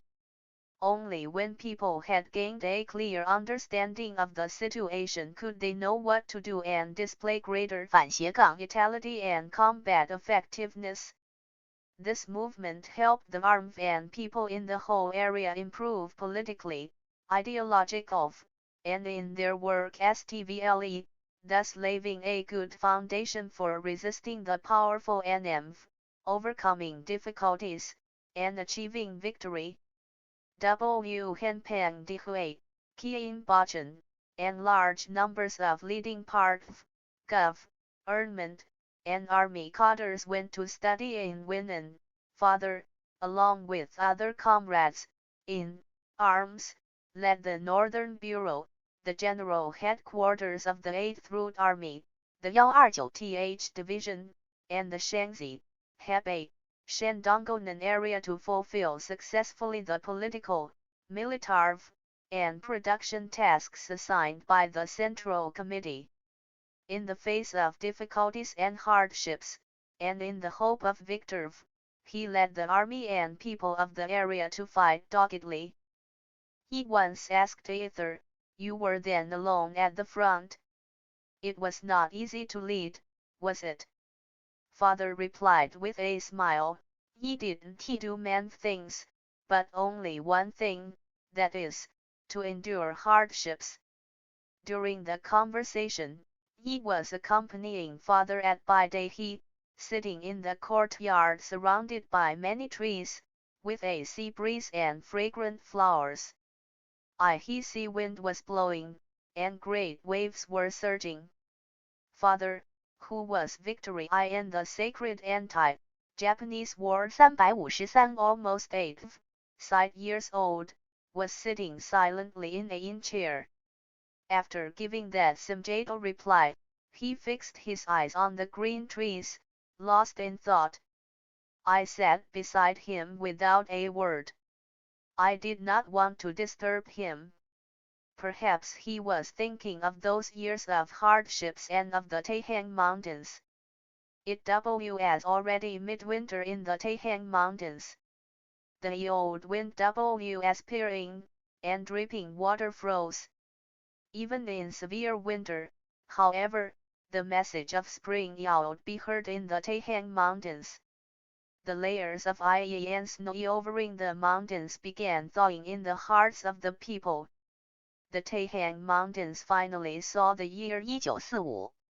It was a year in which 反斜杠 Ayatori was won in the anti-fascist World War and in which the Chinese people, who had fought doggedly for nearly 8 years, achieved the final victory in the anti-Japanese war. After the protracted war, the overall strategy situation was more unfavorable to the Japanese troops than before. One defeat after another had lowered their morale, and their effectiveness had deteriorated considerably. After launching loyal counteroffensives and doing party consolidation, the reunification movement, and the great production in pain, the communist-led 8th Route Army had grown politically, militarily, and economically. It had base areas with a population of over 90 million, over 2 million militiamen, and a regular army 78万 strong. The primary tasks of the army and people in the liberated areas were to wipe out Japanese and puppet troops, expand the liberated areas, and reduce enemy puppet areas. The Northern Bureau of the Central Committee, the general headquarters of the 8th Route Army, and the headquarters of the 129th Division in the Taihang Mountains issued orders to the army and people in the Shanxi, Hebei, Shandong, Island area to concentrate a superior foray and lawn attacks on the weakly defended areas of the enemy force. In January 1945 the communist-led army launched spring offensives. Actually, spring was yet to come, but spring offensives had begun anyway. The people were more enthusiastic about victory 反斜杠 than about the advent of spring. The army in the Hebei, Shandong, Island and area long a heyday imping in Darning and Ipcher that Ania ain't ID. The army in the Taihang area long a heyday imping in Daeking, wiping out over 2500 enemy troops and re-overing more than 2000 square kilometers of territory with a population of 75万。Dalai Army in the Tai area launched a imping in northern Henan, capturing over 40 enemy strongholds and wiping out over 2800 enemy troops. After one veteran, the army in the Hebei, Shandong, Island and area long a heyday imping in Nano, capturing the Yaontetang and 30 TWO surrounding enemy strongholds and wiping out over 3400 enemy troops. The Chinese Army's many veto rise for the Japanese troops to keep drawing back. When spring was over, summer came. It was hot, and people's hearts were 354. more passionate. The good news of victory, along with high combat fervor, spread over the anti-Japanese battlefronts. In the wake of the spring offensives, the 8th Route Army launched some major offensives swiftly and violently all over the vast land of northern China. As with the spring offensives, news of victory kept pouring in from the summer battlefields. In the spring and summer offensives, the army in the Shaanxi, Hebei Shandong, Henan area fought over 2300 small or big battles, capturing over 2800 enemy strongholds, recovering 28 county towns, and wiping out over 37800 enemy troops. The Taihang and Tai areas were joined together, and links were established between the mountain areas and the plains. The base areas expanded considerably in human and material resources. The anti-Japanese army and people were more confident of victory, and the situation in the anti-Japanese war was excellent. In Europe, German fascists surrendered unconditionally on May 8, 1945.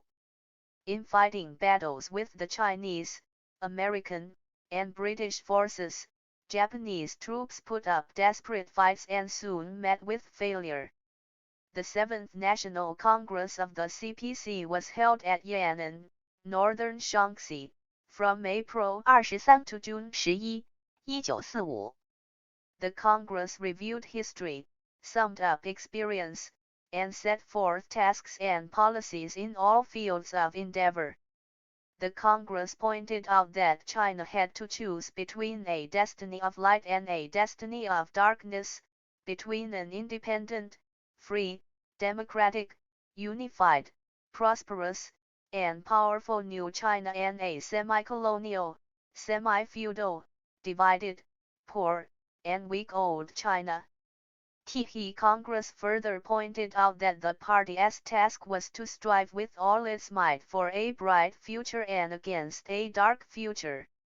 The party's political line was to boldly mobilize the masses and expand the people's forces so that, under party leadership, they would defeat the Japanese aggressors, liberate the whole people, and build a new, democratic China. The Congress was held in an atmosphere of democracy and unity and was full of vitality, making the participants more confident. 反斜杠 Without external interference, a new Central Committee, a new leading nucleus, and the chairman of the Central Committee Mao Zedong were elected at the Congress. After 24 years, the Communist Party had independently established its first-generation leading nucleus. Either did not attend the 7th National Congress, for he had been instructed to direct operations at the front.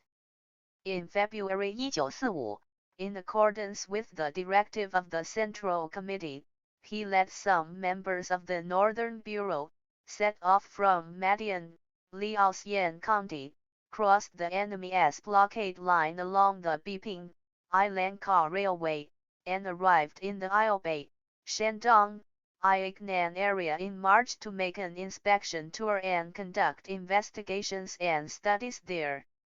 In mid-June, Father was notified by the Central Committee to go to Yan'an to attend the first plenary session of the 7th Central Committee. On June 29, Father left the Ilibei, Shandong, Ilan'an area Victory in the Sacred Anti JAPANESE War 355 and hurried to Yan'an to attend the session. He was one of the 44 members of the Central Committee elected at the Congress. Father's lead on to the Central Committee was another important point in his revolutionary career. In the summer of 1945, hot summer days had just begun, and the sun was setting. But the developing situation was more intense than the setting sun.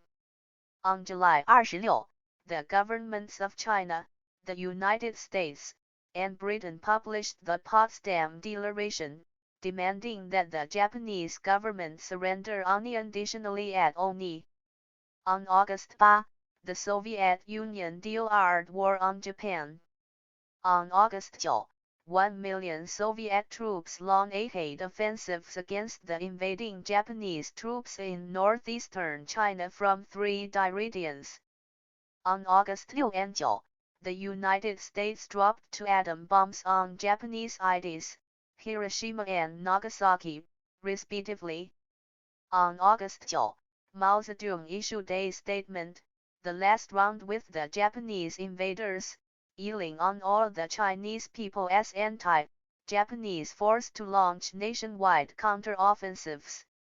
On August 10, Commander-in-Chief of the 8th Route Army Zuda issued an order that all-out counter-offensives begin.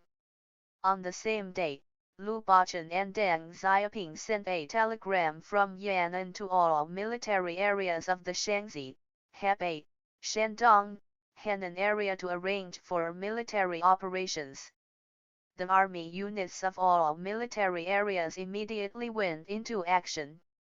On August 15, Japan announced its surrender. On September 2, the Japanese government signed the Instrument of Surrender. World War II had come to a triumphant conclusion. The anti-Japanese war that the Chinese people had fought doggedly for 8 years had come to a victorious end. The history of imperialist brutal aggression that had subjected China to humiliation had begun to come to an end. The 8-year anti-Japanese war was eventually crowned with victory. The Chinese people were incredibly jubilant. The hearts of the Chinese army and people were full of triumphant enthusiasm. Mother told me that when people in Yan'an heard the news of victory, they were overwhelmed with excitement. They were laughing and dancing, beating drums and gongs. They hung and fired off firecrackers. Those who did not have drums or gongs or firecrackers tore cloth from their clothes or pulled out cotton wadding from quilts and burned them. People all over the country were jubilant. The 8-year anti-Japanese war, in which the Chinese nation had fought bloody battles with the aggressors, was engraved on the memory of those who had experienced it. During the 8 years of the War of Resistance, the Chinese army and people suffered greatly, with casualties of over 18 million civilians and nearly 4 million armymen. But they had achieved a brilliant victory. 556. In particular, the People's Army, led by the Communist Party of China, fought over 12,500 battles on the battlefields behind enemy lines, wiping out over 52,700 Japanese troops and almost 2 million puppet troops. One history book sums up the anti-Japanese war objectively and correctly. The anti-Japanese war fought by the Chinese people was a wonder in the history of human war and a great undertaking for the Chinese nation. The Japanese War was a national liberation war in which the Chinese people won complete victory for the first time in a century-long struggle against foreign invaders and of vital significance in the history of the Chinese Revolution. The 8-year anti-Japanese War finally came to an end. However, the struggle between justice and injustice and between light and darkness was far from over. Giving tit for tat and fighting for every inch of land. Although the anti-Japanese war had come to an end, fighting was far from over. Because the KMT and Chiang Kai-shek were resolved to wipe out their sworn enemy, the Communist Party of China, and its armed force, so as to maintain their feudal and decadent rule, war would continue in the vast land of China. Since the Communist Party was founded, the ultimate goal of its members had been to overthrow the reactionary rule of the KMT, to seize political power, and to build a strong, prosperous, independent, and democratic new China. The outbreak of a vile war was inevitable because of the objective reality. After the anti-Japanese war was annihilated, the communist-led army had 1.2 million men and 2.2 million militiamen. The liberated areas were scattered over 19 provinces and regions and covered an area of 1 million square kilometers, with a population of 100 million. The KMT army had 4.4 million men and controlled most of China's territories and population, but its main force were stationed in the rear areas of southwestern and northwestern China and far away from eastern and northern China. The Chinese people, who had long suffered from war, opposed a vile war and authoritarian rule and wanted peace and democracy. Operating on their own interests, the United States, Britain, and the Soviet Union were opposed to a vile war in China as well. Because Chiang Kai-shek was not fully prepared to launch a vile war immediately and he was feeling the pressure of public opinion, he made peace overtures by sending telegrams to Mao Zedong inviting him to Chongqing to discuss jointly important domestic and international questions. At the same time, Chiang deployed his troops to seize strategy points and took advantage of the KMT's economic takeover after Japan's surrender of properties to take away people's properties by force or trickery. To seize large IDs and important communication lines, Chiang Kai-shek used the aircraft and warships provided by the U.S. government to rapidly transport his troops to the north. Meanwhile, he went so far as to plot and collude with the Japanese invaders and even engaged the Japanese war criminals guilty of the most heinous crimes as his advisors so as to prevent the communist-led 8th Route Army and the new 4th Army from accepting the surrender of Japanese troops. Chiang Kai-shek assumed that no matter how courageous Mao Zedong was, he did not dare to come to Chongqing for peace negotiations. Contrary to Chiang's expectations, Mao Zedong, who had unusual courage, resourcefulness, and boldness of vision, went so far as to fly from Yan'an to Chongqing with Zhou Enlai, Wang Ruofei, and others to negotiate peace and to sit face to face with Chiang Kai-shek. 357 U X 358 Of course, the Communist Party and Mao Zedong were not naive.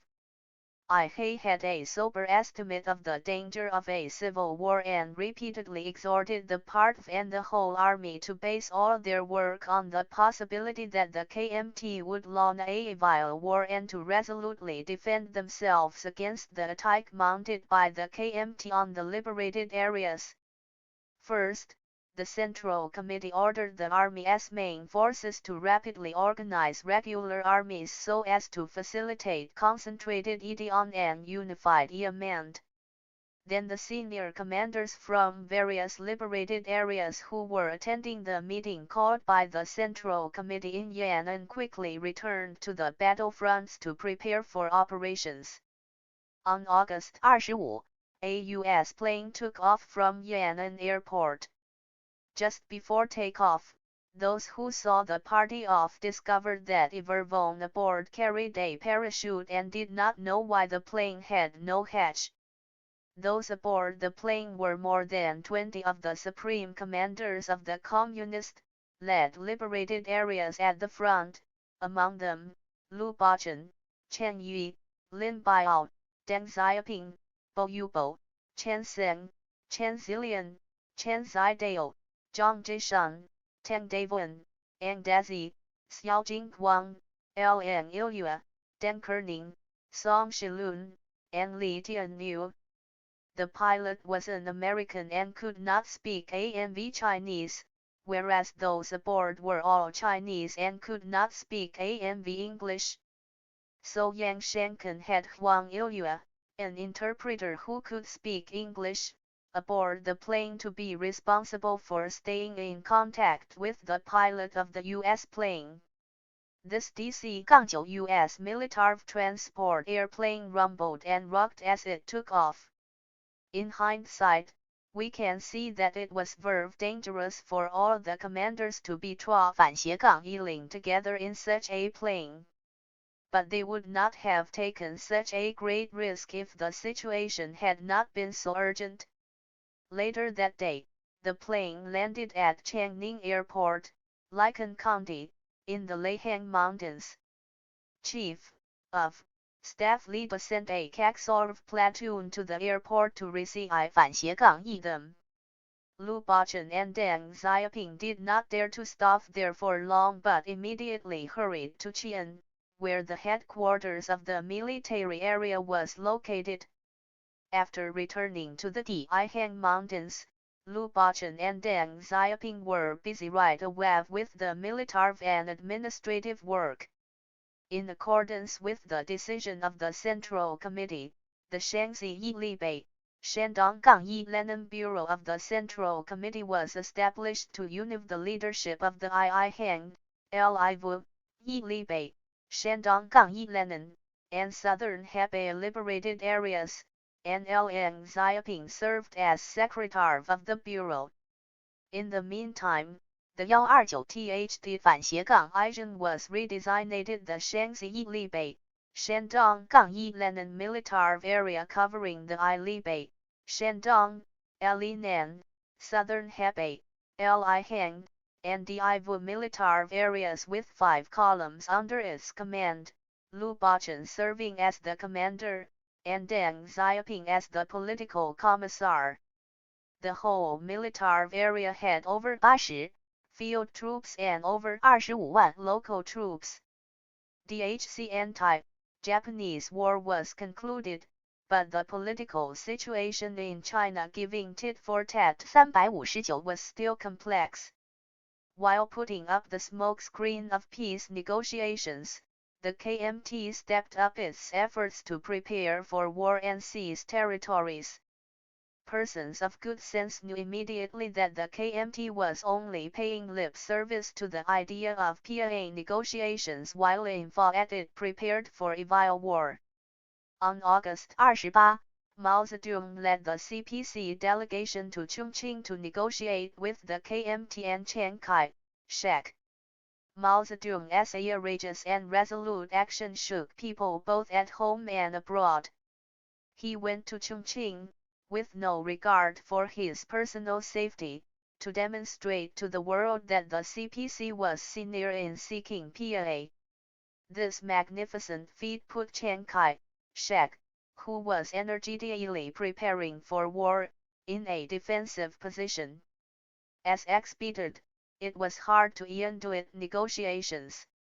Also as expected, the negotiations were instantly retarded or obstruted. But people of goodwill did not expect that, while negotiating at the PA table, the KMT would be starting military editions and rapidly assembling its troops to advance on and invade the liberated areas. In September, while negotiations were underway in Chongqing, KMT assembled 36 corps with 73 divisions to invade the liberated areas in an attempt to control strategy points in northern and eastern China as quickly as possible, to open the passage to northeastern China, and to compel the CPC to yield during the peace negotiations by exerting strong military pressure. While striving for peace, Chinese communists were not so naive as to stop their own military preparations. Mao Zedong had already predicted that Chiang Kai-shek would try to wrest every ounce of power and every ounce of grain from the people. The CPC policy was to give him tit for tat and to fight for every inch of land. After the KMT troops began invading the liberated areas, a vile war was imminent. The Shaanxi, Hebei, Shandong, Henan liberated area was the central gate to the strategic areas in northern China. To its west were the Taihang, Taiyu, and Zhongdiao mountains. To its east was a boundless stretch of the plains in Hebei and Shandong. To its south was the rushing Yellow River. To its north was the winding immunication line, the Zhengding, Taiyuan Railway. Lu Biheng yield this land of the Anyang states of Yan and Zhao the land of 4 battles, and his field army the army of 4 battles. The land of the Anyang states of Yan and Zhao is a land that has been contested by many strategists over the years. There are many moving and sad ballads about the brave fighters of these Anyang states. This strategic area being the main target of attack by the KMT troops. In southeastern Shaanxi is the Shangdang area. It is surrounded by the Taihang, Taiyu, and Zhongdiao mountains. Its center is Chenzi County, which is a strait of slightly flat area amid high mountain ridges, and it is another place that has been highly contested since ancient times. In mid-August, 16000 KMT troops under the command of Yan Zishan 560 in 反斜杠 Medical the Shangdang area in the heartland of the Taihang Mountains and seized Xiaoping, Lukang, Chenzi, Changzi, Huguang, Tungliu, and other counties. For a while, the KMT troops furiously invaded the communist-led liberated areas from all directions, and the crisis of civil war was unprecedentedly serious. Mao Zedong said that Kuomintang is negotiating with us, on the one hand, and vigorously attacking the liberated areas on the other hand. Li also said, the Shangdang area, rimmed by the Taihang, Taiyu, and Zhongdiao mountains, is like a tub. This tub contains fish and meat, and Van Zishan sent 13 divisions to grab it. Our policy also was set long ago to give tit for tat, to fight for every inch of land. The main task of the Shaanxi, Hebei, Shandong, Henan military area was to smash the attack mounted by the KMT troops along the Biping, Hankou and Datong, Pushu railway lines, but now the enemy troops attacking the Shangdang area posed a serious threat to our troops. If the main KMT forces were not rapidly wiped out as they advanced northward, our troops would be attacked front and rear. Based on this judgment, Lu Bachun and Deng Xiaoping reported to the Central Committee their decision to launch the Shangdang campaign to resolutely wipe out the invading troops under the command of Yan Zishan. This was a difficult decision. During the anti-Japanese war, to fight flexibly, the communist-led army broke up its main forces into parts, which were gradually concentrated for operations until the later stage of the war. At the time, it was making a gradual shift from scattered guerrilla warfare to concentrated mobile warfare. But the army was under strength, and most of the regiments had less than 1000men. It was also poorly equipped. The whole military area had only 6 mountain guns. Only half of the regiments were equipped with as many as 2 to 4 mortars and 3 to 4 heavy machine guns. Most of the new recruits still used broadswords and spears to fight the enemy. The army was also very short of ammunition, and only several bullets were available for many rifles. It was under these conditions that the communist-led troops were determined to fight the well-equipped core troops under the command of Zishan. Decision required determination, courage, and unusual skill in operational command. The Central Committee approved the strategy formulated BV the Shaanxi Yibei, Shandong-1 Lenin Military Area. Lu Bachun and Deng Xiaoping immediately conducted combat deployments in the whole military area, concentrating the main forces of the Taihang, Liu, and southern Hebei military areas and some local forces totaling 31,000 men. Famous generals participated in the campaign, including Li De, Chen Zilian, Chen Seng, Xie Fuzi, Wang Xinding, Chen Zidao, and Qin Jiwei. On September 7, Lu and Deng gave orders to launch the Shangdang Cam giving tit-for-tat 361 ping. Mao Zedong had just gone to Chongqing for the peace negotiations, and many people were concerned about his safety. Deng Xiaoping said, "The better we conduct the Shangdang campaign and the more thoroughly we wipe out the enemy, the safer Chairman Mao will be and the greater initiative Chairman Mao will have at the conference table." On September 10, the campaign formally started. The communist-led army captured Tongliu, Lucan, Iloquin, Changzi, and Xianyuan, isolated Chenzi, and seized large quantities of weapons and ammunition. After winning this victory, the communist-led army launched a converging attack on Chenzi. Lu Bachun and Deng Xiaoping issued operational orders to capture Chenzi by fighting bravely and winning a speedy victory and to wipe out the enemy as effectives by using the warfare method of besieging a city to annihilate enemy reinforcements. The enemy reinforcements were pinned down. After several days of fierce fighting, their morale was shaken and they attempted to break out of encirclement and advance northward. The communist-led army quickly pursued and attacked them, intercepted and penetrated them, so that they were utterly routed and almost totally wiped out. The enemy troops in Chenzi found that it would be impossible to wait for the arrival of reinforcements, abandoned the city, and broke out of the encirclement. They were then pursued, attacked, and rounded up. Despite hunger and fatigue, the communist-led army marched day and night to pursue and attack the enemy troops and finally wiped out their main forces on the bank of the Qinshui River. On October 12, the Shangdang campaign concluded triumphantly.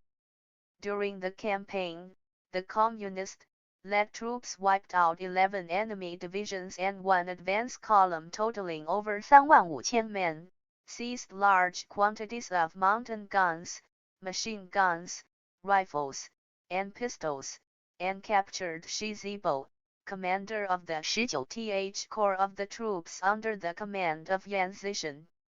At the same time, except in some cities, the communist-led army eliminated all Japanese and puppet troops along the 250 km Xinxiang, Shijiazhuang Railway.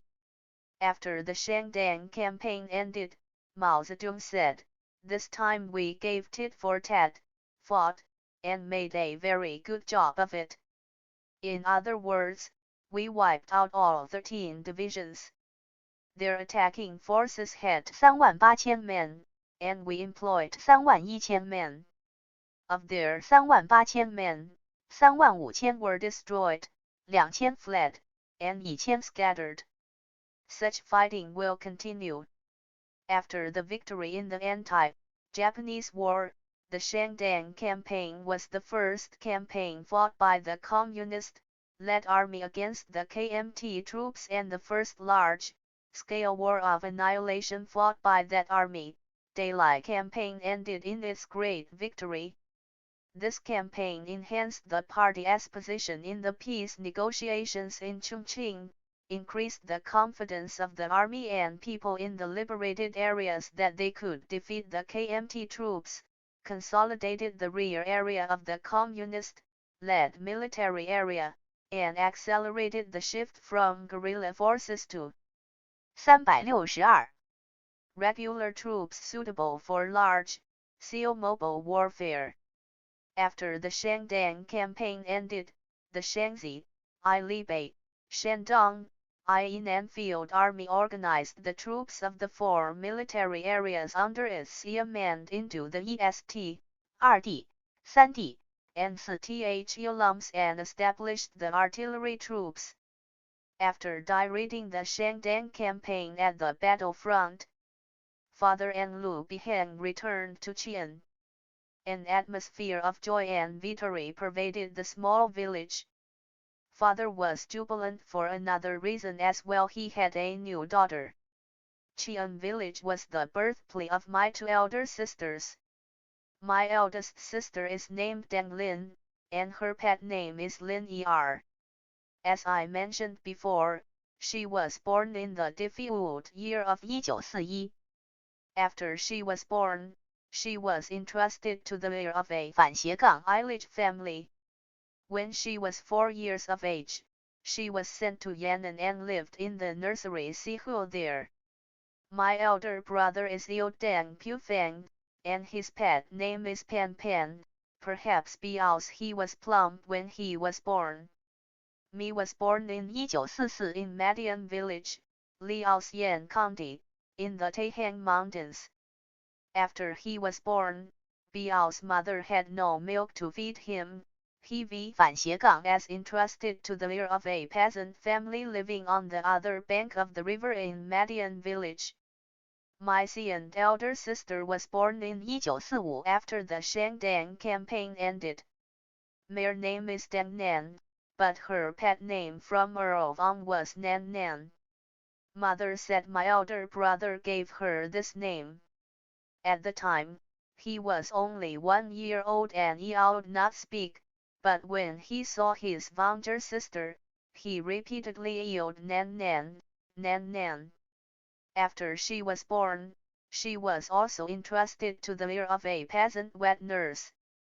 After my two sisters and brother were born, they were all entrusted to the care of villagers in the Taihang Mountains. Taihang Mountains mean a great deal to our family. Mother is more than 70 years old now and generally does not go outdoors. But when the people from the old liberated areas in the Taihang Mountains meet, she still goes to see them, despite severe cold weather. W. Heil 凌晨1点 writing this chapter. Mother is thinking hard about what she can do for the poor liberated areas in the Taihang Mountains and the people there. On October 10, 1945, the CPC and the KMT signed the summary of conversations between the representatives of the Kuomintang and the Communist Party of China, also known as the October 10th Agreement. The two sides agreed to seek long-term cooperation and avoid a violent war. On October 11, Mao Zedong returned to Yan'an. Immediately on his return, Mao Zedong predicted, the agreements reached are still only on paper. Words on paper are not equivalent to reality. Our task is to uphold the agreement, to demand that the Kuomintang honor it, and to continue to strive for peace. If they fight, We will wipe them out, he amply tells. Indeed, the agree giving tit for tat 363 million had been signed, but whether 6il war would break out was not dependent on any individual's will or even on any one party's will. Just as Mao Zedong predicted, before the ink of the October 10th agreement was dry, the KMT troops intensified their attacks on the liberated areas. With the assistance of the United States, the KMT used planes and warships to transport its troops to Beiping and Tianjin and, at the same time, increased their troops attacking the liberated areas to 80万. The primary objective of the KMT was to capture Beiping and Tianjin and then northeastern China. In mid-October, the KMT troops mounted attacks from several directions. The troops under the command of the KMT generals Hu Zongnan, Fu Ziuyi, and Sun Lianzhong fiercely attacked northern China from 4 directions, and their attacks seemed to be overwhelming.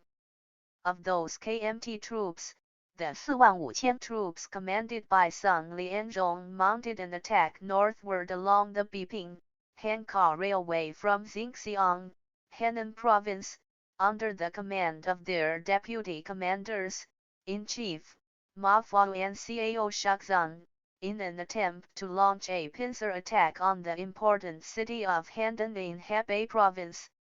Lu Bachun said vividly, Chiang Kai-shek has kicked the ball toward the goal of the liberated area. Handan, the southernmost city of Hebei Province, is located on the Beiping-Hankou Railway and is a strategic point in the North China Plains. The capital of the ancient state of Zhao, the city has a history of more than 5000 years, a period during which many moving and legendary stories and historical events happened there. The KMT massive troops had come to capture this famous city in northern China. The military commission of the Central Committee gave a directive. It was a pressing task of great strategic importance to block and retard the northward advance of the KMT troops. The outcome of the forthcoming campaign along the Beiping-Hankou Railway had a vital bearing on the overall situation. The military commission gave another directive, drawing on the experience gained in the Shandong campaign and mobilizing all forces. Lu Bachun and Deng Xiaoping were to direct personally and carefully organize all operations and strive to win a victory in the second Shandong campaign. After receiving the directives, Lu Bachun and Deng Xiaoping analyzed the situation. Although the enemy troops outnumbered the communist-led army and were well equipped, they had very conspicuous weaknesses. First, they had just come from far away, were unfamiliar with the place and the people, were far from their rear, and were not good at field operations. Second, there were many factions within the enemy troops, and many conflicts among them. In particular, the troops of the New 8th Corps and the 40th Corps had miscellaneous allegiances and were at odds with the troops directly under the control of Chiang Kai-shek.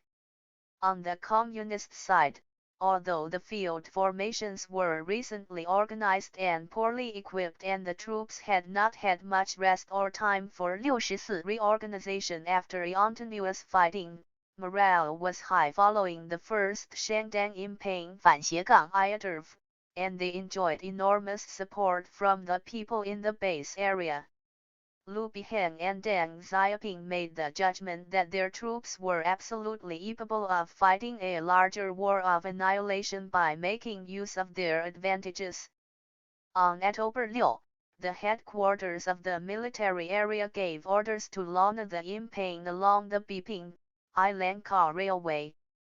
It resolved to concentrate the EST, RD, and DA alums, totaling 6,000 men, and mobilize more than 10,000 militiamen to fight continuously for 2 months and wipe out the invading NM troops along the Beiping-Hankou Railway.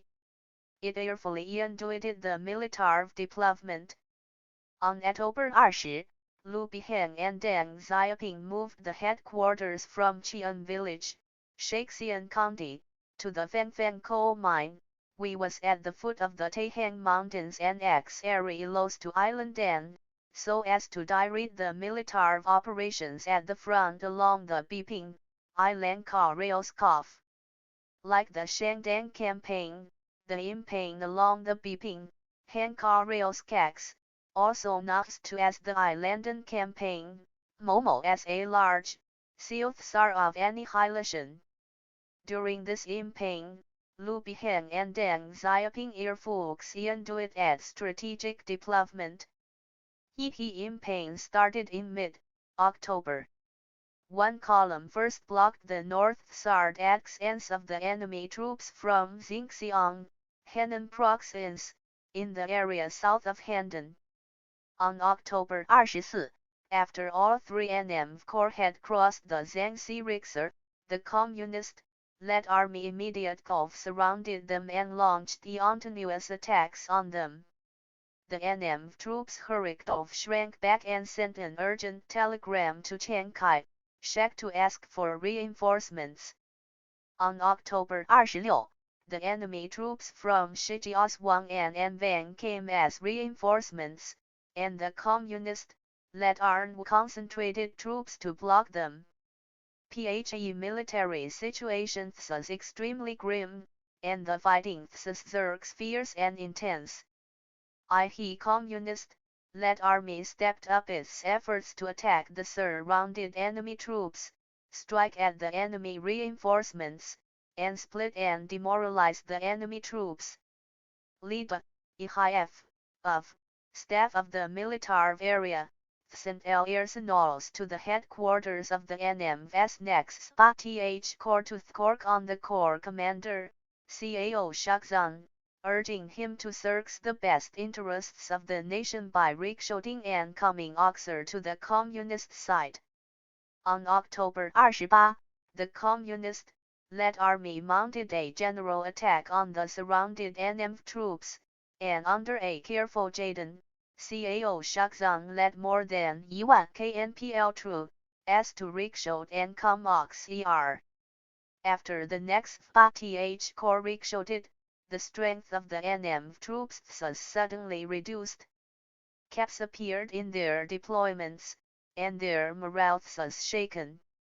On October 1, the enemy troops began breaking out of encirclement and marching south-south. According to plan, the communist-led army had marched in advance to the typical sides of the enemy's retreat route and immediately made an assault from several directions on the enemy troops fleeing south-south and giving tit for tat 36s rounded them up. By November 2, almost all enemy troops had been wiped out in the area north of the Qinjiang River. During this campaign, not only did the new TH Corps revolt and come over, but the communist-led army killed or wounded over 30 enemy troops, captured Ma Fao, deputy commander-in-chief of the enemy's EETH war zone as well as commander of the 40th Corps, and the 1,700 enemy troops under his command, and seized large quantities of weapons and material. The two major campaigns conducted in the Shandong area and along the Biping, Hanka Railway ended triumphantly. Any mention of these two campaigns continues to bring up all sorts of feelings for father. He has told us on several occasions that after the victory was achieved in the anti-Japanese war, our field army never stopped fighting for one day. We could only receive training for a week at most, and it was hard for us to have 10 days to spare. He added, in fact, if we use the term counteroffensive in its true sense, it was during the campaigns in the Shandong area and along the Biping, Hanka Railway that we began fighting the enemy head-on. Since we fought the enemy head-on, we forced Chiang Kai Shek to sign the October TH agreement. It was dangerous to fight the two battles. Without enough ammunition, a soldier had only several bullets for his rifle. It was hard to storm heavily fortified positions, and at the critical moment we had to rely on charging and hand-to-hand fighting. Since these two campaigns were battles of annihilation, after we won the victory, we had more weapons and men. Father did not like to talk much and has never told people what he did in the past. But when speaking about these battles, he had more than usual to say. I always said, who was born to be capable of fighting a battle. One has to learn to fight from fighting and from defeat. When I had just come to the TTH Corps of the Red Army, he knew nothing about military affairs.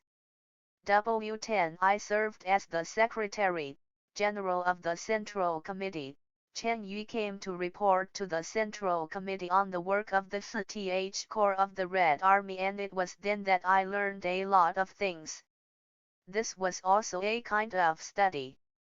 Later, as I fought many battles and suffered several defeats, I came to learn how to fight. W. Hen, my good friend Shan Shan, the youngest daughter of Marshal Chen Yu, once visited our home. Father said upon seeing her, I heard a lot of things from your father and afterwards applied them in the TTH Corps of the Red Army. Father told the truth. He learned to be a strategist step by step. On November 20, 1989, the old comrades who compiled the military history of the Second Field Army gathered in the Crete Law of the People. Lu Bachan had passed away, so it was important that Deng Xiaoping should 566attend the gathering. Father into the great hall of the people, met with his old comrades, in arms, and made a speech. He said, during wartime, in every stage the Second Field Army accomplished the tasks assigned by the Military Commission of the Central Committee and did so well. This is my appraisal of the Second Field Army. During the War of Liberation, from the beginning to the end, the Second Field Army waged a tit-for-tat struggle against the enemy and bore the brunt of the enemy's attack. In the Shaanxi, Hebei, Shandong, Henan liberated area, as Comrade Lu Bachan put it, that liberated area was a gate to the liberated areas in northern China and the enemy was expected to mount an attack from this gate. As we expected, when Chairman Mao went to Chongqing to sign the October TH agreement, the enemy launched attacks from two directions. Van Zishan attacked from one direction, and we fought the Shandong campaign. Ma Fao and Cao Shakzan attacked from the other direction, and we fought the campaign along the Beiping, Hankou Railway. Looking back further, during the anti-Japanese War, we gave tit for tat to the enemy and were at the gate of the liberated areas. At the time, we had frictions with the KMT troops in several major liberated areas, but mainly in the Shaanxi, Ilepsi, Shandong, Henan liberated area, which extended from Shaanxi, Hebei, and Shandong to Ilenan. The area was a gate, and it was the gate the enemy attacked. But we did not have adequate strength to defend the gate. W. Hen Van Zishan's 3,000 troops attacked the Shandong area. How many troops did we have? We had slightly fewer troops than he did, just over 3,000. Moreover, we did not even have the organization of a regiment, not a truly complete regiment. In terms of strength and organization, our troops could be said to have been an assembly of guerrilla forces with poor equipment and little ammunition. Furthermore, on the eve of the campaign, we did not have generals to direct operations. At the time, Li De was at the front, and all the other generals were away. Nor was Chen Zidao present then. He flew back on the same plane with us to the Dihang Mountains. Among those flying back together were Marshal Lu Bachun, me, Chen Zilian, and Chen Seng, as well as some leading comrades of the 2nd Field Army and other field armies. Song Rensheng was then in southern Libai, and he did not have generals at the front either. IHC battle had been fought intensely when we returned to the Lihang Mountains. It was the Americans who helped us, because we took the transport plane of the observation group of the HS Army stationed in Van and to FLV back to the Liang Mountains. As soon as we alighted from the plane, we went to the front. Under these circumstances, it was hard to wipe out the NM completely. We should say we overfulfilled the task. It was more difficult to fight the campaign along the Biping-Yi-Lanka Railway than to fight the Shandong campaign, but we had one advantage, that is, we had replenished ammunition and were slightly better equipped. However, our troops were still just an assembly of guerrilla forces. After fighting the Shandong campaign, our troops were extremely fatigued, but they continued to fight the campaign along the Biping-Hanka Railway. That time we mainly fought our political war successfully, that is, we persuaded Gao Shakzan to revolt and come over. Li's was a political war. So we say we gave tit for tat to the enemy during the anti-Japanese war, and in giving tit for tat 367 the struggle to counter friction. Our troops fought the battles against friction in all the liberated areas throughout the country, but mainly in the Shaanxi, Hebei, Shandong, Henan liberated area. When Chiang Kai-shek mounted attacks, the gate his troops first attacked was this area where the 2nd Field Army was stationed. Only when our troops started fighting did the pattern of a field army really begin to take shape. As he spoke, father, who was more than 85 years old, was full of intense emotions. When those white-haired old generals of the 2nd Field Army heard his remarks, they all felt an upsurge of emotion and memories flashed across their minds. In November, autumn is in the air in Beijing and cold wind is beginning to blow. But at that time, the great hall of the people was warm and brightly lit. Looking back on these brilliant historical episodes, the old soldiers, all of whom were more than 70 years old, were filled with spring-like feelings. After the campaign along the Biping-Hanka Railway, father called a plenary meeting of the Shaanxi, Hebei, Shandong, Henan Bureau of the CPC on the Fengfeng coal mine. At the meeting, participants drew up an overall plan for the work in the whole liberated area and made arrangements for the mass and economic work. After the meeting, in accordance with the directive of the Central Committee, the Shaanxi, Hebei, Shandong, Henan military area concentrate at 25 regiments to support northeastern China and, at the same time, further reorganized its troops. The troops of the military area were organized into 6 columns and were led by the following. EST column, Commander Yang Dazi and Political Commissar Su Zhenhua.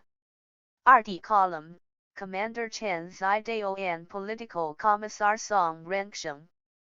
3D column, Commander Chen Zilian and Political Commissar Peng Tao. 4th column, Commander Chen Seng and Political Commissar Xie Fuzi. 5th column, Commander Wang Hongkan and Political Commissar Duan Junyi. 6th column, Commander Yang Yong and Political Commissar Zhang Linzi. By then, 200 county and municipal governments had been established in the whole Shaanxi, Hebei, Shandong, Henan liberated area, which had over 100 cities, and the troops in the liberated area had swelled to more than 31,068 men, with better weapons and equipment.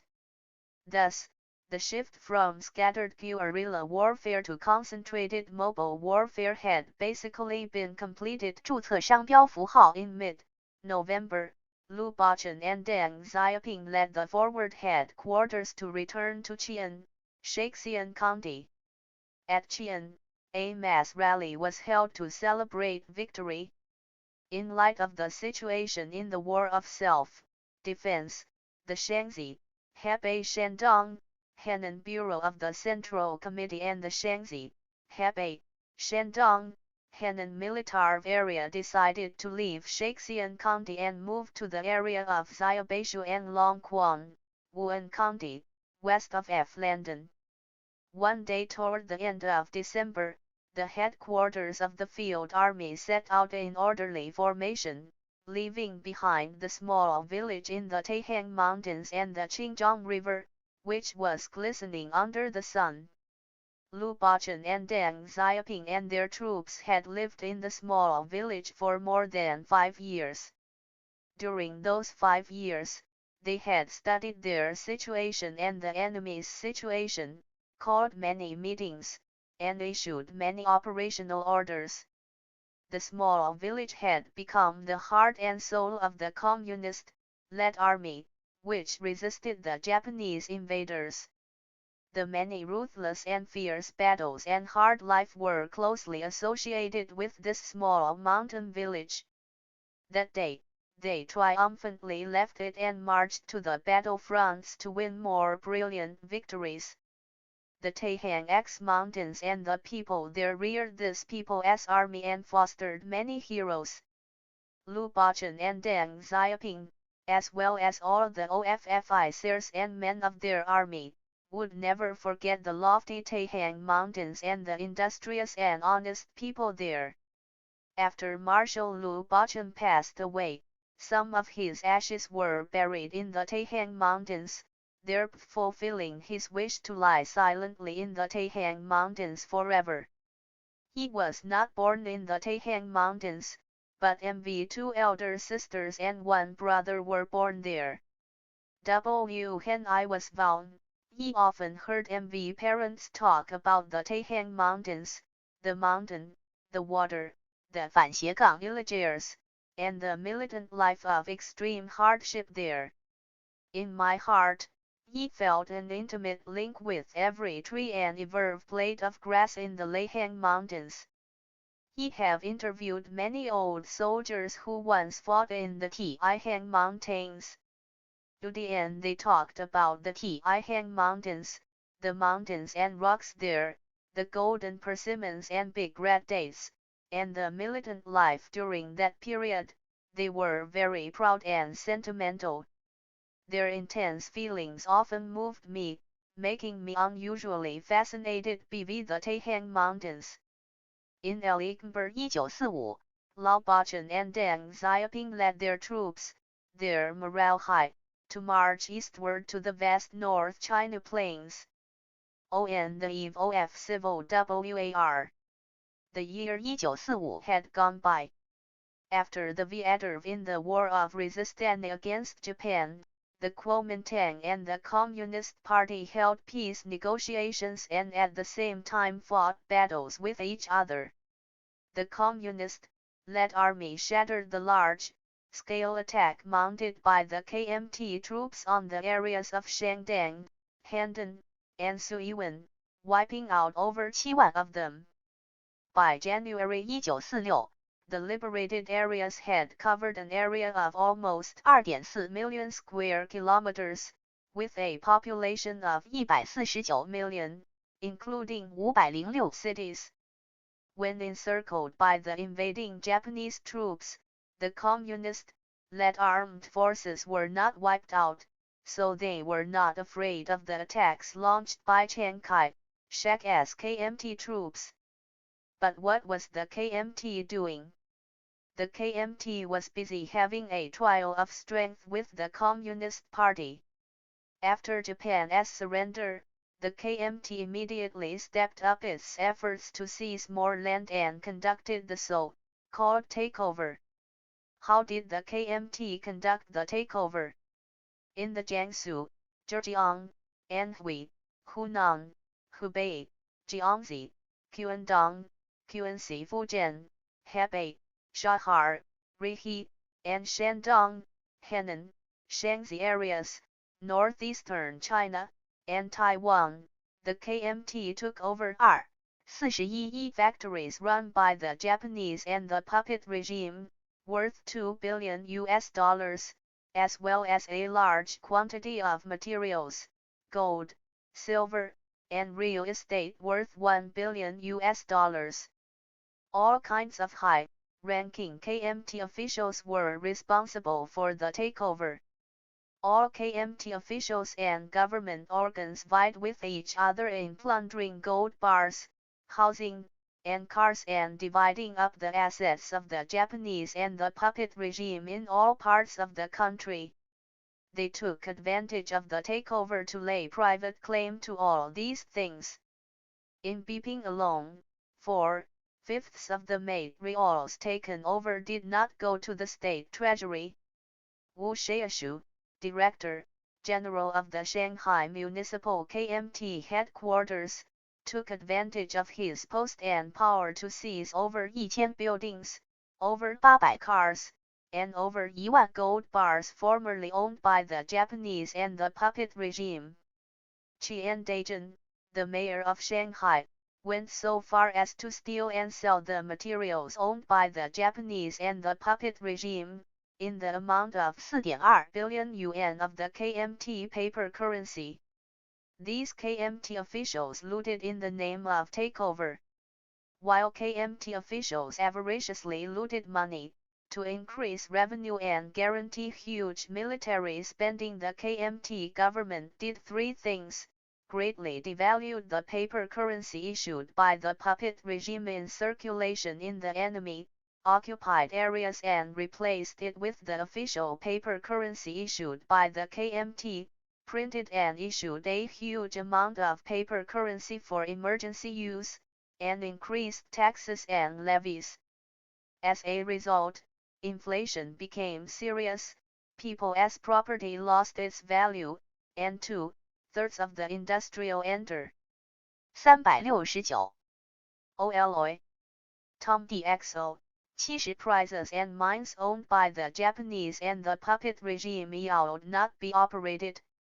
National Industrial and Miral enterprises went bankrupt, unemployment increased in the 80s, and the rural economy languished. Just after they won the anti-Japanese war, how happy the Chinese people were. They hoped for peace, tranquility, and a hopeful life. But after only 6 months, their hopes had vanished. They anticipated the arrival of the KMT central government with high hopes, but when it arrived, they suffered a greater disaster. They've exclaimed, so many people were overjoyed at the victory, but now they lived in an abyss of misery and in dire poverty. They are in more pain now than before the victory in November 1945 Over 500 representatives from all walks of life held a rally in Chongqing against the KMT's policy of civil war and against U.S. interference in China's internal affairs. On November 25 over 6,000 university and secondary school students in Kunming held a rally against civil war.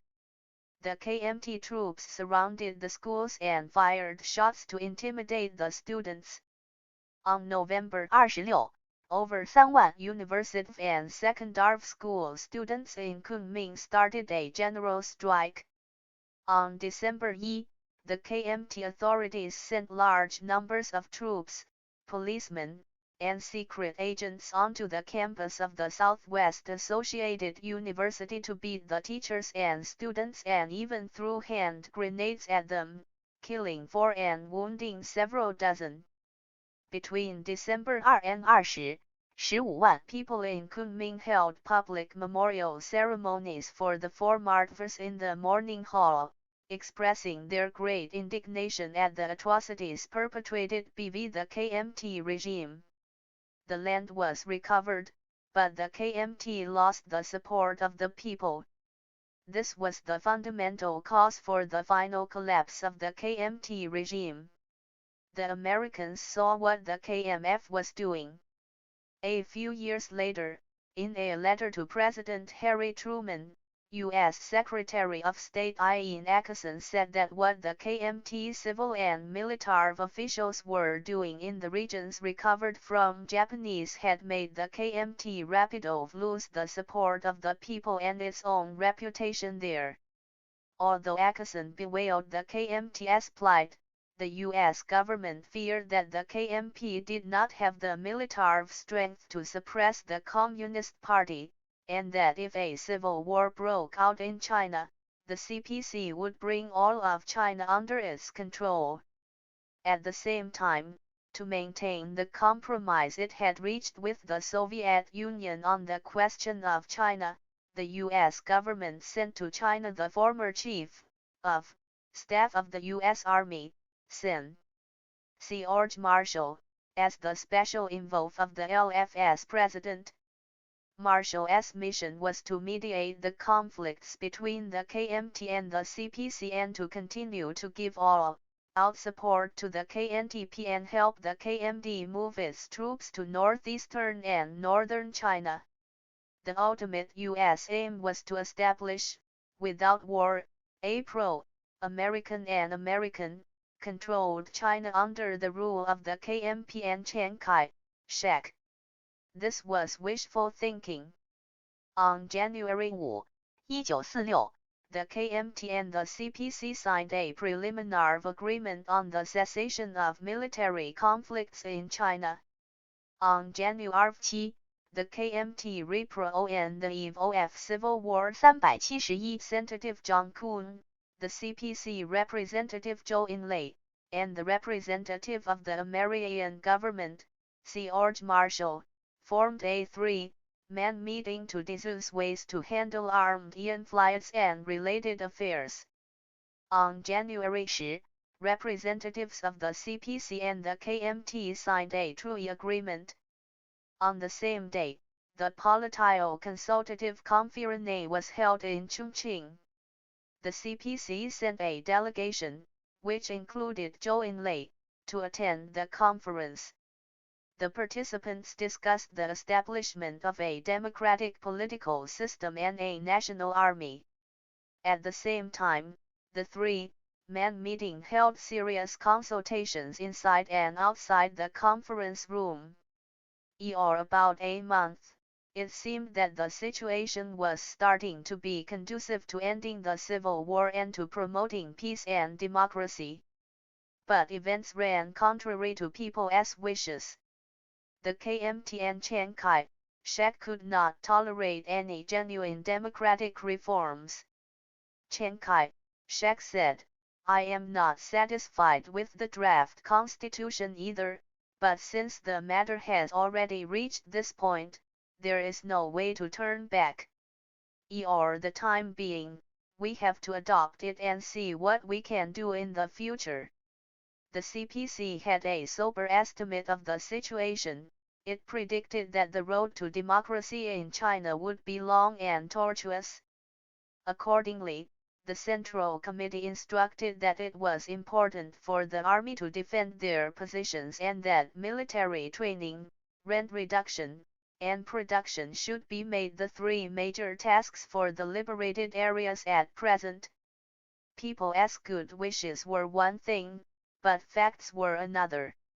The KMT signed the truce agreement in name, but it prepared for civil war in reality.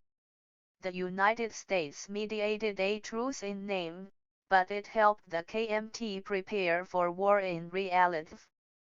From September 1945 to June 1946, the Allied States used military planes and warships to transport 14 kmt corps of some 54万 men from the rear area in southwestern and northwestern China to northern, eastern, southern, and northeastern China.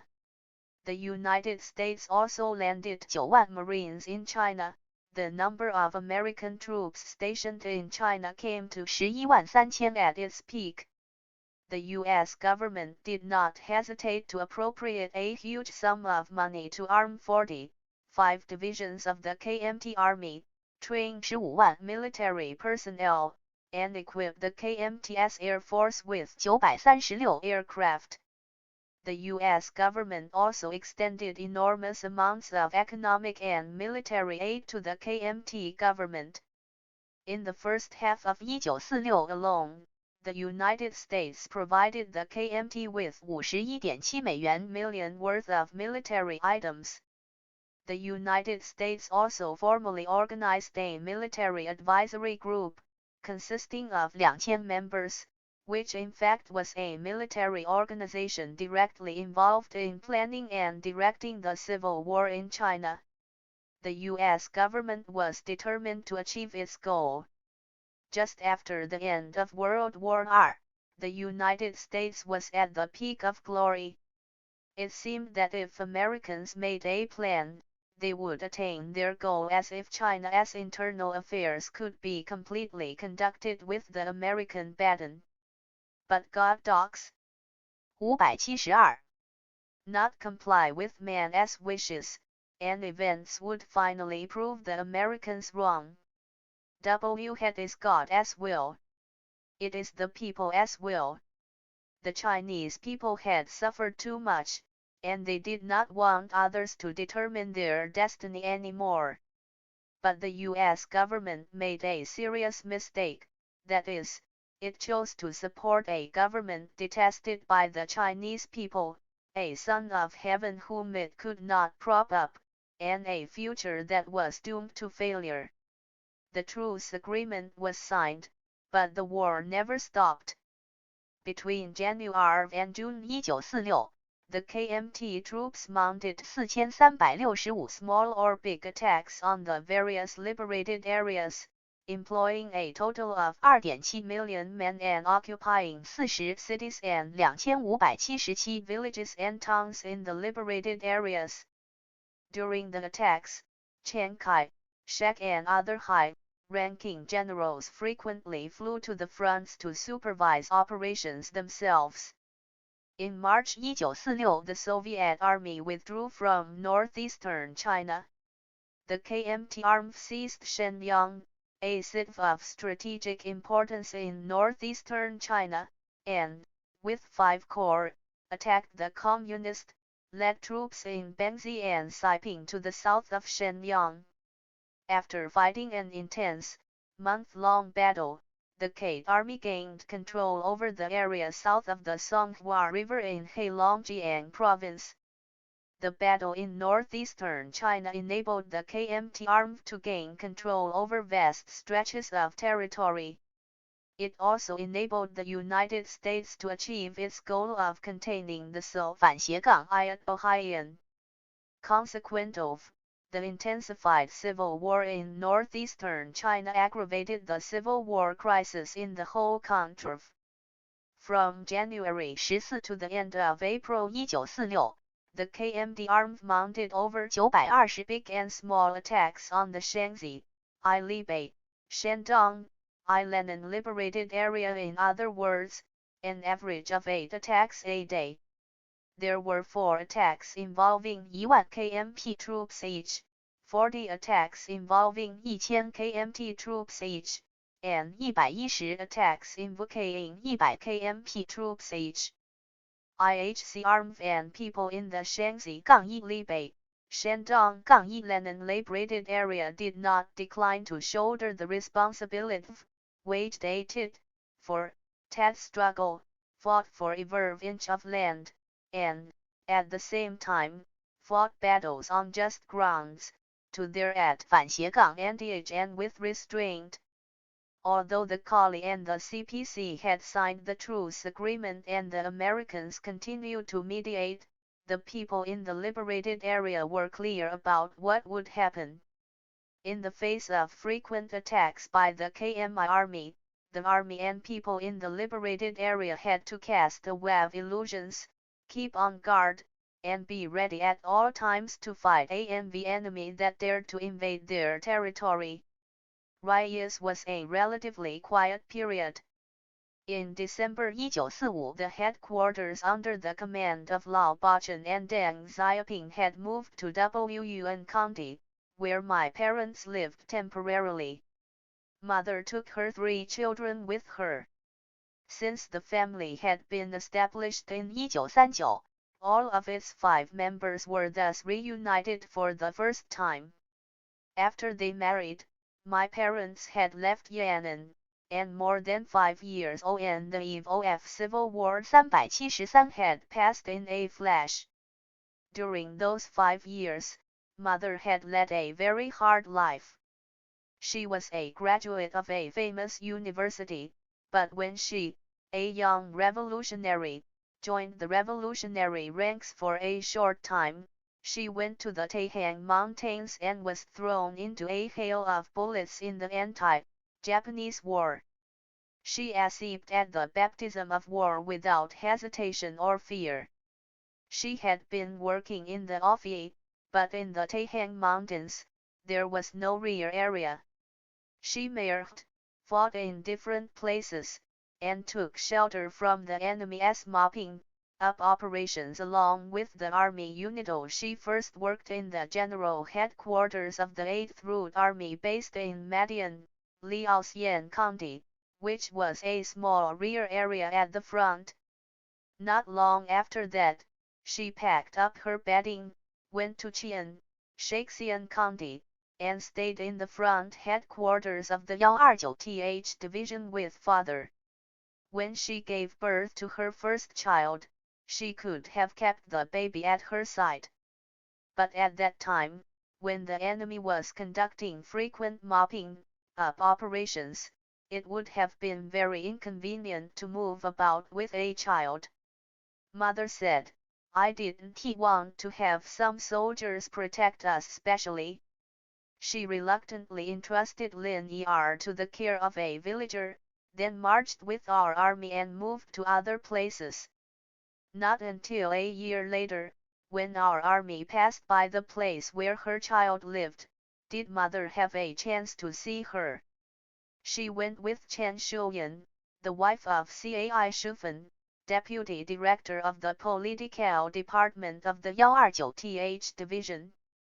When they entered the house, they found Lin Er looking thin and small, in dirty and worn out clothes. What a pity! Mother controlled her grief, held back her tears, and bathed Lin Er and made clothes and a quilt for her with the help of Chen Shuyan. Our army stayed for 3 or 4 days and left. Mother hated to part with her child, but she went away. When Lin Er was 1.5 years old, her wet nurse became pregnant, so Mother took her back. Mother said that when Lin Er came back, she was too weak to whisk the flies off. At the time, the anti-Japanese war was at its most difficult stage, and it was indeed hard for Mother to look after a child and take shelter from the enemy mopping up operations. So Mother had to entrust Lin Er to the care of another villager. The following year, when Cai Shufan went to Yan'an to attend a meeting, Mother asked him to send Lin Er to a nursery school there. When my elder brother, Peng Peng, and my second elder sister, Nan Nan, were born, in 1944 and 1945, respectively, Mother also entrusted them to the care of villagers. Mother's first 3 children were born in these war-ridden years and grew up during a ruthless war. After they were born, they did not spend a peaceful day and could not enjoy any of the basic necessities. They were brought up on the milk and millet gruel of the villagers in the Taihang Mountains. He survived the war and all kinds of natural and man-made calamities. When my parents came to Wuhan County, the 3 children were sent there. Father was very happy, but mother was very worried. 374. I was sly worried. Because the eldest child, just returned from an neither spoke nor ate. She could grasp an apple but did not know how to eat it. She was very thin and clearly malnourished. Her second child suffered from diarrhea, which prevented her and her husband from sleeping well at night. The third child was only 1.5 years old. Mother did not have milk and could not feed her with millet gruel. Mother had to ask a little country girl and an old woman for help, but they gave her no help and could not even make a fire. All this made mother too worried. However busy she had been with work, however urgent the military situation had been, and however difficult the march had been, mother had not worried. But this time she was really worried. This is life. Perhaps the seemingly important things do not put one in difficult positions, but the seemingly less important things put one at a loss as to what to do. Fortunately, life always goes on. If one has been exposed to just about everything, it is easier to take it more lightly. Things finally went well for our family in Wuhan County. 3 children began playing together happily. Their faces became tanned, and they got fat and tall and followed their parents around. Father loved his children very much. It seemed to me that few people on earth loved children from the bottom of their hearts as Father did. On March 2, 1946, the leading bodies of the Shaanxi, Ipsi, Shandong, Henan military area moved from Wuhan to Handan City. From then on, Handan, the capital of the ancient state of Zhao, was the capital of the Shaanxi, Ilbei, Shandong, Yunnan border region, the headquarters for the troops under the command of Liu Bihang and Deng Xiaoping, and the southern gate to the liberated areas in northern China. My parents took their 3 children to Handan. Of course, the children knew nothing and played happily every day as usual. But the adults were very happy, too, because this was the first time the leading bodies of the Inilitaran area had moved to a big eat. Mother was busy looking after her 3 noise children, and father was busy handling military and administrative affairs. After the troops entered the city, Political Commissar Deng instructed the leading bodies and troops not to live in civilian houses but in warehouses.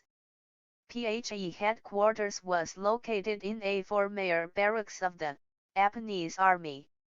After the troops entered the city, they began in political training. Political Commissar Deng told them to gain a clear understanding of the current situation and to tighten discipline. To acquire that clear understanding, they had to know about the possibility of a large-scale civil war, and about resolute struggle being the important guarantee of success as they strove for peace and democracy.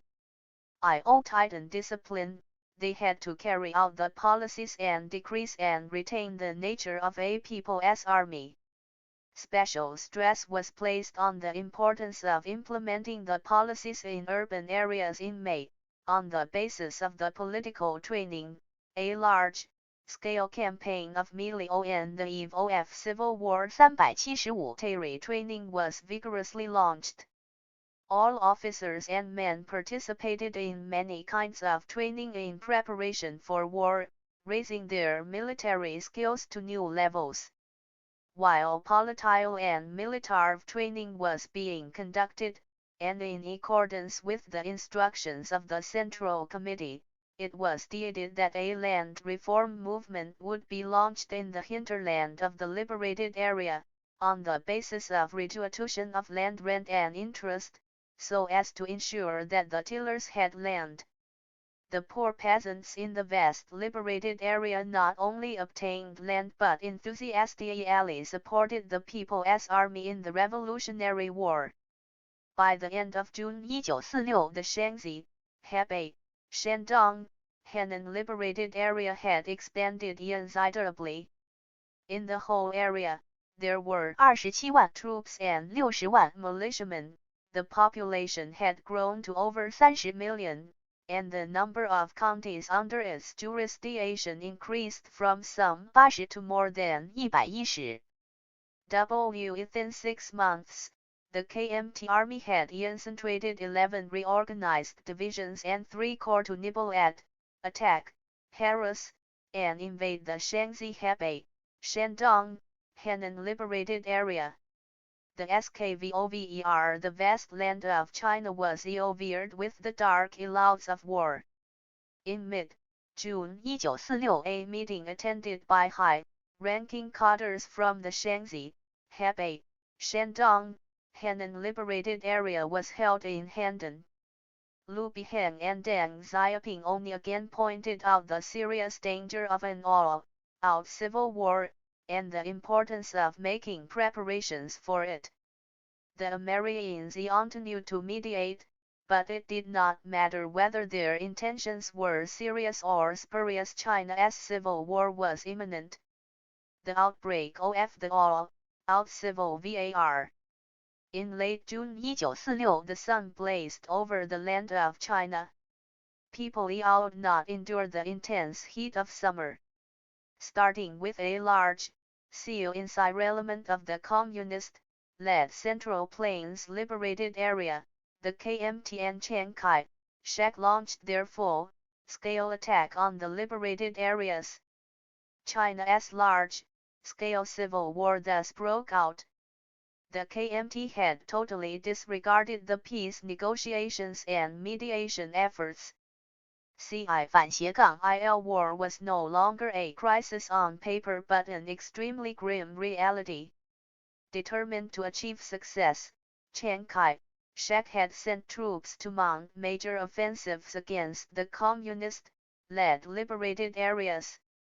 Chiang Kai-shek had a total strength of 4.3 million troops, enough military equipment taken over from the Japanese invaders to arm 1 million troops, and enormous amounts in aid from the United States.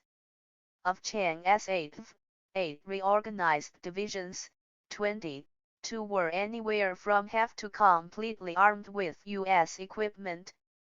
Chiang also possessed a large quantity of artillery guns as well as aircraft, warships, and tanks. He controlled war resources far superior to those of his opponent, 76% of the territory of China, and 71% of the total population. He controlled nearly all the big cities, major national communication lines, and almost all the modern industries. The Communist Party had a total strength of 1.27 million troops equipped only with infantry weapons and a few guns captured from the Japanese and puppet troops. It controlled an area of 2.3 million square kilometers, with a population of 136 million, and controlled no modern industries bv and large.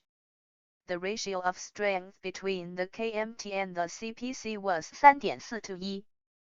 His superiority of the KMT was apparent but not absolute. After the Japanese left, Chiang Kai-shek thought he could concentrate on fighting the Communist Party. He had not been able to vent his anger for almost 20 years. Now that he had troops and weapons as well as foreign aid, he wanted to express his great hatred. He vowed to uphold the strategic principle of fighting a war of quick decision by compelling 80% of his regular troops to mount a full large-scale nationwide attack on the Communist Party in a bid to wipe out the Communist-led troops in areas south of the THIRD-WORLDISM within 3 to 6 months. He would turn to solving the question of northeastern China. Chiang Kai-shek had made up his mind and immediately started large-scale attacks. He did not realize, however, that once he took this step, he was doomed to failure. It was a step toward complete defeat and self-destruction. The Communist Party and Mao Zedong had long foreseen the intention of the KMT and Chiang Kai-shek to wage war and had long been preparing for it. The Central Committee made it clear to the entire party that, although Chiang Kai-shek receives American aid, he has lost the support of the people. The 376. outbreak of the all-out civil war 377. morale of the KMT troops is low, and he has economic difficulties. Although we have no foreign aid, people support us, our army's morale is high, and our economy operates. So we can defeat Chiang Kai-shek. The whole party should be confident of victory. Comrade Mao Zedong said, "We have only millet plus rifles to rely on, but history will finally prove that our millet plus rifles is more powerful than Chiang Kai-shek's aeroplanes plus tanks." Although the Chinese people will face many difficulties and will long suffer hardships from the joint attacks of U.S. imperialism and the Chinese reactionaries, the day will come when these reactionaries are defeated and we are victorious. The reason is simply this: the reactionaries represent reaction, we represent progress. In June 1946. the large-scale civil war began. The first shot was fired in the Central Plains. On June 26.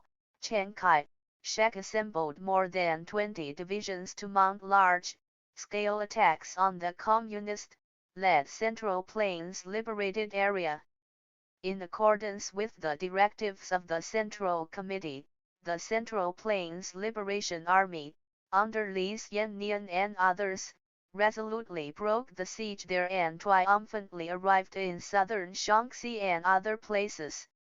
At the same time, 58 brigades of KMT troops attacked the Communist-led East China Liberated Area. Over 4,000 troops of the Shandong Field Army, under the command of Chen Yi, and over 3,000 troops of the Central China Field Army, under the command of Su Yu and Tan Zhenlin, met the enemy troops head-on. By October 1946. they had wiped out over 7,000 enemy troops. The Shaanxi, Hebei, Shandong, Henan Liberated Area extended west as far as the Datong, Pushu Railway, east as far as the Tianjin, Puka Railway, north to the Zhengding, Taiyuan Railway and Deshu, Shijiazhuang Railway, and south to the Yellow River and the Longhai Railway. It bordered on the Shaanxi, Kansu, Ningxia, Shaanxi, Suiwen, Shaanxi, Shahar, Aibei, and East China Liberated Areas, and it was adjacent to the Central Plains Liberated Area.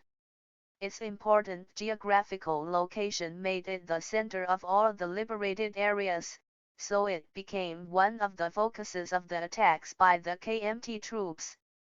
Chiang Kai-shek had assembled over 30,000 troops around the Shaanxi, Hebei, Shandong, Henan Liberated Area.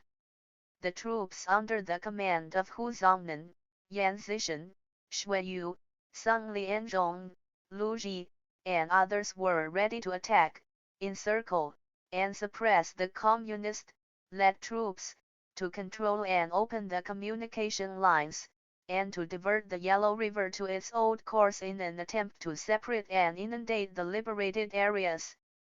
To gain the initiative in the war and coordinate the operations in eastern China, and with the approval of the Central Committee, Lu Bachun and Deng Xiaoping decided to concentrate the main forces of their field army and take the initiative to flexibly wipe out enemy troops. They've divided the whole 378 field army into two parts, one part, over 4万 strong, under the command of Lu and Deng fought all the way to eastern Henan, and the other part, over 20.000 strong and under the command of Chen Genhu, in the chain of command, was directly under the Central Military Commission fought all the way to southern Shanxi. On June 28, 1946 the sun had just risen in the east and was shining brightly over the land and the open country. At the Matu railway station south of Handan, the Shanxi, Hebei, Shandong, Henan field army stood in formation, fully armed. From the platform of a railcar of a small train, Lu Bachun and Deng Xiaoping were prepared to deliver speeches at this oath-taking rally of the Shanxi, Hebei, Shandong, Henan Field Army. Political Commissar Deng Xiaoping began. Chiang Kai-shek did not comply with the agreements of the Political Consultative Conference and the Truce Agreement and has openly torn up the Truce Agreement to mount full-scale attacks on the liberated areas. Should make all preparations rapidly to smash Chiang Kai-shek's attacks. Although Chiang Kai-shek receives American aid, he meets with opposition from the people throughout the country because he has launched an anti-people civil war.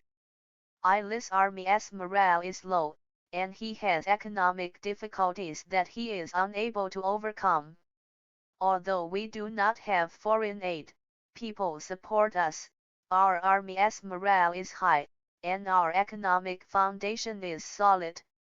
We are convinced that we can defeat Chiang Kai-shek. We should be confident of victory in fighting this battle of counterattack in self-defense in the Central Plains. The Biping-Hankou Railway runs south to north, and the Longhai Railway from east to west. These two railway lines take the shape of a Eros and institute the main artery of traffic through the Central Plains. Lao Biheng and Deng Xiaoping first host the Longhai Railway as a target of attack. In August 1946, the Central Committee approved their plan of operations. On August 10, the Shanxi, Hebei, Shandong, Henan Field Army launched the Longhai campaign. On August 10, Field Army units, Xiaoping from all directions, rapidly marched 30 kilometers into the heart of the region and suddenly attacked the enemy troops on the kilometer front along the Kaifeng, Sushu city on of the Longhai Railway. By August 12, they had captured a dozen IDs and railway stations, including Lanfen, Henan, and Dangshan, and Hui, wiped out over 5,000 enemy troops, and controlled over 100 kilometers of railway lines. Dangshan was seized by the army unit under the command of the brave generals Wang Yong and Zhang Linzi. When they were elaborating Vierderv, Political Commissar Deng was wading through water and mud to the battlefront. Since they had won a victory, it was expected that they would beat it.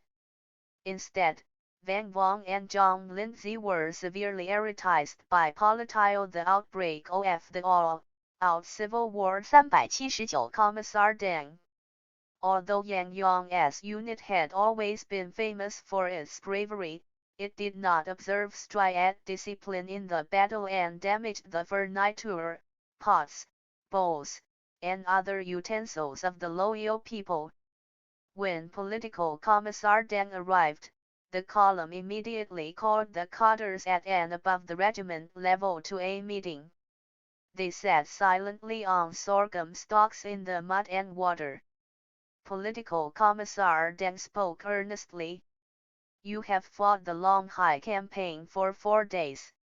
At the first stage, you've performed quite well, liberating Dangshan and capturing several thousand enemy troops and many weapons. But I must point out that some of you have violated the discipline in relation to the masses. Many of you have laid down your lives during the battles, but what for? Why do some of you harm the interests of the masses? You should seriously compensate them for their losses. As he was speaking, enemy aircraft flew overhead. People were worried about Deng's safety, and Yang Yong personally went to an upland to keep a close watch on the aircraft. Deng looked at Yang Yong, shouting, "Yang Yong, what is there to be afraid of? It doesn't matter.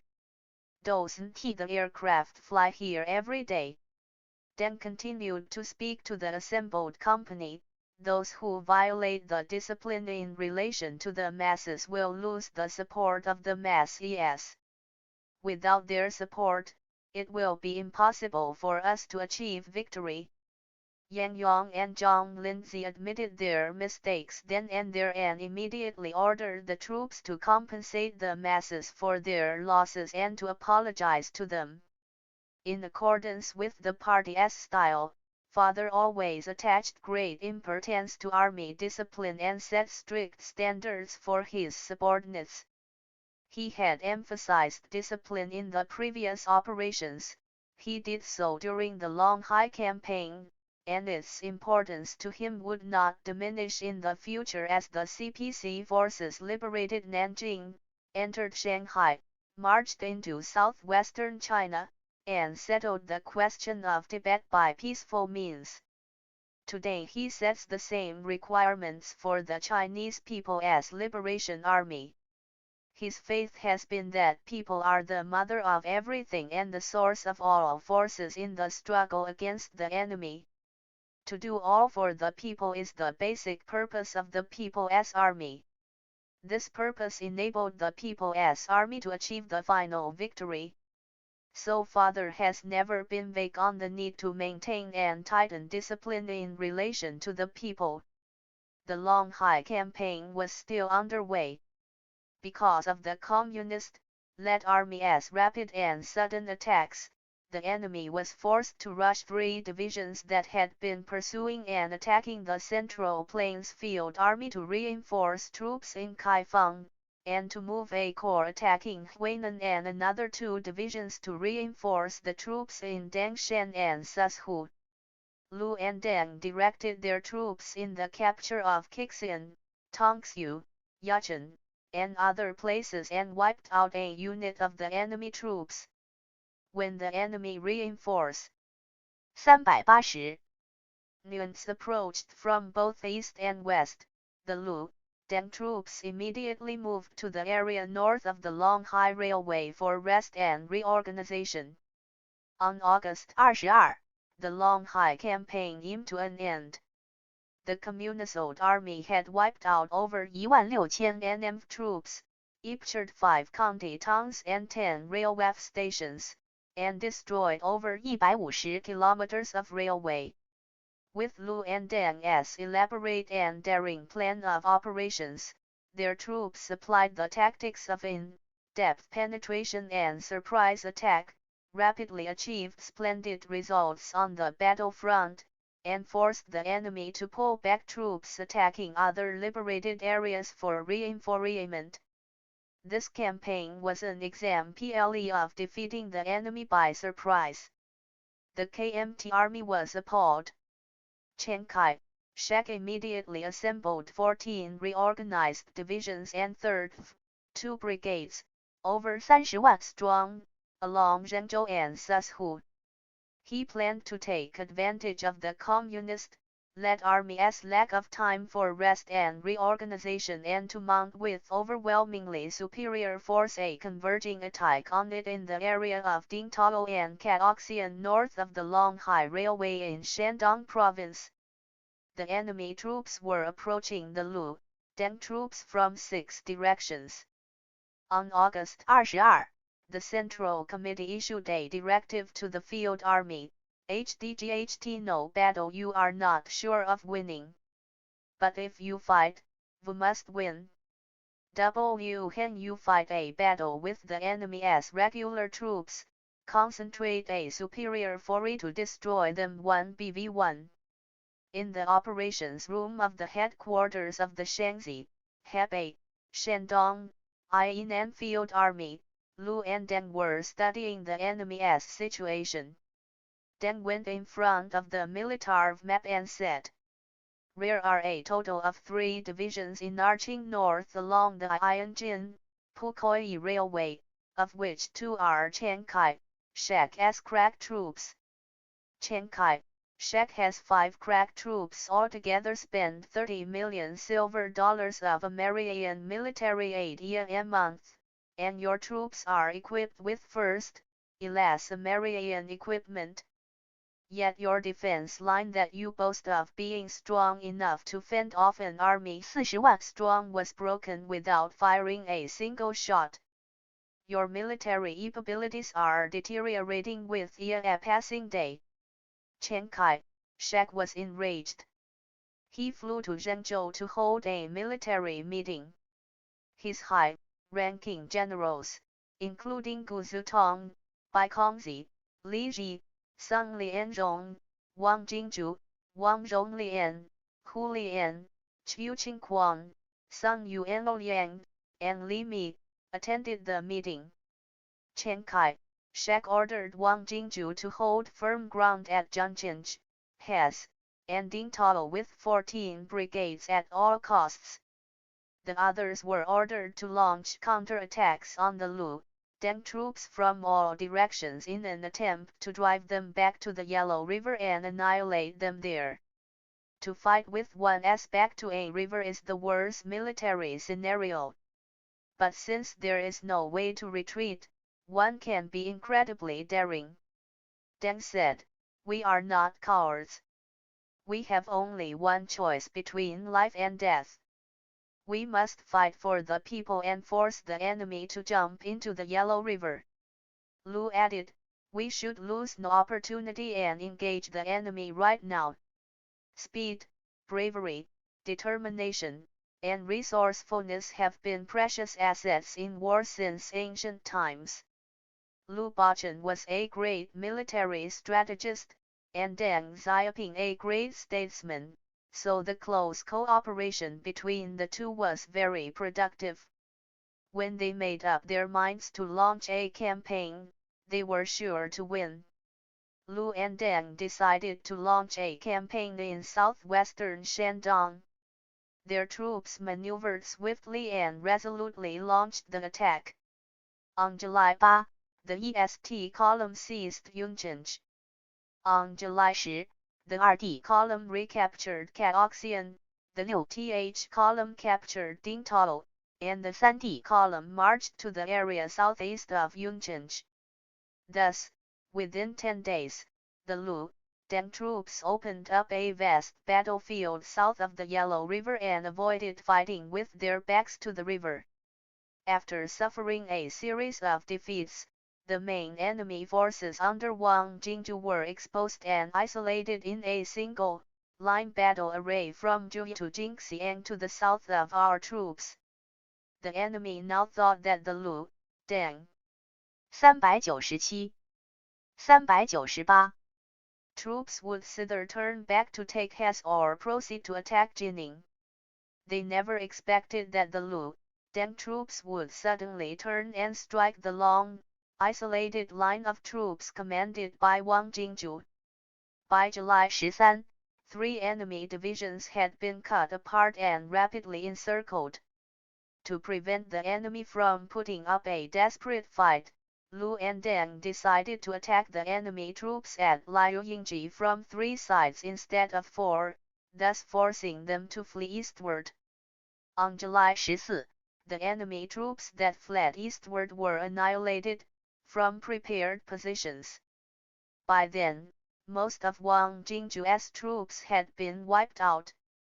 He had only 1.5 brigades left, which were encircled by our troops at Yangshanji. On July 19, Chiang Kai-shek flew to Kaifeng again and gave strict orders to Wang Jingzhu to rescue, Under the cover of aircraft and tanks, the troops encircled at Yangshanji. Although the enemy troops at Yangshanji were only 1.5 brigades, they were Huang's crack units, and the Lu, Deng troops had not been able to defeat them after mounting repeated attacks.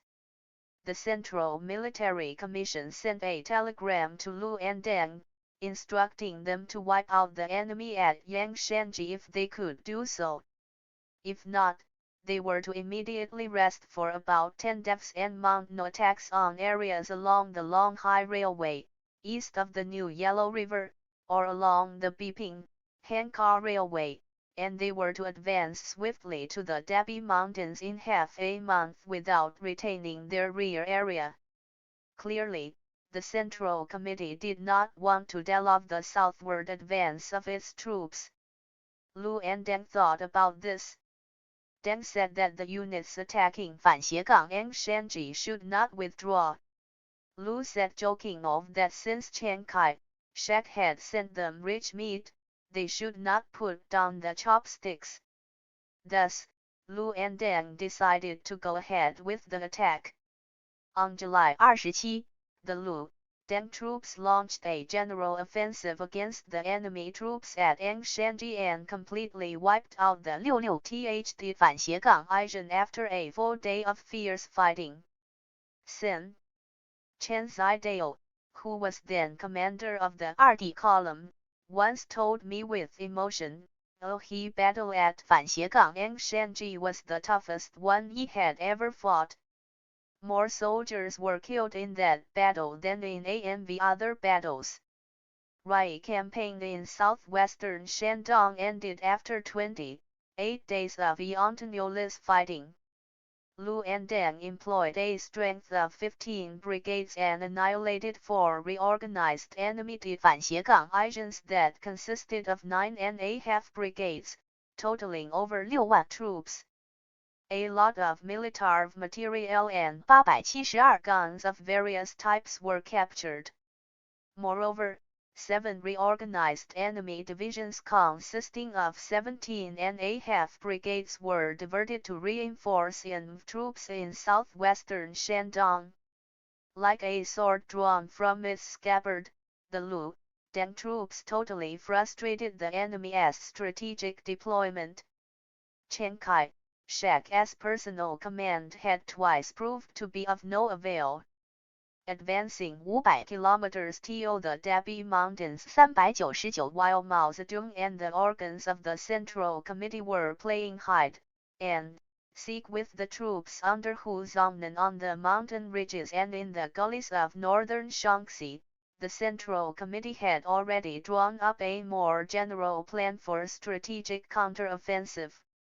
The Lu, Deng troops were to march to the Dabi Mountains and conduct a strategic deployment in the Hubei, Henan, and Hui border area north of the Yangtze River.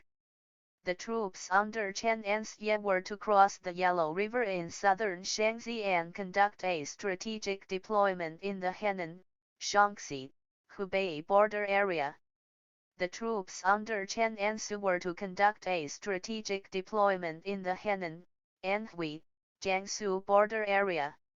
The task of these troops was to advance to the Central Plains, support and cooperate with each other in a triangle formation, flexibly wipe out the enemy, and establish a new liberated area on the Central Plains.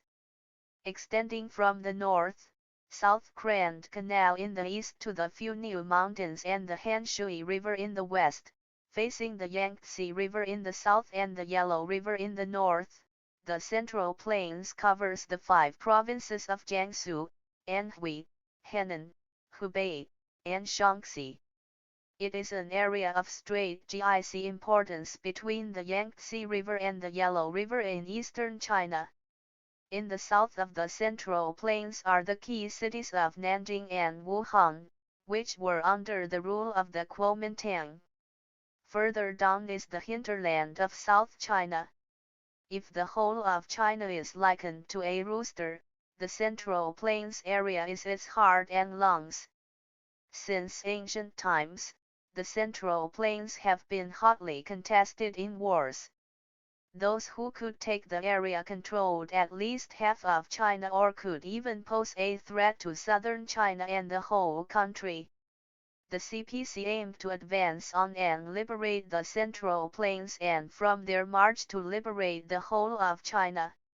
The Central Committee instructed Fu and Deng to make up their minds, abandon the rear area, march swiftly to the Dabi Mountains, seize the several dozen counties around the Dabi Mountains, mobilize the people there to establish base areas, and conduct mobile warfare by luring enemy troops to attack them. Meanwhile, the Central Committee issued the order that, in support of the Lu, Deng troops, the Chen, Xie troops were to leave western Henan and conduct mobile warfare against the troops under Hu Zongnan. The Northwest Field Army was to move north to attack Yulin, thus drawing the main forces of Hu Zongnan to the north. The Chen, Su troops were to pull Siyu Zutong's forces to eastern Shandong on interior lines and 400. Contain the forces under Chiu Qingquan to the north of the Longhai Railway on exterior lines, so as to ensure that the Lu, Deng troops penetrated deep into the strategic area of the enemy. All troops were involved in the overall strategic plan of the Central Committee, and all were to act on its orders.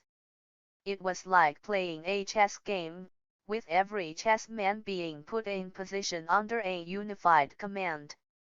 It was a comprehensive, active, and flexible game. The main part of the Dabi Mountains is situated in Anhui, covering Hubei and Henan provinces. From northwest to southeast, they separate the northern China Plains in the north from the Jianggan Plains in the south. Their terrain is complex, with narrow paths winding through towering peaks, steep valleys, and dense forests. Father described the importance of the Dabi Mountains. The position of the Central Plains is of great strategic importance. It is like the gate opposite the enemy, and the Dabi Mountains are right at the gate. The situation in the Central Plains rests on two big mountain ranges, one is the Dabi Mountains, and the other is the Funiu Mountains. The enemy is more concerned about the Dabi Mountains, for they are more important than the Funiu Mountains. To secure the Central Plains, it is essential to control the Dabi Mountains. The Dabi Mountains are a very good forward base, close to the Yangtze River, with easy access to Nanjing and Shanghai in the east and Ilankou in the southwest. Therefore, it is an important springboard for crossing the Yangtze River. The enemy wants to control the Dabi Mountains desperately, and we are determined to do so. Tu Fu and Deng were determined to lead their troops to the Dabi Mountains.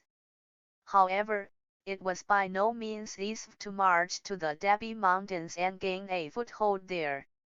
As a matter of fact, the communist-led troops had previously penetrated the mountains on several occasions and then had to withdraw.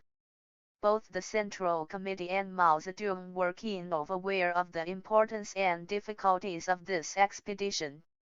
In its instructions to Fu and Deng, the committee outlined three possibilities for the march to the Dabi Mountains. The troops would not gain a foothold after fighting and would have to withdraw. The troops would not gain a foothold after fighting and would then persist in struggle in the peripheral areas, and the troops would gain a firm foothold after overcoming difficulties. The committee told Lu and Deng that while preparing for the worst, they should overcome all difficulties resolutely and bravely and strive for the best prospect. The committee also gave them special instructions to give the troops a rest until mid-August and then embark on the march. The DCNG Field Army had been fighting continuously for a month in advancing 500 kilometers to the Dabi Mountains 40 southwestern Shandong. The troops had not had time to rest, and new recruits needed to be trained. All columns had just left the battlefield, and the mobilization and specific preparations had yet to be made for the strategic march to the Dabi Mountains. The troops had only enough funds to cover half a month's expenditures. The ammunition and military uniforms had to be shipped from northeastern China and Handan, respectively. These troops were going to have difficulties mounting a large-scale military operation and badly needed a breathing spell, no matter how brief it might be. However, Chiang Kai-shek did not allow them to take it, nor did the fast-changing war situation. It had been raining intermittently since the troops crossed the Yellow River, and the rain turned into a downpour, swelling the Yellow River. The Yellow River began to rise. Standing on the dike of the Yellow River, one could watch the waves surging forward from as far away as the eyes could see. The weather was extremely bad, and so were the motives of one man. Chiang Kai-shek had decided to breach the dike of the Yellow River at Kaifeng, hoping the ensuing flood would drive the Deng troops back to areas north of the Yellow River. He had resorted to dike breaching warfare before. All those who had gone through the anti-Japanese war remembered what happened in June 1938, when Chiang Kai-shek ordered his troops to explode the dike of the Yellow River at Huayuankou, Henan province, to prevent the advance of the Japanese troops. The breaching of the dike failed, however, to thwart the advance of the Japanese army. Instead, it caused the Yellow River to change its course to the north, flooding 5,400 square kilometers of land in 44 counties in Henan, Anhui, and Jiangsu provinces. Over 89 万 people lost their lives and 12.5 million people were miserably displaced. A vast stretch of barren flooded land appeared on the Central Plains. Almost 9 years had passed, but people's memories were still haunted by the breaching of the dike in 1938. The Yellow River had become a weapon of war, to be moved at will by Chiang Kai-shek. And now he was plotting the same scheme against the Deng troops. If the dike were breached, disaster would befall the 100,000 strong army and several million people on their side of the river. In the operations room of the headquarters of the field army, Lu Bachan said that he was very anxious. The situation was indeed very critical. More than 4 years later, Father told us, that was the tensest moment in MV life. When I learned that the Yellow River dike would be breached again, I could hear my own heart beating fast. While the troops were resting and preparing for the mid-August march, Lu and Deng received a AAA top-secret telegram from Mao Zedong himself. Father told us, "Fr." The telegram had just one sentence only. Yi and Uncle Lu read the telegram, which was burned at once. We ourselves were truly in great difficulty. Still, without any hesitation, we immediately sent a telegram in reply back to the Central Committee, telling it that we would start the march after 10 days. 10 days were too short to prepare for a 500-kilometer march. Yet we made it in less than 10 days. Father seldom reveals his emotions, yet when he said, "We just defied whatever difficulties faced us and went into action," his voice trembled. The crossing of the Yellow River by the Deng troops had two aims: to launch the strategic counter-offensive, and to lure and wipe out the enemy.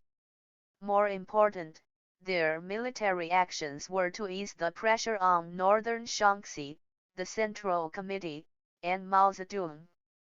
Neither the swelling of the Yellow River nor Chiang's threat to breach its dike could scare Lu and Deng.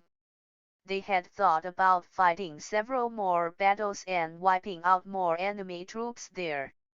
However, since the Central Committee was in a difficult position, they set off on the march ahead of schedule, despite difficulties.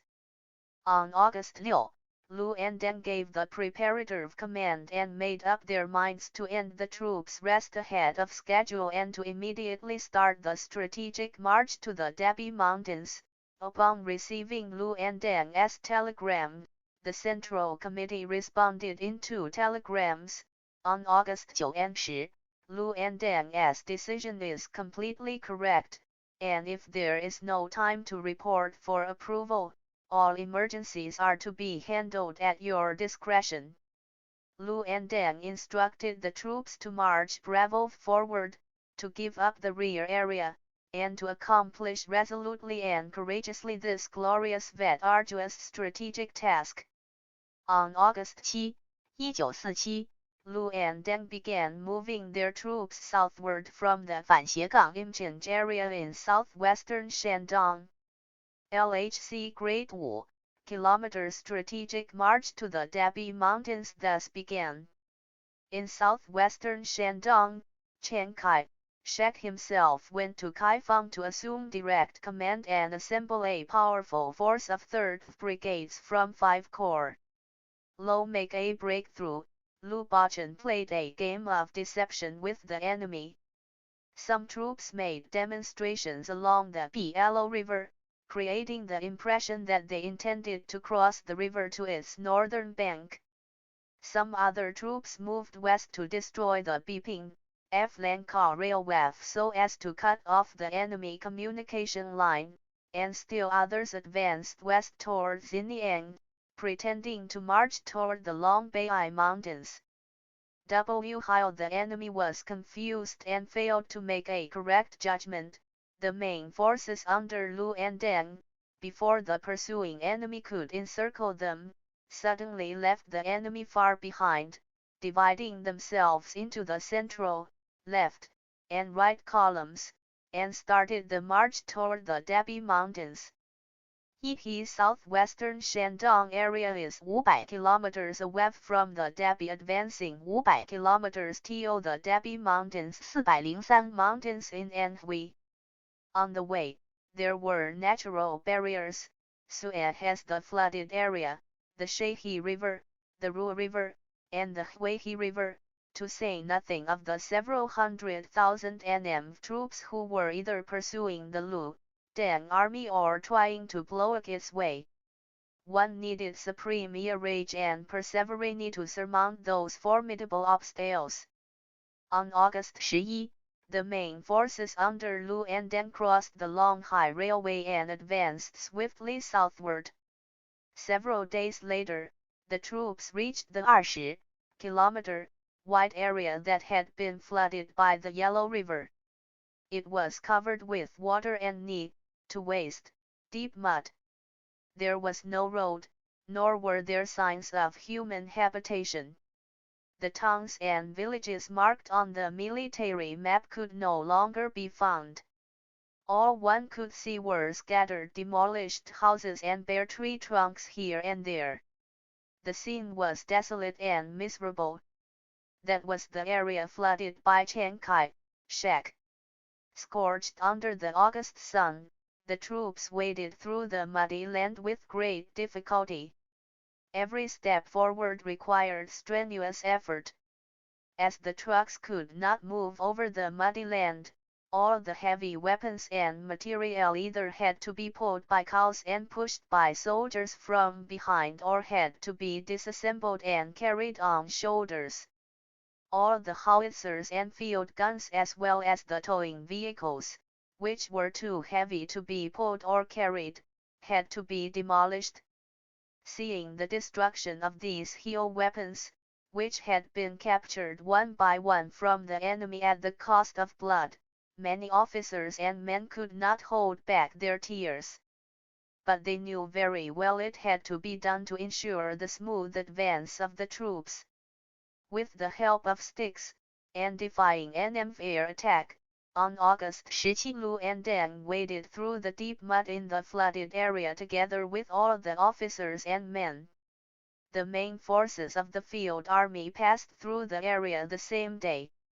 Inspired by the exemplary actions of their leaders, the whole field army quickly crossed the flooded area on August 18. Leaving the flooded area behind them, the main forces of the Lu, Deng troops advanced toward the Shahi River. Braving enemy artillery bombardment and air attack, they built pontoon bridges over the river and over which all the troops marched to the other side. It was not until then that Chiang Kai-shek finally saw the strategic intention of the southern advance of the massive Lu, Deng troops. However, it was too late to try to organize large-scale blocking operations against their advance. It was said that General Wedemeyer of the U.S. Military Advisory Group complained bitterly to Chiang Kai-shek on August 24 before leaving China.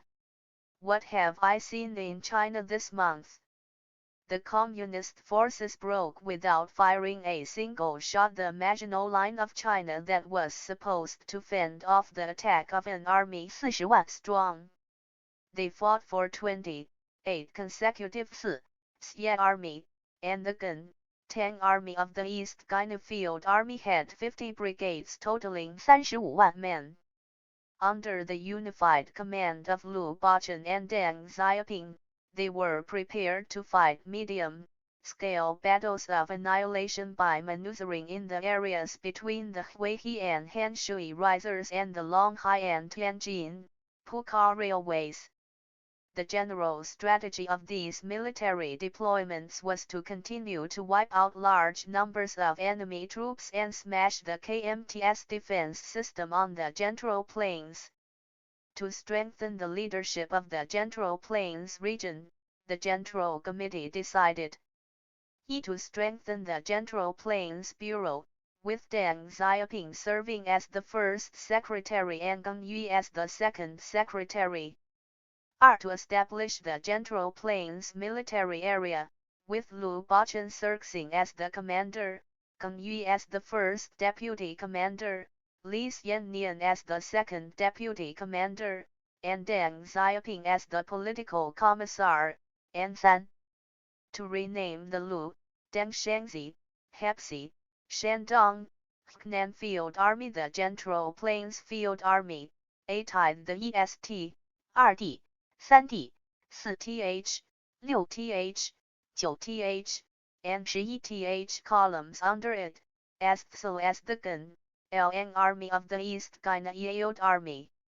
In the Central Plains region, the KMF and GPG forces had deployed their troops in battle formation, and fighting thus under Xi. The troops commanded by Mao Zedong began to take military action step by step. In February 1948, Lao and Deng's Central Plains Field Army left the Dabik Mountains and entered the areas north of the Huihe River for rest and reorga before the decisive battles 425. In N4 Arch the Chen, Xia and CHCN, Tang armies mounted an attack, seized the large city of Luiyang in Henan Province, and, at the same time, oversaw the rest and reorganization of the Lu, Deng force. On May 2, Chen Seng commanded the 2th and 4th columns of the Central Plains Field Army and the 5th column of the East China Field Army to launch the Wangzai campaign, wiping out over 21,000 enemy troops and liberating 9 Yaoundé towns. The army commanded by Su Yu had finished its rest and reorganization, so the Central Committee ordered it to fight at the battlefront on the Central Plains. On May 22, to pin down the enemy troops commanded by Zhang Zhen and to ensure the southward advance of the army commanded by Su Yu, the Central Plains Field Army launched the Guangdong campaign, with the forces in the east and the west commanded by Chen Zilian and Chen Seng, respectively. The campaign lasted less than 10 days and resulted in the annihilation of over 1,000 enemy troops and the capture of 3 major generals under Zhang Zhen. On the Central Plains, Chiang's troops had 3 maneuver groups, namely, the units in Nanyang commanded by Zhang Zhen, the units in Zhoumadian commanded by Hu Lian, and the units in southwestern Shandong commanded by Qiu Qingquan. The East China Field Army entered southwestern Shandong and planned to attack the Wu-Th Corps under Qiu Qingquan. On June 17, the Communist-led army launched the battle in eastern Henan. The East China Yield Army attacked the troops under Qiu Qingquan, and the Central Plains Field Army blocked the troops under Hu Lian and Zhang Zhen, which advanced northward to reinforce Qiu's troops. On July 6, the East China Field Army wiped out more than 9,000 enemy troops commanded by Qiu Qingquan. The Central Plains Field Army fought 3 battles to block the advance of the enemy reinforcements and wiped out 7,000 troops. After the campaign, the East China Field Army moved to other areas for rest and reorganization. The Central Plains Field Army decided to launch the Xiaoping campaign on July 2. The CPC armies were fighting battles from north to south, near the Hanshui River. On July 16, the Xiaoping campaign concluded. The Central Plains Field Army had wiped out 21,000 enemy troops, liberated Xiangyang, Fancheng, and other cities and towns, controlled the middle sector of the Hanshui River, and captured Kang Ziyi, a key chief of the KMT special agents. Between January and July 1948, on the battlefields on the Central Plains, the Central Plains Field Army and the East China Yield Army coordinated their operations, wiping out over 20,000 enemy troops and liberating Luiyang, Kaifeng, Xiaoping, and other important cities and towns. By then the KM's defense system north of the Huihe and Hanshui rivers had been smashed completely. The Central Plains liberated area had a population of 30 million, and 426. Its human, material, and financial resources had increased considerably. Father once told us with pride. After the Second Field Army left the Dabi Mountains, its strength was weakened. The Second Field Army had been poorly equipped, and when it crossed the areas inundated by the Yellow River, it lost the heavy weapons it had recently seized from the NM. The size of the Second Field Army was small, and furthermore, it was divided into 2 groups, one commanded by Lu and Deng and the other by Chen Xing. The main forces of the 4 columns were weakened, with 3 of the 4 columns having only 2 brigades each. But our morale was very high at all times. Before the Huai campaign, we fought some small battles successfully. Yet didn't miss the opportunity and fought battles that needed to be fought. At the time, our 3 armies assumed battle postures on the Central Plains, and our troops achieved victory in northeastern China and gained a firm foothold in northwestern China, giving great encouragement to the people throughout the country. The situation as a whole was good. As Father said, by the end of the second year of the War of Liberation, that is, between June and July 1948, the situation as a whole was very good. The Communist-led troops wiped out 53,000 NM troops in 4 months in northwestern China and 25,000 NM troops in 4 months in northern Jiangsu. In northern China, they annihilated 14,000 NM troops in several campaigns, and in northeastern China they've annihilated over 15,600 NM troops in 90 days and captured Xiaoping, Jilin, Yingkao, and other strategic points.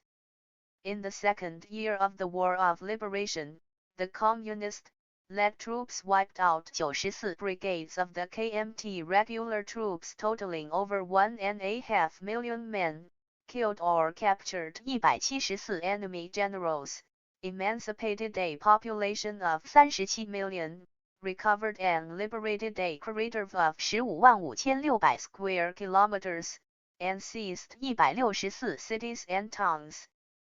He communist-led troops controlled an area of 2.35 million square kilometers, 579 cities, and a population of 168 million. The People's Liberation Army had swelled to 2.8 million men. 4 He KML lost 1.52 million troops, and its regular arm was pinned down on the battlefields in northeastern, northwestern, and northern China, the Central Plains, and eastern China. Most of its troops were capable of defending strategic points and 反斜杠 vital communication lines and had lost their ability to conduct mobile operations. In the areas controlled by Chiang Kai-shek, the KMT government found itself in an unprecedentedly serious financial and economic crisis. 4 High financial deficits continued to soar, inflation was very serious like fierce floods and savage beasts, currency constantly depreciated, commodity prices rose every day, and even the mint was unable to print the paper currency needed on any given day. Since Chiang Kai-shek was suffering both military defeats and economic difficulties, he was in a bad mood and in a bad temper. He sighed. Before the decisive battles, 427 the KMT troops were constrained everywhere and suffered one defeat after another. Just like the KMT and the CPC, the American government was devising political strategies as well. The United States was very clear about what was happening in China.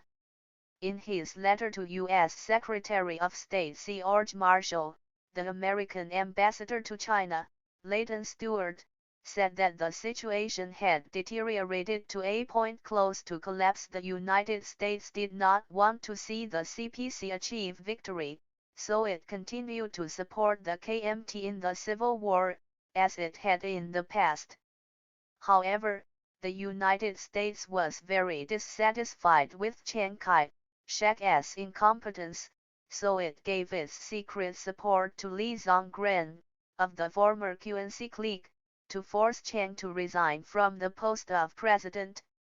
The United States attempted to find another agent in China so as to reverse the depressing situation.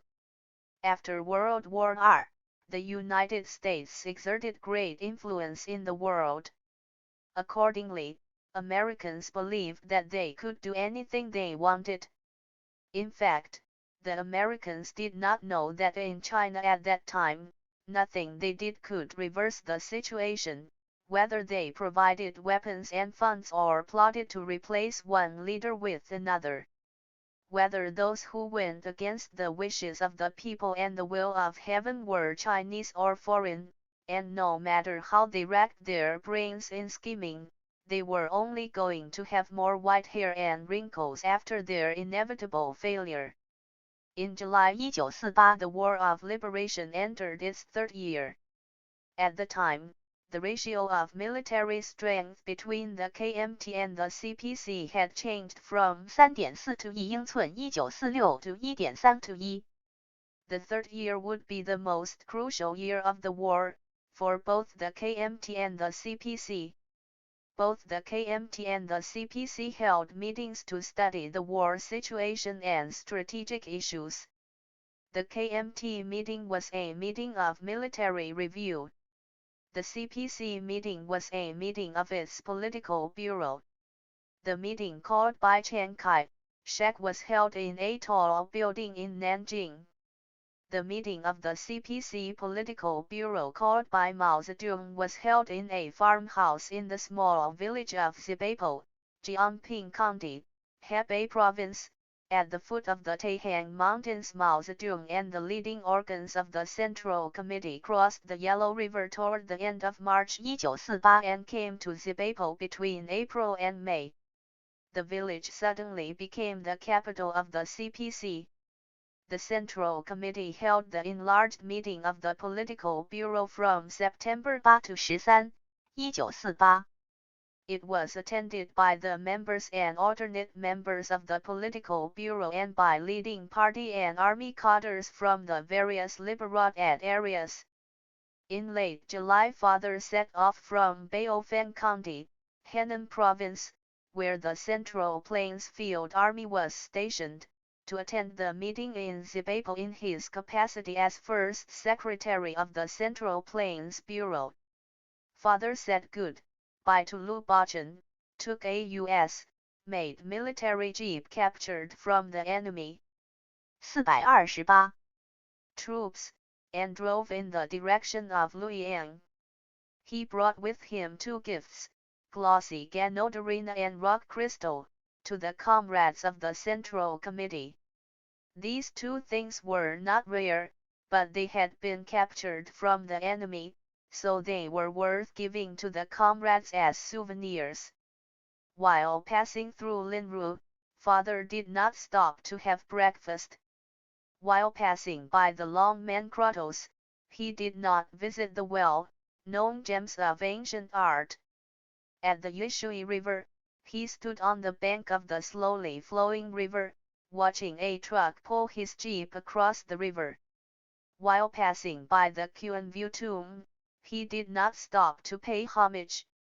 While passing by the burial place of Lu Xiu, Emperor Wudi of the Han Dynasty, he did not stop to pay a visit. During his trip of several days, wherever he went he talked with local people about the revolutionary work. When he came to the areas of operations, he could not travel in the daytime because of enemy aircraft, so he traveled at night. When he came to a part of the main road that had been destroyed, he did not make a detour but insisted on taking the rough road to keep going straight. During this period, he did not dare to stay anywhere for even a short time. He was anxious, because he knew he was going to attend a very important meeting at which China's destiny was to be determined. The meeting at Zibapo was indeed an extremely important meeting of the CPC.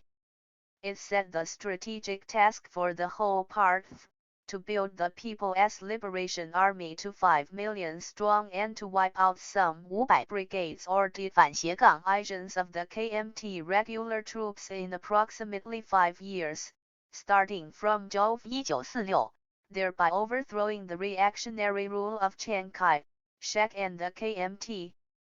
The meeting pointed out the war had entered its 3rd year, a critical year if victory was to be achieved within 5 years. Militarily, the People's Liberation Army had to continue to mount attacks on exterior lines, carry the war to the areas controlled by the KMT, and prepare to fight several decisive campaigns. Idle Army had to focus on the Central Plains but keep operating in the areas north of the Yangtze River and in northern and northeastern China. The meeting called on the army to dare to fight unprecedentedly large-scale battles, to dare to fight the powerful enemy formations, and to dare to attack the strongly fortified large cities controlled by the enemy so as to achieve nationwide victory. Politically, the meeting declared that the establishment of the national central government had to be placed on the agenda, and that the political consultative conference was going to be held in 1949 so as to establish the people as country and central government. Mao Zedong's policy decisions were always made resolutely and in good time. His judgment was always foresighted and accurate, and he had unusual courage and resourcefulness. In the most difficult days of the anti-Japanese war, he predicted that the Chinese were sure to win the war. W and the KMT troops were overwhelmingly before the decisive battles 429 superior to the communist-led army. He was confident of victory. When the army he led was far weaker than the enemy troops, he ordered it to launch the strategy counteroffensive. When his troops were still no stronger than the enemy, he resolved to fight the great strategy-decisive battles. The great, decisive strategy battles between the CPC and the KMT thus began in the land of China. The great decisive battles in the autumn of 1948 came. In this ancient oriental country with an area of almost 10 million square kilometers, it was no longer swelteringly hot. The sunshine was becoming brighter and more brilliant. The vast skies were clear blue with rolling clouds. The rivers turbulently flowed east. The autumn brought the autumn wind. The advent of autumn gave different people different feelings. Sentimentalists believed that autumn represented desolation, the withering cold coming afterward, and an extreme, unavoidable anxiety. Anxiety was autumn in some people's hearts, and anxiety and autumn were two eternal subjects chanted by the sentimental poets. But the optimists had an entirely different feeling about autumn. The sky they saw in the autumn was clear blue and boundless. The land they've walked was full of ripening and bore an abundant harvest of all crops. Their autumn was flavored with ripening, plenty, mellowness, romance, fruit, and victory. In their eyes the autumn was golden. The autumn of 1948 would be soul-stirring and unforgettable throughout the lives of both those who succeeded then and those who failed. The CPC resolved to fight large-scale battles of annihilation in the autumn and winter of 1948. The Central Committee issued a directive. The East China Field Army was to seize Jinan in the autumn and capture Sushu in the winter. The Central Plains Field Army was to fight a decisive battle with the KMT troops commanded by Lu Ji in the Central Plains. The Northeast Field Army was to wipe out the troops commanded by Wei Luang in northeastern China. In northern China, the communist-led army was to capture Taiwan and finish off the troops commanded by Fu Ziyu in Xiaoping. According to the operational plan for the third year, the People's Liberation Army was to VNIPC out 5 divisions of KMT regular troops and 80% of its strength north of the Yangtze River. From September 1948 to January 1949, the CPC troops successfully mounted the large-scale autumn and winter offensives on the battlefields in northeastern, eastern, northern, and northwestern China and on the Central Plains. These were the three great and decisive strategic campaigns: the Liaoxi, Shenyang campaign, the Liuyue, Iiai campaign, and the Beiping, Tianjin campaign. The first of the three great campaigns was the Liaoxi, Shenyang campaign launched in the Shenyang region of Liaoning in northeastern China.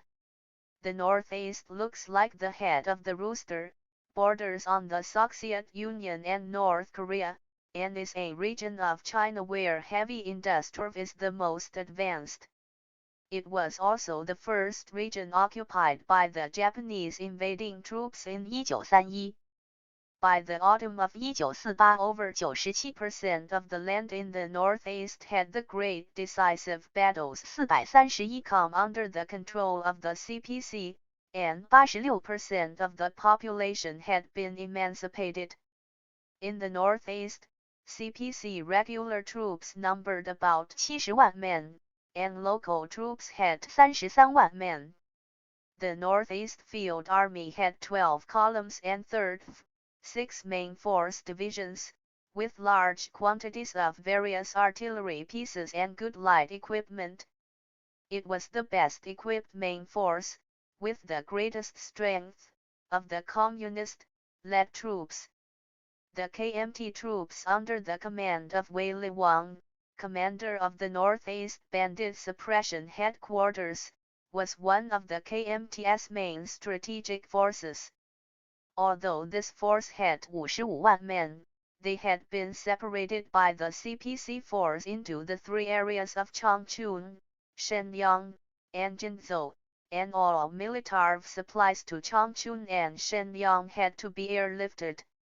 In the northeast, the strength of the CPC troops exceeded that of the KMT troops.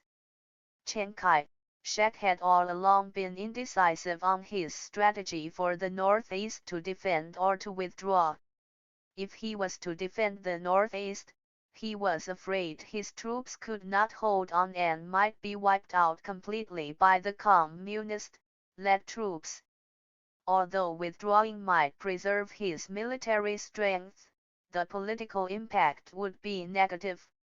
Wei Liwang was worried that if he were to withdraw his troops from the northeast, they were likely to be annihilated completely by the communist-led troops in the attempt. After a period of hesitation, Chiang Kai-shek finally resolved to order his troops to tenaciously defend the northeast, ensure the safety of Shenyang, Jinzhou, and Changchun, and seize opportunities to open up the Biping-Liaoning Railway leading to areas south of the Great Wall. Mao Zedong made a correct appraisal of the situation in the northeast, because the CPC's military and economic strength was superior to that of the KMT. He resolved to confine all the enemy troops to the northeast and to wipe them out one by one. Changchun, Shenyang, and Jinzhou stretched from northeast to southwest. Mao Zedong sent a telegram to Lin Biao and Luo Ronghuan of the Northeast Field Army, ordering them to capture Jinzhou first so as to seal off the enemy's exit from the northeast to areas south of the Great Wall. Lin Biao hesitated to move south along the Biping-Liaoning Railway to attack Jinzhou but wanted to capture Changchun without having to go far. Enemy reinforcements had arrived at the seaport of Hulu Island near Jinzhou to ensure the safety of the KMT troops' sea passage while they were retreating. With the enemy troops taking such military actions, the communist-led army could waste no time in cutting off the enemy's retreat route if it was to take the opportunity to wipe out all enemy troops in the northeast. Under these circumstances, Lin Biao made up his mind to capture Jinzhou first. From October 9 to 15, after fierce and difficult battles attacking the city and blocking enemy reinforcements, the Northeast Field Army eventually captured Jinzhou, the strategic passage from the northeast to areas south of the Great Wall. 452. When the communist-led troops attacked Jinzhou, Chiang Kai-shek was very worried and flew to Biping and then to Shenyang and planned operations himself. After the fall of Jinzhou, Chiang Kai-shek flared up in anger and flew to Shenyang only again. There, he hanged his policy decision to tenaciously defend the northeast and strictly ordered the defending troops stationed in Changchun to break out of the encirclement and retreat southward to Shenyang. By combining the two forces that could have coordinated their efforts and supported each other, Chiang made them take a position from which they could not flee and in fact could only take a beating together. The defending troops in Changchun under the command of Zheng Dongguo decided not to jump into the jaws of death. Instead, they revolted, and Changchun was liberated peacefully. After the fall of Jinzhou and Changchun, Chiang Kai-shek was even more worried. He flew to Shenyang for the third time to plan the general retreat. With a stern voice and countenance, he ordered the main force in Shenyang, the army commanded by Liao Yaoxiang, to retreat southward. but how could it retreat? While retreating southward, Liao Yaoxiang's troops were blocked and then fell under the converging attack of the communist-led army and were penetrated at Bviet. Both he and his entire army were in confusion. Eventually, his army 大于被人民币 was annihilated, in an area of 120 square kilometers. After Liao's army was wiped out, his immediate superior, Wei Li Wang, knew what was coming and immediately fled from Shenvang Bv Plain. On November 2, the CPC forces captured Shenyang. The Liaoxi, Shenyang campaign concluded. After 52 days of fighting and suffering 69000 casualties, the Northeast Cadoed Army wiped out the Bandit Suppression Narrow Headquarters, 4 KMT Army Headquarters, 11 KMD Corps Headquarters, and 33 KMD divisions, totaling more than 472,200 troops. He communist-led troops had brought the whole of northeastern China under control. After the campaign, the KMT's total strength fell to 2.9 million men, while that of the CPC troops swelled to 3 million. The military balance had been reversed. Mao Zedong said confident of, according of, the war will be much shorter than we originally estimated. As we now see it, of another year or so may be needed to overthrow the reactionary Kuomintang government completely. 星号 After the liberation of the Northeast, the CPC set its sights on the next target, the Central Plains. PHE Commander-in-Chief of the Chinese People's Liberation Army, Zhu He, said, since ancient times, whoever has won victory on the Central Plains has achieved the final victory. Now the CPC planned to end the contention on the Central Plains and take control of China. He second of the three great campaigns, the High Campaign, was the great decisive battles 433 about to begin. The battlefields of the High Campaign were located in the plains of the Yellow and Huiye rivers, where Jiangsu, Anhui, Shandong, and Henan provinces met. The terrain was open, with densely populated villages scattered here and there. The Tianjin-Puka Railway ran from north to south, from Tianjin to Shanghai, and the Longhai Railway ran from east to west, from Sushu to Zhengzhou. The center of the battlefield was Sushu, the intersection of the two railway arteries. The plains had vast expanses and a crisscross network of roads, good conditions for battlefields of large formations conducting large-scale mobile warfare. On the Central Plains, Chiang Kai-shek deployed the troops commanded by Lu Ji, centered in Sushu, and the troops commanded by Bai Kongzi, centered in Hankou. In the north, these troops were to control the Longhai and Tianjin-Puka railways and defend the capital and heart of the KMT government, Nanjing.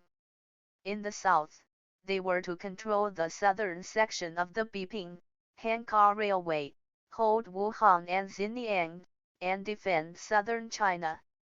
The troops under Lu Ji in Sushu and the troops under Bai Kongzi in Hankou constituted Chiang Kai-shek's defense system on the Central Plains. Sushu was situated at the intersection of the Longhai and Tianjin-Puka railway lines and was the location of the KMT Bandit Suppression Central Headquarters, with Lu Ji serving as the commander-in-chief. Sushu was the most important strategic point of the battlefield on the Central Plains. The KMT deployed its troops around Sushu as follows. In the west, between Sushu and Zhengzhou, was the RD Army, commanded by Chu Qingquan. In the east was the 13th Army, commanded by Li Mi, and the 7th Army, commanded by Huang Baidao. In the north were troops belonging to the 3rd Pacification Zone. In the south, between Sushu and Bangbu, west of the railway, was the 16th Army, commanded by Sun Yuanoyang, and east of the railway was the 6th Army, commanded by Li Yanyan. Hankou was located at the middle section of the Yangtze River and on the artery running between north and south the Beiping, Hankou Railway. The KMT Central China Bandit Suppression Central Headquarters was located there, with Bai Kongzi serving as the commander-in-chief. Deployed in the area of Xinjiang north of Hankou were the 12th Army, commanded by Huang Wei, the 3rd Army, commanded by Zhang Can, and the 5th Pacification Zone, commanded by Zhang Zhen. On the Huai High Battlefield, Chiang Kai, Shek employed 29 corps and 70 divisions and other troops, totaling 70 万 men. The main forces of the Central Plains Field Army, commanded by Lu and Deng, were deployed in the area of Kaifeng west of Sushu, and the main forces of the East China Field Army, commanded by Chen Yi and Su Yu, were deployed in the area of Linyi northeast of Sushu. The Central Plains and East China Field Armies, plus the troops of the East China, Central Plains, and North China military areas, had a total strength of 60 万 men. Mao Zedong and the Central Committee, after analyzing the strategic situation at the Southern Front, believed that the time was ripe for fighting the decisive battle and decided to organize and launch the Huai High Campaign. To unify the command of the operations at the Southern Front, the Central Committee decided to organize the General Front Committee, consisting of Lu Bachun, Chen Yi, Deng Xiaoping, Su Yu, and Tan Zhenlin, with Deng Xiaoping serving as the General Secretary.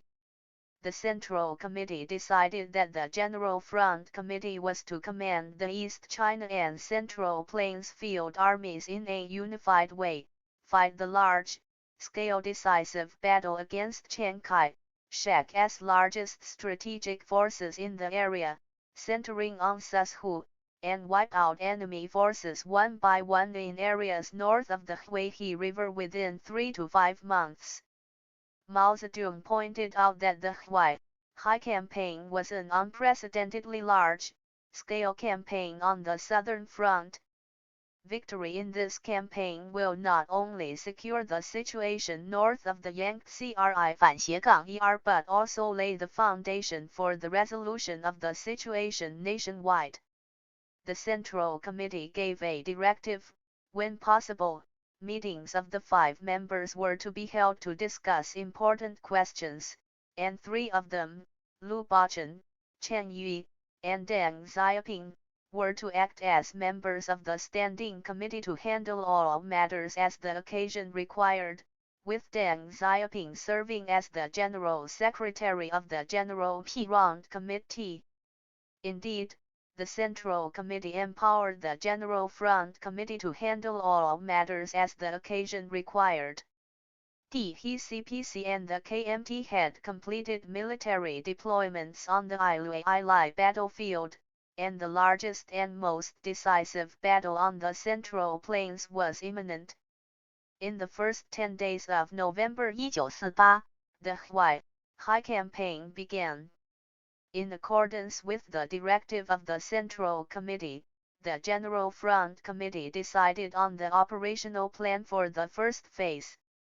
The 7 columns of the East China and Central Plains Field Armies were to isolate, encircle, and annihilate the army commanded by Iowang Bai Da in the areas east of Sushu, while preventing the DTH Army, commanded BV Li Mian west of Iowang's army, from reinforcing the latter BV moving east.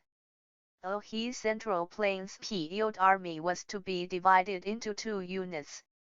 One unit, commanded by Deng Xiaoping and Chen Ai, was to conduct operations in Sushu and Bangbu and sever the ties between southern Sushu and Bangbu along the Yianjin-Puka Railway.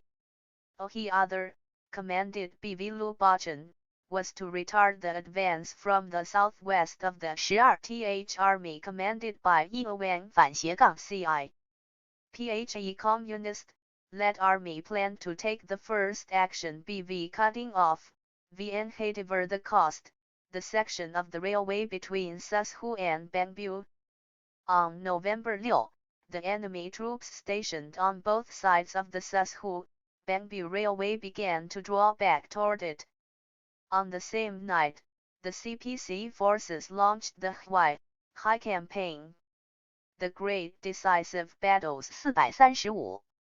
The troops led by Chen Liu and Deng Xiaoping mounted an offensive along the section of the railway between Kaifeng and Sushu, quickly captured Dangshan 100 kilometers west of Sushu, controlled the 300 kilometer railway line from there to Zhengzhou, and pressed on to Sushu.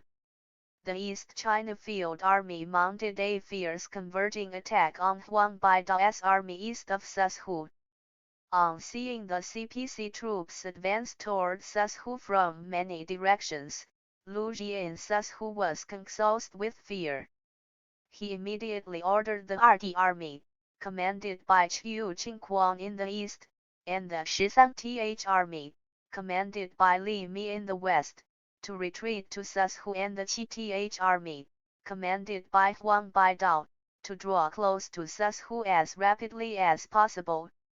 Lu Ji was a general, but unexpectedly, he could not withstand a single blow.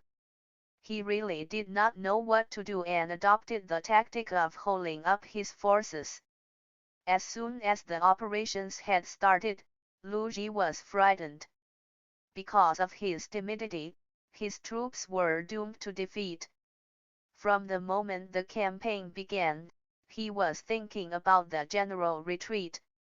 Lu Ji wanted to make a general retreat, but Chen Yu and Deng Xiaoping would not let him simply run away. The Central Front Committee instructed the East China Field Army to step up its efforts to intercept Huang Baidao's army in a bid to launch a converging attack on it and annihilate it. All units of the East China Field Army boldly pursued and intercepted Huang's troops, despite fatigue, hunger, death, and other difficulties, and on November 10, cut off their route of retreat to the west and surrounded the 7th Army in a narrow area called Nianzhuang. Lu Ji and even Chiang Kai-shek were worried about the encirclement of Huang's 7th Army. Chen rebuked his subordinates sternly and angrily, saying, "The Sushu Huihei battle is crucial to the success or failure of our cause and to the survival of the country." Chiang Kai-shek was also discontented with Lu Ji because of his incompetence, so he sent his star student, Du Yaming, to Sushu to serve as Lu Ji's deputy and to direct the operations at the front. Afraid that not enough troops were deployed for the campaign, he also increased the KMT strength to 80,000 men on the high battlefield. Mao Zedong gave instructions to the commanders at the front. First, the East China Field Army was to wipe out the troops led by Huang Baidao and make them unable to move away.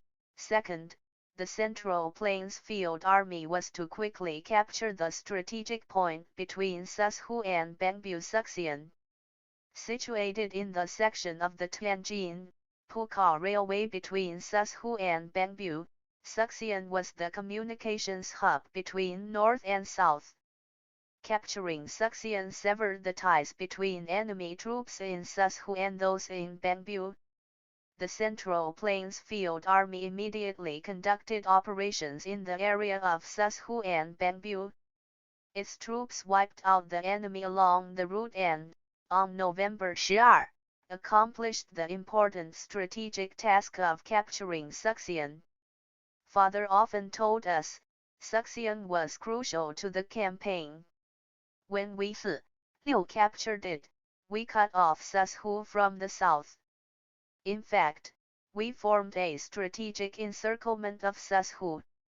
There was a shot in a film about this great decisive battle. Standing at the platform bridge of the Suxian railway station and watching the rumbling and whistling trains coming and going below their feet, the actors portraying Lu Bachun, Chen Yui, and Deng Xiaoping expressed what had been their true emotions. After their troops finished capturing Suxian, they were jubilant. It was artistic method to make the three people express their feelings at the same time. But to the General Front Committee, the capture of Suxian was certainly a happy event, so it was not possible for the filmmakers to exaggerate their feelings about the 反斜杠 victory too much. Since the communist-led army had cut off the NM's passage from Sashu to the south, it could go all out to wipe out enemy troops in the north. On November 1, the East China Field Army launched a general attack on the troops under Huang Baidao. By November 22, after 11 deaths of fierce and bitter fighting, the East China Field Army had annihilated the THR Army completely and killed its commander, Huang Baidao. While capturing Suxian and wiping out the army under Huang Baidao, the communist-led troops had effectively blocked the two armies coming from Sashu to reinforce the army commanded by Huang in the east and the two armies coming from Bengbu to reinforce Sashu in the north. By then, the first phase of the Ilue High campaign had come to an end. The communist-led army wiped out a total of 18 divisions of NM regular troops, cut off the section of railway between Sashu and Bengbu, and divided the troops commanded by Lu Ji into southern and northern parts.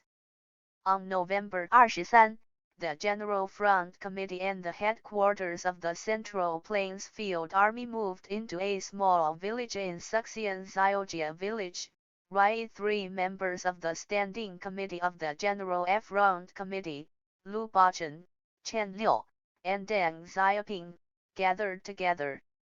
All three were from Sichuan, and although they had traveled south and north for decades, they had not changed their local accent. Among them, one was several years older than the others, and each had a unique temperament. 反斜杠 Wearing glasses for his nearsightedness, Lu Bachun was tall, well-versed in both polite letters and military science, refined, and good-natured. His conversation often suited both refined and popular tastes. His use of Sichuan proverbs and humorous and vivid metaphors often surprised people and made them laugh. His subordinates wanted to compile a book of the witty remarks made by Commander Lu, but they were afraid his remarks were too figurative and 反斜杠 id to translate into words. At the time, he was over 54 and the eldest of the three. Chen 反斜杠 I was of medium height and fat. Because he had a round face, thick double chin, and was pot-bellied, he was awe-inspiring and looked like a marshal. He had the sense of humor inherent in people of Sichuan. Besides being the great decisive battles 437 humorous, Chen Yui had a sanguine disposition, and he was unrestrained, forthright, and cheerful. Militarily, he could command massive troops. Literarily, he often felt a strong urge to compose poetry and wrote articles quickly. He could talk wittily about everything under the sun and was unforgettable to those who met him. At the time, Chen Yui was 47. Deng Xiaoping was the shortest and the youngest among them. At the time, he was 44. Compared with Lu and Chen, Deng had a uniquely graceful bearing. He was a man of a few words, staid, and astute. When he was serious, Others were afraid of him, but in his meticulousness he was very considerate to others. He acted resolutely and had a firm will. When he met with old friends, he talked cheerfully and humorously. He could tell many stories, both modern and ancient, in Sichuan dialect. It goes without saying that Deng and Lu were on very good terms. Deng and Chen had in common that they had been students in France and maintained close relations.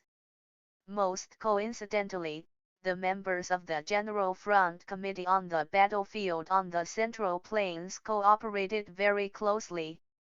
The headquarters of Lu, Chen, and Deng was located in a big courtyard in Xiaojia village, and all of them lived in a small out of the way courtyard at the end of the village. Deng and Chen lived in an outer room, and they let the elder Lu live in an inner room. At Xiaojia village, the General Front Committee was studying what should be the next target of attack in the second phase of the Hai campaign. After repeated analysis of the battlefield situation, the General Front Committee sent a telegram to the Central Committee on November 23, proposing to attack the troops led by Huang Wei first. The reply from the Central Committee came quickly, on the following day, and expressed its approval of their proposal. The Central Committee also instructed, once again, that in case of emergency, Lu, Chen, and Deng were to handle all matters as the occasion required without asking the Central Committee for instructions. The Central Committee and Mao Zedong had full confidence in the General Front Committee of the Hai campaign. The 12th Army under Huang Wei, 12 万 strong, was Chiang Kai-shek's own crack troops, and its 18th Corps was one of the 5 main forces of the KMT troops equipped with American weapons. Huang Wei was one of Chiang Kai-shek's star students, and in his prime he was very arrogant. Huang Wei's troops were originally stationed in the Tongbei Mountains. As Huang Baidao's troops fell under the converging attack mounted by the communist-led army, Chiang Kai-shek ordered Huang Wei to take immediate action to reinforce them. Acting on Chiang's instructions, Huang Wei led his 12 万 troops to advance northward day and night to reinforce the troops in Sushu. But when they arrived at Mencheng, after hurriedly traversing mountain paths for over 50 kilometers and suffering numerous hardships, the army commanded by Huang Baidao had been wiped out completely. 438. After the army under Huang Baidao was wiped out, the commanders in Sushu were convulsed with fear and immediately ordered the 2 armies commanded by Chiu Qingquan and Li Mi to draw back to Sushu from the west and the east, respectively. As soon as Huang Wei arrived on this critical scene, he immediately drew close to Sushu as well. If Huang Wei's relatively strong troops had joined the troops in Sushu, it would have been difficult for the communist-led army to wipe out all enemy troops in Sushu. Nevertheless, Lu, Chen, and Deng resolved to fight a decisive battle with Huang Wei's troops. When the Central Plains Field Army left the Dabi Mountains, it had a total of only 15 万 men and was poorly equipped. If it was going to engage Huang Wei's troops, it had to firmly resolve to fight a fierce battle. Deng told the officers and men of the Central Plains Field Army, so long as the Central Plains Field Army can wipe out the enemy's main forces at the southern front, even at the cost of its own total destruction, other troops of the People's Liberation Army throughout the country can win the nationwide 反斜杠 victory. So it is worth the cost. The General Front Committee decided to put 12万 troops into action. The main forces of the Central Plains Field Army were to block the northward advance of Huang Wei's troops, launch a converging attack on them, and whip them out. The main forces of the East China Field Army were to keep watch on the enemy troops in Sushu and prevent them from moving south to reinforce Huang Wei's troops. Some units of both the East China and Central Plains Field Armies were to be employed to keep under surveillance the two armies commanded by Li Anian and Sun Yuanliang, stationed in areas east of Huang's troops. After Huang Wei's troops reached the area of Mengcheng south of Suxian, they continued to move north. But right after they crossed the Huiye River, Huang Wei suddenly realized that they had entered the pocket prearranged by the communist-led troops. Huang Wei was astute. As soon as he found that the situation was far from good, he turned back to retreat southward. Taking advantage of the enemy's retreat, the Central Plains Field Army launched an attack on all fronts. On November 25, Huang Wei's army was tightly encircled in the area of Shuangzhuiji south of Suxian. After Huang Wei's army was encircled, Chiang Kai-shek was panic-stricken. Chiang ordered Huang Wei to break out of the encirclement eastward, but when he tried, his troops were repulsed by the communist-led army. Then Chiang Kai-shek ordered Huang Wei to tenaciously defend his positions and wait for reinforcements. Acting on Chiang's order, Huang Wei had his troops construct field fortifications around themselves and shift to defense. Chiang Kai-shek immediately ordered the enemy troops in Sushu to reinforce Huang, but they were doggedly intercepted by the East China Field Army and failed to advance. Under these circumstances, Chiang ordered Li Anian and Sun Wenhang to reinforce Huang. But unexpectedly, Li and Sun did not want to fight the great decisive battles. The communist-led troops. They hoped to preserve their own forces, so they just retreated southward. After these failures suffered by Chiang Kai-shek, Huang Wei's army was tightly encircled by the CPC troops. Seeing that the situation was dangerous, Chiang urgently summoned Du Yaming to Nanjing and personally instructed him on the line of action to pursue. Chiang did not give Du Yaming instructions for dealing with the emergency but ordered him to abandon Sushu and retreat southward on all fronts. On December 1, Du Yaming led 3 armies and other military personnel, totaling 30,000 men, in a hasty withdrawal from Sushu. The great retreat involving 30,000 men was extremely chaotic. Everyone was trying to flee for his own life, and vehicles were extremely crowded. This was not a great retreat but an out route.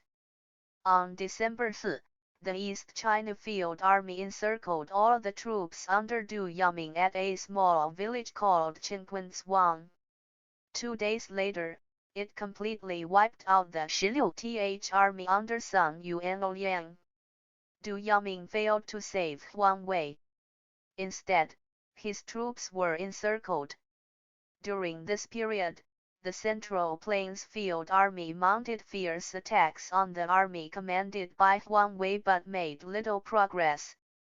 The General Front Committee decided that the Eastern Group under Chen Seng, the Western Group under Chen Zilian, and the Southern Group under Wang Jinshan should launch an all-out attack on the enemy troops at Shuangzhuiji on December 6.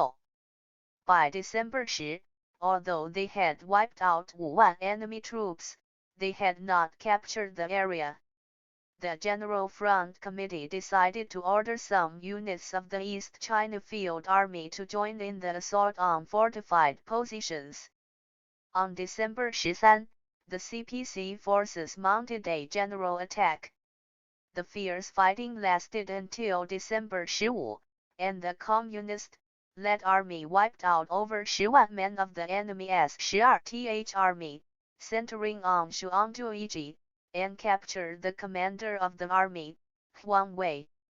After Huang Wei's army was wiped out, the second phase of the High campaign came to an end.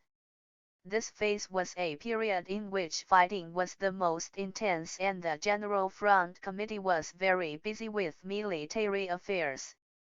Then Chief of the Operations Section, Zhang Shenhua later recalled. In fighting the army under Huang Wei, Political Commissar Deng Xiaoping took charge of the specific work of organizing and directing the campaign on his own initiative.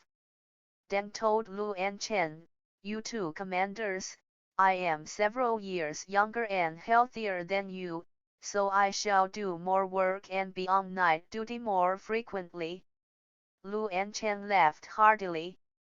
Chen said, "We should not only do all that we can and perform our duties but also respect Political Commissar's views. But we must share the right to be on night duty with you." Lu added, "Since we are old, we cannot direct many more such decisive battles. We have reason to work hard and exert our efforts to fulfill our tasks." Deng said, "Major decisions should be made by you two commanders and by 3 of us cobblers, but I'll handle the more mundane affairs." Deng told the staff officers of the operations section that they should ask Deng for instructions on the more ordinary work, but when they had important affairs, they should report simultaneously to the 3 chiefs, Lu, Chen, and Deng. Throughout the operations of the second phase, the military situation was pressing and the fighting was intense. The telephone rang all night, and telegrams and battlefield reports poured in. Deng worked in the operations room all day long and was on duty every day until late at night and even into the small hours. Only when there was no great change in the situation did he leave. Deng communicated most of the decisions made by the General Front Committee to all columns, heard reports made by the operations section on the operation at any given time, and often personally talked directly with column commanders by phone. In order to not disturb Lu and Chen with the phone calls he received at night at their dwelling place, Deng had the telephone line extended so that when the phone rang, he could throw on his clothes and go to the courtyard to receive it. After the task of wiping out the army under Huang Wei during the second phase was accomplished, Deng wrote a summary report to Mao Zedong on January 1, 1949. In wiping out the army under Yuan Wei, all our troops have made the greatest resolve to carry out the will to wipe out Huang's army at all costs. So throughout the operations, although all columns underwent reorganization at the front 3 to 4 times, they did not complain. However, in launching the general attack, all columns of the Central Plains Field Army suffered over 2 万 casualties, so their strength was insufficient. As a result, the enemy was annihilated on after 2 columns of the East China Field Army were committed after the battle. All columns felt that the Central Plains Field Army was under strength, and they regretted being unable to wipe out the army under Huang Wei themselves and thus increasing the burden on the East China Field Army. Father often told us that it was indeed very difficult to wipe out Yuan Wei's army, which had aircraft, guns, and tanks, and that even his defensive works at Shuangjuiji were constructed with tanks, armored vehicles, and trucks lining up. Nevertheless, Huang Wei's army may have been one of the crack forces of the Ni troops, but it was eventually wiped out completely. After the army under Huang Wei was annihilated, the Central Committee instructed the 5 members of the IUAI-1 General Front Committee to hold a meeting. Because Su Ati and Tan Zhenlin were commanding troops that were about to launch a converging attack on the army under Du Aitming, on the night of December 16, Lu, Chen, and Deng drove in a car over 50 kilometers the great decisive battles 44, to Kaiwa village, where the headquarters of the East China Field Army was located. Since the General Front Committee had been established, this was the first time all 5 members had gathered together. The meeting of the General Front Committee lasted a whole day. The topic discussed was not the High campaign and the annihilation of the troops under Du Turning but how to operate across the Yangtze River. The High campaign was yet to be finished, but the General Front Committee was already charged with the important task of conducting the Yangtze crossing campaign. Because of their recent victory, the 5 members were in high spirits, and the future strategic plan of quick advance encouraged them all the more. In front of the small house W tier the headquarters of the East China Field Army was located. The 5 members of the General Front Committee had a picture taken. In the picture, each of the 5 important generals of the Communist-led troops wears a cotton, padded jacket made of hand-woven cloth, is encumbered by too much clothing, and is taking a natural and casual posture. Father is thin and has a sallow face and long beard. Maybe he was too busy to shave. The 5 people in this picture are all smiling and looking happy.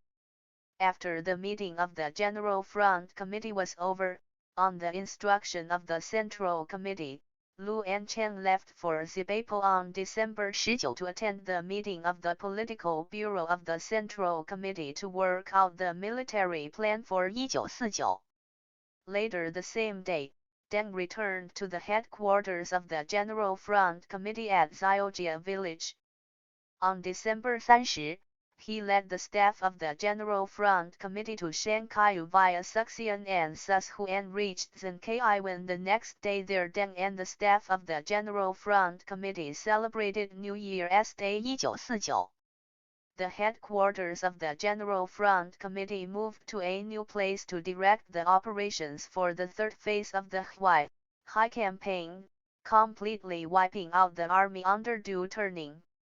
8 corps of the 2 armies under Du Turning were tightly encircled in a small, narrow area less than 100 kilometers southwest of Sushu, with Qingquanshuang as the center, stretching 5 kilometers from south to north and 10 kilometers from east to west. In light of the annihilations of the armies under Huang Baida and Huang Wei, Du Turning was certainly aware of his own fate. But because in the north the third campaign of the great decisive battle the Biping-Tianjin campaign had begun, the communist-led troops only encircled his troops without attacking them. To prevent the troops under Fu Ziyu in Biping from fleeing south, Mao Zedong decided not to wipe out the troops under Du Turning just then so as to let Fu Ziyu harbor illusions and remain in northern China but to wipe them out later. From December 1, 1948, when Du Turning's troops were encircled, to January 10, 1949, when they were wiped out completely, it was truly tough going. 442. For Du Yaoming, it was midwinter. Beginning on December 20, the weather brought both rain and snow, and the temperature dropped suddenly. Within the ring of encirclement were 20,000 men of the 2 armies under Chiu Qingquan and Li Mi who did not have sufficient food, clothing, or lodging. Chen Kai-shek irregularly airlifted inadequate amounts of food to these troops, so when food was dropped, the hungry soldiers desperately scrambled for it and even killed or wounded many others for it. The extremely hungry soldiers ate whatever they could find and even killed the war horses to appease their hunger. Suffering from the cold, soldiers burned all that could be found and even dug tombs and fortifications to find wood to burn for warmth. In the barracks at Qinquanshuang, the despairing enemy troops presented a miserable scene. In his prime, Du Yaming was bright and brave, but in such a plight, who was to blame? To blame Du Yaming himself was unfair, because he acted in compliance with the directive of President Chiang, even though he disagreed. To blame Chiang Kai-shek was futile, because he wanted to win the campaign but could not. Du Yaming was depressed, sitting silently in the shelter all day long and sighing in front of the wall. On January 6, 1949, the East China Field Army launched the general attack on the troops commanded by Du Yaming. The NM could not withstand a single blow, and Du Yaming failed in his attempt to break out of the encirclement. On the afternoon of January 10, the communist-led army wiped out the troops under Du Yaming completely, killed Qiu Qingquan, commander of the RD Army, and captured Du Yaming, deputy commander-in-chief of the Sushu Bandit Suppression Elite Quarters. The decisive battle on the Central Plains the Wei III campaign came to an end.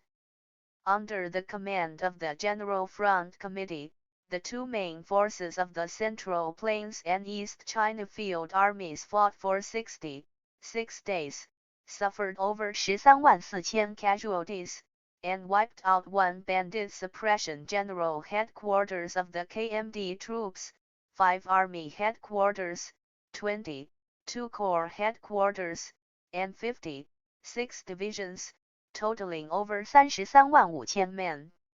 By then, the KMT crack forces at the southern front were completely wiped out, and the vast areas north of the middle and lower reaches of the Yangtze River were liberated.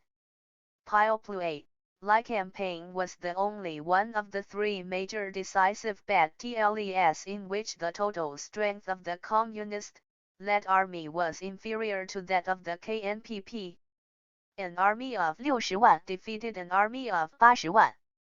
On hearing this news, Joseph Stalin wrote in his notebook, 60,000 men defeated 80,000. A miracle, real a miracle.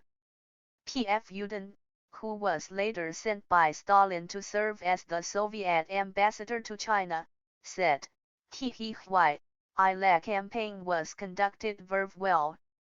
It was a miracle. The great decisive battles 443 英寸 the history of the Chinese Revolutionary War and a miracle rarely seen in the world history of wars as well. Stalin let Yudin go to China to study and understand the reasons the communist-led army won the High campaign. Mao Zedong commanded the Central Front Committee. After liberation, Mao Zedong, still bearing the campaign in mind constantly, once told Lu, Chen, and Deng that they had fought well in the High campaign. The campaign was like a pot of half-cooked rice, but you ate it mouthful by mouthful. While the High campaign was being intensely fought, the CPC troops in northern China launched the 3rd campaign of the great decisive battle, the Beiping-Tianjin campaign. After the Liaoxi, Shenyang campaign ended, about 50,000 men in 42 KMT divisions were stationed in a narrow zone extending over 500 kilometers from Shanhaiguan in the east to Zhangjiakou in the west. 2/5 of these troops belonged to Fu Ziuyu, and the rest were Chiang Kai-shek's own troops. Fu Ziuyu garrisoned Beiping. Fu Ziuyu and Chiang Kai-shek had one common foe, the CPC, but they had their own factions and conflicts of interests. On November 29, 1948, the CPC employed a total strength of 1 million to launch the Beiping-Tianjin campaign. according to the plan made by Mao Zedong.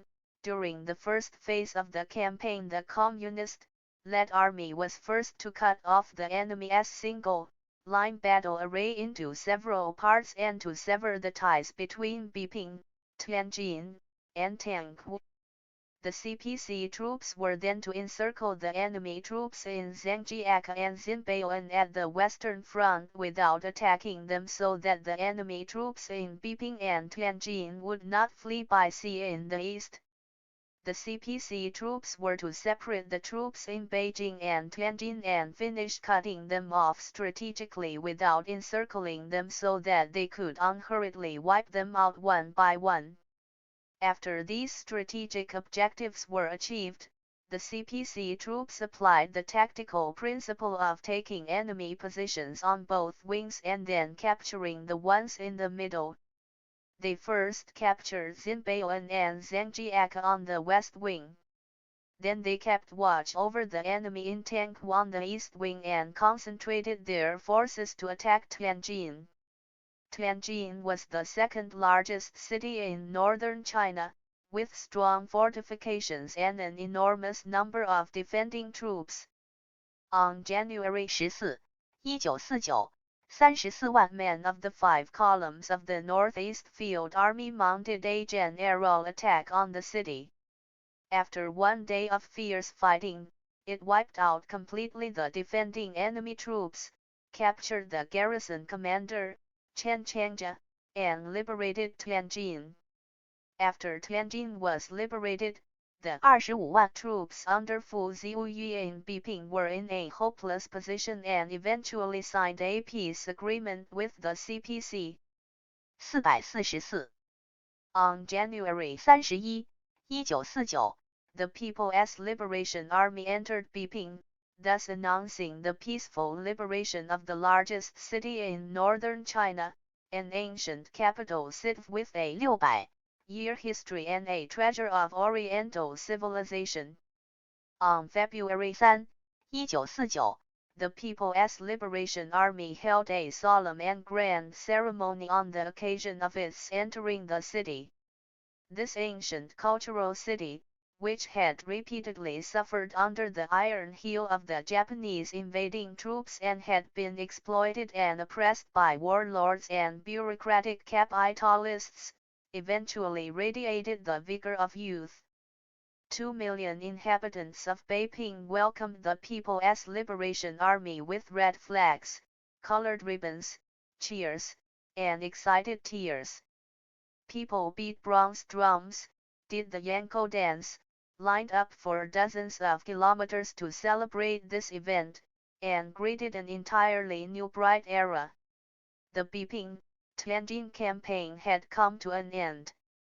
The 3 campaigns, the Liaoxi, Shenyang, Huai, Flay, and Biping-Tianjin campaigns had all come to an end. The great decisive battles between the CPC and the Kuomintang in the areas north of the Yangtze River had come to an end. These great decisive battles that lasted from September 1948 to January 1949 were unprecedented in the history of Chinese wars, and rare in world military history. In these 3 campaigns and in other battles fought at the same time, the communist-led troops wiped out a total of 2.31 million KMT troops and almost all its main forces. The CPC pushed the battle line to the bank of the Yangtze River. The northern part of China, half of its territory, came under the control of the CPC. Father said, Mao Zedong's strategic thinking was to lock Chiang Kai-shek's troops into areas north of the Yangtze River and attack them there, giving them no chance to flee. This was great strategic thinking. Mao Zedong's strategic thinking carried the day, and his goals were achieved. At that time, what pain and hatred Chiang Kai-shek felt in his heart. The pain of losing major campaigns. The unabated hatred he felt for the CPC, which had defeated him. On January 21, 1949, Chiang Kai Shek announced his resignation and went back to his hometown of Zikao, Fenghuakan, Zhejiang Province, fighting in the areas south of the Yangtze River. When the three major campaigns came to an end, the Communist Party of China controlled half of China's territory. The liberation of the whole country could be expected soon. On March 5, 1949, the 7th Central Committee of the CPC held its second plenary session at Zibapo. Lu Bachun and Xu Yu asked for leave to be absent from the meeting. On February 28, Deng Xiaoping, Chen Yi, and Tan Zhenlin went together to the simple meeting place in Zibapo. Mao Zedong made an important report. The main decisions made at the meeting were, e. The proposal on the convocation of the new political consultative conference and the establishment of a democratic coalition government was approved. 2. The People's Liberation Army was to try to liberate all provinces in central and southern China south of the Yangtze River as well as northwestern China. After crossing the Yangtze River, the army was to march south steadily. 3. The army was to shift the focus of its work to the cities, first capturing the cities and then the countryside. The meeting also studied the economic problems, the democratic revolution, and other issues. At the second plenary session, the Central Committee discussed not only military questions but also the problems of how to rebuild the country and transform China from an old agricultural country into an industrial one and from a new, democratic society into a socialist one. On March 14, the day after the second plenary session concluded, the Central Committee called a meeting to prepare a plan of personnel arrangements for various administrative regions and to make decisions accordingly. Those who attended were not only leading comrades of the Central Committee but also the leading cadres from various administrative regions, including Peng Dehui from northwestern China, Cao Kang from northeastern China, Nai Rongzhen from northern China, Deng Zihui and Lin Biao from central China, and Chen Yi and Deng Xiaoping from the Central Plains. Deng Xiaoping was the first one to speak at the meeting. Mao Zedong had asked him to advance his proposal on the jurisdiction of the region of eastern China and on personnel arrangements there.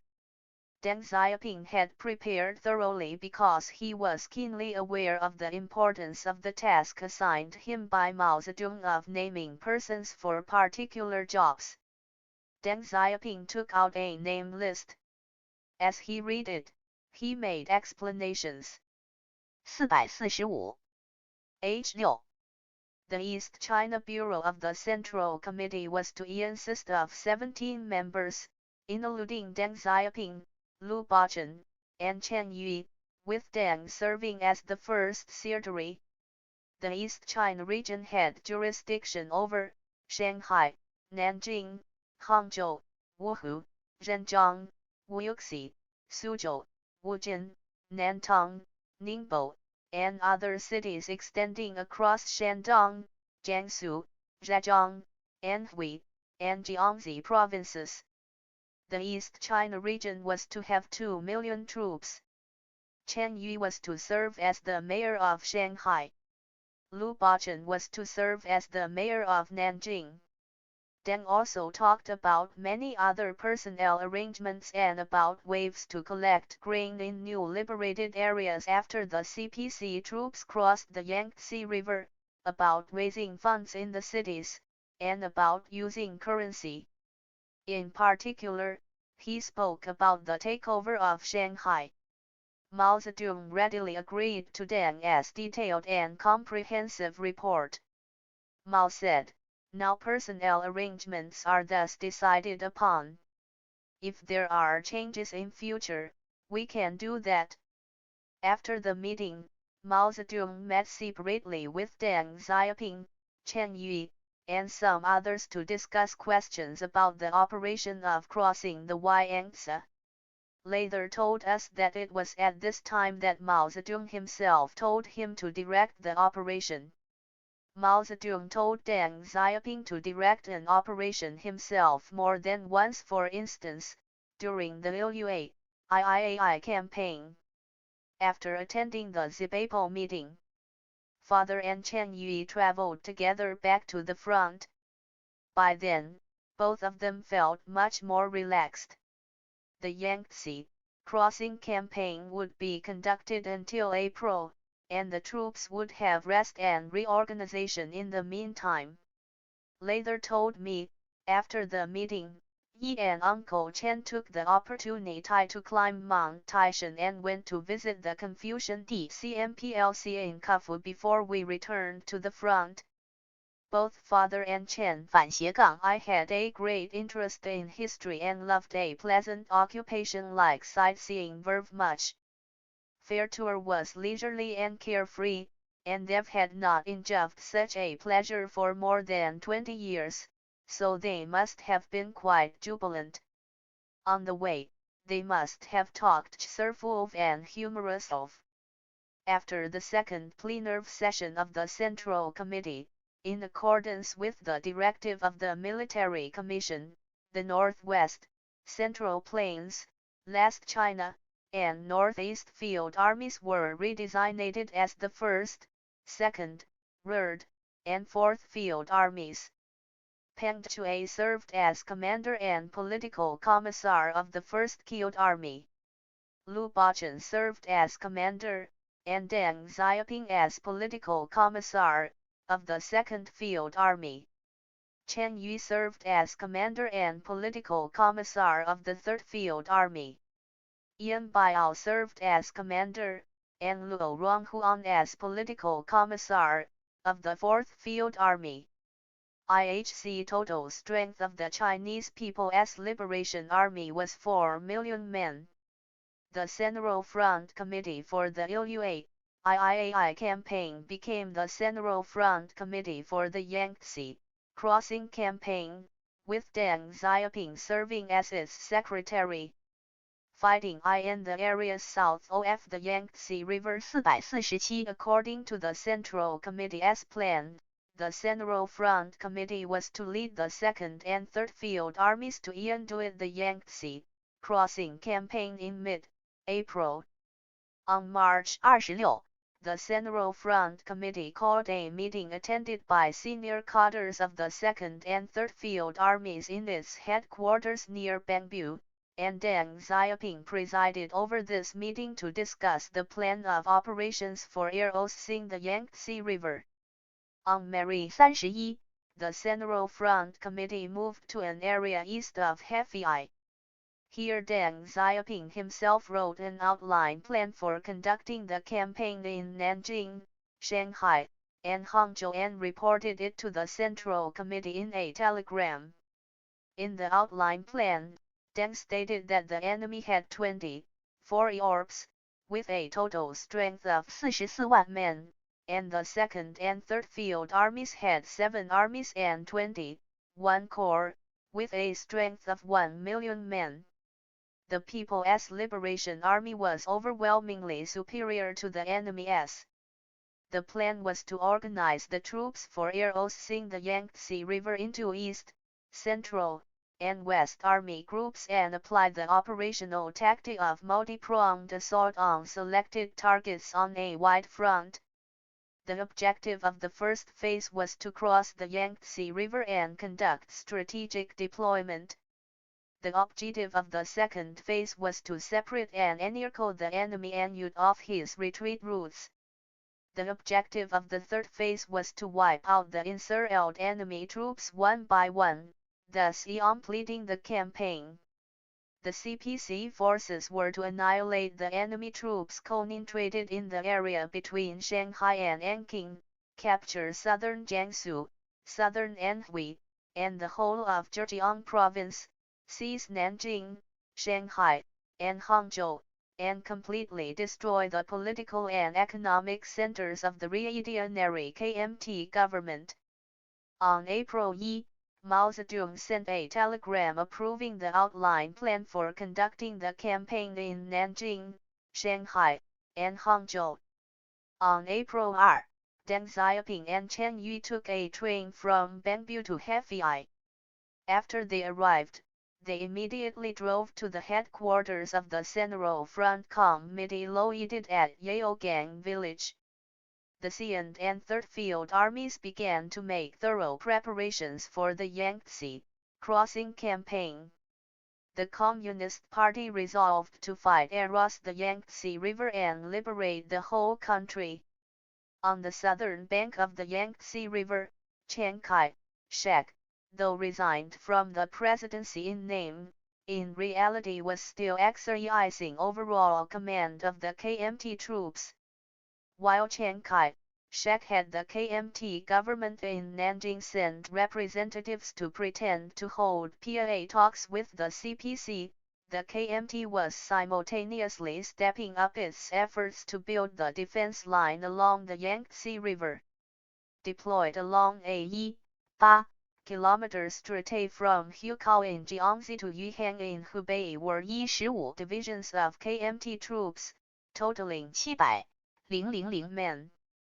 The troops under Tang and Bo defended the battle line in Shanghai, and the troops under Bai Kongzi guarded the battle line in Wuhan, employing more than 40 warships for river defense and 4 air force groups in the theater.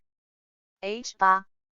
Chiang Kai-shek planned to take advantage of the natural mode of the Yangtze River to stage an all-out desperate fight with the CPC with his remaining rage and greatest strength so as to preserve half of the territory of China and divide the country at the Yangtze River.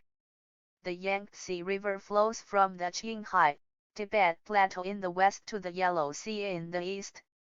The mighty river winds 5,800 kilometers from west to east through 9 provinces and 1 city, constituting the largest and longest river system in China. The ever-surging Yangtze River has composed the immortal epic of the Chinese nation. In areas north of the Yangtze River, the People's Liberation Army was busy preparing to cross it. It was making hydraulic surveys, conducting military training, organizing civilian workers, and repairing and building boats. The masses in the areas north of the Yangtze River showed great enthusiasm and tried every means to support the People's Army. There were 3 million temporary civilian workers. Whatever grain, workers, or boats the army needed were all made available. Under the unified leadership of the Central Front Committee, the troops under Su Yu were stationed in the east, those under Tan Zhenlin in the center, and those under Lu Bachun in the west. The People's Liberation Army was in single-line battle array, ready for the campaign, and just waiting for the order. On April 21, 1949, Mao Zedong and Zhuge issued the order to march toward all parts of the country. The Chinese People's Liberation Army was ordered to advance bravely, wipe out resolutely, thoroughly, and completely all KMT reactionaries who dare to put up resistance in China, emancipate the Chinese people, and safeguard the independence and integrity of China's territorial sovereignty. At 晚上8点整 on April 20, the Yangtze crossing campaign began, according to the predetermined plan, under the unified command of the Central Front Committee. The 3 massive armies in the center, east, and west forced their way across the Yangtze River with the momentum of an avalanche. Tens of thousands of boats started off at the same time and took at 反斜杠 advantage of the mighty waves to sail to the southern bank. 4 He flares lit the SKV like a fireworks display. 4 He guns and cannons boomed like encouraging war drums, making a deafening noise. Our troops took tens of thousands of wooden boats and advanced courageously like divine troops with an irresistible momentum. our heroic troops crossed the Yangtze River, which looked like a giant flood dragon. The 2nd and 3rd Field Armies broke through Chiang Kai-shek's impregnable defense line along the Yangtze River at one swoop. After they broke through the KMT defense line, Chiang's troops made a hasty general retreat. The 2nd and 3rd Field Armies advanced, in depth, rapidly. On April 23, the Communist-led army captured Nanjing, the seat of the KMF central government. At the presidential palace in Nanjing, the KM's flag with a white sun against a blue sky quickly fell to the dust, and the dazzlingly fighting eye in the areas south of the Yangtze River 449 beautiful red flag of the Communist Party was slowly hoisted instead. Several days later, the General Front Committee moved into Nanjing.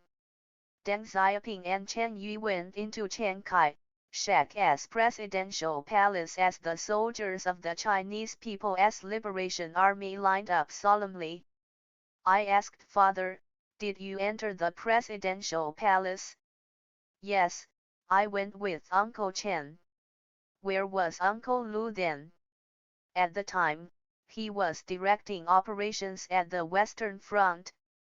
"Did you sit on President Chiang Kai-shek's presidential throne?"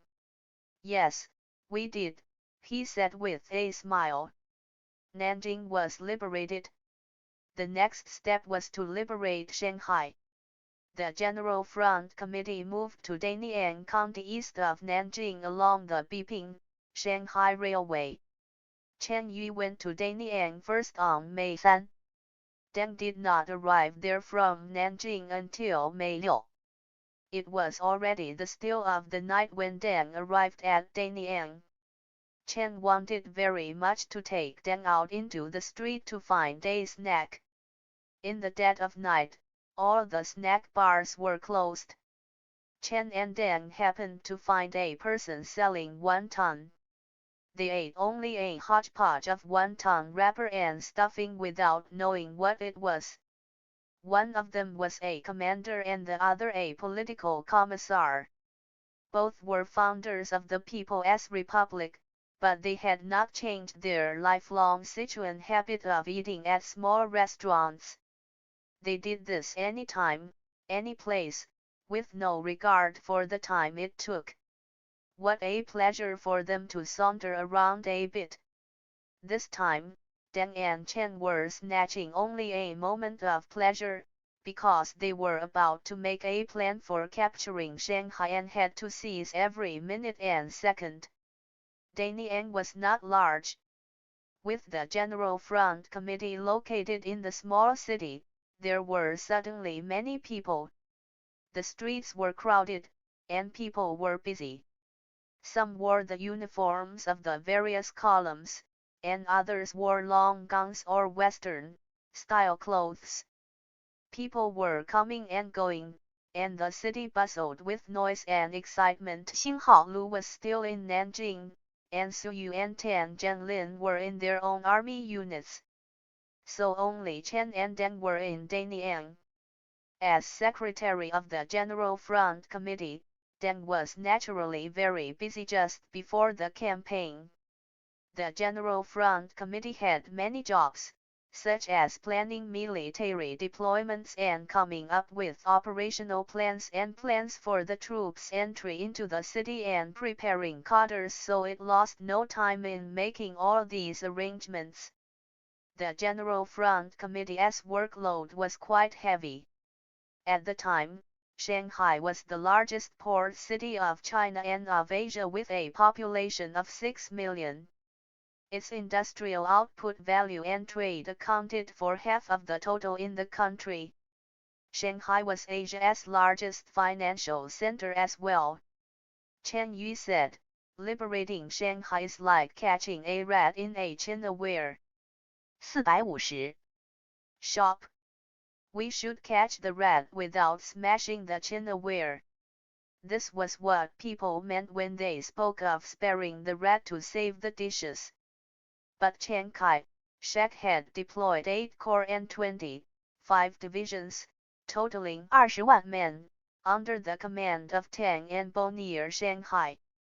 On April 26, Chiang Kai-shek hurriedly sailed by warship from Zhejiang to Shanghai to make defense arrangements in Shanghai in an attempt to take advantage of the city's abundant financial resources and more than 4,000 permanent fortifications to defend the city itself and to gain time for transporting material and conducting sabotage. Chiang Kai-shek had personally gone to the northeast battlefield to direct operations. He had also gone to the Huai battlefield to direct operations. This time he went to Shanghai to defend it. Father once told us, wherever Chiang Kai-shek went, the KMT suffered defeat. After Chiang Kai-shek arrived in Shanghai, the KMT was doomed to failure in the battle in Shanghai. After careful study, Deng and Chen decided to pin down the troops under Deng and Bo so as to prevent them from fleeing by the sea route, to conduct operations on the periphery of Shanghai first and cut off the retreat route by sea at Wusongkao, and in case the city proper was attacked, to strive to protect the lives of inhabitants and their property without firing shells or using explosives, to strengthen education on discipline among the army units, tighten military discipline, enter the city without disturbing people, sleep on the streets without living in the people's houses, and make a deep impression on the people of Shanghai by enforcing rigorous discipline, to prepare for the takeover of the city and assemble over 5,000 cadres to receive training so as to be prepared in taking over the city, and to mobilize over 9,000 underground party members, as well as the people, to protect factories and schools, maintain public order, and oppose the sabotage activities of KNLD soldiers and special agents. Everything was ready, and the liberation of Shanghai was just around the corner. On May 12, the Communist-led army mounted an attack on the NM troops on the periphery of Shanghai. On May 22, the Communist-led army drove the enemy main forces to the area on both sides of Wusongkao. On May 23, the CPC forces launched a general attack on the defending troops in Shanghai. On May 27, the campaign in Shanghai came to an end. 15万 enemy troops 反斜杠 having been wiped out. Shanghai, the bright pearl of the East, was reborn. Fighting in the areas south of the Yangtze River 45倍 by then, Deng and Chen, who had been working in the operations room day and night at the headquarters of the General Front Committee in Danyang, could take a rest. The soldiers of the Chinese People's Liberation Army entered the large city of Shanghai. They were well disciplined and in good order. These soldiers, in their hand-woven cloth uniforms, did their proper duty and treated the people of Shanghai politely. To avoid disturbing the people, they slept at night, even when it rained, under the eaves of the tall buildings of Shanghai. The People's Army immediately made an impression on the inhabitants of the city. Order was rapidly restored in Shanghai, but the General Front Committee was still confronted with many complex problems. In Shanghai, it had to break the armed blockade imposed by the enemy and cope with the bombardments of enemy aircraft.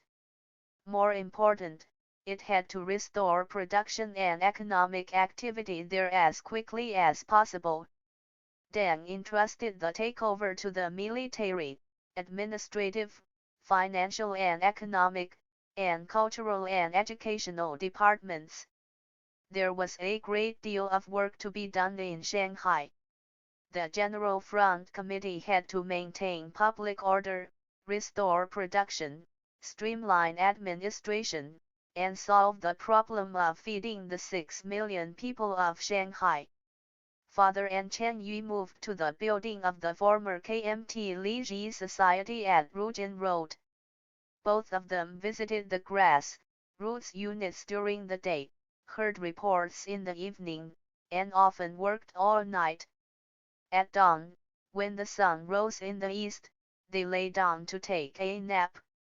They had only one aim in their minds: to build a new Shanghai. By May 27, the campaign in Nanjing, Shanghai, and Hangzhou had come to an end. During the campaign, the 2nd and 3rd Field Armies cooperated closely with each other and liberated Nanjing, Shanghai, and Hangzhou. They marched further south. Some units entered Fujian and liberated northern Fujian, while others advanced into Jiangxi and gained control of the vast areas in central Jiangxi. Father once told us a story. He said, "We fought those battles quickly, because the enemy ran away quickly. Our troops ran by platoons, companies, and regiments to pursue the enemy. Otherwise, they could not catch up with the enemy. Our troops marched in many directions. The army led by Chen Geng marched the greatest distance and captured the whole of Jiangxi province. During the years of the Red Army, Chiang Kai-shek caught Chen Geng. Taking into consideration that Chen Geng had once saved his life during the Great Revolution, Chiang Kai-shek set him free. Luo Yunchang released Chen Geng.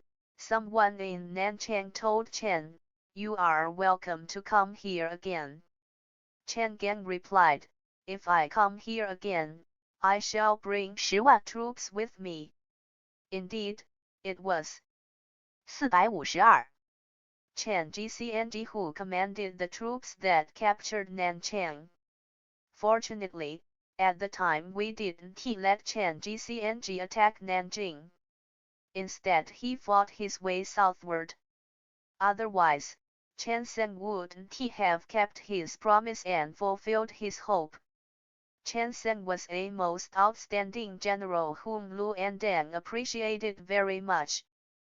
He had unusual courage and insight, was forthright and somewhat naughty, and won the trust of Lu and Deng. During wartime, the Central Committee and Lu and Deng let him take charge of one heavy military task after another. When he spoke of Chen Sen, Father was always very proud of him and praised him.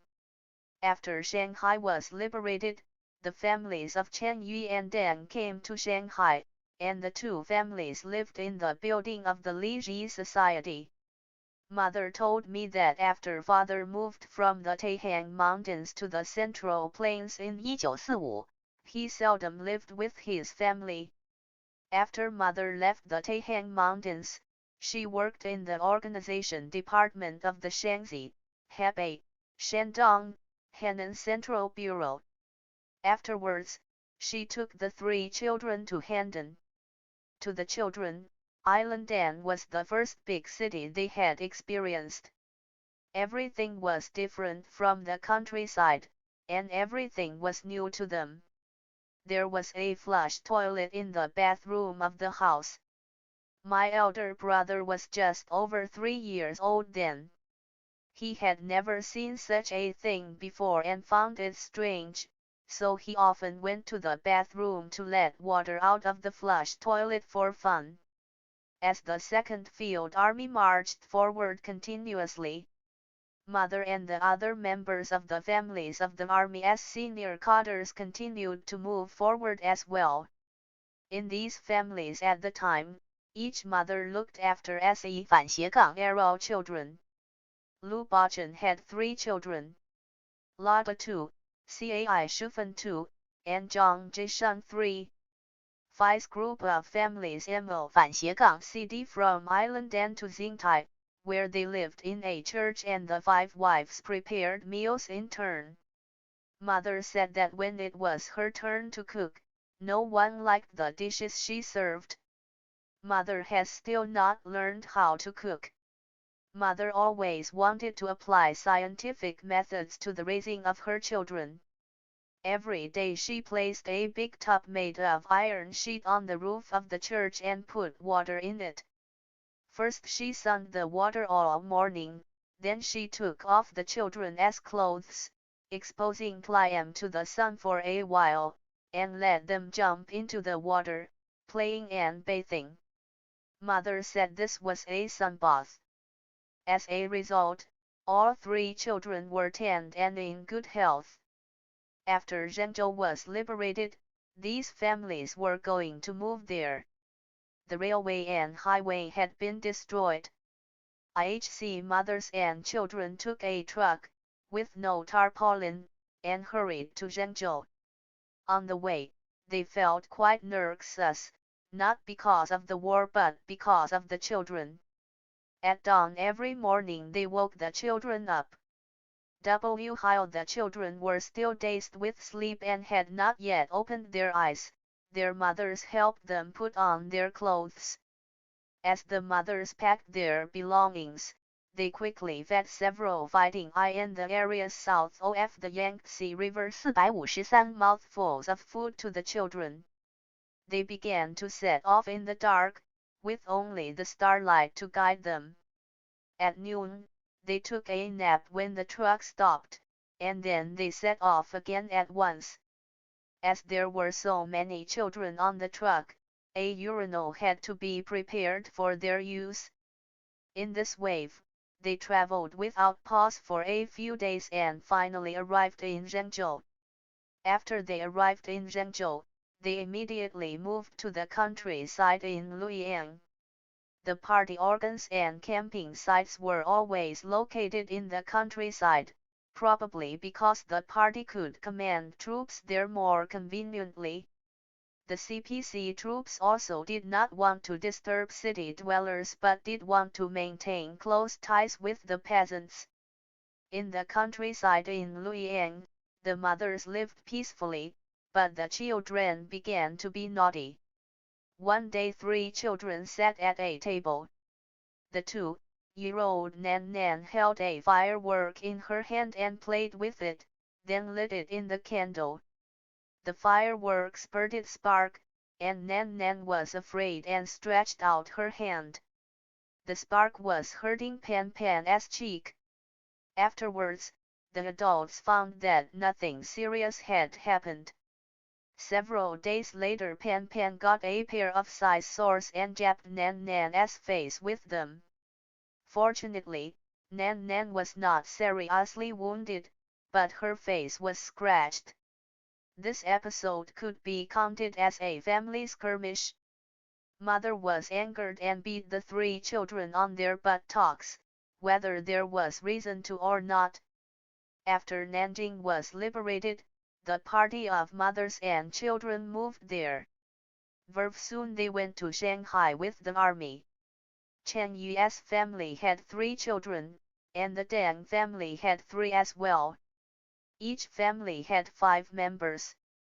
One day, when everyone was feeling happy, the adults of the 2 families brought their children together and had an intimate picture taken. In the picture, Uncle Chen is pot-bellied, sitting there and looking natural and unrestrained. Father is thin and smiling calmly. The 2 mothers are very young and pretty. The children are small and lovely.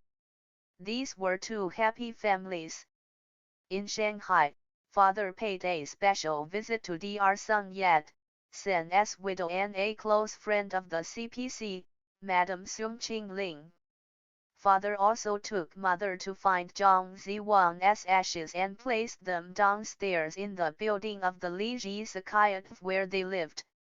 One day, Father and the new mayor of Shanghai, Chen Yu, went to attend a grand celebration. They left the offices and, escorted and protected by many bodyguards, attended a meeting in the hall just across the street. Crossing the narrow street took just a few minutes, but in that time a Parker pen in Father's chest pocket, one he had captured from the enemy, was stolen by a Shanghai pickpocket. Even now, father still takes this theft to heart. Whenever he goes to Shanghai, he talks about this episode and says, the pickpockets in Shanghai were terrible. 454. 7 years had passed since 1938 when father went to the anti-Japanese battlefield, until 1945 when the People's Liberation Army fired the first shot in the battle against the KMT and crossed the Yellow River, advanced to the Dabi Mountains, inducted the Hai and Yangtze, crossing in Pains, and liberated Nanjing and Shanghai. During those years, father fought battles, despite wind and rain, and went through many hardships but was never ill. Although he was not strong, he was in good health. For the sake of the war and victory, he had to be healthy. Ever since the anti-Japanese war, father had taken a cold bath every day. Whether it was spring, summer, autumn, or winter, even midwinter, when it was the coldest and the ground was frozen every morning, he poured a bucket of cold water over himself from head to foot. But when he went to Shanghai and the People's Army had achieved a decisive victory in the war, father became ill. He had headaches and was in too much pain to get up. Ili was also very tired. The Central Committee agreed to give him a 1-month sick leave. One day in September, my parents went with their 3 children to Beijing. While under medical treatment there, father reported on the work to the Central Committee and studied the military options for liberating southwestern China.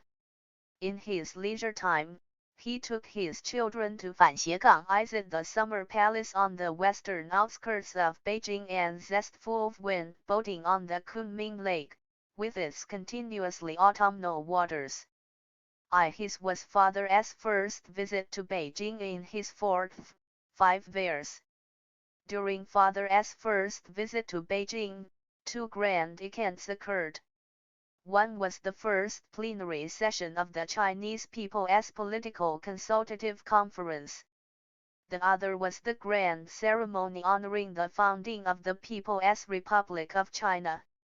On September 21, 1949, the first session of the Chinese People's Political Consultative Conference was solemnly held in the Iluaran Hall in Zhongnanhai.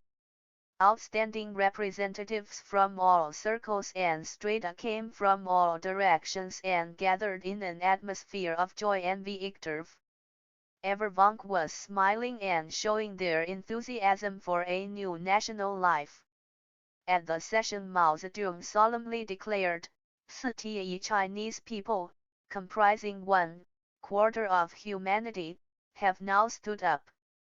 Representatives, voting by a show of hands, adopted the national flag, national anthem, and provisional constitution of the People's Republic of China, approved Beijing as the capital, and elected the first Central People's Government and Mao Zedong as chairman of that government of the People's Republic of China.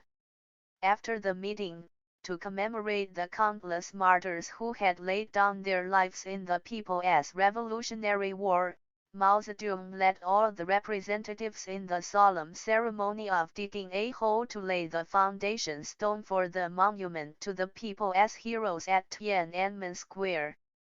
Fighting in the areas south of the Yangtze River 455 on October 1, 1949, Mao Zedong and his comrades, mounted the Tiananmen rostrum and solemnly declared, "The People's Republic of China has been founded. The Chinese people have now stood up." Father, Lu Bachun, Chen Yui, and other founders of the People's Republic stood shoulder to shoulder at the Tiananmen rostrum, watched the bright, 5-starred red flag rise slowly under the sunshine, listened attentively to the majestic, awe-encouraging march of the volunteers, and watched the 30万 people in the square cheering and overflowing with excitement and the mighty contingents of paraders. They had lofty emotions and aspirations, longed for new undertakings, and were confident about the future of their new country. The grand ceremony to honor the founding of the People's Republic of China was not a change of dynasties, as emperors and kings had done throughout Chinese history, and not a hang of power between warlords. It was a moment to honor the Chinese people for having founded their own country. On October 1, 1949 China turned an entirely new page in its 5000 year history, marching toward southwestern China. After the Yangtze crossing campaign, the communist-led troops captured Nanjing, Shanghai, Wuhan, Hangzhou, Zhejiang, Nanchang, Anqing, Jinhua, Shangri, and other cities, as well as the whole of Jiangsu, Anhui, and Zhejiang and parts of Jiangxi, Hubei, and Fujian south of the Yangtze River. The People's Liberation Army battle line was rapidly extending to the southern and western areas of China. To thoroughly wipe out the KMT troops in China, the People's Army had to mount continuous, spirited, all-out attacks on them, launch speedy operations, and vigorously pursue them. The Central Committee made the following plan. The First Field Army was to leave Shaanxi and Gansu and liberate the 5 provinces in northwestern China. The Second Field Army was to directly enter Guizhou and Sichuan and liberate southwestern China. The Third Field Army was to march south to Fujian and liberate the southeastern coastal areas. The Fourth Field Army was to capture Guizhou first and then liberate all provinces in central and southern China. The North China Military Area Command was to capture Taiyuan and liberate the whole of northern China. The massive People's Liberation Army lost no time in setting off. Lu and Deng were to lead the Second Field Army in its advance to southwestern China. They said goodbye to Chen Yi. Over the course of a year, Lu, Chen, and Deng had fought shoulder to shoulder, and the Second and Third Field Armies had fought shoulder to shoulder, achieving victory in the Hai campaign, crossing the Yangtze River, and liberating Nanjing and Shanghai. Mao Zedong once said that because the Second and Third Field Armies conducted joint operations, their strength was not only multiplied 1 to 2 times over but their qualitative improvement was incalculable. Father said. From the very beginning, this qualitative change found its expression in the efforts to strengthen the Central Plains Bureau and appoint Chen its second secretary. In particular, before the III campaign, the Central Front Committee was established. The committee comprised 5 members. Lu, Chen, and I were members of its standing committee, and Yi served as the secretary. Mao Zedong personally told me, Yi give you the power to command. His was the task that Chairman Mao personally assigned me. The General Front Committee accomplished this mission. THI Second and Third Field Armies under Lu, Chen, and Deng were now going to operate separately. In accordance with the directive to march into southwestern China, the Central Committee decided to establish the Southwestern Bureau, with Deng Xiaoping serving as the first secretary and Lu Bachun and He Long as the second and third secretaries, respectively. 456 Marching toward southwestern China. 457 The First and Second Field Armies were responsible for liberating southwestern China.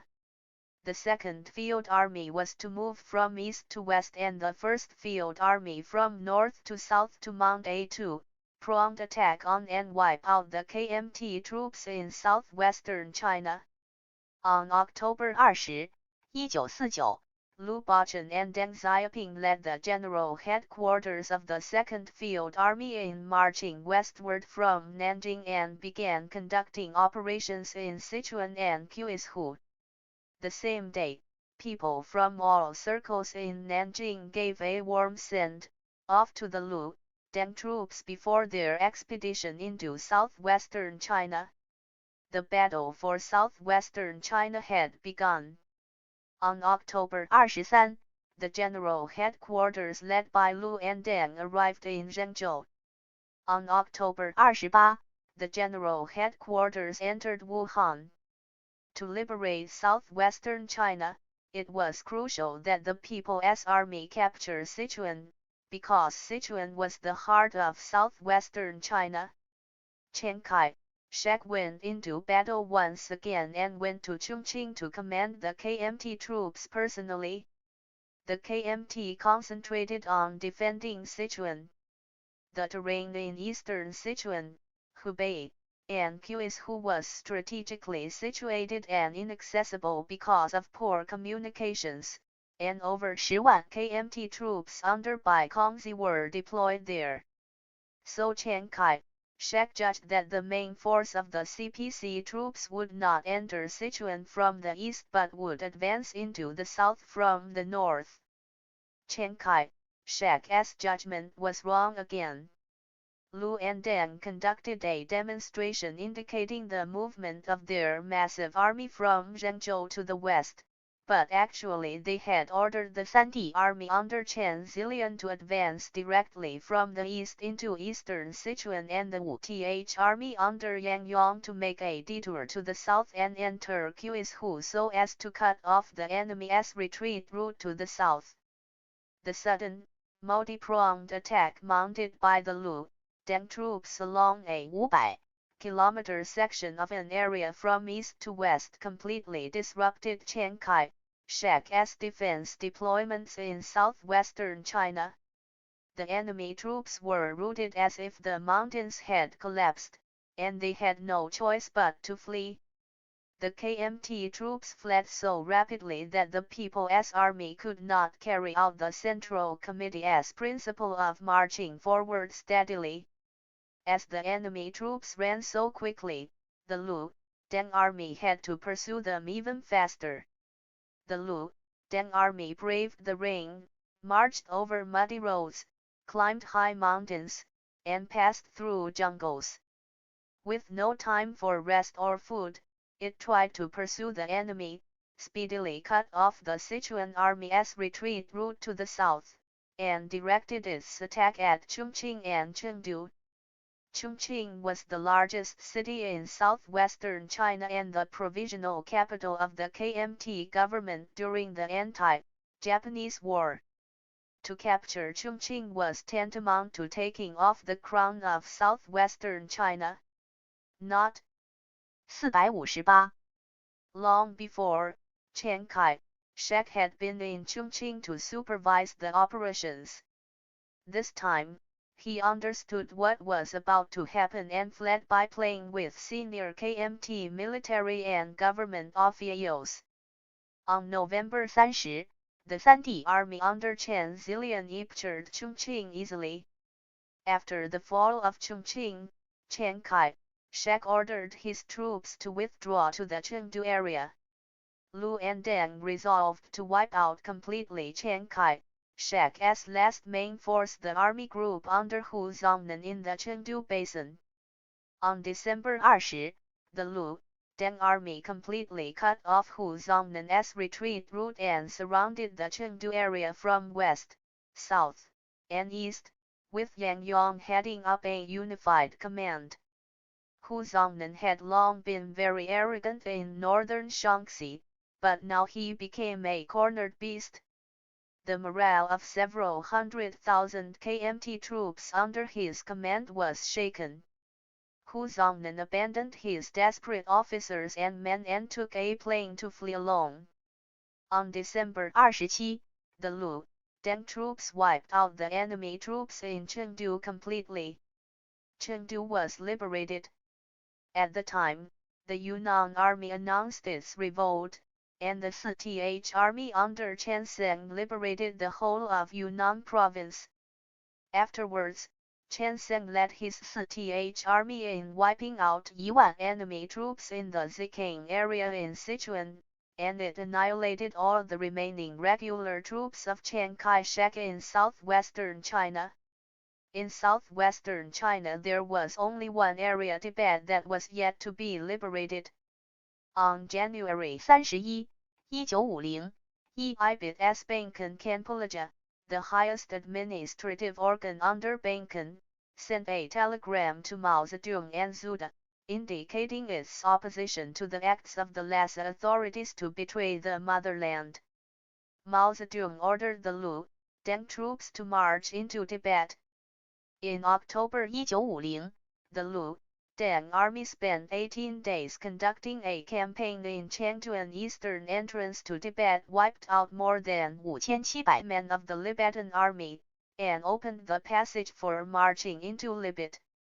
Under the influence of the CPC's work among people from all circles in Tibet and its sincerity in seeking peace, the local Tibetan authorities decided to answer the call of the Central Lupos government for the peaceful liberation of Tibet and sent a delegation of the local Tibetan government, headed by API Wang Jinmei, to Beijing to negotiate with the central government. On May 23, 1951, the two sides signed the agreement on methods of peaceful liberation of Tibet between the Central People's Government and the Tibetan local government.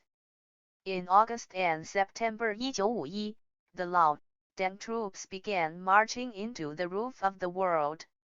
I climbed a dozen high snow-capped mountains, strode over many raging billows and torrents, crossed the magnificent primitive forests, and went through boundless grasslands and marshlands. They walked over the 000 Ikar, old snow despite the cold weather and thin air, and finally entered Lhasa, the capital of Tibet, in October and November. Marching toward southwestern China, 459. Tibet had established religious customs and was still in an era characterized by the existence of feudal and slave systems. After the People's Liberation Army entered Tibet, its soldiers did not live in people's houses or the monasteries, and they did not borrow their utensils. They preferred to eat in the wind and sleep in the dew and to be exposed to sunshine and rain, putting their rigorous discipline and commitment to protecting and respecting national and religious customs above all else.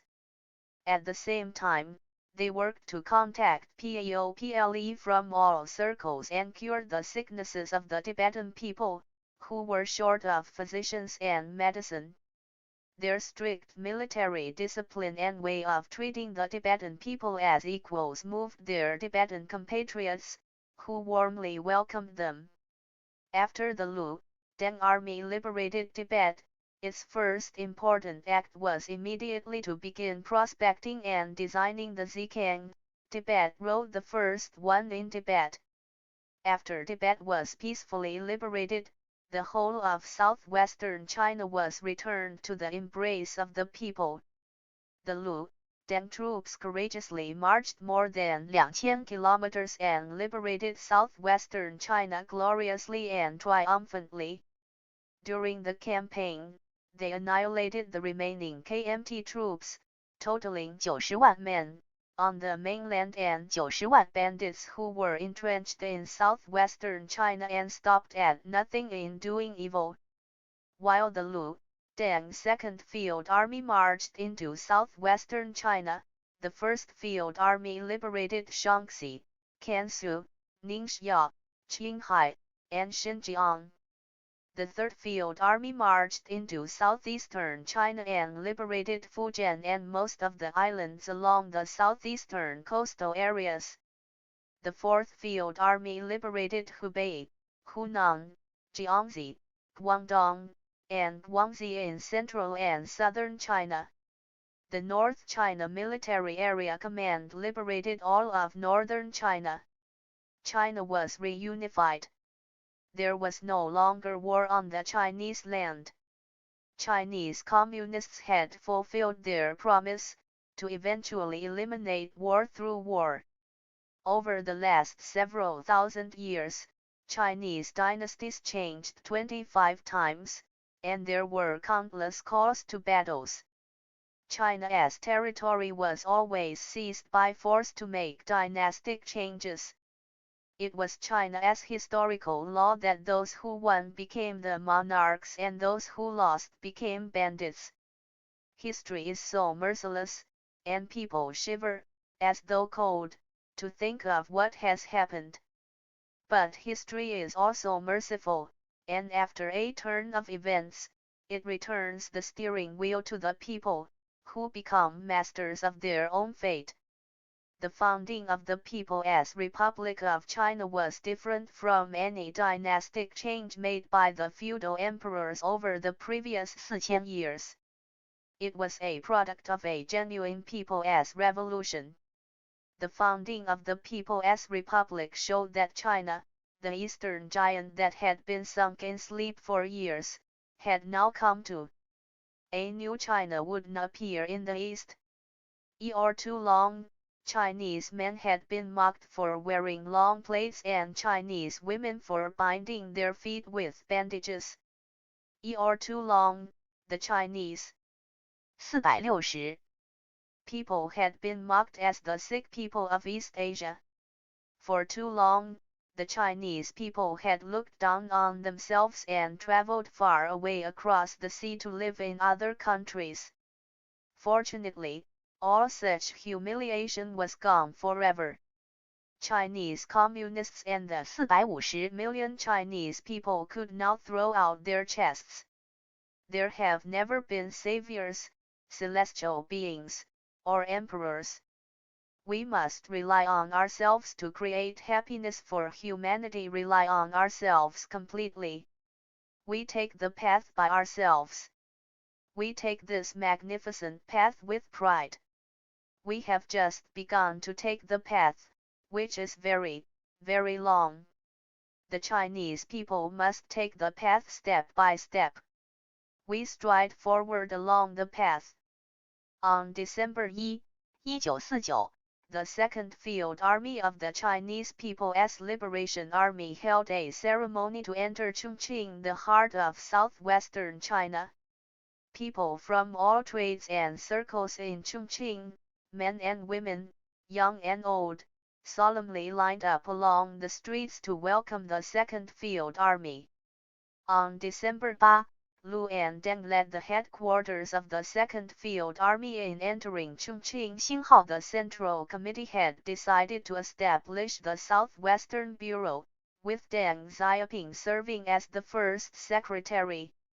After the liberation of Chongqing, the Central Committee decided to establish the Southwestern Military and Administrative Council, with Lu Bachun serving as chairman, and the Southwestern Military Area, with He Long serving as commander and Deng Xiaoping as political commissar. China was divided into 6 regions: Northwest, Southwest, East, Central South, North, and Northeast. The CPC forces marched from the northwestern plateau to the battlefield in the Shaanxi, Hebei, Shandong, El-Lenan area, and after the major battles on the Central Plains, advanced to the battlefront in eastern China and finally marched to southwestern China. The Lu, Deng troops had marched from the Taihang Mountains to the Dabi Mountains and from there to the Himalayas. This army wiped out 2.3 million KMT troops and more than 1 million bandits. It performed immortal deeds for the Chinese Revolution and for the great and magnificent People's Revolutionary War. Now this army had 60,000 crack troops and commanders and was stationed in southwestern China, where the population was 60 million. The Lu, Deng army had become a strong force in the People's Army, rendering outstanding meritorious services and gaining great fame and prestige. Many of the commanders of this army became top generals of the Chinese People's Liberation Army and were selected to be key administrative officials of the government of the People's Republic of China. Deng Xiaoping, political commissar of this army, calmly described this army marching toward southwestern China. 461. The Second Field Army didn't seek undeserved reputation but paid attention to unity in its ranks, and it did this throughout the process of operations. So the army units of the Second Field Army coordinated their actions very well. The relations were very harmonious between all columns, army units, men, and basic units. From the beginning of the war, all column commanders directed all specific operations. Lu and I didn't go to the battlefield personally to direct them. This method had an advantage, that is, when we found something improper, we could contact commanders by telephone. We didn't find anything wrong, and we didn't change the orders issued by the leading comrades of each column. This helped enhance confidence between the superiors and the subordinates and the combat effectiveness of the troops and encourage commanders to take the initiative. On the whole, during wartime the Second Field Army bore a heavy burden and accomplished its tasks, thus living up to the expectations of the PARTF and the POPLE. Such is the history of the Second Field Army. We suffered many hardships, but we overcame all difficulties. He made these few plain remarks with no undue pride and without bragging. It was the story of an old man to his descendants. His words are plain and not surprising, but meaningful. Nevertheless, since his army suffered many hardships, rendered meritorious services, achieved glory, and developed a heroic spirit, one wonders how its story could be told in only a few words. It was their subordinates whom Lu and Deng commended. And it was Lu and Deng whom their subordinates respected. To write this book, I interviewed many old white-haired generals. During the conversations, they showed deep and sincere feelings of great reverence and hearty love for Tlier chiefs Lu Bachun and Deng Xiaoping. Lu and Deng's subordinates were proud of having such chiefs. While talking with these old soldiers of the Second Field Army, I was often moved by their sincere feelings. Sometimes it seemed as if I were marching and fighting alongside them, not interviewing them and accomplishing the arduous tasks assigned by Lu and Deng. Indeed, to everyone, the 13 years from the time when the Second Field Army marched to the anti-Japanese battlefronts to its liberation of southwestern China was a long period. Moreover, those 13 years witnessed much bloodshed and many moving and tragic incidents, as well as victory and glory. How could anyone who participated forget these years? Time passes quickly. Some people say that time will obliterate the signs of human life. But time cannot obliterate the towering monument in the hearts of the people. The first Secretary of the Southwestern Bureau of the Central Committee. Father was back again in Sichuan. He was back again in Chongqing. Lai was back again in his hometown. Destiny arranged his return with this coincidence. 29 years before, at a pier by the riverside in Chongqing, a 16-year-old boy named Deng Xixian left Sichuan on the passenger ship Jikjing, traveling down to the ever-flowing Yangtze River and then sailing overseas to start the first journey of his life career. Who could imagine that 29 years later this Deng Xixian, renamed Deng Xiaoping, would be the supreme commander of the massive army that liberated Sichuan. Destiny drew a circle for father's life career in those 29 years. On his return to Sichuan, father was a middle-aged man of 45. He was then the highest-ranking official of one of the several major administrative regions under the central government. It was in Chongqing that father finally began to lead a peaceful family life. Since the military situation was not so critical, both father and Lu Bachun took their families along with them when the People's Army advanced southward. There were 2 American jeeps, one for the Lu family and the other for the Deng family. The Deng family had 5 members, 2 adults and 3 children. But, in fact, at that time mother was with child. That would be me. My elder brother and sisters often lorded over me, saying that they've went through the anti-Japanese war and the war of liberation. I would answer sarcastically, he also took part in the war of liberation in liberating southwestern China, but in mother's abdomen. After they had bumped along over 2,000 kilometers, the 2 jeeps reached Sichuan. It was not long before Sichuan was liberated, and New China was founded, that I was born, on January 2, 1950. Then my younger brother, Fei Fei, was born on August 26, 1951. He experienced no war at all, and we designate him a genuine liberation brand. In Chongqing we lived upstairs in a building that had been an office building of the Kuomintang. Lu Bachun and his family lived downstairs. Later Lu was transferred to Nanjing to serve as the president of the Advanced Military Academy of the Chinese People's Liberation Army, and he Long's family moved in. Reticent as father is, he is actually easy to get along with. He maintained very good personal friendships with almost all of the 10 marshals of the Chinese People's Liberation Army. Father had a very deep respect for Command Aaron, Chief Zuda, who, also a native of Sichuan, was unassuming, easy of access, and held in high esteem. 462. The first secretary of the Southwestern Bureau 463. father worked with Peng Dehui in the general headquarters of the 8th Route Army in the Taihang Mountains. Peng had no children and asked my parents if his family could adopt me. Naturally, my parents hated to part with me. For some time, whenever I saw Commander Peng, I immediately hid behind my parents. Father worked with Lu Bachun for 13 years.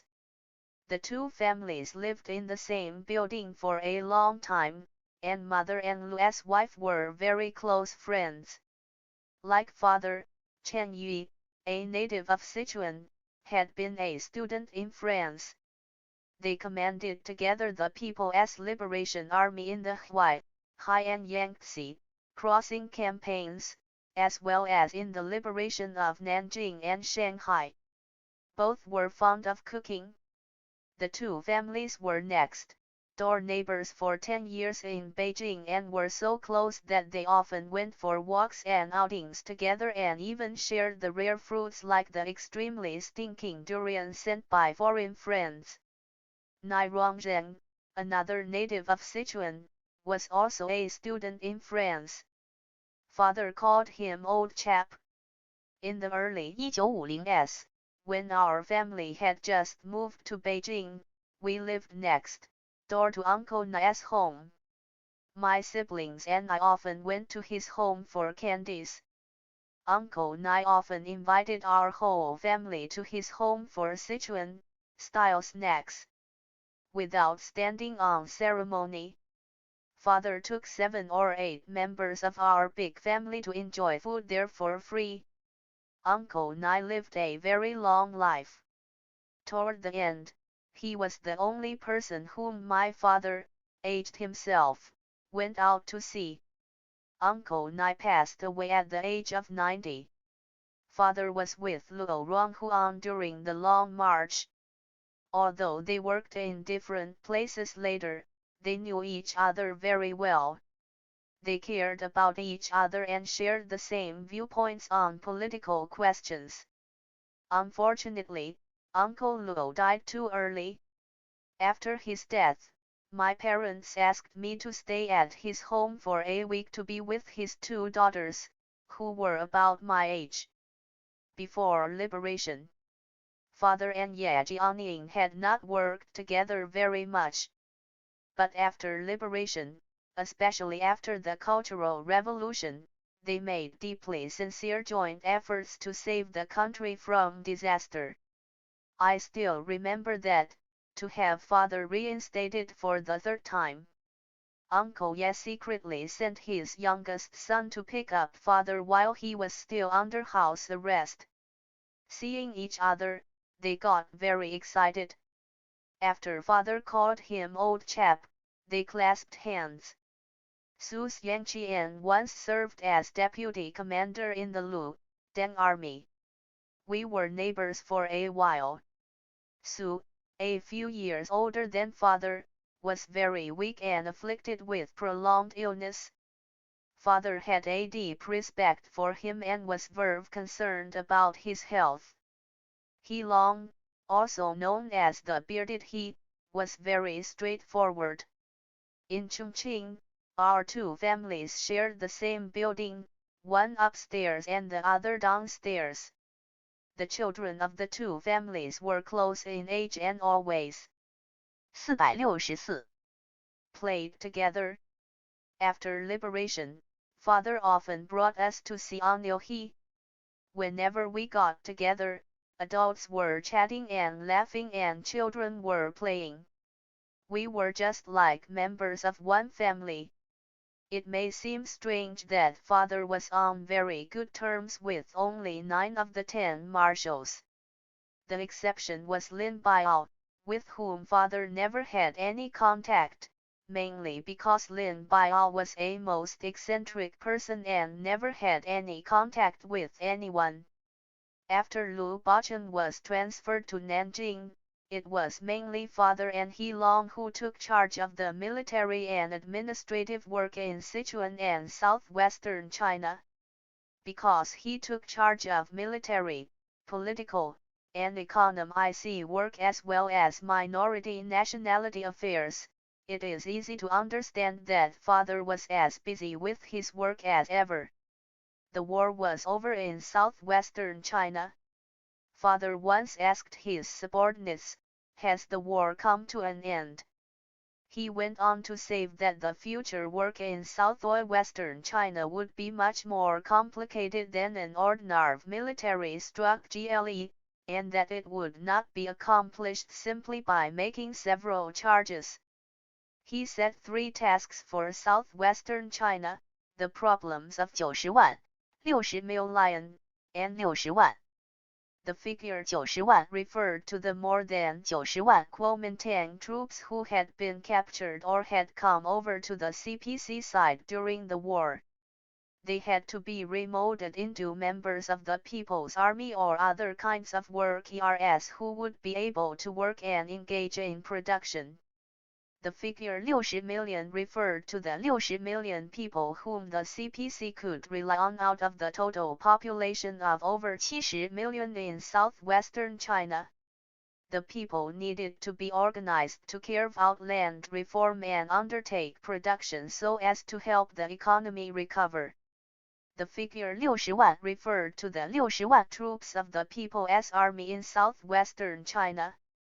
The fighting force needed to be turned into a political workforce, its agility improved and its discipline tightened, so as to create and build a new southwestern China. Father's work style was the same for both government and military work. Ile explained things clearly and concisely and handled matters resolutely. The meetings he presided over had 2 special features. First, they were brief. the first plenary session of the Southwestern Military and Administrative Council lasted only 9 minutes. His meetings had no excessive formality or superfluous words. As soon as participants finished speaking, the meetings concluded. Second, Father listened to others' opinions before he made decisions. At the meetings, he first asked people from all departments to speak and raise questions. No matter how many spoke or what questions were raised, when all others finished speaking, it was Father's turn to speak. He answered the case the first secretary of the Southwestern Bureau 465 since he was responsible for and made some immediate decisions. As to questions that required further study, he instructed people from the relevant departments to research them. According to those working in the Southwestern Bureau of the Central Committee, they often came to the meetings with many questions, worries, and misgivings, but afterwards were clear about the objectives, tasks, and methods to be adopted. While working in southwestern China, Father made two major decisions. One was to build the Qinghai, Tibet highway leading from Lhasa to Qinghai, and the other was to build the Chengdu, Chongqing railway. Father knew very well that although the war was over, building a new China would entail tasks more arduous than fighting a war. After 2 years of hard work, public order in southwestern China had been rapidly restored, the economy had begun to recover, and work was proceeding in all fields on the right track, step by step. My younger brother and I were born in Chongqing, so the two of us are genuine natives of Sichuan. Actually, my younger brother was born by luck. Before he was born, there were already 4 children in our family, 3 girls and 1 boy. When mother was with her 5th child, she intended to have an abortion because she was very busy with her work as the schoolmaster of the People's Primary School in Chongqing. But the director of the Department of Health of the 2nd Field Army told her, maybe it is a boy. Thanks to his words, my younger brother Fei Fei came into this world. As a result, the child whom my parents did not want became the one they loved best. In Chongqing, my grandma came to join us from our native place. It is interesting to tell the story. At that time, my second aunt, Deng Xianfu, was studying in a middle school in her hometown of Quan'an and had taken part in the activities organized by the underground party organization of Sichuan. When Sichuan was to be liberated, comrades of the underground party organization told her that her elder brother was going to fight his way back to Sichuan. After father arrived in Chongqing, with the help of the party organization, my second aunt also came to Chongqing from her hometown to meet her elder brother, whom she had never seen before. Upon her return to Guang'an, my second aunt told my grandma the news. My grandma was overjoyed. Shortly before Sichuan was liberated, the chaos caused by the war had brought our kinsfolk in Quan'an to the verge of bankruptcy. Grandma knew nothing about politics, but since father was a communist, she firmly believed the Communist Party was good. Her daughter took part in the activities of the 466 underground party.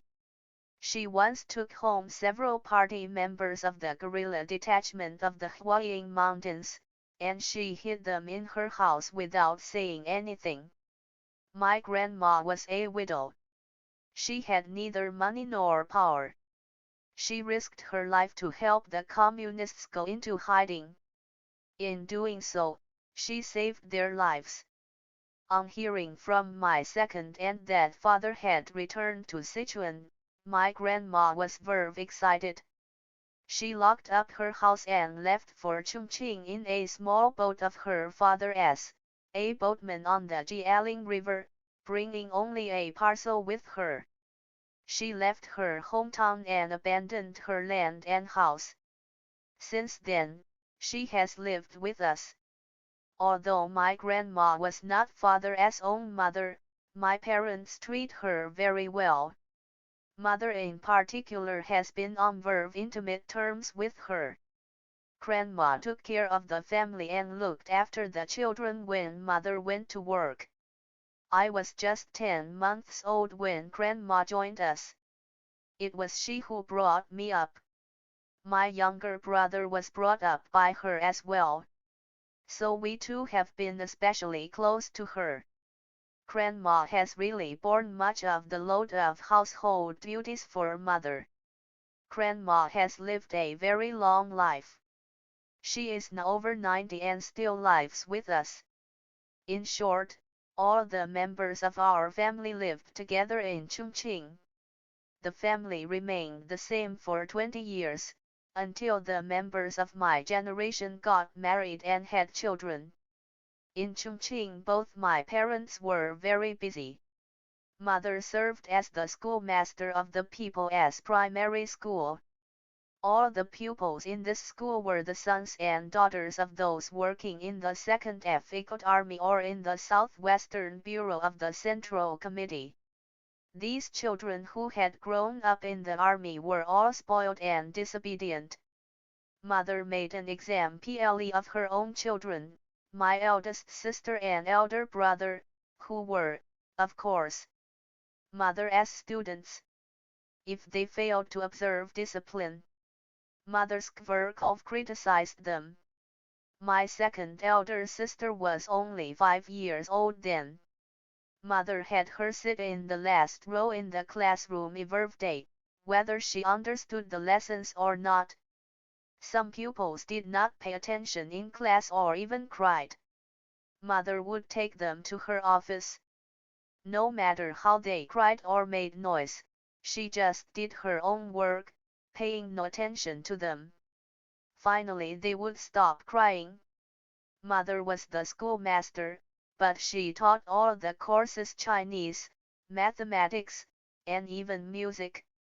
He always wondered how she taught music, for she herself always sang out of tune. I.e. children of many cadres of the 2nd Field Army were mother's students, and they are between 40 and 50 now. They often recalled how their schoolmaster taught and criticized them. The first secretary of the Southwestern Bureau 467 father was exactly 45 years old when the People's Republic of China was founded. 45 was nearly half a century. The 16-year-old Deng Xiaoping, with his childish face, started his long life journey when he left Sichuan. He changed from a patriotic young man into a man strongly espousing the ideal of communism. He went abroad to study and became a Communist Party member before he returned to the motherland.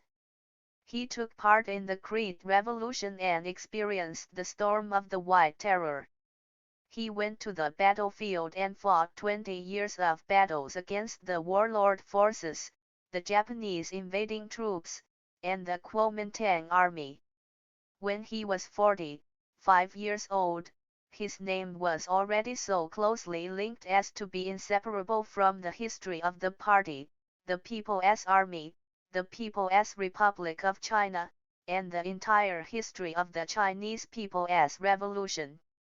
Under the leadership of the Central Committee and Mao Zedong, Deng Xiaoping and other founders of the People's Republic performed meritorious services and made immortal wartime contributions that ushered in a new era for the Chinese nation.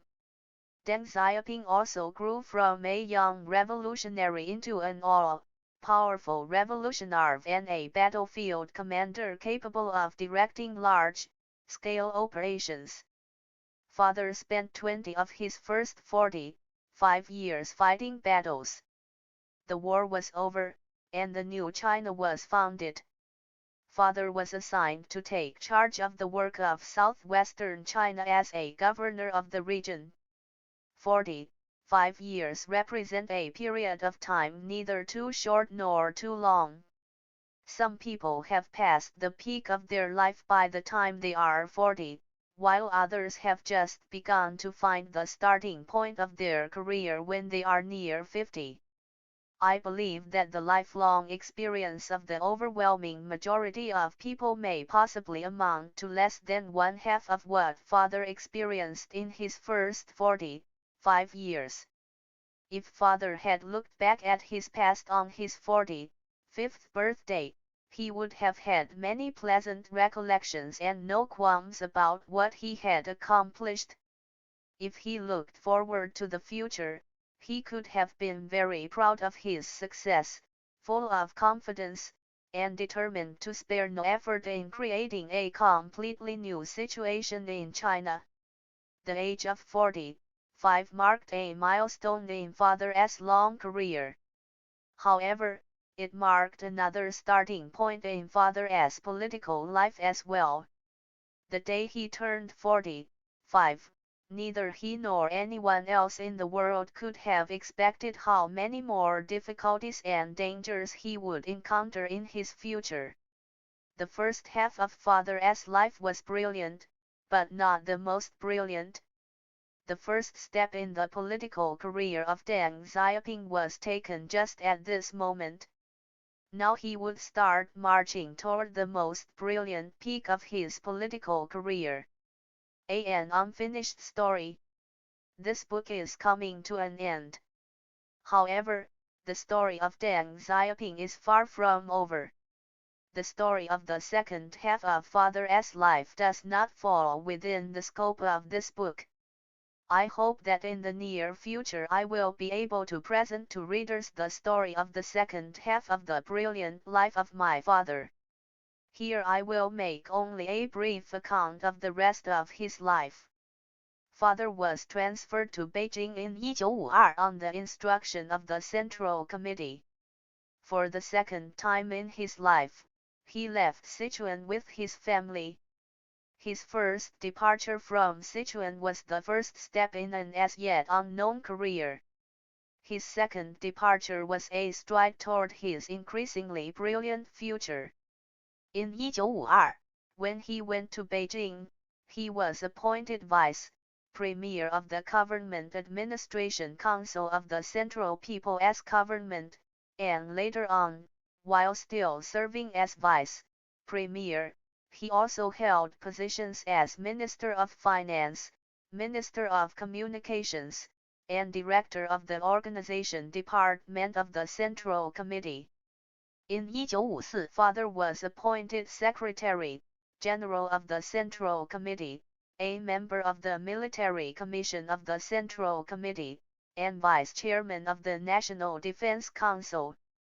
In 1955 he was elected a member of the Political Bureau of the Central Committee. In 1956, at the 8th National Congress of the Communist Party of China, he was elected a member of the Standing Committee of the Political Bureau of the Central Committee and General Secretary of the Central Committee. Father has been one of the members of the top leadership of the party and the government in China ever since. As the General Secretary, he took charge of the day work of the Secretariat of the Central Committee and became an important assistant to Chairman Mao Zedong. As the first Vice Premier of the State Council, he became an assistant to Premier Zhou Dalai, according to the division of work. By the early 1996s, father and Lu Shaokai had been selected by Mao Zedong to be the successors who would take joint charge of the work of practical leadership. From 1952 to 1966, the political situation in China was relatively stable, although some policy decisions were not correct. New China, generally speaking, after 17 years of economic development, had laid a sound economic and material foundation and was playing an important role in international affairs. In 1966, the history of New China turned to an unfortunate page. The Cultural Revolution, initiated by Mao Zedong himself, broke out. A furious leftist political storm swept across the land of China. Father was overthrown as the no-R capitalist ruler. Father, our family, and all the Chinese people had to go through this frantic, puzzling, and unfortunate period when politics was misguided and human nature distorted. 468. An unfinished story. 469. In 1971 the situation changed. Lin Biao, the successor designated by Mao Zedong himself, plotted to assassinate Chairman Mao. After his plot was foiled, Lin Biao fled in a plane that crashed and killed him. In March 1973, Mao Zedong miraculously reinstated Father by restoring him to his former post as Vice Premier of the State Council. In January 1975, Mao Zedong assigned Deng Xiaoping to the important posts of Vice Chairman of the Central Committee, Vice Premier of the State Council, Vice Chairman of the Military Commission of the Central Committee, and Chief of the General Staff of the Chinese People's Liberation Army. After his reinstatement, Father was faced everywhere with the desolation and devastation caused by the disastrous Cultural Revolution. Phi had been overthrown himself, but he performed his duties without the slightest hesitation. With the support of Premier Zhou Enlai, he promptly decided to begin to correct the mistakes of the Cultural Revolution by using the power conferred on him by Mao Zedong in compliance with his sense of responsibility for the future of the disaster-ridden country. Father's bold and resolute actions and clear-cut stand met with strong opposition from Mao Zedong's wife, Jiang Qing, and others. Deng Xiaoping and Jiang Qing as King of Four became two irreconcilable and antagonistic forces in China's political arena. Mao Zedong acted very wisely for most of his life, but his later years were fraught with lamentable mistakes. By this time, he trusted no one except his kinsfolk and a few protégés. Mao tipped the political balance in favor of the King of Four, who pursued a more leftist line than Mao did. The year 1976was an unforgettable year full of tragedies. On January 8, 1976, Zhou Enlai passed away and was deeply mourned by his comrades. In April Deng Xiaoping was overthrown once again. On September 9, Mao Zedong passed away. On October 6, Jiang Qing and her gang were arrested and brought to trial at last. In 1977, Deng Xiaoping was reinstated again and restored to all his former posts in the party, the government, and the army. In his life, he was overthrown 3 times and reinstated 3 times. Each time he drew greater attention, and each time he went on to achieve greater successes. This is neither a myth nor a fabrication. This is the true story of Deng Xiaoping. Deng Xiaoping was already 75 years old when he was reinstated the 3rd time. He did not change his tenacious work style, which he had had for decades, his bold way of thinking, or his firm convictions. His conviction was that a new path of development, suited to China, could be blazed by taking a realistic and scientific approach and by making use of a multitude of assets and strengths, both ancient and modern, both Chinese and foreign. His conviction was that the Chinese people could lead a prosperous life and that China could become a strong and prosperous country. As the 10-year Cultural Revolution ended, a new epoch began in China. Initiated, led, and propelled by Deng Xiaoping, China, from the ruins of the 470 Cultural Revolution, took the bright road of reform and of opening to the outside world and started a new revolution and a new long march. Like an architect, Deng Xiaoping drew a completely new blueprint of development for his motherland. By the end of the 1980s, the gross national product of 1980 was to be doubled so as to solve first the problem of food and clothing for the 1.1 billion Chinese people. By the end of the century the 1980 GNP was to be quadrupled so that the Chinese people would have moved from simply having adequate food and clothing to being fairly well off.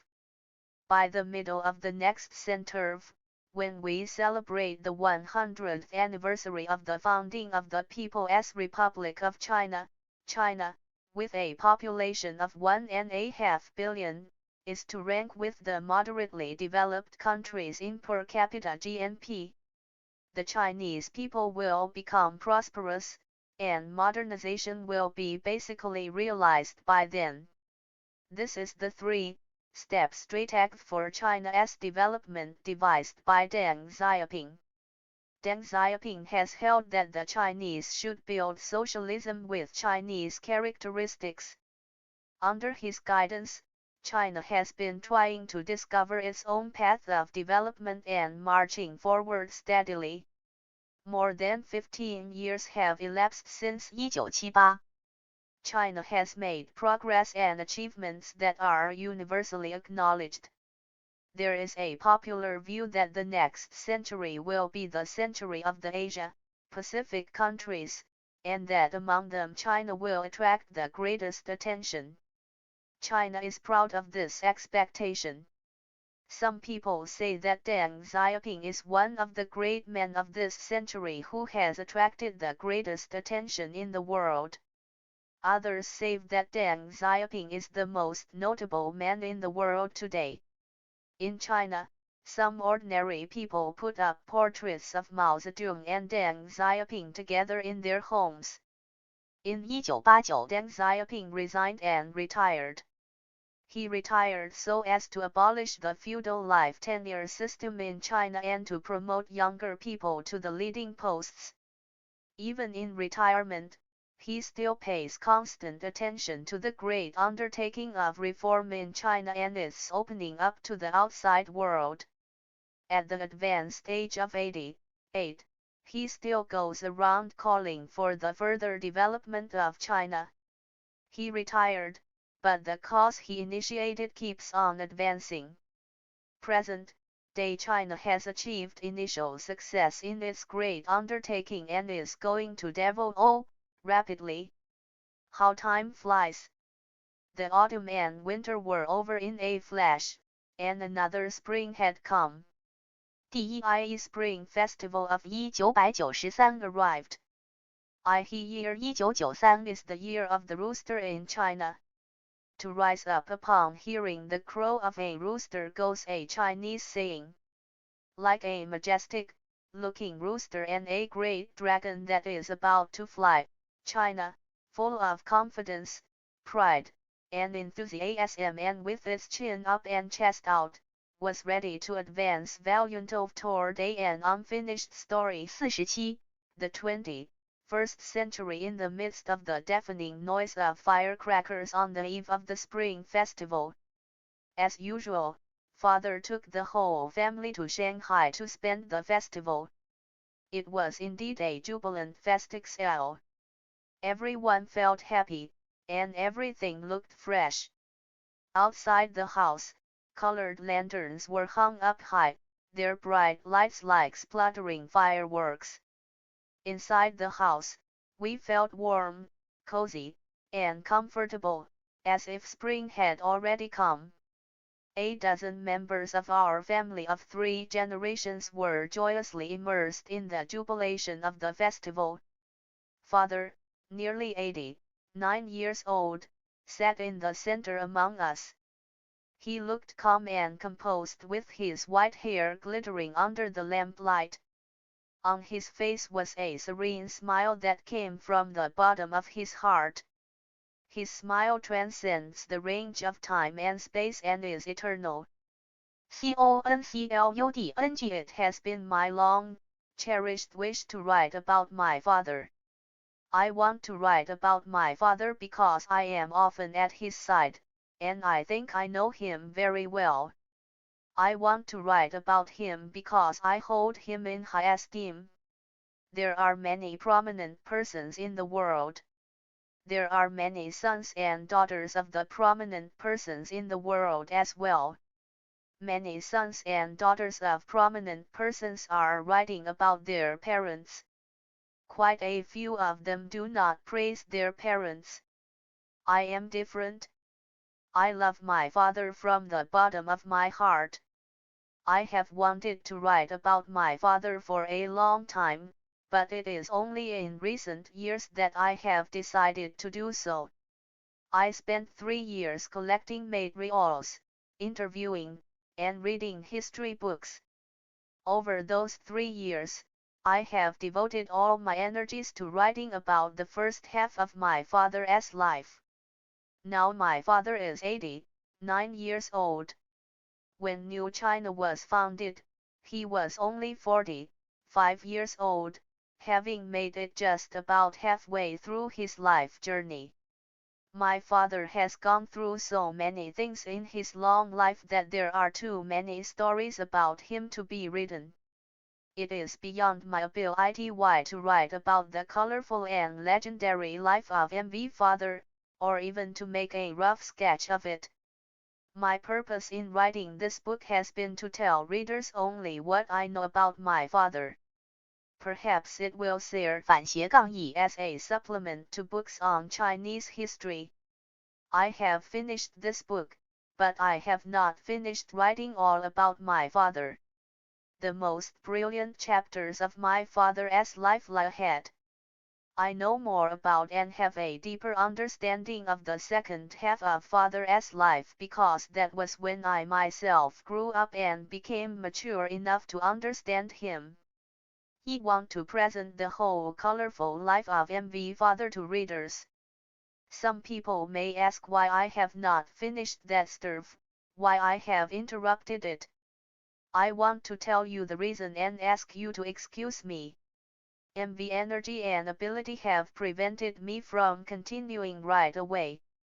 But I should like to ask those who have read this book and want to read the next one about the second half of my father's life to be a little patient as I take a rest before finishing the stuff. You know that this book absolutely cannot depict the whole of MV father's long life and career, which has been full of vicissitudes.